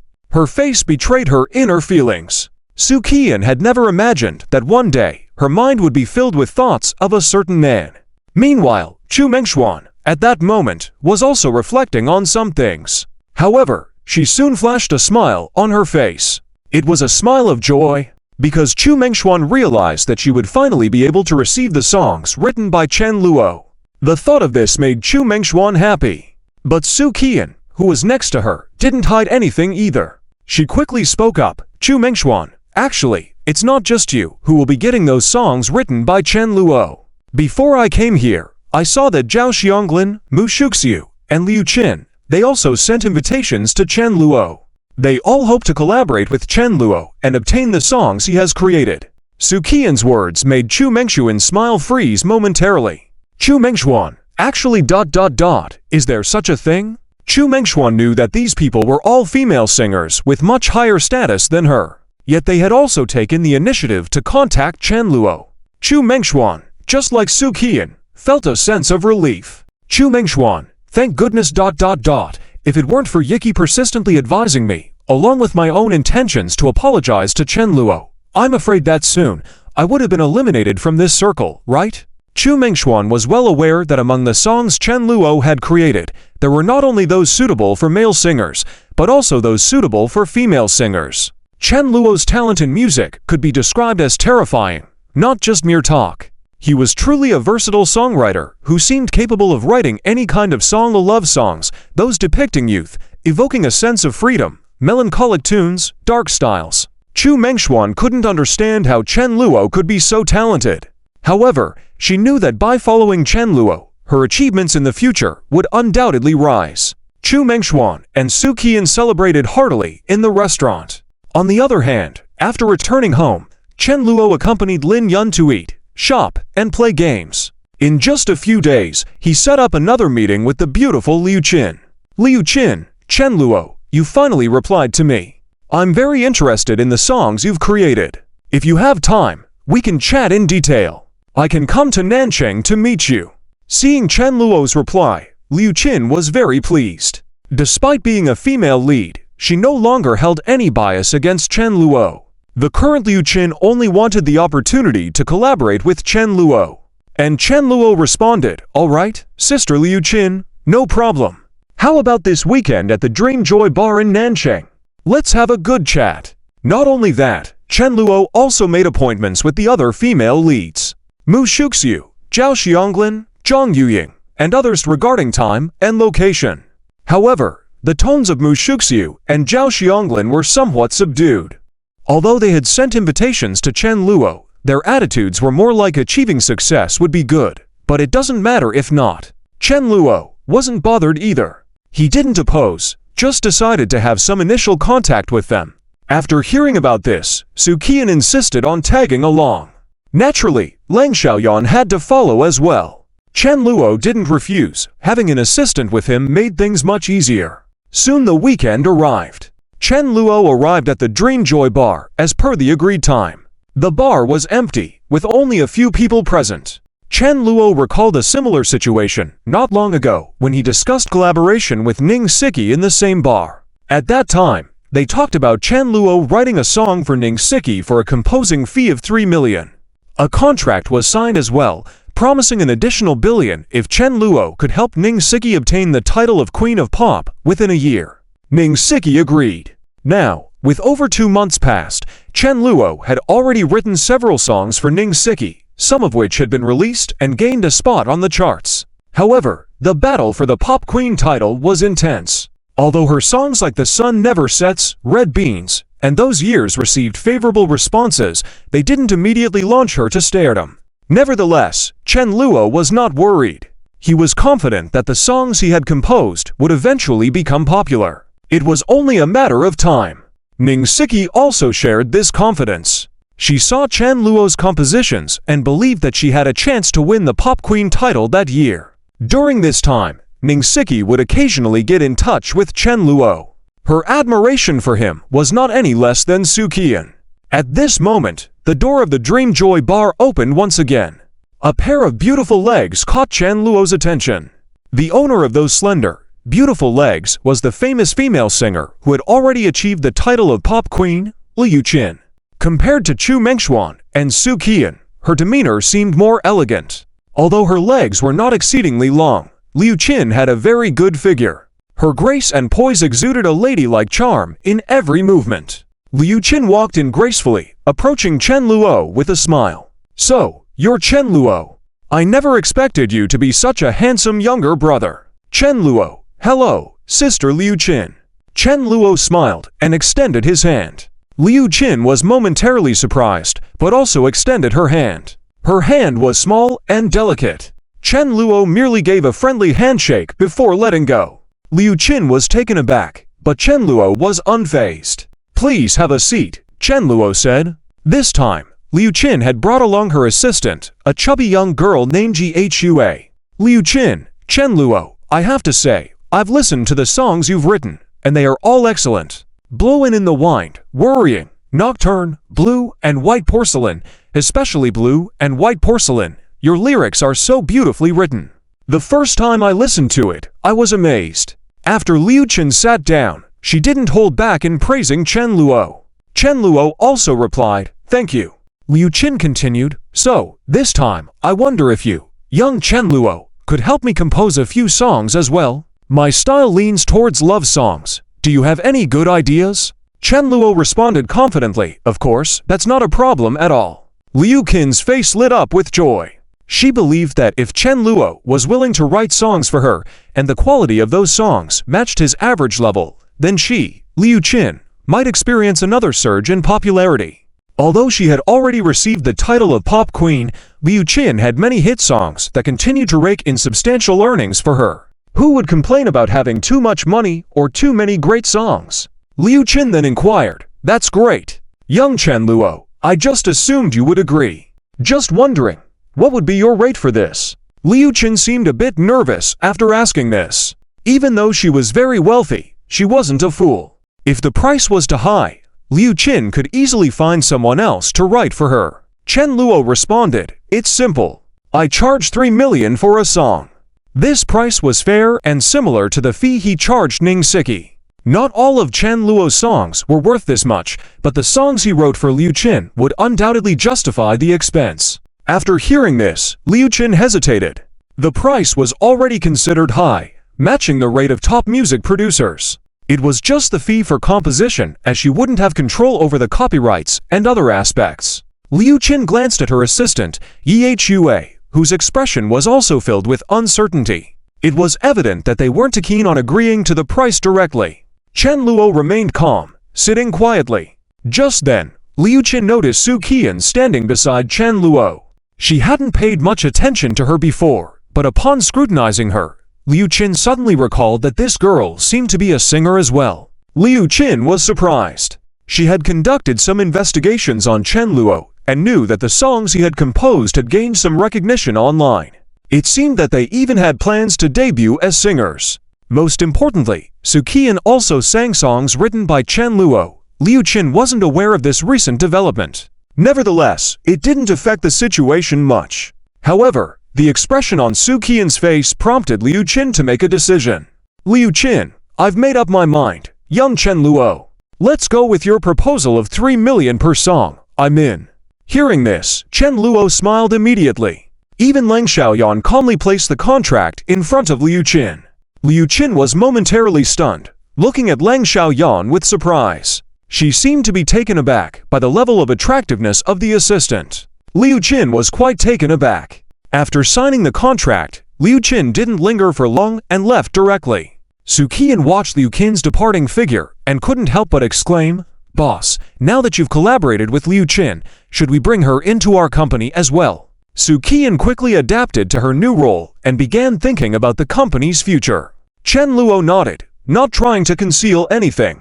"Yes, if we can sign Liu Qin, that would be great." Su Qian added, "Humph, I hope everything goes smoothly when the time comes." Su Qian naturally hoped that Chen Luo and his company would continue to flourish. She had started to think ahead for the company. The sarcastic expression Su Qian had earlier was genuine. If Liu Qin had given up due to the 3 million, she would have found it very regrettable. Unexpectedly, Liu Qin agreed in the end. This contrasting situation made Su Qian feel like her previous actions with Chu Mengxuan had become even more foolish. Nevertheless, she was thankful that their current situations had turned out well. Following Liu Qin, a few days later, Chen Luo met Zhao Xianglin, Mu Shuxiu, and others. However, negotiations with them didn't proceed as smoothly. Zhao Xianglin retorted, 3 million. Chen Luo, your price is too high. Who do you think you are? Those veteran seniors who are already famous. Why don't you just go ahead and rob us instead? You're too confident, aren't you? Mu Shuxiu added, 3 million. Hey, Chen Luo, do you really think I have to come to you for songwriting? You're quite bold to ask for such a lion's share. I thought I might give you a chance if you offered tens of thousands, but I'm pleasantly surprised by your arrogance. Then I think there is no need to continue our collaboration. Their attitudes had been relatively flat right from the beginning. Even their assistant, a shadowy-looking man, was extremely aloof. They gave no heed to Chen Luo's words. Fortunately, Chen Luo had Lang Xiaoyan with him. The negotiations with Zhao Xianglin were essentially conducted by Lang Xiaoyan. Otherwise, had Chen Luo faced their attitude alone, he would have shown them the door long ago. What level? How dare you behave so arrogantly with me? This Zhao Xianglin was indeed more popular than Ning Siki. In comparison to Chu Mengxuan and Su Qian, she was much higher. But in Chen Luo's eyes, that was inconsequential. He was certain that in the future, Su Qian, Chu Mengxuan, Ning Siki, and even Xia Qingyu, Zhang Xiaoyu, and others would surpass Zhao Xianglin in terms of status and recognition in the music industry. The outcome with Zhao Xianglin was not surprising. Once Chen Luo quoted 3 million, she got angry. Even though the price was acceptable to Ning Siki, Zhao Xianglin, who earned more money, was unwilling to agree to it. Chen Luo had no choice. But this incident was far from over. Just as Chen Luo was about to leave on good terms, Zhao Xianglin launched another attack. She had always looked down on Chen Luo. Perhaps her character as a female lead influenced her. In any case, Zhao Xianglin's words made Chen Luo's smile slowly fade away. He silently watched Zhao Xianglin. Su Qian, standing behind Chen Luo, couldn't help but feel a bit sorry for Zhao Xianglin. Even her gaze held a hint of pity. Chapter 222. Zhao Xianglin's threat. Zhang Yuying's sharp eyes. Su Qian finally breathed a sigh of relief. Su Qian, it seems that there are more foolish people than just me and Chu Mengxuan. For some unknown reason, Sukian inexplicably cared about this. Seeing Zhao Xianglin and Mu Shuxiu's attitudes, Sukian felt redeemed. Well, that's great, go ahead and scold. The harsher the scolding now, the more regret you'll feel in the future. That profound feeling, Sukian understood very well. However, it was not appropriate to say such things openly. Sukian just secretly rejoiced. She was well aware that Zhao Xianglin was rejecting a talented young person. Although Zhao Xianglin was more popular than Ning Siki, the songs written by Chen Luo could definitely match her, and even elevate her to a higher level. Strictly speaking, creators are more precious than singers. Because there are many people who sing well, especially girls who are naturally gifted with good voices. However, there are very few people who can write good songs. Not to mention someone like Chen Luo, churning out hit song after hit song. Generally speaking, songs like Nocturne, Blue and White Porcelain, and In the Name of the Father, any of these songs could be enough to make an ordinary singer a well-known one. In fact, many famous singers perhaps only have a few songs that become phenomenons. But for Chen Luo, he has many such amazing songs. And he is still composing. It is easy to see how significant Chen Luo's value is to singers. Sukian had no doubt that Chen Luo could help her and Chu Mengxuan both achieve the title of Queen of Heaven. Sukian even thought that it was possible for the two beautiful women in the company, Zhang Xiaoyu and Xia Qingyu, to eventually gain this title. As for Wang Zikai and Kong Jia, they might even be able to earn the title of emperor. However, these were things only insiders would understand. Zhao Xianglin, at the moment, had no concept of this whatsoever. In her eyes, Chen Luo was just a slightly talented creator. Zhao Xianglin thought that even if Chen Luo priced his songs at 100,000 each, she would consider it. But the fact that this guy asked for 3 million right from the start, it was simply outrageous. Chen Luo, this reasoning ... Sorry, in my opinion, what you just said does not count as reasoning. You said I write you a song, you become popular, and I can ride on that popularity too. Hey, what a joke. Do I need you to boost my fame? Who do you think you are? Chen Luo had been polite from the start. He never expected Zhao Xianglin to be so stubborn and arrogant. Naturally, Chen Luo would not be polite either.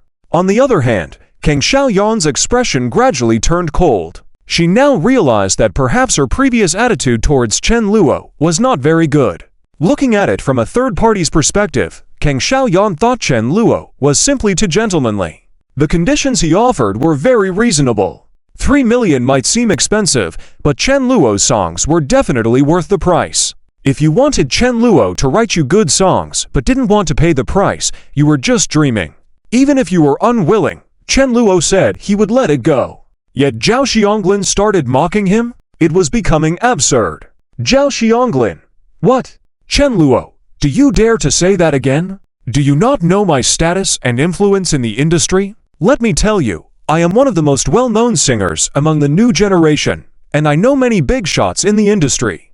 Believe me, with a word from me, your songs won't sell at all. I could even have you blacklisted in the entire industry. Chen Luo's rebuttal made Zhao Xianglin angry. When she had just arrived, she was relatively calm.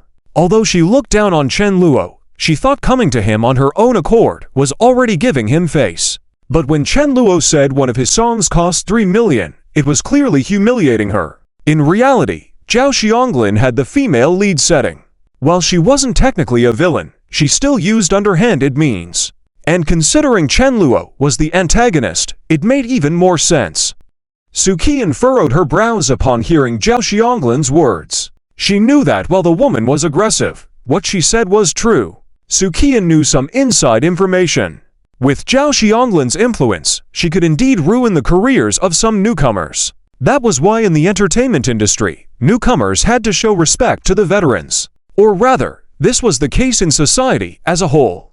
If you didn't have connections or enough strength, you would likely be bullied to some extent. Kang Xiaoyan, Miss Zhao Xianglin, isn't that going too far? We were originally discussing cooperation. As they say, if the deal can't be reached, then let's just part ways. Why drag it so far? Upon hearing Kang Xiaoyan's words, Zhao Xianglin's attitude softened slightly, but she still remained extremely arrogant. Zhao Xianglin, HMPH, who let this guy just insult me a moment ago? Saying who do I think I am?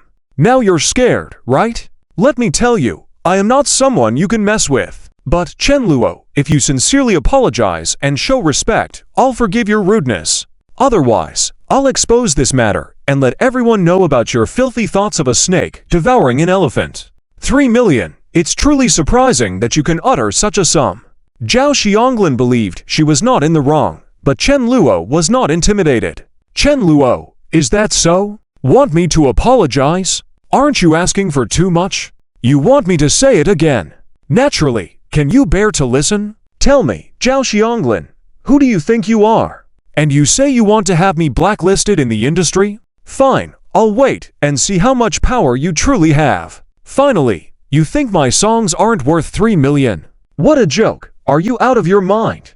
Chen Luo absolutely declined on this point. His songs, including The Ordinary Path, Breeze, Nocturne, and 7 Miles Fragrance, were definitely worth more than 3 million each. Chen Luo couldn't understand how Zhao Xianglin could say such shameless things. If she was the most famous singer of the new generation, didn't she have any self-evaluation? As a singer, did she not have a sense of how good these songs were? In short, Zhao Xianglin looked down on Chen Luo, thinking he was just a rookie lyricist not worth her investment. But Chen Luo's response enraged Zhao Xianglin on the spot. She clenched her delicate fist tightly, visibly shaking with anger. However, at this moment, the shadowy man behind her finally spoke up.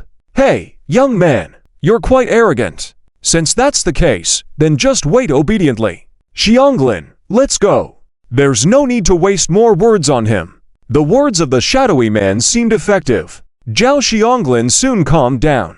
She took a deep breath, then glared at Chen Luo, gritting her teeth. Chen Luo, you better wait for me. I'll show you how powerful I am.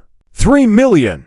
I'll make sure no one buys your songs, not even for 3,000. With that, Zhao Xianglin angrily walked away. Chen Luo narrowed his eyes, but there was nothing he could do. When he invited these female leads, or even when they took the initiative to contact him, it could lead to such situations. If Chen Luo had done something to anger Zhao Xianglin, he had no words to defend himself. However, there was no doubt that his songs were worth 3 million each. After all, the songs previously sung by Wang Zikai, Xia Qingyu, and Zhang Xiaoyu had already sold rights for over 50 million.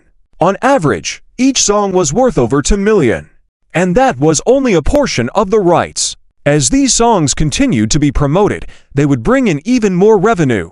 It would take at least 2 to 3 years for some songs to lose their popularity and decrease in earnings. But classics like Once Upon a Time and Breeze could remain popular for a long time. As for Chen Luo's own performances of 7 Miles Fragrance, Blue and White Porcelain, and Nocturne, they were even more exceptional. 10 years from now, they would still stir many people's hearts, becoming timeless classics and cherished memories for a generation. Su Qian. What an arrogant woman, so annoying. After Zhao Xianglin left, Su Qian muttered to herself. She hadn't spoken earlier as she was afraid of affecting Chen Luo. After all, discussing business matters was meant to be handled more professionally by Kang Xiaoyan. Su Qian was just a singer and had no experience running a company. Kang Xiaoyan, boss, what do we do now? Kang Xiaoyan asked. Chen Luo, next. Chen Luo said casually. In the following days, Chen Luo met with one of the most renowned female leads in the industry, Zhang Yuying. Zhang Yuying had held the title of Queen of Heaven for many years. When Chen Luo saw Zhang Yuying, he had to admit she was indeed stunning. Despite being over 40, she had a graceful figure and smooth skin that defied her age. Zhang Yuying was still single and childless, fitting her mature female lead persona. She wore a tight-fitting dress, and her skin was surprisingly smooth. In truth, standing next to beauties like Kang Xiaoyan and Su Qian, no one would find anything amiss. Zhang Yuying greeted Chen Luo with a smile upon seeing him. Zhang Yuying, Chen Luo, my little brother, it's nice to finally meet you. Zhang Yuying appeared very warm, and Chen Luo invited her to sit down. Zhang Yuying, Chen Luo, your talent in songwriting is truly remarkable. I watched the singing competition you participated in, and you were amazing. I didn't expect you not only write good songs, but can sing well too. I truly admire you. Chen Luo, Sister Yuying, you're too kind. Zhang Yuying, haha, little brother, how can I be too kind? I even asked Ina about you, and she couldn't stop praising you. I came to ask you to write some songs for me, and it was her suggestion. I wonder, young man, could you write several songs for me? Zhang Yuying was a senior figure in the industry, but still wanted to push her boundaries. Chen Luo, of course, I can. Chen Luo's response was confident. Zhang Yuying, really? That's great. I look forward to it. Chen Luo, by the way, what's your price for writing songs? Chen Luo, 3 million for each song. Chen Luo replied. Zhang Yuying, excellent. Let's settle on that. Zhang Yuying didn't hesitate and agreed directly. This surprised Kang Xiaoyan and Su Qian. But Chen Luo remained calm. He knew that in the original work, Zhang Yuying had a sharp eye for talent. The character was described as having a keen judgment and made a very accurate decision. Chapter 223. The female lead targeted by Chen Luo. Huang Jingmai's regret. Zhang Yuying's prompt agreement made Chen Luo's face light up with a smile. Chen Luo, okay, Sister Yuying, then let us wish for a pleasant cooperation.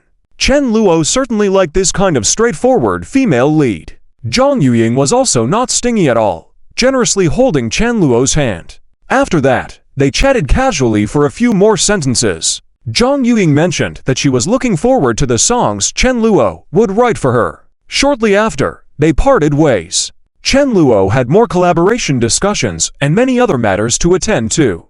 Later on, Chen Luo met with female singers such as Yi Yajing and Ni Nanlu. His conversations with them were all pleasant. Furthermore, Chen Luo had already planned what kind of songs to create for each of them. For example, Zhang Yuying was very suitable for the songs from the previous era, such as Strolling Through Life and The Moon Represents My Heart. Chen Luo was aware that in this novel world created by authors, Cantonese also existed. Therefore, these songs were completely acceptable. And these were classic representative songs by the senior-level Ms. Deng Lijian. Chen Luo was certain that these songs would become popular, and even extremely popular. Of course, apart from many female leads coming to find Chen Luo, there were also many male singers, and Chen Luo was not stingy either. He chose a few singers with good reputations who were cooperative to work with. After all, the songs of the Four Heavenly Kings were also very classic. If not written and performed, it would be a pity. Chen Luo was working hard to expand the music department of his company. As for Yi Feng, since the incident involving Chu Mengshuan's failure, he had been very concerned about it. Damn! How could Chen Luo make those beautiful women, no, female leads, willingly submit to him?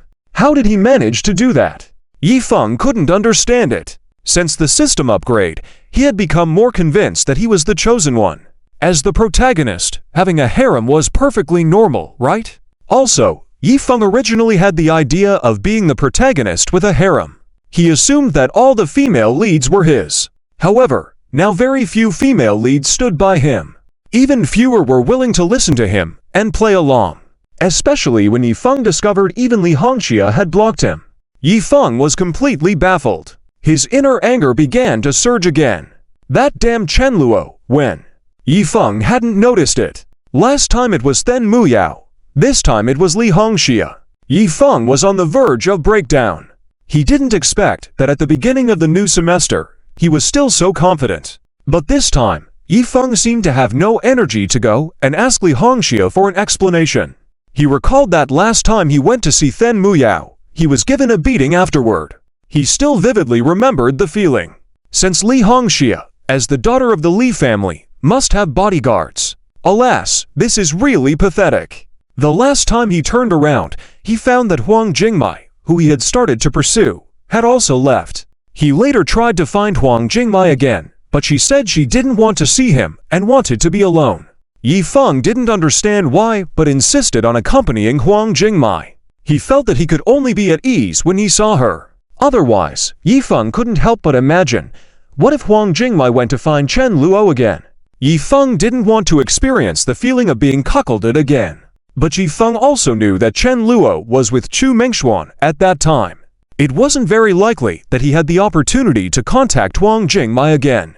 However, in the original work, Yi Feng had his own harem with 2 or 3 women. Therefore, he believed that it was not impossible. Yi Feng became the victim of his own errors. Being a confident protagonist with a harem, He was being tormented by his own choices.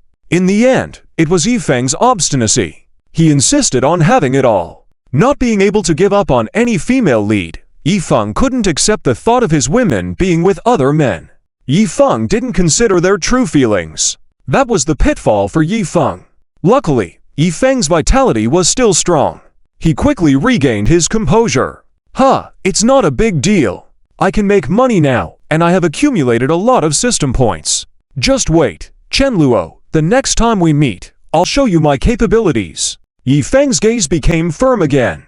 He also understood that one couldn't keep counting their losses. They should cherish what they still have. Since he couldn't have so many female leads, Yifeng decided to focus on the women willing to be with him. For example, Luo Weina, Hua Shouty, Zheng Linglong, and others.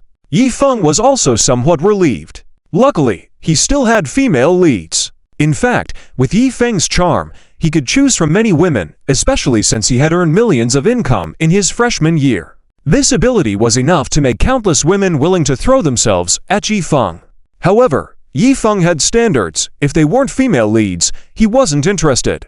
And Luo Weina, Hua Shouty, and the others currently showed no intentions of wavering. Especially Luo Weina, who seemed even happy. The relationship between her and Yifeng was not very good at first, but due to changes in the plot, they now got along extremely well. Yifeng also didn't go looking for Adelaide, which made Luo Weina feel that Yifeng belonged exclusively to her. This feeling was a sudden pleasant surprise. Therefore, Luo Weina treated Yifeng very well, sticking to him daily and wanting to be with him. This also helped Yifeng earn plenty of points. Yifeng was quite pleased. However, Luo Weina's dedication would eventually go in vain, because Yifeng's ambitions went beyond that. Sooner or later, he would continue pursuing other female leads. However, what surprised Yifeng was that suddenly, Huang Jingmai, who had left, actually went to find Chen Luo. Until now, Huang Jingmai realized how foolish she had been, especially since she joined Chen Luo's company. Even though it hadn't been long, she had already met several new employees. Chen Luo's big company couldn't rely solely on those female leads. There were also many native characters in the novel world. Even many students at South City University were thinking about opportunities to establish good relationships with Chen Luo. When chatting with these people, Huang Jingmai learned of their excitement. Jingmai, don't you know? Our boss has reportedly signed several famous domestic singers. I heard that even Zi Yajing, Lackey, and others have been signed as well. Maybe we'll be able to see these celebrities in the company in the future. I'm a big fan of Lackey. So excited, hehe. This was said by a girl named Xiao Yu. She had dark and shiny hair and a cute face with a slender figure. Though not a top beauty, she had fair skin and often wore a white blouse with a short skirt showing off her long legs and wore round glasses. She had caught the attention of many men in the company. Her words made Huang Jingmai feel even more regretful. Xiao Yu, hey, Jingmai, why did you suddenly resign before? I remember you had just joined the Luo Yun group not long ago. What happened? Xiao Yu's words struck a chord with Huang Jingmai, making her feel as if her heart was bleeding. She was on the verge of tears. Did I have a moment of insanity before? Why did I resign? I've missed such a good opportunity. Huang Jingmai was full of regret. She quickly made a decision. Maybe I'll go find Chen Luo and ask for his forgiveness. Maybe he'll give me another chance. After all, he did say he needed my programming skills. I am a capable professional. Huang Jingmai fantasized that her return might bring joy to Chen Luo. Perhaps things would turn out that way. Really? Jingmai, have you come to your senses? That's great. Of course, I welcome you.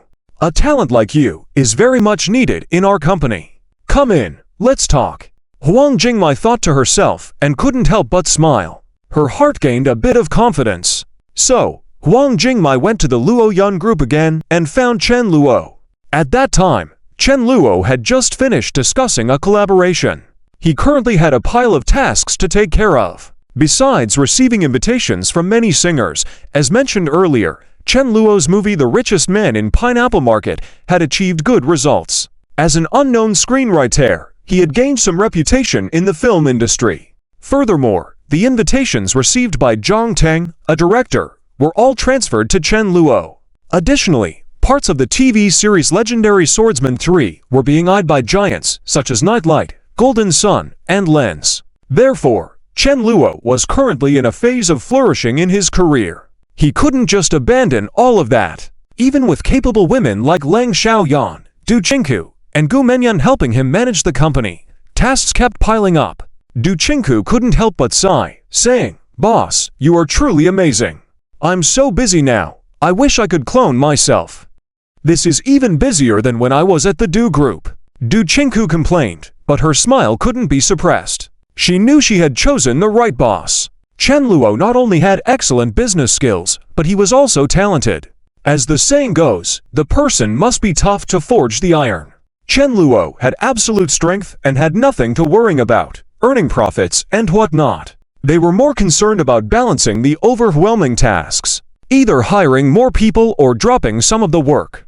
Chen Luo smiled and said, "Well, you've worked hard during this period.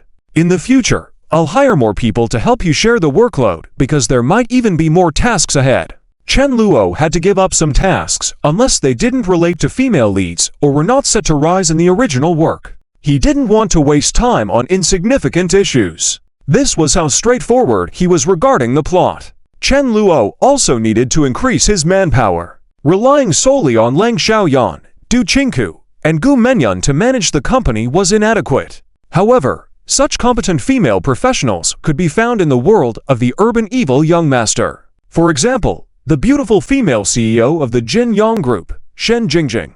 These women were capable enough to become one of the heads of such a large corporation. Their skills were unquestionable. It could be said that Shen Jingjing's influence in the business world far exceeded that of Lang Xiaoyan, Du Qingku, and Gu Menyan.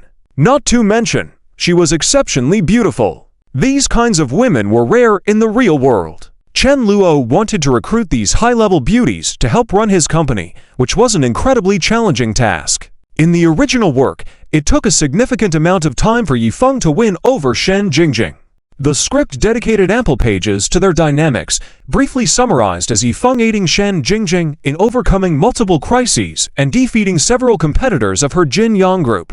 He stabilized and strengthened the group's position, ultimately establishing Shen Jingjing's dominance within the company. There were even board members with substantial shares above Shen Jingjing, whose opinion she sometimes needed to consider. This was quite normal in big corporations. Even in movies, powerful figures like Iron Man could be ousted by Obadiah Stane and the board of directors. However, these changes were not impossible either. Shen Jingjing's Jin Yang Group, with several billion in assets, in the scheme of things was relatively smaller. Above her were conglomerates worth tens of billions, corresponding to the aristocratic tier. People born into families with assets in the tens of billions were undoubtedly impressive figures. This was precisely why the aristocracy held high status. Being born into such a wealthy family was indeed praiseworthy. Even higher up were the mammoth corporations with assets reaching hundreds of billions, far exceeding other tiers of the rich. At the top of this tier were secretive families, which generally appeared only towards the end of the original work. However, Chen Luo wasn't concerned with these details. He just knew that as long as he could convince Shen Jingjing, the Luo Yun Group would reach new heights undoubtedly. Bringing in a powerful right-hand man was of utmost importance. Reference to the elders Ren and Yu. Chen Luo had his own thoughts on this matter. He vaguely remembered that in the original work, Shen Jingjing had her own set of troubles. Chen Luo might be able to bring her the solutions to these problems, which could potentially attract her to work with him. Chen Luo would understand more about this after meeting Shen Jingjing. And even if the attempt to recruit her failed, it wouldn't matter. Apart from Shen Jingjing, there were still many competent female leads. What Chen Luo found surprising was when, after discussing with Du Qingku, Gu Menyan, and others, Lang Xiaoyan walked in and said, "Boss, Huang Jingmai wants to see you. Should I let her in?" Lang Xiaoyan's expression was somewhat peculiar. Both Du Qingku and Gu Menyan were stunned. They looked at Chen Luo, who calmly replied, "Don't let her in." The two women were taken aback, but Chen Luo kept his composure. He would never be lenient unless you paid a high enough price. Lang Xiaoyan nodded and conveyed the message to Huang Jingmai. Huang Jingmai, waiting at the door, heard the response and felt as though the sky had fallen. Before, she could freely come and go in the Luo Yun Group. But now she was being stopped at the door. The key point was that previously, she could have stood out in this company. Somehow, Huang Jingmai saw Chen Ruoxu coming out. She knew Chen Ruoxu was also from the game department. Huang Jingmai immediately approached her and said, "Hello, are you Ms. Chen Ruoxu?"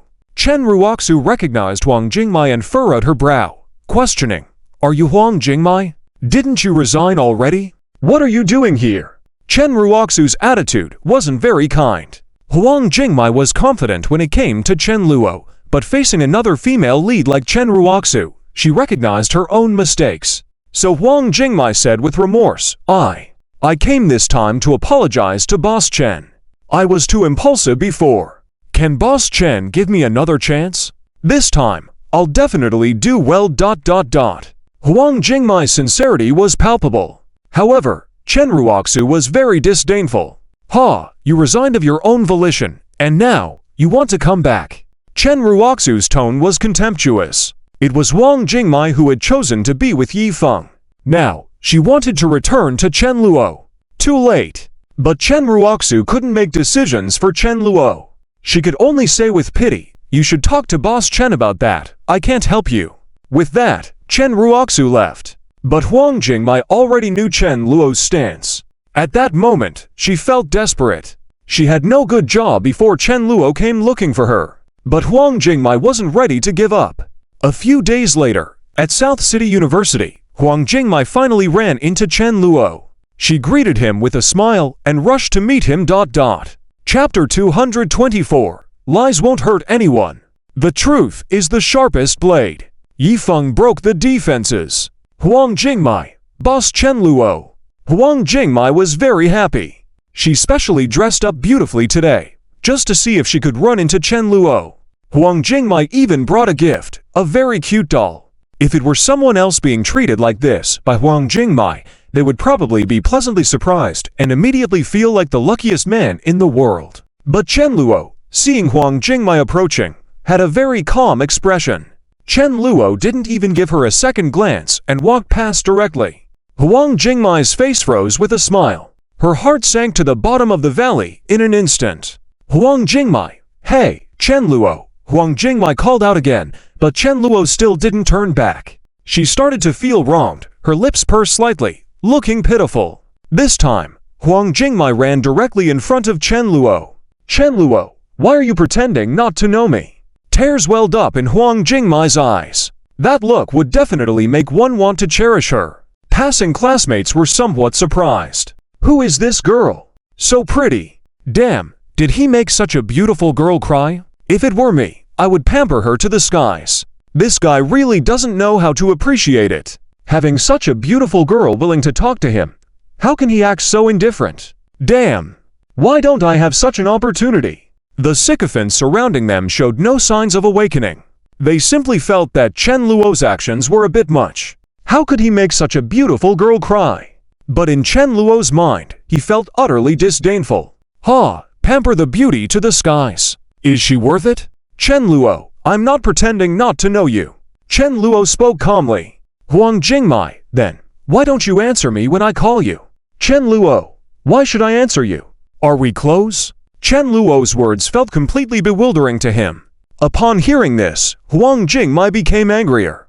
Huang Jingmai, I know you're deliberately trying to anger me. Chen Luo, I was wrong before, and now I've apologized. What more do you want? Look, I bought a very cute doll for you. Do you like it?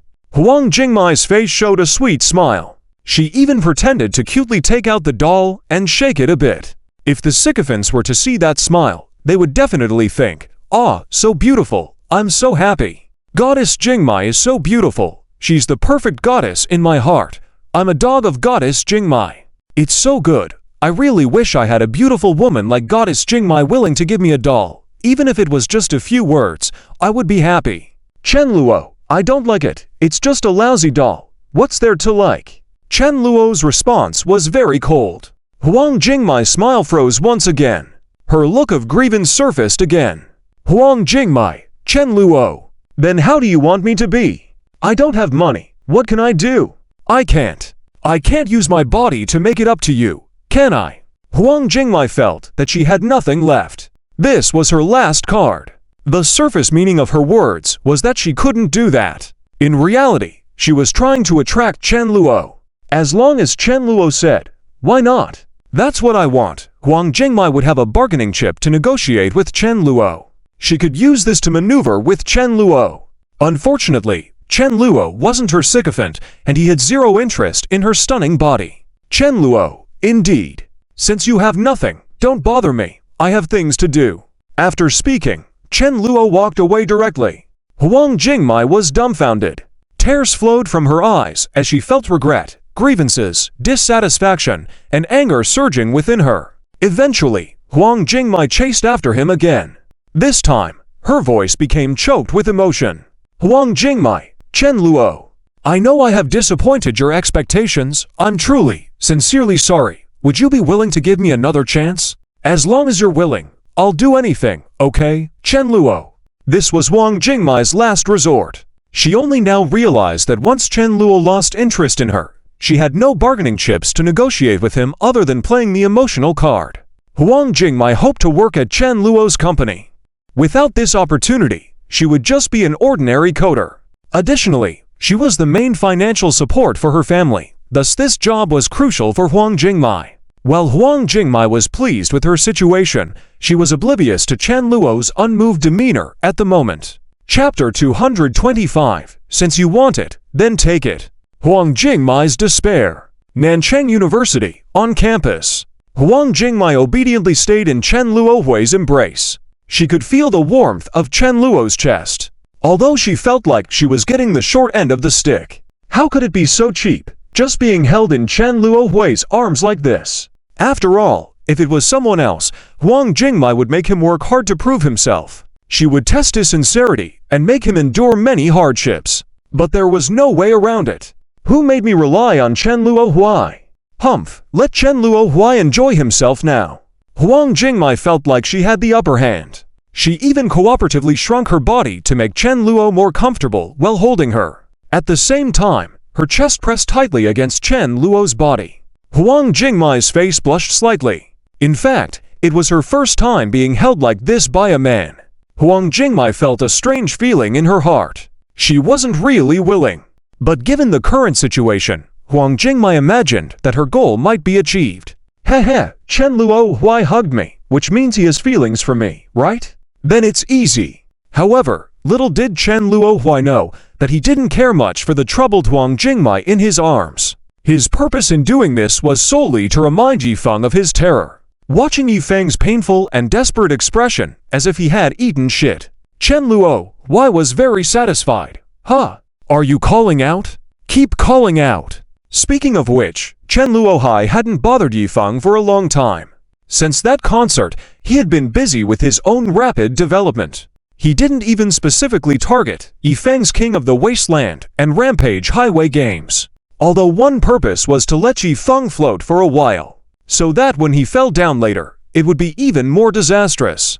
On the other hand, Chen Luohui no longer regarded Yifeng as the little kid who needed to rely on his family and Lin Yun. His career was also thriving. No matter how outstanding Yifeng was, he still needed to be reasonable. He wouldn't say he suddenly won the lottery one day and made millions. That wasn't part of the plot. However, Chen Luohui didn't go looking for Yifeng. But Yifeng, on the other hand, repeatedly provoked Chen Luohui. Whether it was Chu Mingxuan that time, Huang Jingmai, or now. However, Chen Luohui also understood that there would eventually be a final resolution between him and Yifeng. So he never thought of letting Yifeng off the hook. The current situation was a good proof of that. And Chen Luohui hugging Huang Jingmai made Yifeng truly feel a lot of pain. Still, after struggling internally several times, he gritted his teeth and plucked up the courage to say, "Jingmai, are you being threatened by Chen Luohui? Tell me, I'll try to help you out. Don't be afraid, Jingmai, I'll take care of it." Yifeng's female lead filter still allowed him to imagine things. Huang Jingmai actively threw herself into Chen Luohui's arms, but her expression was likely to be one of surprise, reluctance, even fear. It was clear that Chen Luohui had used some means secretly. But when Yifeng saw Huang Jingmai's expression, it was more of shyness. That was a fact that Yifeng couldn't ignore. This made Yifeng even more miserable. And Huang Jingmai's reply made Yifeng want to spit blood.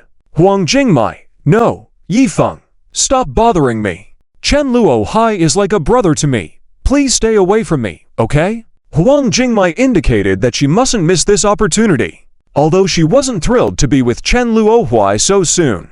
But if she didn't make some sacrifices, returning to work at the Luo's company would be impossible. Huang Jingmai had already made up her mind. At worst, she would consider it a dream, now that Chen Luo Hai had her. It didn't cost her anything substantial. It had to be said that after spending so much time with Chen Luo Hai, Huang Jingmai had developed some characteristics of a female villain.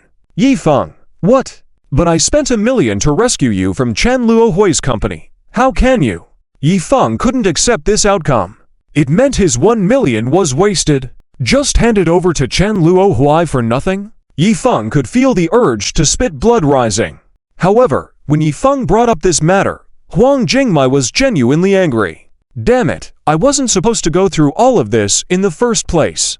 I don't need to apologize to Chen Liu and others. Here I am now, and if I didn't go to that cafe that day, I'd be happily working at Chen Lu Hai's company right now. Huang Jingmai felt like her world was falling apart. She couldn't believe she ended up with someone as peculiar as Yifeng. Regardless of other people, Yifeng was relentless in his pursuit. It was exasperating to be stuck with someone like him. And as Yifeng tried to convince her, using the system to his advantage, Huang Jingmai seemed to have given up. Her indifference and cold demeanor signaled a change in attitude. However, this new behavior from Huang Jingmai left Yifeng perplexed. Yifeng, Jingmai, what's happening with you? Chapter 226, Yifeng's Confidence. Huang Jingmai's hope shattered. What's wrong? Huang Jingmai at this moment had the urge to kill Yifeng. She could say that she was extremely angry. Originally, Huang Jingmai thought that she was about to gain Chen Luo's forgiveness. Chen Luo had even reached out and hugged her. Everything seemed to be turning around. However, this Yifeng suddenly appeared out of nowhere and messed up everything for Huang Jingmai. Huang Jingmai didn't know what to say. At this moment, she only harbored hatred towards Yifeng. Why? Why is it me of all people? Yifeng, what have I done to provoke you? If Huang Jingmai knew that not long ago, there was someone called Then Muyao, who was also entangled by Yifeng, and Then Muyao was able to escape Yifeng's harassment by pretending to be sick, then Huang Jingmai might have a clearer understanding of Yifeng's true colors. Could he be any more disgusting? Must the woman he sets his eyes on like him back? However, Huang Jingmai was burning with anger at this moment. Yifeng, on the other hand, was somewhat relieved. Phew, thankfully, Jingmai didn't go with bad guy Chen Luo. Humph, no matter what Chen Luo did, I will make sure Jingmai knows that I am the right person. Yifeng at this moment was full of confidence. He didn't think he would fail. And Yifeng knew that if he succeeded this time, he might not have to worry anymore in the future. That the woman he liked wouldn't be taken away by Chen Luo. However, Huang Jingmai still felt unsatisfied. In her heart, she only wanted to apologize to Chen Luo and seek his forgiveness. However, Chen Luo had long since disappeared. Yifeng put on a fake smile and said, Ahem, Jingmai, are you okay? Are you hungry? Let me treat you to dinner tonight. You can choose whatever you want to eat. How about going to Shenqiao restaurant for a lavish meal? Yifeng felt that this time, he might have to spend a lot in order to gain Jingmai's forgiveness. However, he was no longer the poor boy he used to be. He could afford an expensive meal now. But Huang Jingmai was not interested at all. She turned and walked away, making Yifeng feel a sense of urgency again. Yifeng, hey, Jingmai, where are you going? Huang Jingmai, what does it have to do with you? Yifeng, Jingmai, are you still angry with me? I know you might not understand now, but I truly have your best interests at heart. Going to find him will only lead you into his clutches. Yifeng seemed eager, but Huang Jingmai's expression remained cold. Is that so? Then if I were to go find you, would you not touch me? Huang Jingmai's response caught Yifeng off guard. Not touch her. That was impossible. Yifeng, Jingmai, I am your destined one. Shouldn't our relationship be natural? You should be willing, right? Yifeng's words disgusted Huang Jingmai. Huang Jingmai, willing? Whoever said I was willing? Let me warn you, if you dare to touch me again, I will report you for sexual harassment. Do you understand? Huang Jingmai, instead of having feelings of love or affection towards Yifeng, only felt disgust. She was no longer able to tolerate Yifeng's behavior of collecting women. If not for his desperation and despicableness, Huang Jingmai acknowledged that Yifeng was indeed quite outstanding. But his behavior of collecting women was something she could not accept anymore. And her words had completely confused Yifeng. What is this situation? Jingmai, you won't let me touch you. Yifeng's pursuit of Huang Jingmai was partly because he believed that all female leads should be his women. On the other hand, it was also for the points he could gain from Huang Jingmai. Those points could help him exchange for many items, making him stronger. But now that Huang Jingmai refused to be touched, Yifeng basically couldn't complete any missions. Ding! Host, please kiss Huang Jingmai for more than 10 seconds. Mission complete. Reward points *100. RMB *30,000. Ding! Host, please embrace Huang Jingmai for half a minute. Mission complete. Reward points *150. RMB *50,000. Dinged host. These were missions issued by the harem system. When the author wrote these, they were all related to ambiguity and imagination. In the original story, Yifeng indeed enjoyed himself thoroughly. He completed all these missions, and Huang Jingmai was quite cooperative. She even felt that Yifeng was quite fun, and each day brought new surprises, making her unable to resist. But unfortunately, that was the Huang Jingmai portrayed by the author, just a tool for the male lead to build his harem. Now, the real Huang Jingmai had her own personality. She looked at Yifeng as she would at a scum, nothing more. Yifeng, Jingmai, what's wrong? Please understand, I really like you. Okay, if you're uncomfortable now, I can refrain from touching you. But please, don't let Chen Luo tempt you again, okay? As long as you behave, I promise to prove it to you. Though Yifeng was eager, he was not a brute. Blocking Huang Jingmai with force was just to prevent her from falling into the hands of the antagonist. Yifeng believed that was the right thing to do. But now that Huang Jingmai refused to be touched, Yifeng, as a male protagonist, certainly couldn't force it. If he were to force it, his noble male lead setup might crumble. Hearing Yifeng's words, Huang Jingmai's anger did not subside. Huang Jingmai, HMPH, that's my business, it has nothing to do with you. Huang Jingmai's response made Yifeng stand in front of her again. Yifeng, no, Jingmai, there is one thing you must agree to. I am serious, you have to believe me. Huang Jingmai's patience had reached its limit. She really wanted to slap him and give Yifeng a good lesson. However, Huang Jingmai didn't want to be entangled with this despised man anymore. Huang Jingmai felt nauseous just thinking about touching him. Huang Jingmai, fine. Huang Jingmai could only answer in this manner. But Yifeng's face revealed a smile. Really? That's great, Jingmai, I believe you. Don't worry, I will work hard. I'll prove to you that I'm the right one. With that, Yifeng finally left. Before leaving, he imagined himself as the bright sunny youth and wanted to kiss Huang Jingmai. But then he felt embarrassed and scratched his head awkwardly. He then said, I'll work hard, Jingmai. Seeing Yifeng finally leave, Huang Jingmai felt powerless. Huang Jingmai, what in the world is this? He must be crazy, right? Huang Jingmai wanted to take a break, but was afraid that Yifeng might suddenly turn back. Consciously aware of this, Huang Jingmai quickly left. At the same time, she muttered, crazy, I must stay away from him from now on. Huang Jingmai prayed in her heart, hoping she would never see Yifeng again in her life.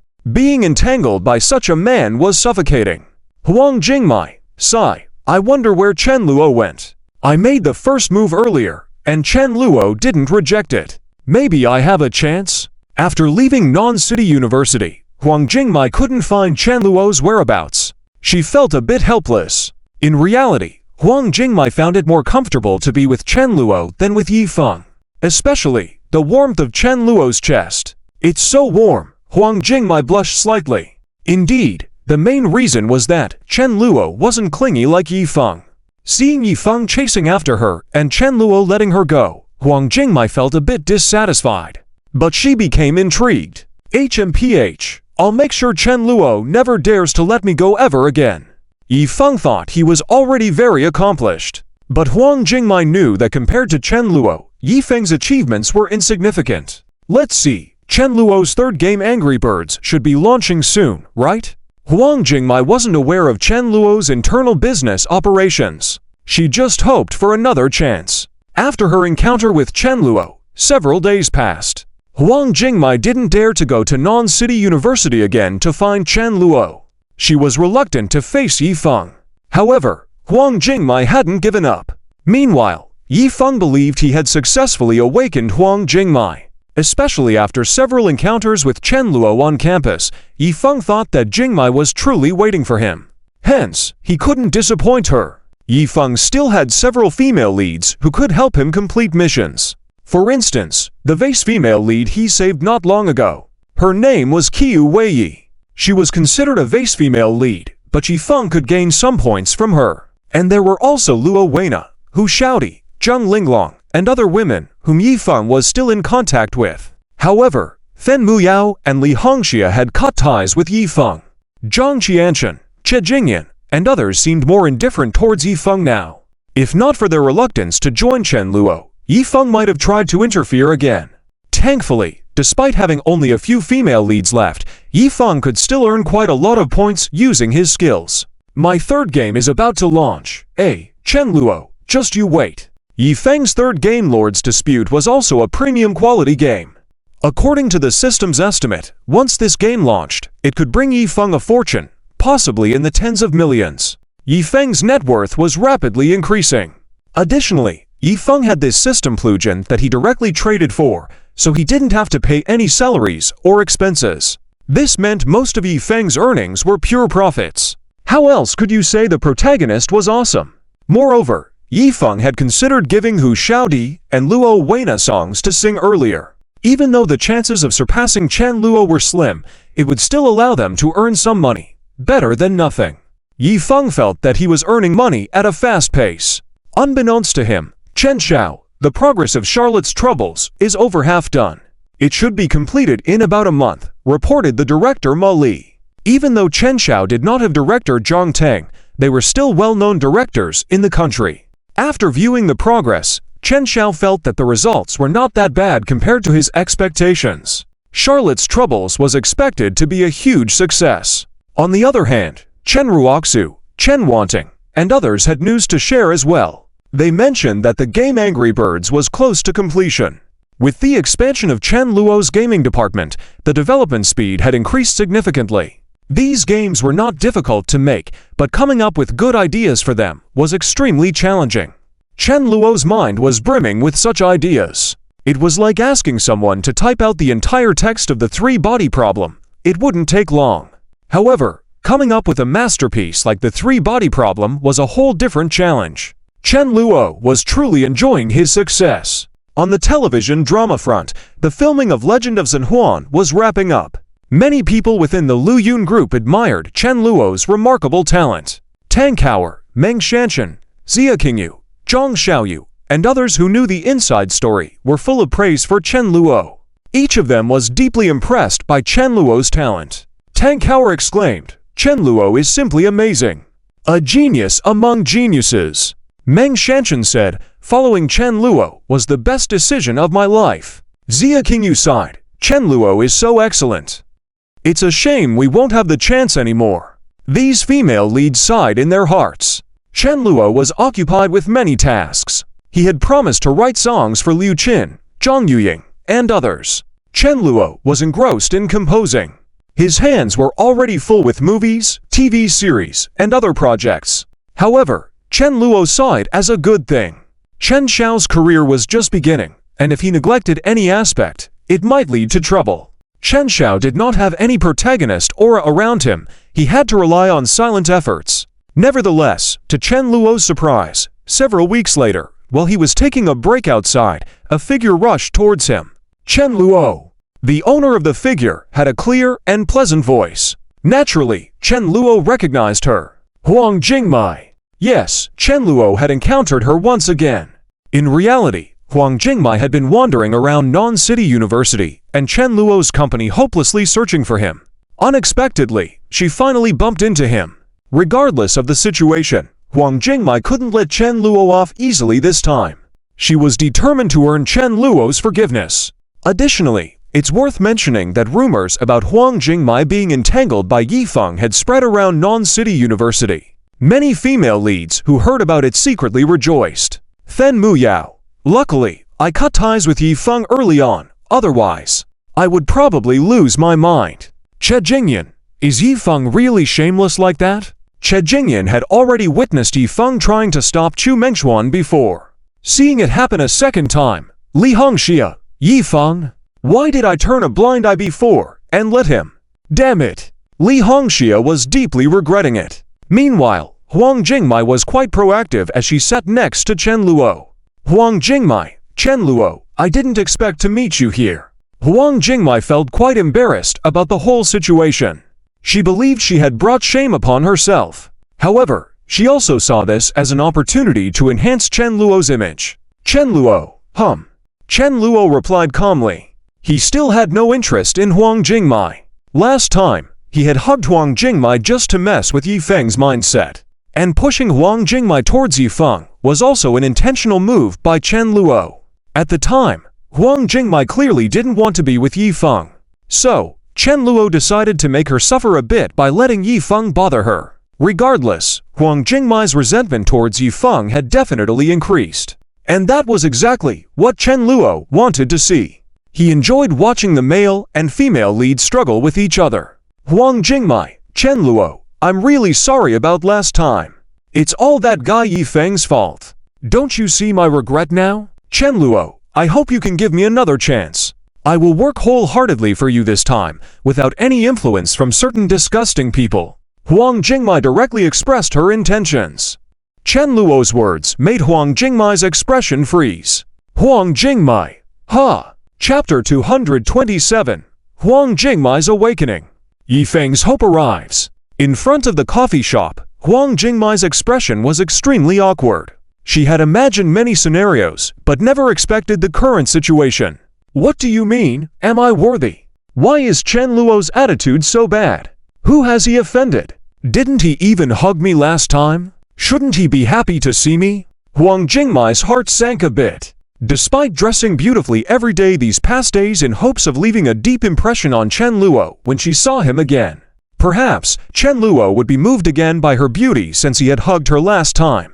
My body is quite soft, right? Chen Luo will definitely like it. This was Huang Jingmai's confidence. So when she said these words, she had a slight smile of confidence on her face, sitting like a lady. Today, she happened to be wearing black stockings, showcasing her long legs paired with an apricot-colored skirt, looking extremely charming. Huang Jingmai's hair didn't reach her waist, but it cascaded down her back, and she wore exquisite earrings on her ears, emphasizing her delicate face. Her appearance leaned towards the cute type. Honestly, a girl like her would be liked by countless men for her petite and sexy appearance. But in Chen Luo's eyes, Huang Jingmai fell short compared to Lin Yun. Huang Jingmai, Chen Luo, what do you mean by that? Huang Jingmai still had to pluck up her courage to speak. Chen Luo, I mean it literally, do you deserve it? Chen Luo seemed not ready to give Huang Jingmai any mercy. Since she asked, Chen Luo didn't mind giving an honest answer. This time, Chen Luo's reply made Huang Jingmai's face even more shocked. She also understood something. Huang Jingmai, Chen Luo, are you still mad at me? I have already apologized to you. Moreover, didn't you hug me last time? Doesn't that mean you also have feelings for me? Why? Huang Jingmai was a bit impatient as she voiced her doubts. Upon hearing this, Chen Luo scoffed. Chen Luo, feelings for you?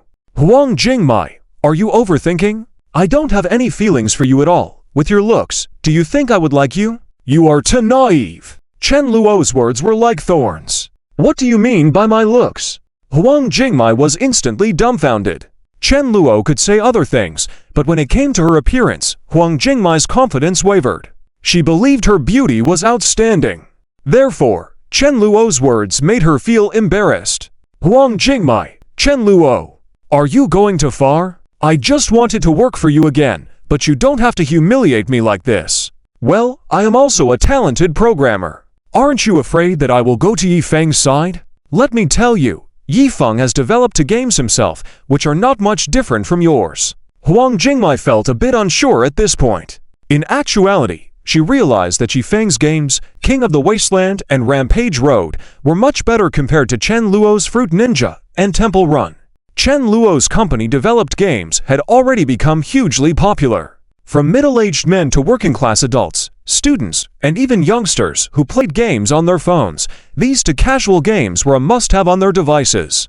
Huang Jingmai wasn't sure how successful Yifeng's games would be in the future, but she knew that currently, Chen Luo's games had made a name for themselves in the gaming world. Yifeng's games were niche and might not gain as much popularity. Nevertheless, Huang Jingmai felt a surge of confidence. Moreover, I can tell you that Yifeng's third game is about to be developed. Yifeng is also a genius in this field. With my help, perhaps Yifeng can surpass you.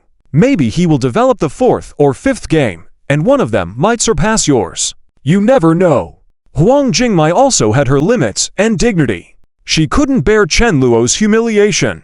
Huang Jingmai was determined not to become Yifeng's mistress, but she felt it might be the only option she had left. Despite the excellent working conditions at Chen Luo's company, Huang Jingmai knew her appearance often attracted unwanted attention in the workplace, leading to harassment. Although Chen Luo's job offer was attractive, Huang Jingmai pondered her self-worth and abilities. Despite considering other companies, before Chen Luo approached her, she knew her beauty often led to unwanted advances from colleagues and superiors. Having witnessed some of the dangers faced by beautiful women in the workplace, Huang Jingmai hesitated at the thought of working with Yifeng, but also realized it might be her only viable option. As Huang Jingmai's contemplation shifted towards Yifeng, she couldn't help but be concerned about his intentions towards her. Huang Jingmai's view of Yifeng had shattered, and she saw him as just another, ordinary person. She vowed not to tolerate any inappropriate behavior from him. Meanwhile, Yifeng was ecstatic upon learning that Huang Jingmai had contacted him. He eagerly anticipated her arrival, hoping for a positive outcome. His thoughts drifted to their potential interactions, and he began dreaming of physical intimacy with Huang Jingmai. Despite contemplating working with Yifeng, Huang Jingmai was determined not to engage in any romantic or physical relationships with him. She vowed to focus on helping Yifeng improve his games and slowly build her finances. Huang Jingmai's resolve remained firm as she navigated her way through the challenges she faced in both her personal and professional life. Chapter 228. Another female lead is broken down again. Yifeng's anger. Huang Jingmai is completely unaware of Yifeng's thoughts. If she knew, she would probably prefer to borrow money to get by rather than stay by Yifeng's side. In reality, Huang Jingmai still can't forget about Chen Luo. She feels that maybe working for Chen Luo might be the most stable option. She can work peacefully without worrying about being disturbed. Especially with the games Chen Luo's company is developing, they are actually quite interesting. Huang Jingmai is a loyal player of Fruit Ninja and Temple Run. She has also heard about Chen Luo's plan for Angry Birds. Although Huang Jingmai doesn't know the specifics of the gameplay and modeling, she feels that this game, once completed, will definitely be very fun. However, there's no choice. Chen Luo doesn't want Huang Jingmai there. Due to her pride, Huang Jingmai can only go to Yifeng's place. But what Huang Jingmai didn't expect was that just shortly after contacting Yifeng, that disgusting feeling in her heart resurfaced. Because Yifeng actually brought another woman to see her. Yifeng, Jingmai, you finally come to terms with it. Great. Let me introduce you. This is Zheng Linglong, an illustrator, who will be in charge of the illustrations for my new game. In fact, there's nothing wrong with this itself. Huang Jingmai is supposed to help Yifeng with coding, and Zheng Linglong is clearly from the game department. They might become colleagues in the future, so it's normal for Yifeng to introduce her to Huang Jingmai. But the key is, Huang Jingmai saw that Yifeng was actually holding hands with Zheng Linglong. Yes, the two of them were holding hands right in front of Huang Jingmai. What is this? Public display of affection? Huang Jingmai frowned. She thought, forget it, it's none of my business anyway. At this moment, Huang Jingmai had no feelings of jealousy. She didn't care at all. But Yifeng's intention wasn't for Huang Jingmai not to care. On one hand, he thought it was nothing. He had shown some intimacy with Zheng Linglong when they went to Huaxiodian for dinner before, which had made Huaxiodian even more jealous. She also thought to herself, this Yifeng guy still has quite a few women around him, damn. It looks like I have to work harder to sing those songs for Yifeng Nusli. This is the self-competition behavior of submissive female leads in indulgent novels. Yifeng wanted to see that. He wanted to make Huang Jingmai jealous and actively pursue him because of it. That's what Yifeng was eagerly looking forward to. Unfortunately, Yifeng's plan was about to be foiled. Huang Jingmai, hello, Miss Zheng. Huang Jingmai calmly greeted her. Yifeng felt a bit strange. Yifeng, Jingmai, aren't you jealous? Based on past experiences, Yifeng always felt that something was amiss. However, he still smiled and said, well, sit down, Jingmai, we're not in a hurry, let's chat slowly. In fact, Yifeng was feeling quite good at this moment. He thought he had won Huang Jingmai back. As for what Huang Jingmai mentioned about discussing wages, Yifeng didn't pay much attention to it. In the original work, Huang Jingmai was actually working for Yifeng for free in the early stages because she was one of Yifeng's harem members. That was the general plot. Huang Jingmai, Yifeng, what are you talking about? I'm happy to help you. How could I take your money when you need it now, investing so much in the game? It's unnecessary to prepare any wages for me, and if you feel guilty, then just spend more time with Jingmai in the future.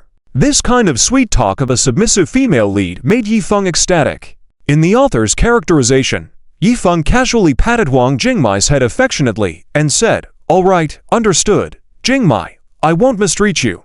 After my game makes big money, I'll make up for everything I owe you. Huang Jingmai nodded happily. Yes, I trust you, Yifeng. In fact, Yifeng did eventually make money and indeed offered Huang Jingmai generous compensation. In this regard, Yifeng was not stingy. However, in the early stages, he basically relied on the female lead to get rich.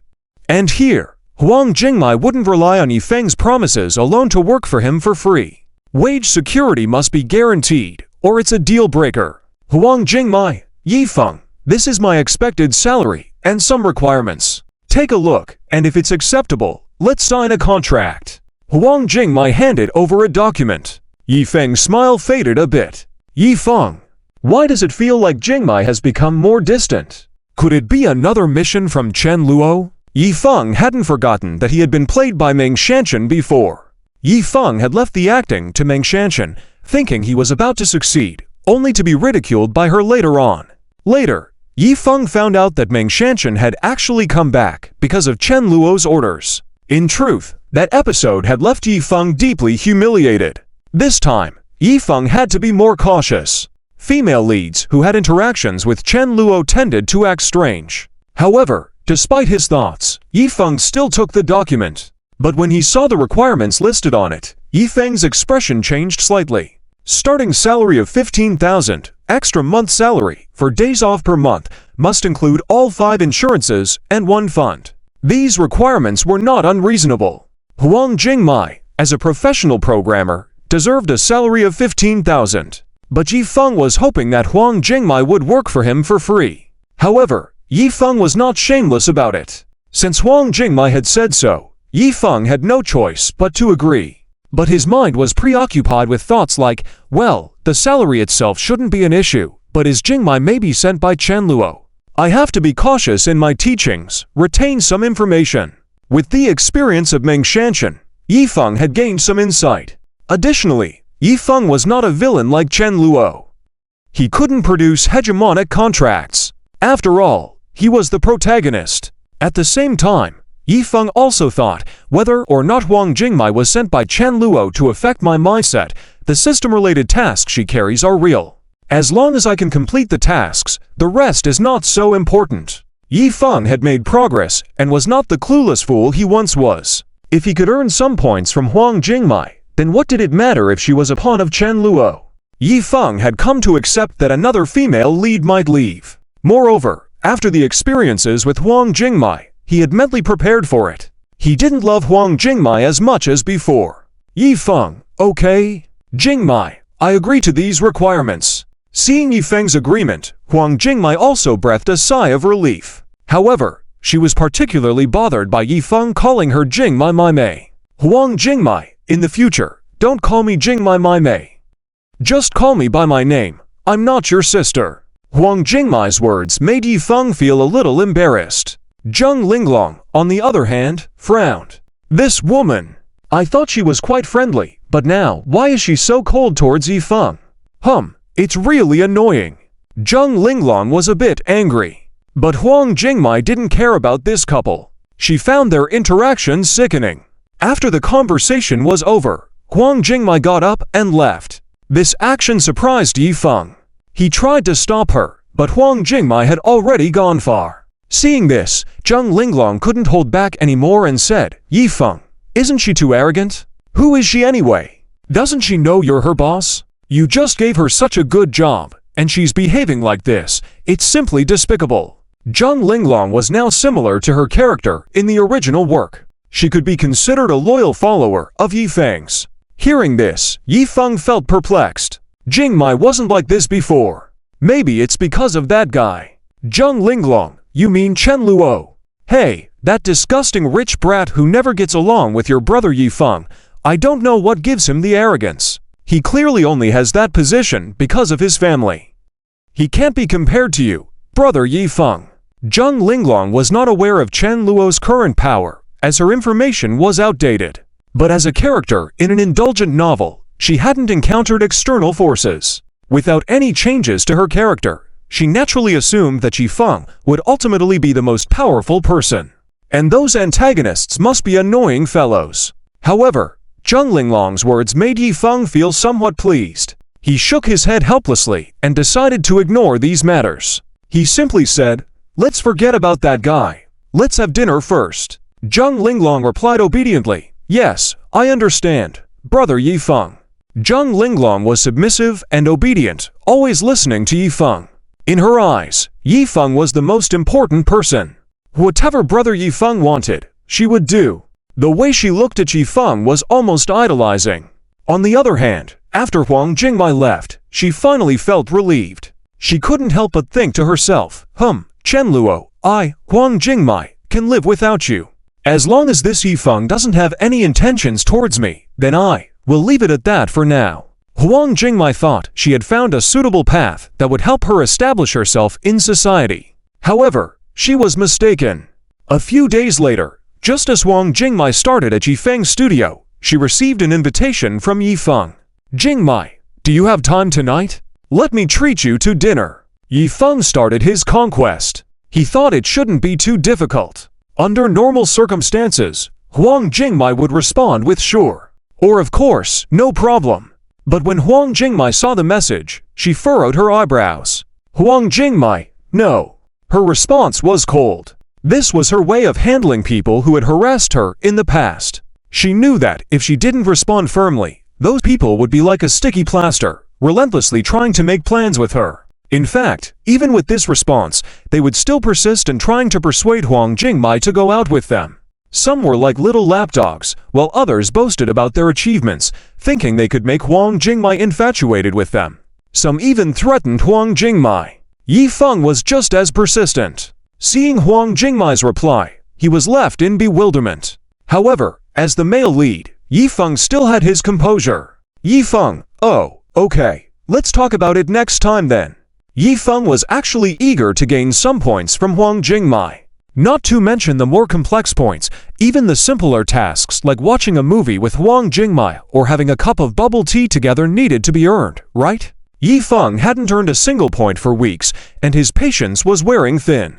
While browsing the system store and seeing so many missions related to Huang Jingmai that required points, he realized he needed to do something. Clearly, he had to resort to a more covert approach. Yifeng found some missions, like touching Huang Jingmai's hand for more than 10 seconds. With such missions, Yifeng could accomplish them without Huang Jingmai's consent. Naturally, Yifeng smugly assumed there wouldn't be any problems. With him being the male lead and Huang Jingmai the female lead, according to the setting, even if he accidentally crossed boundaries, Huang Jingmai would ultimately surrender due to various reasons and fall in love with him. Thinking this way, Yifeng felt at ease. He couldn't bear to continue having the kind of indifferent relationship with Huang Jingmai as a passerby. Huang Jingmai can only be mine. She must be mine, and it must happen now. Later on, Yifeng had many more female leads to pursue.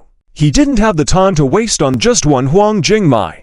Consequently, when Huang Jingmai was working normally, Yifeng appeared. They exchanged casual conversation.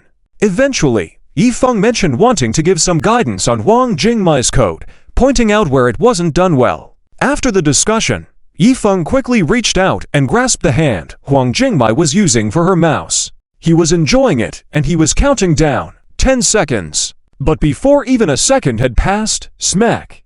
Huang Jingmai stood up angrily and delivered a direct slap. She was not going to tolerate Yifeng. And Yifeng was left dumbfounded right there.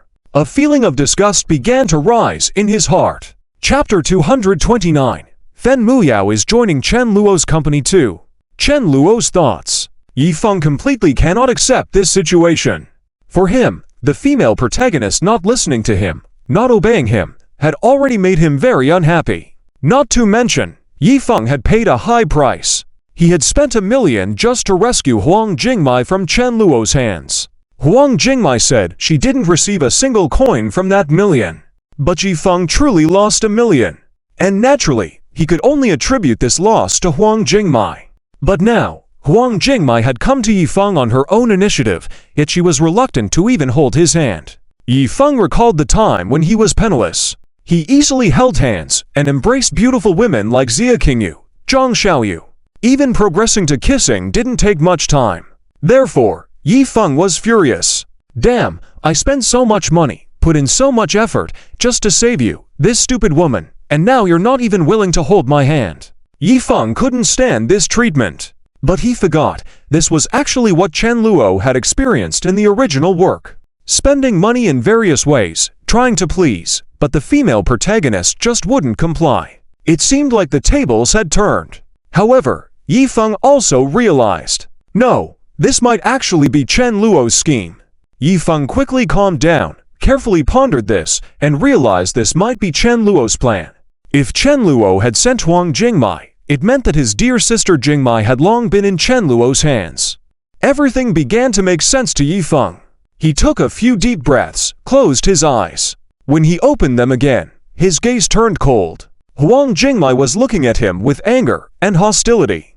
Yifeng remained silent and left, making their relationship extremely tense. Yet, Yifeng had various thoughts. For Huang Jingmai, she had only one thought: regret. Just now, when Yifeng purposely touched her hand, Huang Jingmai was already filled with regret. Earlier, Yifeng had wanted to find various excuses to ask Huang Jingmai out. At that time, Huang Jingmai realized that she seemed to have made a mistake. Clearly, I already knew what kind of person Yifeng was. Why did I insist on returning to him? At this moment, Huang Jingmai seemed to understand something. She felt that she had made a big mistake. After serious contemplation, she realized how absurd her previous actions had been. Initially, she had smoothly signed a contract with Chen Luo. Apart from a slightly higher penalty clause, everything else was perfect. Whether it was the work environment or the benefits, Huang Jingmai had complete trust. Chen Luo would definitely not harass her in any way. If she were to work at Chen Luo's company, she would have a quiet atmosphere and probably attractive colleagues. There would be no lecherous men. But now, she found herself in Yifeng's studio, where he was the biggest annoyance to her. Huang Jingmai's mind was in chaos. She had no idea what to do. She also couldn't understand why she had made so many wrong decisions. After contemplating for a while, Huang Jingmai slowly began to understand. All of this is because of Yifeng. Huang Jingmai seemed to have found a breakthrough, her gaze becoming determined. In any case, being with Yifeng would only bring trouble. And Huang Jingmai's thoughts were not wrong. Because, as Yifeng was leaving, his expression turned dark. Although he didn't say anything at that moment, he was extremely resentful. Damn it, I spent so much money, and in the end, I didn't earn any points. What's the deal with this woman? Isn't she on the system's target list? Why is she so difficult to deal with? Yifeng punched the wall, consumed with anger. In theory, it shouldn't be like this. For Zhang Linglong, Hua Xiaodi, it was so simple to pursue them. But I won't give up. I'll be even more determined. No matter what, Huang Jingmai is destined to be mine. She can't escape my grasp.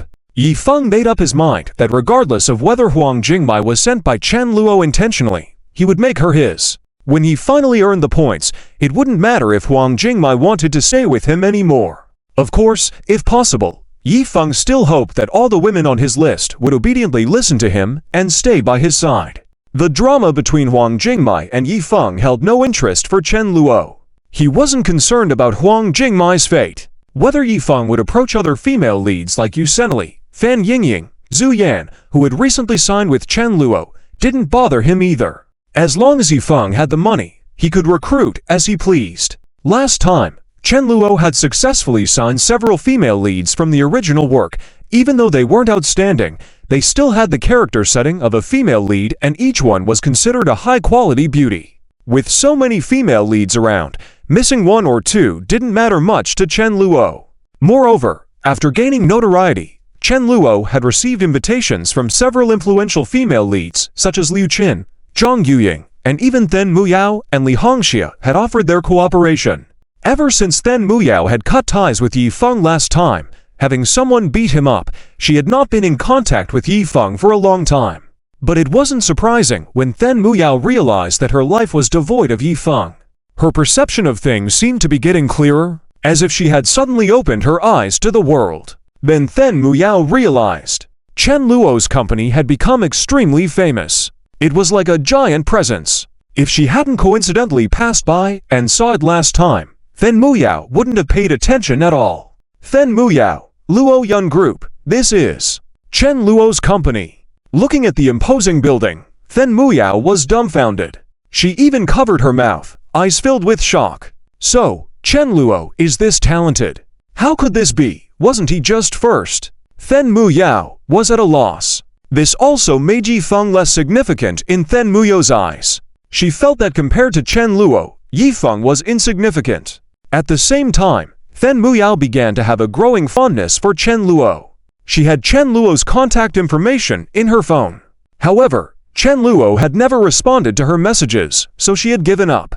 Now, hearing more about Chen Luo's achievements and after her realization, Then Muyao remembered Chen Luo's character. It seems like he has always been with Lin Yun. Then Muyao was clear that even if Chen Luo was seen with other women, there was no romantic involvement. There had to be another reason. Additionally, the last time Then Muyao saw the famous female singer Ning Siki, she was with Chen Luo while shopping. At that time, Then Muyao's first thought was how Chen Luo could attract a female singer. She thought he was playing with women again. But now, Then Muyao had completely understood. Chen Luo was actually discussing a possible collaboration with Ning Siki. It was all professional. Moreover, Chen Luo had stated that they were discussing business. Then Muyao wasn't sure why she didn't believe it at that time. But those prejudices had vanished without a trace at this moment. Then Muyao felt that it wouldn't hurt getting closer to Chen Luo. In fact, she had developed some feelings for him. At least, if she could make money by having Chen Luo by her side, Then Muyao was willing. Despite having the role of a decorative female lead, with her family's wealth, Then Muyao didn't intend to be just a decorative piece. So, Then Muyao gathered her courage and sent another message to Chen Luo. Chen Luo, are you free this afternoon? I'd like to treat you to a cup of milk tea and also ask if there are any suitable positions for me in your company. I want to work at your company. Let's sit down and discuss. Can you give me a chance? I promise not to speak ill of you anymore, and I have no other intentions. Can you give me a chance? Then Muyao's message was sincere this time. What excited her was the prompt response she got from Chen Luo. Sure. Suddenly, Then Muyao's face lit up with a smile. Great, thank you, Chen Luo. Let's meet in the afternoon. Then Muyao was extremely happy, jubilant even. Back home, she was so excited that she began rummaging through her wardrobe to pick out the outfit for her meeting with Chen Luo in the afternoon. On the other hand, Chen Luo was having a meal with Lin Yun when he received Then Muyao's message. After some consideration, Chen Luo didn't refuse. He had a change of view towards Then Muyao after hearing that she had someone beat up Yi Feng last time. Lin Yun, who was by his side, expressed some surprise. Then Muyao, that woman is actively seeking you out, and she wants to work at your company. That's rare. Lin Yun didn't hold any favorable views towards Then Muyao. Chen Luo, I'm not sure, but if she's willing, I won't mind having her work as a janitor. This remark amused Lin Yun. Lin Yun, what? A janitor? Seriously? Won't she be offended? Chen Luo, can't say. I don't really care. Chen Luo had a nonchalant demeanor. Lin Yun's face displayed an indulgent smile. She enjoyed seeing Chen Luo's carefree attitude. Lin Yun had a feeling that if Chen Luo continued on this path, one day, even the elders in his family would have to acknowledge his accomplishments. However, as she watched him more closely, Lin Yun started to feel a bit silly. She lightly leaned against him, resting in Chen Luo's embrace. Lin Yun, if she can be helpful, bring her in. Having more people at your company to help out is beneficial. Lin Yun hoped to see Chen Luo build his business empire and not degrade these women. Of course, as long as they were obedient. Lin Yun was aware that colleagues like Ling Xiaoyan, Du Qingku, and Gu Menyan had all been of great help to Chen Luo. Every company needed capable individuals to prosper. Even with Chen Luo's exceptional talents, it was difficult to manage everything alone. Chen Luo responded, "I know, don't worry, Sister Lin Yun." Chen Luo gently stroked Lin Yun's fiery red hair. His eyes held an affectionate gaze. Chen Luo naturally had his own thoughts about Then Muyao. Even though he wouldn't have her work as a janitor, given the influence of Then Muyao's family, Chen Luo had already secured a portion of the Du family's wealth. The Then family couldn't escape him. And now that Then Muyao had taken the initiative to come to him, Chen Luo wouldn't hold back. In the afternoon, at a milk tea shop in South City, Chen Luo leisurely awaited Then Muyao. Suddenly, the door to the milk tea shop swung open. A stunning beauty confidently walked in. It was none other than Then Muyao. Then Muyao was dressed to impress that day, capturing everyone's attention. Her hair had been styled, and she wore shiny earrings. Her lips were coated with pink lipstick, giving them a luscious peach-like appearance. She wore a beige inner layer and a white fluffy jacket on the outside. Paired with tight jeans, her outfit exuded urban chic. With ornate rings on her fingers and a designer bag worth tens of thousands, she immediately attracted numerous eyes upon her entrance. However, to everyone's surprise, Then Muyao quickly glanced around, her eyes brightening as she walked swiftly towards the back. Inside the milk tea shop, many eyes followed her every move. When they saw Then Muyao sitting across from a handsome man, their hearts seemed to shatter. Then Muyao, Chen Luo, I'm not late, am I? How long have you been waiting? Then Muyao's attitude was completely different from before. She wore a sweet smile, appearing lively and cheerful. She was no longer the woman who only groveled at the male lead. Chen Luo, not long. Chen Luo answered with a smile. Then Muyao, what would you like to drink? Let me order. Chen Luo, anything, the same as you. Soon, the staff brought to mild milk teas. Chen Luo began to casually sip his drink. Then Muyao took a few sips, her expression neutral. Whether it was because she was contemplating how to ask Chen Luo to let her join his company, or because she found the milk tea flavor mundane. Chen Luo, on the other hand, furrowed his brow as he stared at the milk tea. It wasn't like the milk teas he knew from Earth. Although it was called milk tea, there was a discernible difference in taste. More critically, the menu didn't offer an extensive selection of milk teas. There were minimal fruity tea options. Chen Luo had realized this since he had transmigrated into this world of the urban evil young master. Despite familiar luxury cars like Rolls-Royce and Lamborghini, there were no Transformers or popular superhero movies from Earth. Even classic Chinese films like Farewell My Concubine, Dying to Survive, and Let the Bullets Fly weren't present. Chen Luo had aspired to reintroduce these elements in this novel world once he had sufficient resources. Now, the time was nearly right. Then Muyao, Chen Luo, there may have been some misunderstandings between us in the past, and for those incidents, I apologize. From now on, I promise I won't disrespect you in any way. You can trust me, we are classmates, not enemies. I was wondering, could I work at your company? Or, do you have a suitable position for me in your company? To be honest, I'm interested in trying to see if I have any talent in singing or acting. After saying this, Then Muyao felt a bit embarrassed. However, she couldn't help but feel speechless too.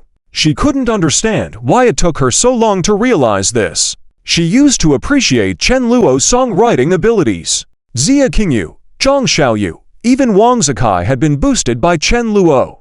They were now well-known singers on the internet. It was said that they were preparing for their debut in various entertainment shows. All this success was credited to Chen Luo's help.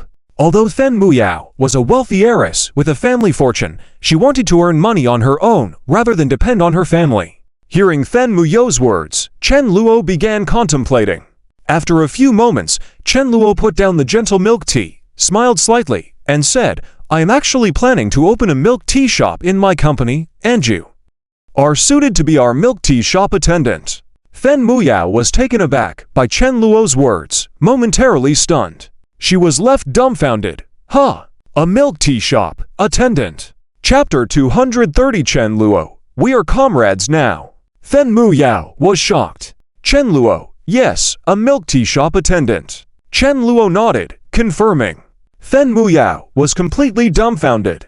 How could she have imagined that Chen Luo wanted her, the daughter of the Fen family, to work as a milk tea shop attendant? How much is the salary for a part-time worker at a milk tea shop? 3,000. 4,000? It's not just about the salary, the key is, there's no future in it. Even if it meant having Fen Muyao become an actress, starting from the bottom, she would be willing. What's the limit then? Fen Muyao believed that with her beauty, she could easily rise to become the leading lady in no time.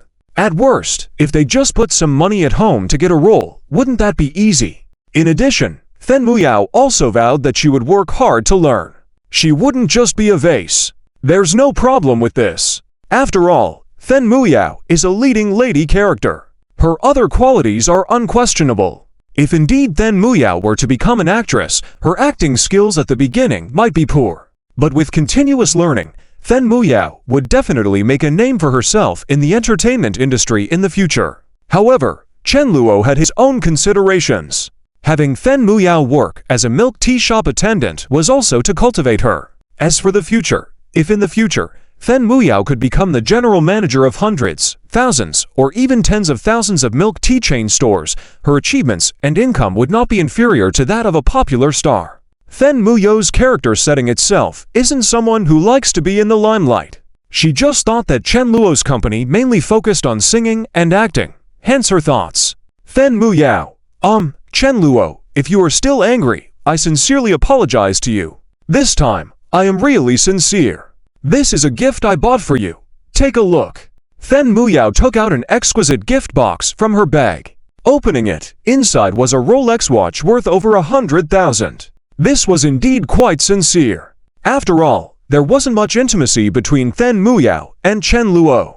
To apologize by giving a gift worth over 100,000 was already generous. Seeing this, Chen Luo raised his eyebrows slightly, feeling somewhat surprised. However, Chen Luo also explained, I'm not angry with you. I'm not joking either. Gifts and the like aren't necessary. But asking you to work as a milk tea shop attendant is not a waste of talent. On the contrary, I value you, which is why I'm willing to cultivate you. Chen Luo's words left Fen Muyao somewhat puzzled. Fen Muyao, cultivate me. Chen, as a shop assistant, what can I learn? Chen Luo, of course, you will learn how to make milk tea. You will learn about milk tea ingredients, types of milk tea, the production process, purchasing process, opening process, etc. When you've learned enough, I will have you become the manager of my newly invested milk tea shop. If you perform well, you will be promoted to be the general manager. Now, do you understand what I mean? Chen Luo's words left Fen Muyao's pupils contracting. She felt incredibly incredulous. Fen Muyao, Chen Luo, are you planning to open your own milk tea shop? Fen Muyao was shocked. She originally thought that Chen Luo only had talent in the arts. She never expected him to also engage in business. Fen Muyao had also heard that one of Chen Luo's sisters was in the catering industry. However, starting a business, especially in the catering industry, had many intricacies. It wasn't simply about having money. If you didn't have strong capabilities and methods, no matter how much money you invested, you could still end up bankrupt. Fen Muyao had heard of many wealthy individuals starting businesses in this field, only to fail. Some popular stars even opened restaurants with great fanfare, but shortly after, those branded restaurants saw a downturn in business. Competition was fierce, and the market was saturated. No matter the type of store you opened, competition was a given. For example, in the milk tea shop sector, there were already over a dozen different brands. How could a newcomer like her compete with those established names? The same applied to hot pot restaurants and other types of cuisine. Even wealthy celebrities and socialites had failed. It wasn't as simple as it seemed. But for Chen Luo, this wasn't a concern at all. He had done his research. Milk tea shops in this novel's world were expensive, with a single cup costing around $20. Some even charged $30, and coffee was even more exorbitant. Chen Luo had seen coffee priced at $60 or $70 per cup. Other brands, to make money and solidify their market position, naturally followed suit in pricing. Seeing so many people rushing to pay these prices, it was a wonder that any business would dare to undercut them. Over time, this became accepted as the norm by many. But Chen Luo was clear that lower prices didn't necessarily mean lower profits. In his past life, he had already been successful in this area with his brand, Milk Tea Time. Yes, the brand he intended to establish in this novel's world was none other than the revered Milk Tea Time that countless people adored in his previous life. In an era where a simple ice cream cone cost $10, Milk Tea Time was still offering $2 cones, $3 lemonade, and $4 milk tea. Although prices at Milk Tea Time had risen along with the times, they were still much more reasonable compared to other brands. It was because of the limitations set by Milk Tea Time that other brands didn't dare to keep raising their prices. Otherwise, Chen Luo had observed how the prices of other brands' milk teas would soar each time a new product was introduced. Prices used to be around 15, then 18, 20, 22, until Chen Luo saw a brand daring to sell a cup for $28. He couldn't help but sigh at the idea of so many wealthy individuals. During that time, Chen Luo could only afford milk tea from Milk Tea Time. It tasted pretty good too. But even so, Milk Tea Time was the most popular and had the most stores.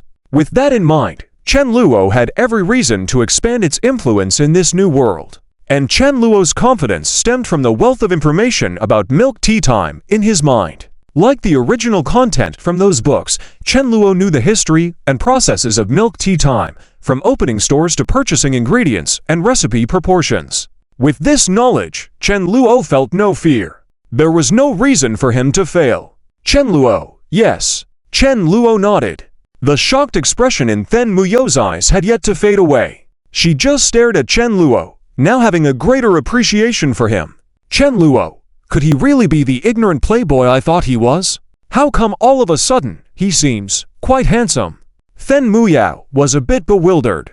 However, in the end, she seemed to come back to her senses. With a smile on her face, she said, "I've heard of this. It seems to be a line from a book called The Three-Body Problem. This book has been popular online recently. Several friends have recommended it to me. Have you read it, Chen Luo?" Chen Luo, no. Then Muyao, oh, okay, well then, if I have the chance, I'll take a look. I've already bought the book, it's on the way. I'll tell you what I think after I've finished reading it, alright? Then Muyao was quite adorable when she wasn't acting crazy. She was also easy to communicate with. Chen Luo, sure. Chen Luo nodded with a smile. The atmosphere fell quiet for a moment. Then Muyao had wanted to suggest going out for a meal together, but Chen Luo, after taking a sip of his milk tea, stood up as if ready to leave. Then Muyao was surprised and raised her head suddenly, a hint of disappointment in her eyes. But she didn't try to stop him. Her expression ultimately turned into a nod with a smile. All right, goodbye, Chen Luo. Then Muyao felt a strong sense of loss in her heart. However, she didn't have a good reason to keep Chen Luo around. And doing so would feel somewhat ambiguous. Yet what surprised Then Muyao was that, just as she was leaving the milk tea shop, a figure suddenly appeared in front of her. And that individual was none other than Yi Feng. Chapter 231. The Birth of Yi Feng's Inner Demon. Then Muyo's Major Decision. Upon Then Muyo's face, a look of disdain immediately appeared. She paid no attention to Yi Feng and walked away in the opposite direction. But what left Then Muyao in despair was that when Yi Feng saw her, sure enough, he once again approached her. He blocked Then Muyo's path. Yi Feng, Muyao, miss, I heard that you were here to meet Chen Luo. How could you have any contact with that kind of guy? Yes, Yi Feng came this time because someone told him that Then Muyao seemed to be meeting Chen Luo at this milk tea shop. Originally, this was not a big deal. People can meet whoever they want, let alone if Then Muyao wants to meet Chen Luo. If she wants to meet a certain famous star, what's wrong with that? But for Yi Feng, he didn't know, so it was fine. But now that he knew, Yi Feng definitely couldn't ignore it. After all, Yi Feng had already helped Then Muyao stop many of those male antagonists who tried to harass her. This was also part of the original plot. Then Muyao, as the female lead, was like Zhang Xiaoyu, Du Qingku, and Leng Xiaoyan, all of them. There would certainly be these kinds of big young masters who liked them. Not to mention the misses, even ordinary female leads or supporting female characters would be harassed by antagonists. The antagonists who kept bothering Then Muyao included Guo Weixing, Guo Xiao, Qian Kun, Qian Xiao, and Liu Guangliang, Liu Xiao. Some of them were big young masters from the southern city. Although their status and position were not as high as Then Muyao's, they were not far off. Their intentions were very obvious. They were attracted to Then Muyao's beauty, and on the other hand, they hoped to climb up the ladder by winning over the Then family. Some came from other cities, but they had already been severely reprimanded by Yi Feng in the past. Therefore, Yi Feng also had a lot of enemies. According to the setting, antagonists like Guo Weixing and Liu Guangliang would seek revenge against Yi Feng. However, Yi Feng was not afraid. But Yi Feng protected Then Muyao like this. He thought he had already been very good to Then Muyao. Isn't my love enough? But why did Then Muyao still meet Chen Luo? Chen Luo was clearly Yi Feng's inner demon. Not to mention, after the conflict between Yi Feng and Then Muyao the last time, he was beaten up at Then Muyao's request. However, even in this situation, our male lead still couldn't forget about Then Muyao. To be precise, Yi Feng wanted to try again. He didn't want Then Muyao to fall into the hands of the antagonists. As the male protagonist of the harem genre, he would suffer greatly. But from Then Muyao's perspective, she didn't appreciate it at all. Then Muyao also had ways to make those who harassed her give up. But because of this, she was infatuated with Yi Feng, overly so. Was this a big deal? When Then Muyao recalled it, she thought she was too naive back then. Then Muyao, what do you mean that kind of guy? Yi Feng, how close are we? What does it have to do with you who I want to meet? Get lost. Do you want to be beaten up by me again? Then Muyao was firm in her stance. But this time Yi Feng came. Not just hearing that Then Muyao and Chen Luo were supposed to meet at this milk tea shop. He even knew that Then Muyao was going to the Horton Hotel in the evening to meet Chen Luo. This raised a significant issue. To honest young people going to a hotel at night, did they really need an elaborate explanation of what might happen? If not for this, Yi Feng wouldn't have rushed over so urgently. Yi Feng, Muyao, are you still going to the hotel to meet Chen Luo tonight? What are you thinking? Do I disgust you that much? Weren't you the one who told me before that Chen Luo was not a good person? You even said to me that even if Chen Luo was the only man left in the world, you wouldn't choose him. Now how? Yi Feng felt like his heart was breaking. Why did one woman after another want to leave his side? What had he done wrong? Then Muyao's face, however, turned even colder. She knew that she did say those things before. But at that time, was she out of her mind? Now that she was back to her senses, Then Muyao no longer had any bias against Chen Luo. A fine and honest man like Chen Luo. What reason did Then Muyao have to dislike him? Moreover, Chen Luo had even shared some confidential information about his family with her. Then Muyao definitely had to go. Then Muyao, what happened in the past is in the past. According to you, Yi Feng, do you want me to kneel and worship you like in the past? Are you worthy of it? Yi Feng, Muyao's sister, I'm quite well off now. You know my potential. I'll definitely make a lot of money in the future. I'll easily surpass big shots like Chen Luo. Have you lost confidence in me? Yi Feng was a little anxious. Then Muyao, I never had any expectations of you. Whether you earn money or not has nothing to do with me. Okay, Yi Feng, step aside. I don't want to say another word to you. Then Muyao's patience had reached its limit. She knew that Yi Feng indeed had potential, but how could she let him dictate her life? They conversed further, eventually reaching a joint venture agreement that Then Muyao reluctantly accepted after deliberation. The atmosphere in the room shifted, giving Yi Feng a moment of solace despite his disappointment. Then Muyao, on the other hand, felt a wave of empowerment as she forged a new path in her relationship with Chen Luo.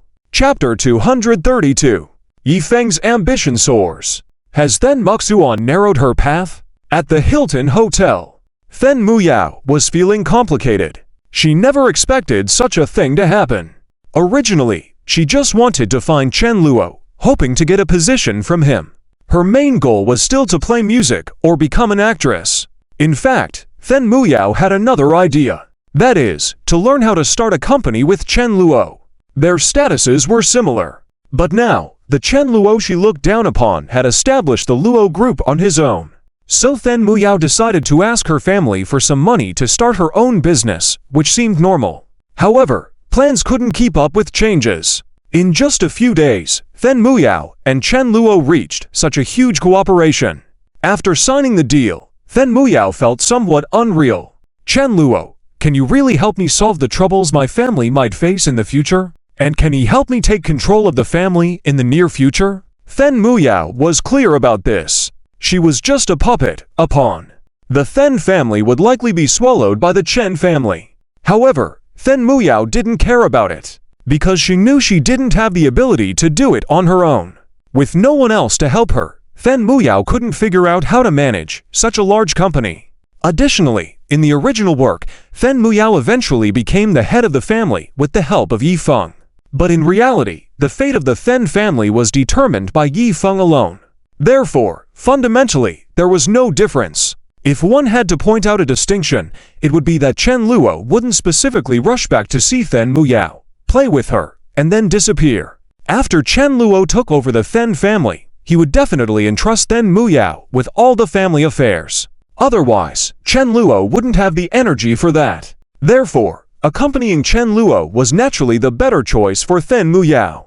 She could choose whatever identity she wanted in the future, rather than Yi Feng being ambiguous with various female leads elsewhere. Then Muyao was lovesick in the southern city. Then Muyao, Chen Luo, what should I do now? Then Muyao couldn't help but ask.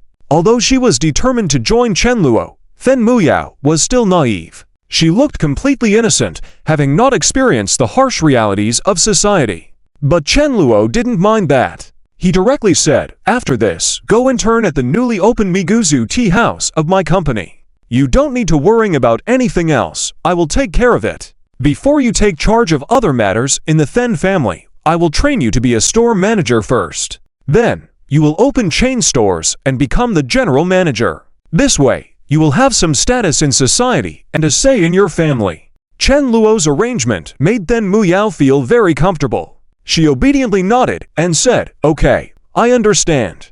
Chen Luo, you can rest assured that I will work hard. Chen Luo also smiled and said, I trust you. Then, he patted Then Muyao's shoulder. As he was leaving, he added, by the way, if there are any other troublemakers bothering you in the future, just find me, and I will take care of them all at once. Then Muyao was even more shocked by Chen Luo's words. Her heart warmed at his offer, and she quickly nodded, saying, okay, Chen Luo, I understand. Then Muyao was surprised. It was the first time she realized that this Chen fellow was actually quite good. She immediately felt that she made the right choice by signing the contract. Following Chen Luo felt much more enjoyable, and if Chen Luo could intimidate those troublesome individuals, then Muyao would naturally be happy. She didn't want to be harassed from time to time. Though Yi Feng helped in the past, Yi Feng only chased away those who caused trouble. Overall, it was like, HMPH, I'll let you go this time, but if you dare to harass my sister Muyao again, I won't hold back next time. And these young masters didn't take those words to heart. They would run away in embarrassment and make empty threats. You rascal, just wait, next time you won't be so lucky. However, the author of the original story definitely needed to continue Yi Feng's gradual show-off. If all conflicts were resolved in one go, what would be left to narrate? Moreover, Yi Feng did not have the strength in the early stages. But Chen Luo was different. He could directly strike at the power centers where those bullies were. If they dared to come back, they would all be disciplined by Chen Luo.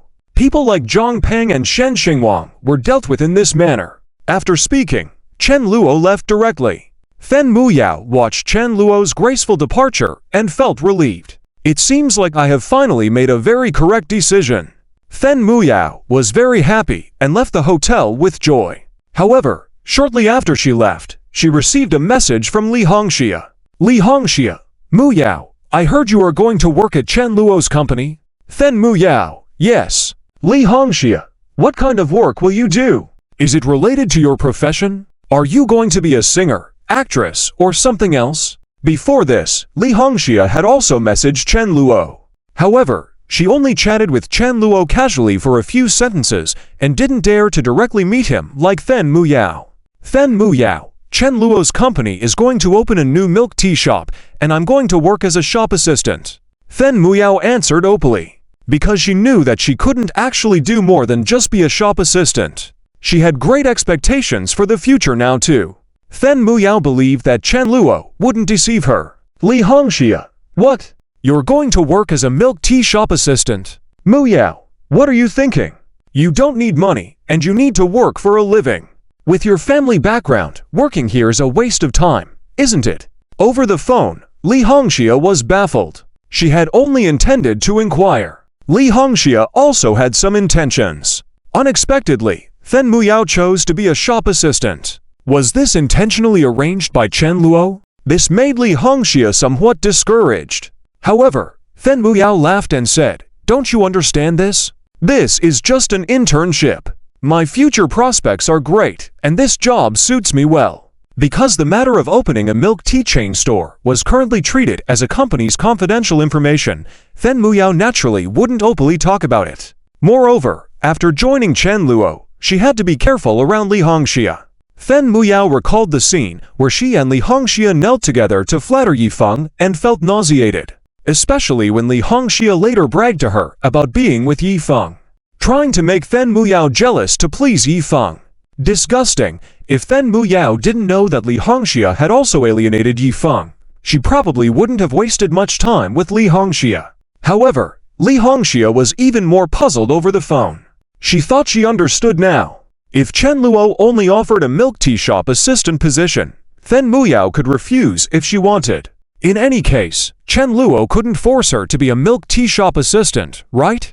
Besides, what was the benefit of working there anyway? Seeing Then Mu Yao's explanation, Li Hongxia became more convinced.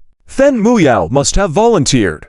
However, Li Hongxia couldn't understand. What's there to enjoy about being a milk tea shop assistant? It's tiring. There's no future. At best, you'll be a store manager and earn 7,000 to 8,000 a month, right? Li Hongxia's intelligence naturally didn't consider the fact that Chen Luo was not only talented in music and acting, but also had plans to enter the food and beverage industry. This news was indeed explosive to those rich young people. Li Hongxia, fine. Li Hongxia was at a loss for words. She began to hesitate about whether she should go to see Chen Luo. Li Hongxia worried that, if she went and ended up as a service staff member, it wouldn't be suitable for her status. After all, she was a young lady from the Li family elite. Her monthly pocket money was enough to last an ordinary person for several years. On the other hand, Then Mu Yao was too lazy to bother about whether Li Hongxia would go find Chen Luo. She herself was quite happy about it. However, Then Mu Yao didn't expect that while she chose Chen Luo, her sister, Then Muxuan, once again met Yifeng. Since attending Yifeng's concert, Then Muxuan couldn't forget her little brother Yifeng. She wasn't quite sure why, but she always felt that Yifeng was extraordinary.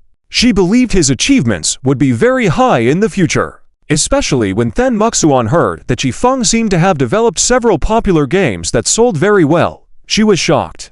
"I never thought this classmate of Mu Yao's was so excellent."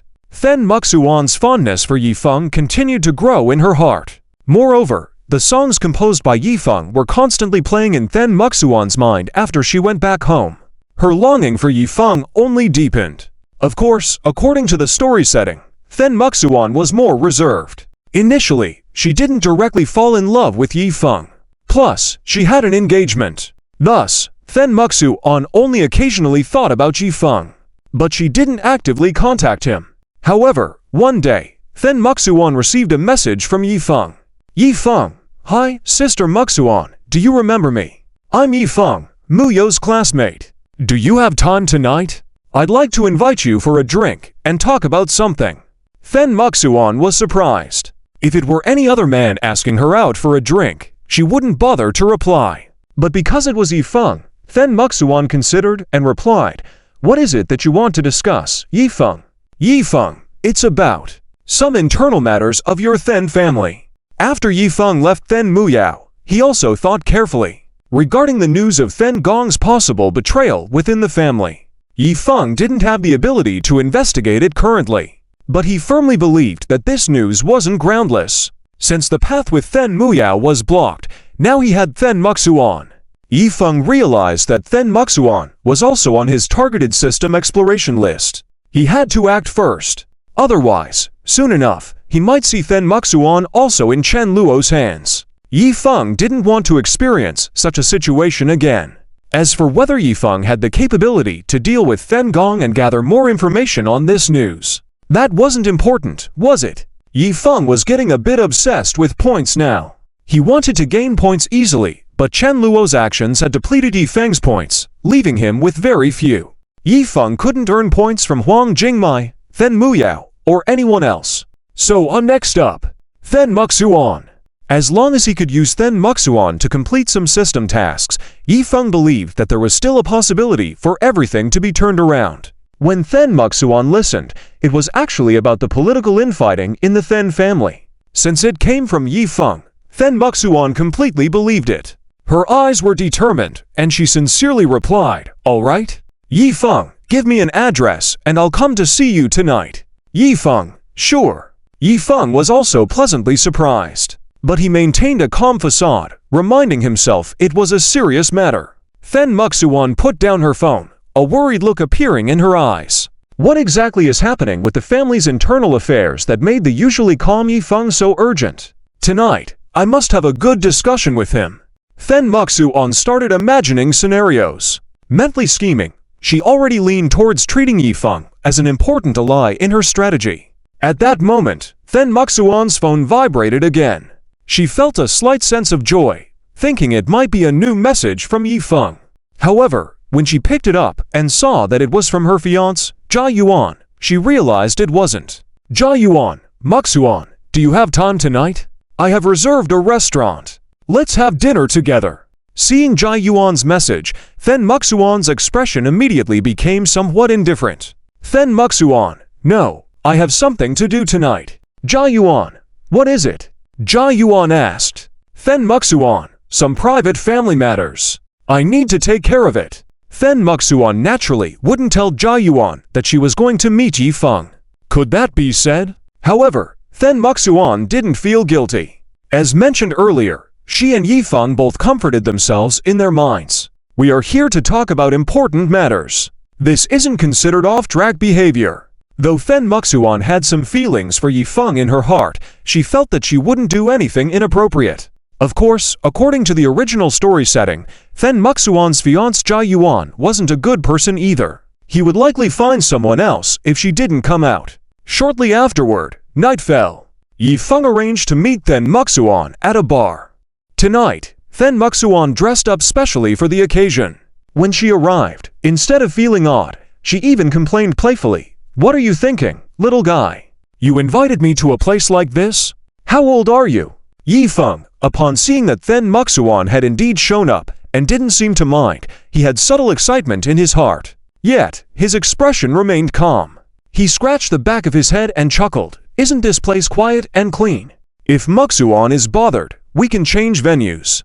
Then Muxuan actually had her own thoughts. Sitting on a chair, she said straightforwardly, "Never mind, it's fine.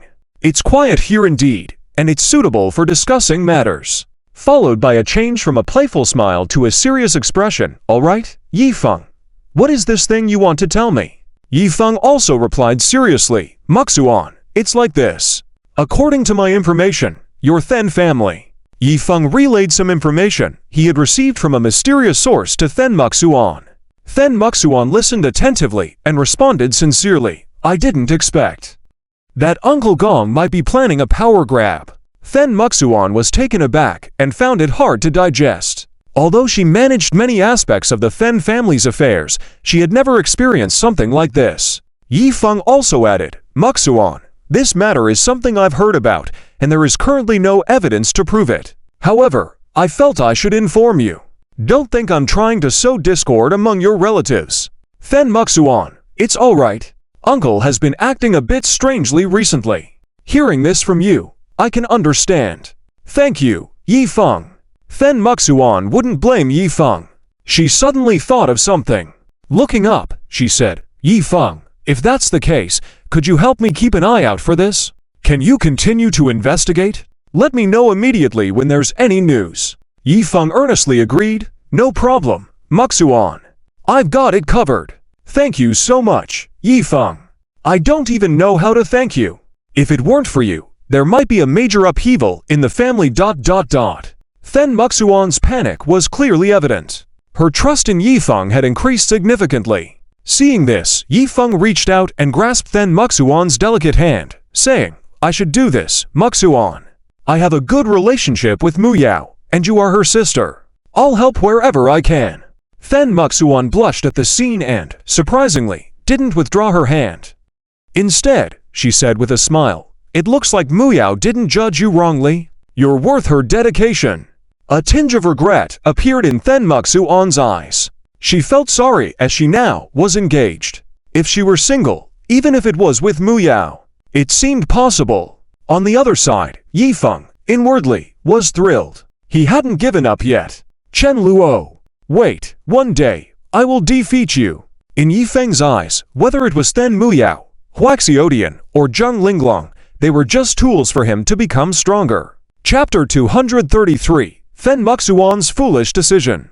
Li Hongxia also moved. After seeing Yifeng, Then Muxuan seemed to be acting a bit strange. This upright female lead, even though she already had a fiancé, meeting with another man behind her fiancé's back, and even holding hands with him. But Then Muxuan still didn't think it was a big deal. After all, he was Yifeng's younger brother. Yifeng had helped her a lot. What's wrong with letting him hold her hand for a moment? Then Muxuan thought to herself that she wouldn't tell anyone. She even felt a bit regretful. If she didn't have this engagement, maybe she could have gone further with Yifeng's younger brother. Then Muxuan now admired Yifeng a lot. Then Muxuan, Yifeng, I heard that you released quite a few songs later on, right? Yifeng, yes. Then Muxuan, which songs? Are they good? Can you tell me? Maybe I have accidentally heard them. Then Muxuan seemed to have heard from Muyao. Later on, Yifeng participated in a provincial-level college music competition. It seems he even achieved a good ranking. This made Then Muxuan even more amazed by Yifeng's talent. She felt that this man named Yifeng would definitely have a remarkable future. She knew she had to build a good relationship with him. Of course, the premise was that they needed to interact more. Yifeng, haha, it's nothing. Just these songs, Sister Muxuan. Take a look, you can try listening to them.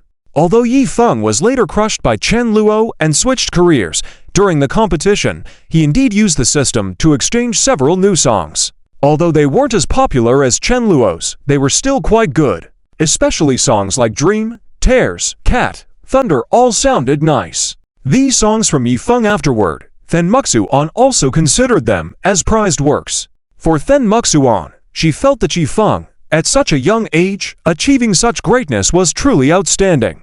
Then Muxuan, I didn't expect, Yifeng, that you have such talent in music. I think I may have heard some of your songs. You are really amazing. Praise from Then Muxuan made Yifeng a bit embarrassed. He temporarily set aside his fears of Chen Luo. Yifeng, it's nothing. I am currently composing songs for others. Yifeng exchanged several new songs for Hua Xiaodi and Luo Weina to sing. Yifeng also planned to charm some female leads who understood music. By then, even if he didn't sing, he could still earn money in the music industry. After all, he believed that as the male lead, he must be the best in many areas. Otherwise, how would those female leads in those fields easily interact with him? Then Muxuan, Yifeng, you're not singing anymore. You are writing songs for others. Why? Then Muxuan was curious. Yifeng casually played it cool. Yifeng, well, I don't have time, Sister Muxuan. I am now developing to games in my studio. Then Muxuan, what? To games? Yifeng, are you that amazing? I never heard Muyao mention it. I remember the last time I saw you. You were focusing solely on music. It hasn't been long since then. Then Muxuan was shocked. What he saw written on her face directly made him happy. Yifeng thought, even if Chen Luo tried to play dirty tricks, his status as the chosen one would not change. Women, wealth, power, everything can only be mine. Yifeng thought to himself. Then Muxuan, what games are these? Yifeng, can I have a look? Then Muxuan was increasingly impressed with Yifeng now. Her astonishment was genuine, not a facade or flattery. She was truly shocked. Yifeng, just a freshman in college from an ordinary family, and now he was composing songs and running a studio. Indeed, Yifeng, the future is limitless. He might grow to be as influential as the Then family, or even more powerful. I must befriend Yifeng ... Then Muxuan thought thankfully that her younger sister, Mu Yao, had a good relationship with Yifeng. Then Muxuan, later on, I should get this young girl to spend time with Yifeng as well. This was typical in novels, where the elder generation would change their attitude toward the male lead upon recognizing his potential. When they saw the male lead's achievements, they would consider it great if their granddaughter could marry him. However, for now, it was just as sisters. Yifeng, it's these two, King of the Wasteland and Rampage Highway. Yifeng was currently enjoying his moment of showing off, so he didn't think too much about it. He naturally introduced the two games he exchanged using the system. But when Then Muxuan heard it, her eyes widened in astonishment. In those big watery eyes, there was a look of absolute shock. Then Muxuan, King of the Wasteland. Little Yezi, you developed this game. No way. Someone in our group is playing it. I even saw it before. I didn't think it was. Then Muxuan was dumbfounded. She originally believed that new games like these could earn a decent amount in advertising fees. After all, Yifeng was a newcomer. Unexpectedly, I underestimated this youngster.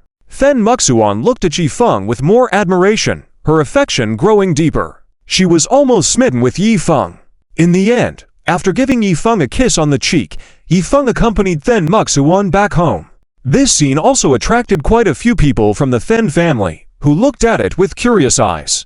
Concluding, Yifeng was happy. As the male lead, wherever he went, all eyes were on him. Whether someone adored or envied him, Yifeng didn't really care. He believed that as long as they dared to provoke him, he would not hesitate to confront them. But his only regret was perhaps not being able to win over Then Mu Yao. Otherwise, Yifeng felt he would have a chance to try with the sisters. Oh well, things are fine now. At least, I have taken one step forward. Indeed, just as I thought, Chen Luo can't act as a god.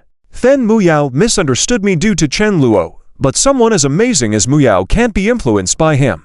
Besides, if I can't conquer Huang Jingmai or Then Mu Yao, this time, I'll try to conquer multiple people. I can't believe that Chen Luo will take all of them from me. Yifeng was determined to charm several female leads simultaneously, believing in his unparalleled charm.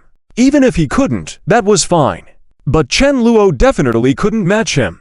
If by trying to charm multiple female leads at the same time, in the end, if these women were still taken by Chen Luo, then Yifeng thought ... No. That's impossible, absolutely impossible. Even if Chen Luo is capable, I would go live streaming. Yifeng shook his head forcefully. He didn't understand what was going on in his mind at the moment. His heart was filled with fear that his female leads would be taken by Chen Luo. But then, he remembered he should focus on his career and wooing female leads instead of worrying about Chen Luo. If he didn't love that guy, then why was he thinking about him so much? If he didn't love him, why would he bother with him? If that guy could really turn the tables, Yifeng would make. Yifeng suddenly shook his head. He realized he needed to calm down. He finally found his peace of mind and felt like his old self again. Too bad Yifeng couldn't foresee that this mind demon was actually a proof that he was straying further from his path as a villain. Moreover, his relationship with Then Muxuan was developing much faster than it should. Meanwhile, Then Mu Yao continued to attend classes as usual, and after school, she went to work at the new bubble tea shop opened by Chen Luo. The shop was located just in front of Chen Luo's company. For now, Chen Luo's company wasn't very big. But once he earned more money, in the range of several billion, Chen Luo planned to expand the business. He wanted to have more shops under his company besides just the bubble tea shop. He planned to run cafes, hot pot restaurants, buffets, and more. Even though this meant less profit compared to the shopping mall, it would provide a comfortable environment for employees and also make managing food safety issues easier. That's why people would say Chen Luo was a philanthropist, not a ruthless capitalist. He didn't intend to be a bad capitalist. These plans were still in the making. Two girls, Zmei and Kaya, were working with Fen Muyao, both staff members of the company that received training from Chen Luo. Chen Luo had assigned them to teach Fen Muyao how to make various bubble teas at the shop. Fen Muyao was quite happy as both girls were good-looking and had gentle personalities. It was clear that Chen Luo arranged this thoughtfully. Otherwise, Fen Muyao, as a young lady, might have turned down the job if faced with boisterous or aggressive individuals. After all, being a female lead, she carried luck with her wherever she went. And she agreed to work there. Chen Luo had everything well thought out. Fen Muyao's situation was stable. If any audacious villain dared to harass her in the future, Chen Luo would intervene.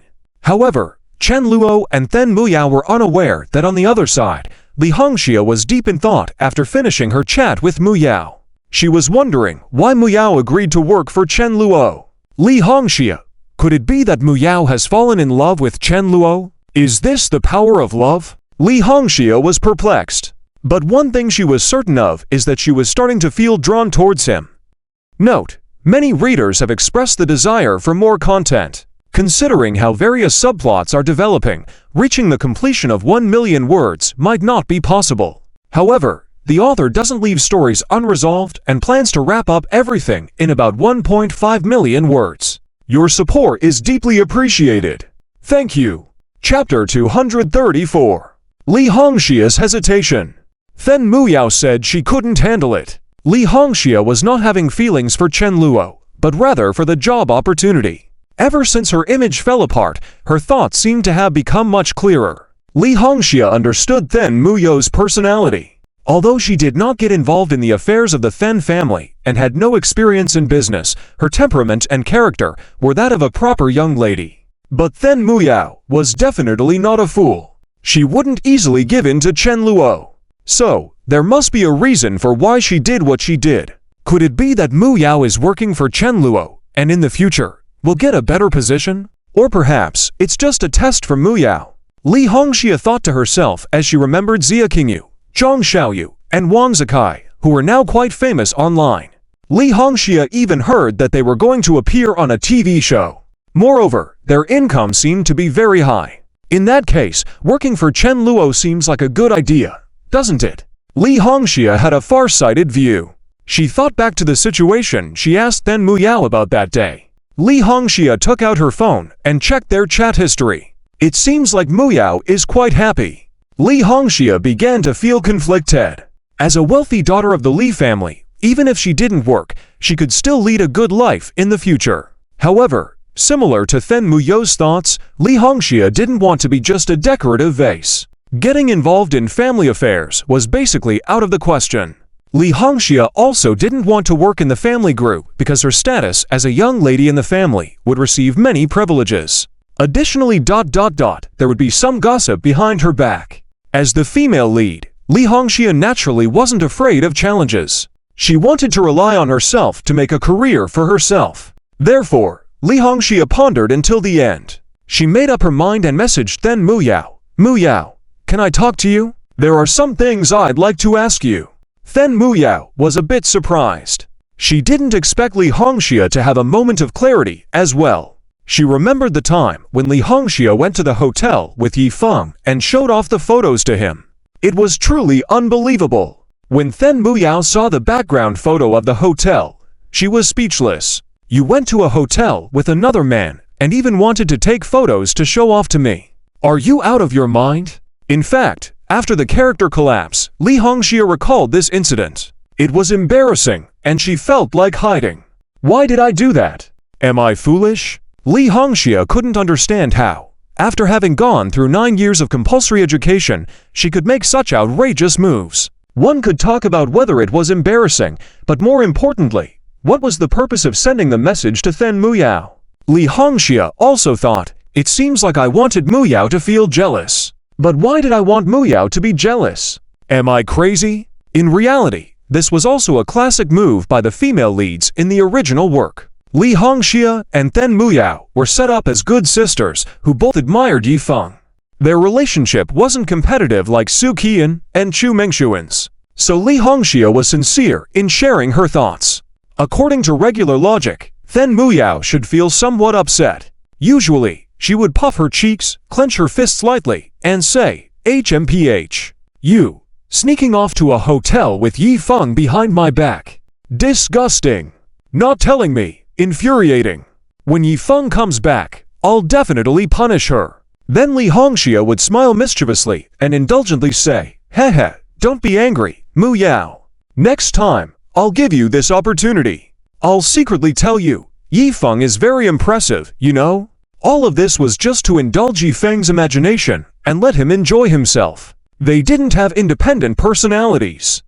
It was all a plot set up by the harem cultivation novel author. However, that time, Then Muyao was almost rolling her eyes to the back of her head after reading it. She wanted to critique it, but didn't know where to start. So she didn't reply. Because of this incident, along with what happened later, Li Changchu talking to Li Hongxia, and Yi Feng focusing on other female leads after getting Li Hongxia, he didn't come looking for her again.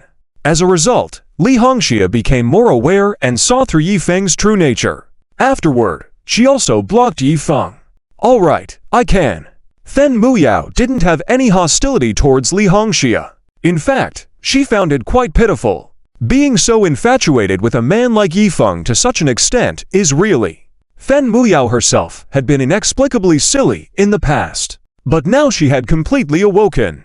To Li Hongxia, Then Muyao indicated that, if she could help, she would. Of course, the condition was that Li Hongxia was in the right state of mind. Their conversation was straightforward. It revolved around Then Muyao working for Chen Luo. Li Hongxia was very curious. But as mentioned before, Then Muyao wouldn't disclose Chen Luo's plan to open a chain of milk tea shops in the future. That was considered a business secret of Chen Luo's company. It was also marked on the contract Then Muyao signed with Chen Luo. However, Li Hongxia appeared resolute as the conversation progressed. She took a deep breath and continued, Muyao, even though I don't understand why you are doing this, seeing you makes me want to work at Chen Luo's company too. Can you ask him if he will meet me? I would like to have a chat with him. Then Muyao replied, sure, no problem. Then Muyao had a smile on her face. She could help with that. After the two of them parted ways, Then Muyao messaged Chen Luo directly. Before long, Chen Luo replied, okay? Then Muyao felt pleased and immediately informed Li Hongxia of the news. Li Hongxia was a bit nervous. She wasn't sure if her decision was right or wrong. The meeting place was set at the Polaris Club. Yes, it was where Chen Luo and Du Qingku came out together and bumped into Then Muyao and Li Hongxia. It was a high-class club where many wealthy tycoons liked to bring various women. Downstairs, there was a restaurant with private rooms, a KTV room, and upstairs were hotel rooms. If they drank too much, they could simply go upstairs. It's not that everyone who went there had ulterior motives. It was just a common sight. Li Hongxia was a bit worried. Frankly, if Then Muyao hadn't accompanied her, she would have considered backing out. However, Then Muyao saw her hesitation and immediately felt speechless. She directly said, if Yi Feng asked you to come to the Polaris Club, would you be so excited and want to rush over immediately? Then Muyao's words stunned Li Hongxia for a moment. She thought back to herself doing the same in the past. But now, she had completely awakened. To Li Hongxia, Then Muyao indicated that, if she could help, she would. Of course, the condition was that Li Hongxia appeared to be mentally stable. Their conversation was straightforward. It revolved around Then Muyao working for Chen Luo. Li Hongxia looked puzzled. But as mentioned before, Then Muyao wouldn't disclose Chen Luo's plan to open a chain of milk tea shops in the future. That was considered a business secret of Chen Luo's company. Li Hongxia explained, Muyao, if I could talk to you, there are some things I'd like to ask you. Then Muyao replied, sure, no problem. Then Muyao didn't seem to have any hostility towards Li Hongxia. In fact, she found it quite pitiful. Then Muyao mentioned, liking a man like Yi Feng to such an extent is really. Then Muyao herself had been inexplicably silly in the past. But now she had completely awakened. When Li Hongxia's expression changed, she immediately noticed the change. The next moment, anger surged within her. She felt that she had been humiliated, and she had to do something about it. Note, this is a summary of the text to provide an overview and can be further polished for specific contexts. Chapter 235. Li Hongxia finally wakes up. Increased trust in Chen Luo. Li Hongxia, Chen Luo, what do you mean? Regret flooded Li Hongxia's mind. She didn't expect Chen Luo to be so decisive. Just because they had a falling out once, did he completely reject her? Haven't I already changed my mind? What else do you want from me? Li Hongxia expressed her confusion. On the side, Then Muyao was a bit speechless. She was behaving very obediently at the moment and didn't speak up to defend Li Hongxia. After all, from her perspective, she thought that Li Hongxia was a bit out of line. Why does it feel like everyone has a bias against Chen Luo? But on this point, Then Muyao had the right to speak. She remembered how she used to look down on Chen Luo in the past. She always believed that Ji Feng was her true love. Luckily, I have now come to my senses. What was going on before? It feels like I was being controlled by someone. Then Muyao felt very puzzled. After her character setting collapsed, she gained independent thinking. The actions she was taking now were coming from her own heart, rather than following the author's setup and plot. As for Li Hongxia, Then Muyao could only hope that things would turn out well for her. However, even if in the end, Li Hongxia didn't agree to work for Chen Luo, Then Muyao wouldn't say anything. It was her personal choice, as long as she didn't regret it in the future. Although Then Muyao felt that if Li Hongxia didn't sign the contract or went to find Ji Feng again, she would regret it. But she didn't want to say too much about it. Chen Luo, what I mean is, our cooperation is cancelled. Do you have any objections? Chen Luo tasted the food in front of him, seeming not to be too concerned about the situation. But Li Hongxia was getting anxious. She carefully recalled in her mind and realized that working at Chen Luo's hot pot restaurant might actually be a good choice. After calming down, Li Hongxia strangely found Chen Luo's idea to be good. A high-end hot pot restaurant offering exquisite services. Generally, to receive good service, it had to be a top-notch venue like Shenshao Restaurant, where a meal could cost several thousand or even tens of thousands. The services provided there were top-notch. But how many ordinary families could afford to dine there? However, hot pot was different. If a very affordable hot pot restaurant appeared in the market with excellent service that made customers feel extremely comfortable, having someone assist them throughout without any awkwardness, then such a hot pot restaurant might quickly become successful in the already saturated dining industry market. It could open up a new path. However, when Li Hongxia realized this, it was already too late. Her character actually had a hint of business acumen. Then Muyao was essentially a fashion accessory. In the original story, she eventually took over the family business and, with Yi Feng's help, managed the Then family's industry. Li Hongxia could manage on her own. Therefore, logically, her first thought upon hearing Chen Luo's idea should have been, Chen, this idea is quite good.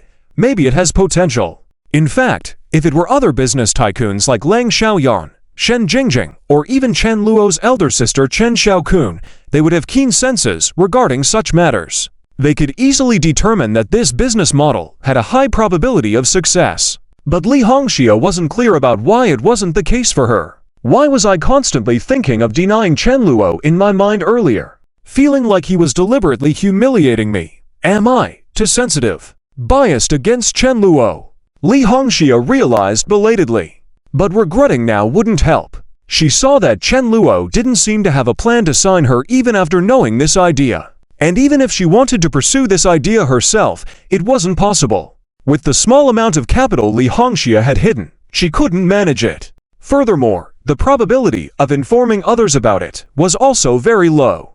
Thankfully, at that moment, Then Muyao, who was beside her, seemed to sense Li Hongxia's regret. After some thought, she decided to speak up, saying, Boss, how about giving Hongxia another chance? I assure you that this time, Hongxia definitely wants to sign with you sincerely, and she will do her job well. Then Muyao also misunderstood Chen Luo a bit. In reality, Chen Luo wasn't as overbearing or indifferent as she thought. As long as you performed well and helped Chen Luo make money obediently, A few critical remarks were entirely fine. Chen Luo was accommodating. Moreover, he didn't actually intend to completely abandon Li Hongxia. Chen Luo wasn't that small-minded. If he could successfully recruit a female lead like Li Hongxia, it would be great. But in exchange, Chen Luo needed to gain more benefits. If Li Hongxia couldn't agree, Chen Luo wouldn't waste time. Chen Luo, is that so? Well then. Chen Luo continued, which surprised Li Hongxia, who was staring at him intently. Chen Luo, however, as a punishment, we need to change the contract. If you agree, I'll give you another chance. Chen Luo presented a new contract. Li Hongxia felt confused, but, upon looking at the contract, her expression changed abruptly. Li Hongxia, Chen Luo, you want all my monthly pocket money? Are you kidding me? What will I do then? I won't have money to spend. Li Hongxia was taken aback. She didn't expect Chen Luo's new demand to be this. But then Mu Yao, who was by her side, felt a bit different upon seeing this situation. Luckily, I only need to hand over half ... While the request was excessive, then Mu Yao believed in Chen Luo, especially after learning of Chen Luo's accomplishments. Even the highly popular online novel The Three-Body Problem was written by Chen Luo. His income was probably quite high by now. Xia Qingyu, Zhang Xiaoyu, they earned millions monthly. Then Mu Yao thought that once she became the general manager, her annual income might be tens of millions, if not billions. And then Mu Yao would truly have carved out her own path. Chen Luo, who said so? Don't you still have a monthly salary of 5,000? Besides, if you work hard, your salary will increase rapidly. I believe that in a few months, you can earn 8,000 or even 10,000 per month. Chen Luo said earnestly. Upon hearing this, then Mu Yao couldn't help but chuckle. Li Hongxia, on the other hand, looked embarrassed. 5,000. Li Hongxia was dumbfounded. She hadn't imagined that she used to have tens of thousands or even hundreds of thousands in pocket money every month, and now she would have to live on a monthly salary of 5,000. The crucial thing was, I find a job, and not only do I not earn any money, but every month I have to pay out. If this were to spread, it would be big news nationwide. Li Hongxia wasn't sure what she was doing. Am I a complete idiot? In such a situation, no normal person would agree. Who would go find a job and end up paying the employer tens of thousands of money every month? A philanthropist? However, Li Hongxia bit her lip and was hit with a sudden brainstorm. After quick deliberation, Li Hongxia made a shocking decision. She signed the contract resolutely. Li Hongxia, all right? Chen Luo, I trust you. Li Hongxia didn't want to experience that feeling of regret again. She had thought carefully about it just now. Perhaps this deal was quite lucrative. After all, Chen Luo genuinely didn't seem like he would trick her. With Then Mu Yao by her side and Xia Qingyu, Zhang Xiaoyu seeming to be doing well at the moment, Li Hongxia thought that she might have made the right decision by signing the contract. On the side, Then Mu Yao was also smiling. Then Mu Yao, congratulations, Hongxia. Let's work hard together from now on. Li Hongxia, yes. Li Hongxia nodded firmly. However, just then, Chen Luo seated across from them suddenly spoke again. Chen Luo, since you have joined my company, I have another collaboration I would like to discuss with you. Chen Luo's words puzzled Li Hongxia. Li Hongxia, what collaboration? Chen Luo took out another contract and said, you'll know when you see it. Then Mu Yao seemed to have guessed something and was a bit surprised. Then Mu Yao, could it be? Li Hongxia, seeing Then Mu Yao's expression, felt even more weighed down. She carefully examined the contract handed to her. But as Li Hongxia finished reading it, her pupils suddenly constricted. The shock in her eyes was incredibly evident. Li Hongxia, Chen Luo, you want to help me become the head of the Li family? Chen Luo, yes, if you agree and sign the contract, I will definitely help you. Chen Luo nodded. Li Hongxia was dumbfounded. She wasn't without ambition, but the difficulty level was too high. After all, it was clear that Li Mingsh, her elder brother, should be the future head of the Li family. Her elder brother was already thriving in the business world, having his industry and a fortune of billions. Inheriting the family business would be a breeze for him. But as Li Hongxia came to her senses, she realized that Chen Luo wasn't kidding.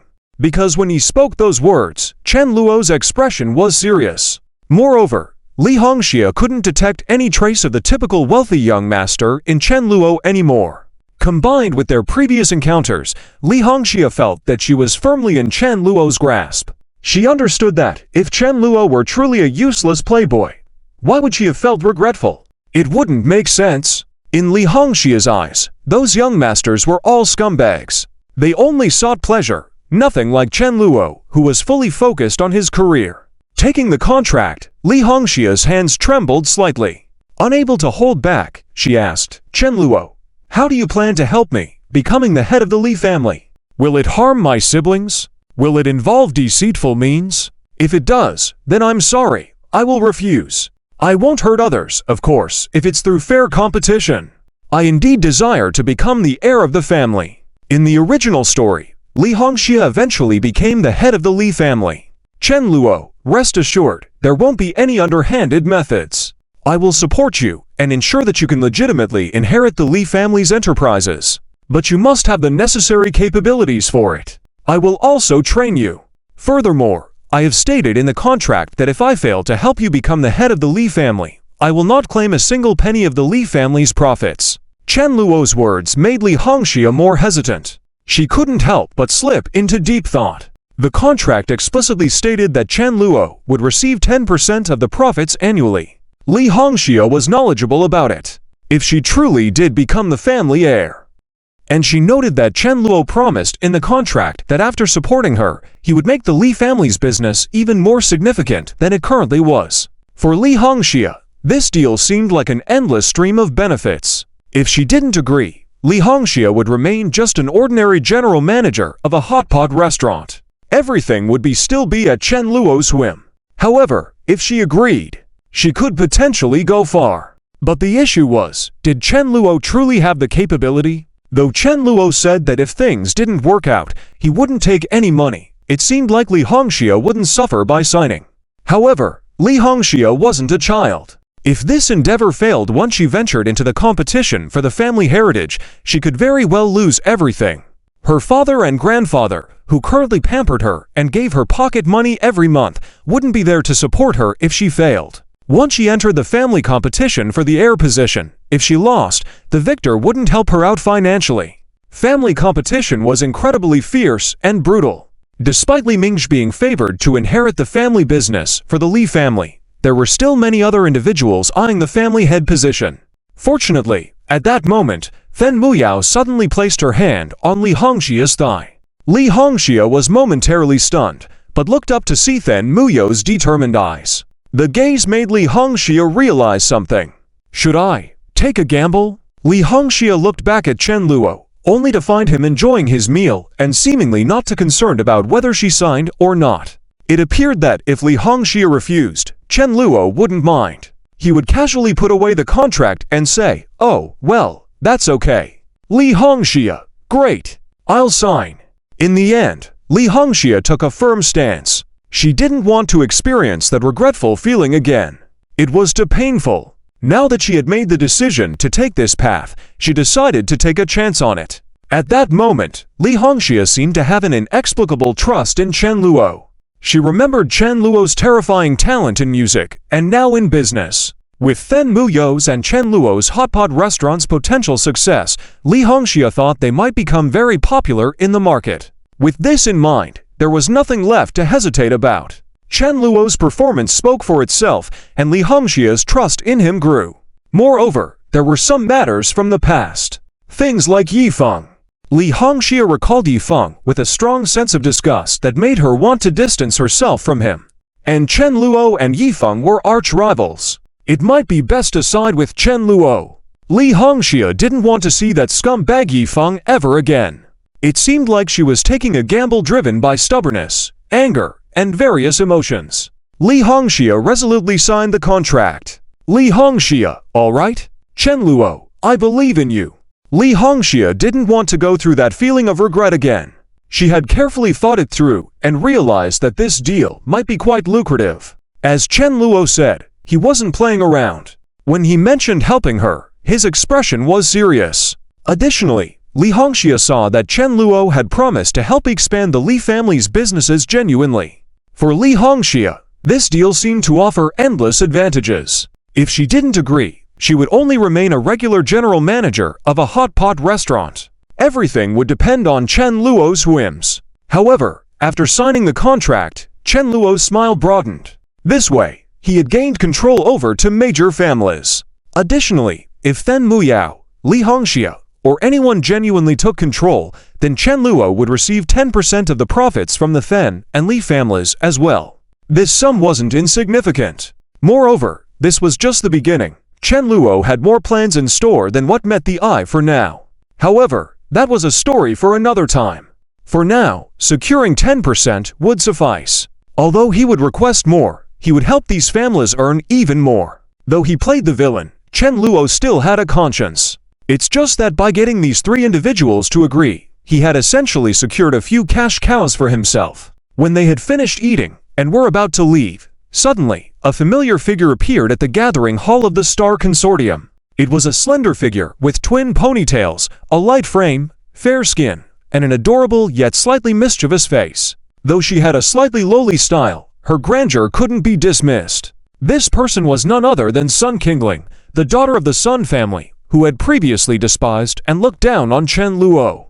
Chapter 236, Chen Luo's Future Plans. Furious Chen Moxuan. In fact, even Sun Qingling did not expect to meet in this Gather Star Club. Meeting Chen Luo, Chen Muyao, Li Hongxia, and a few others. Everyone was old acquaintances. However, this Gather Star Club indeed had many men bringing women for impure purposes.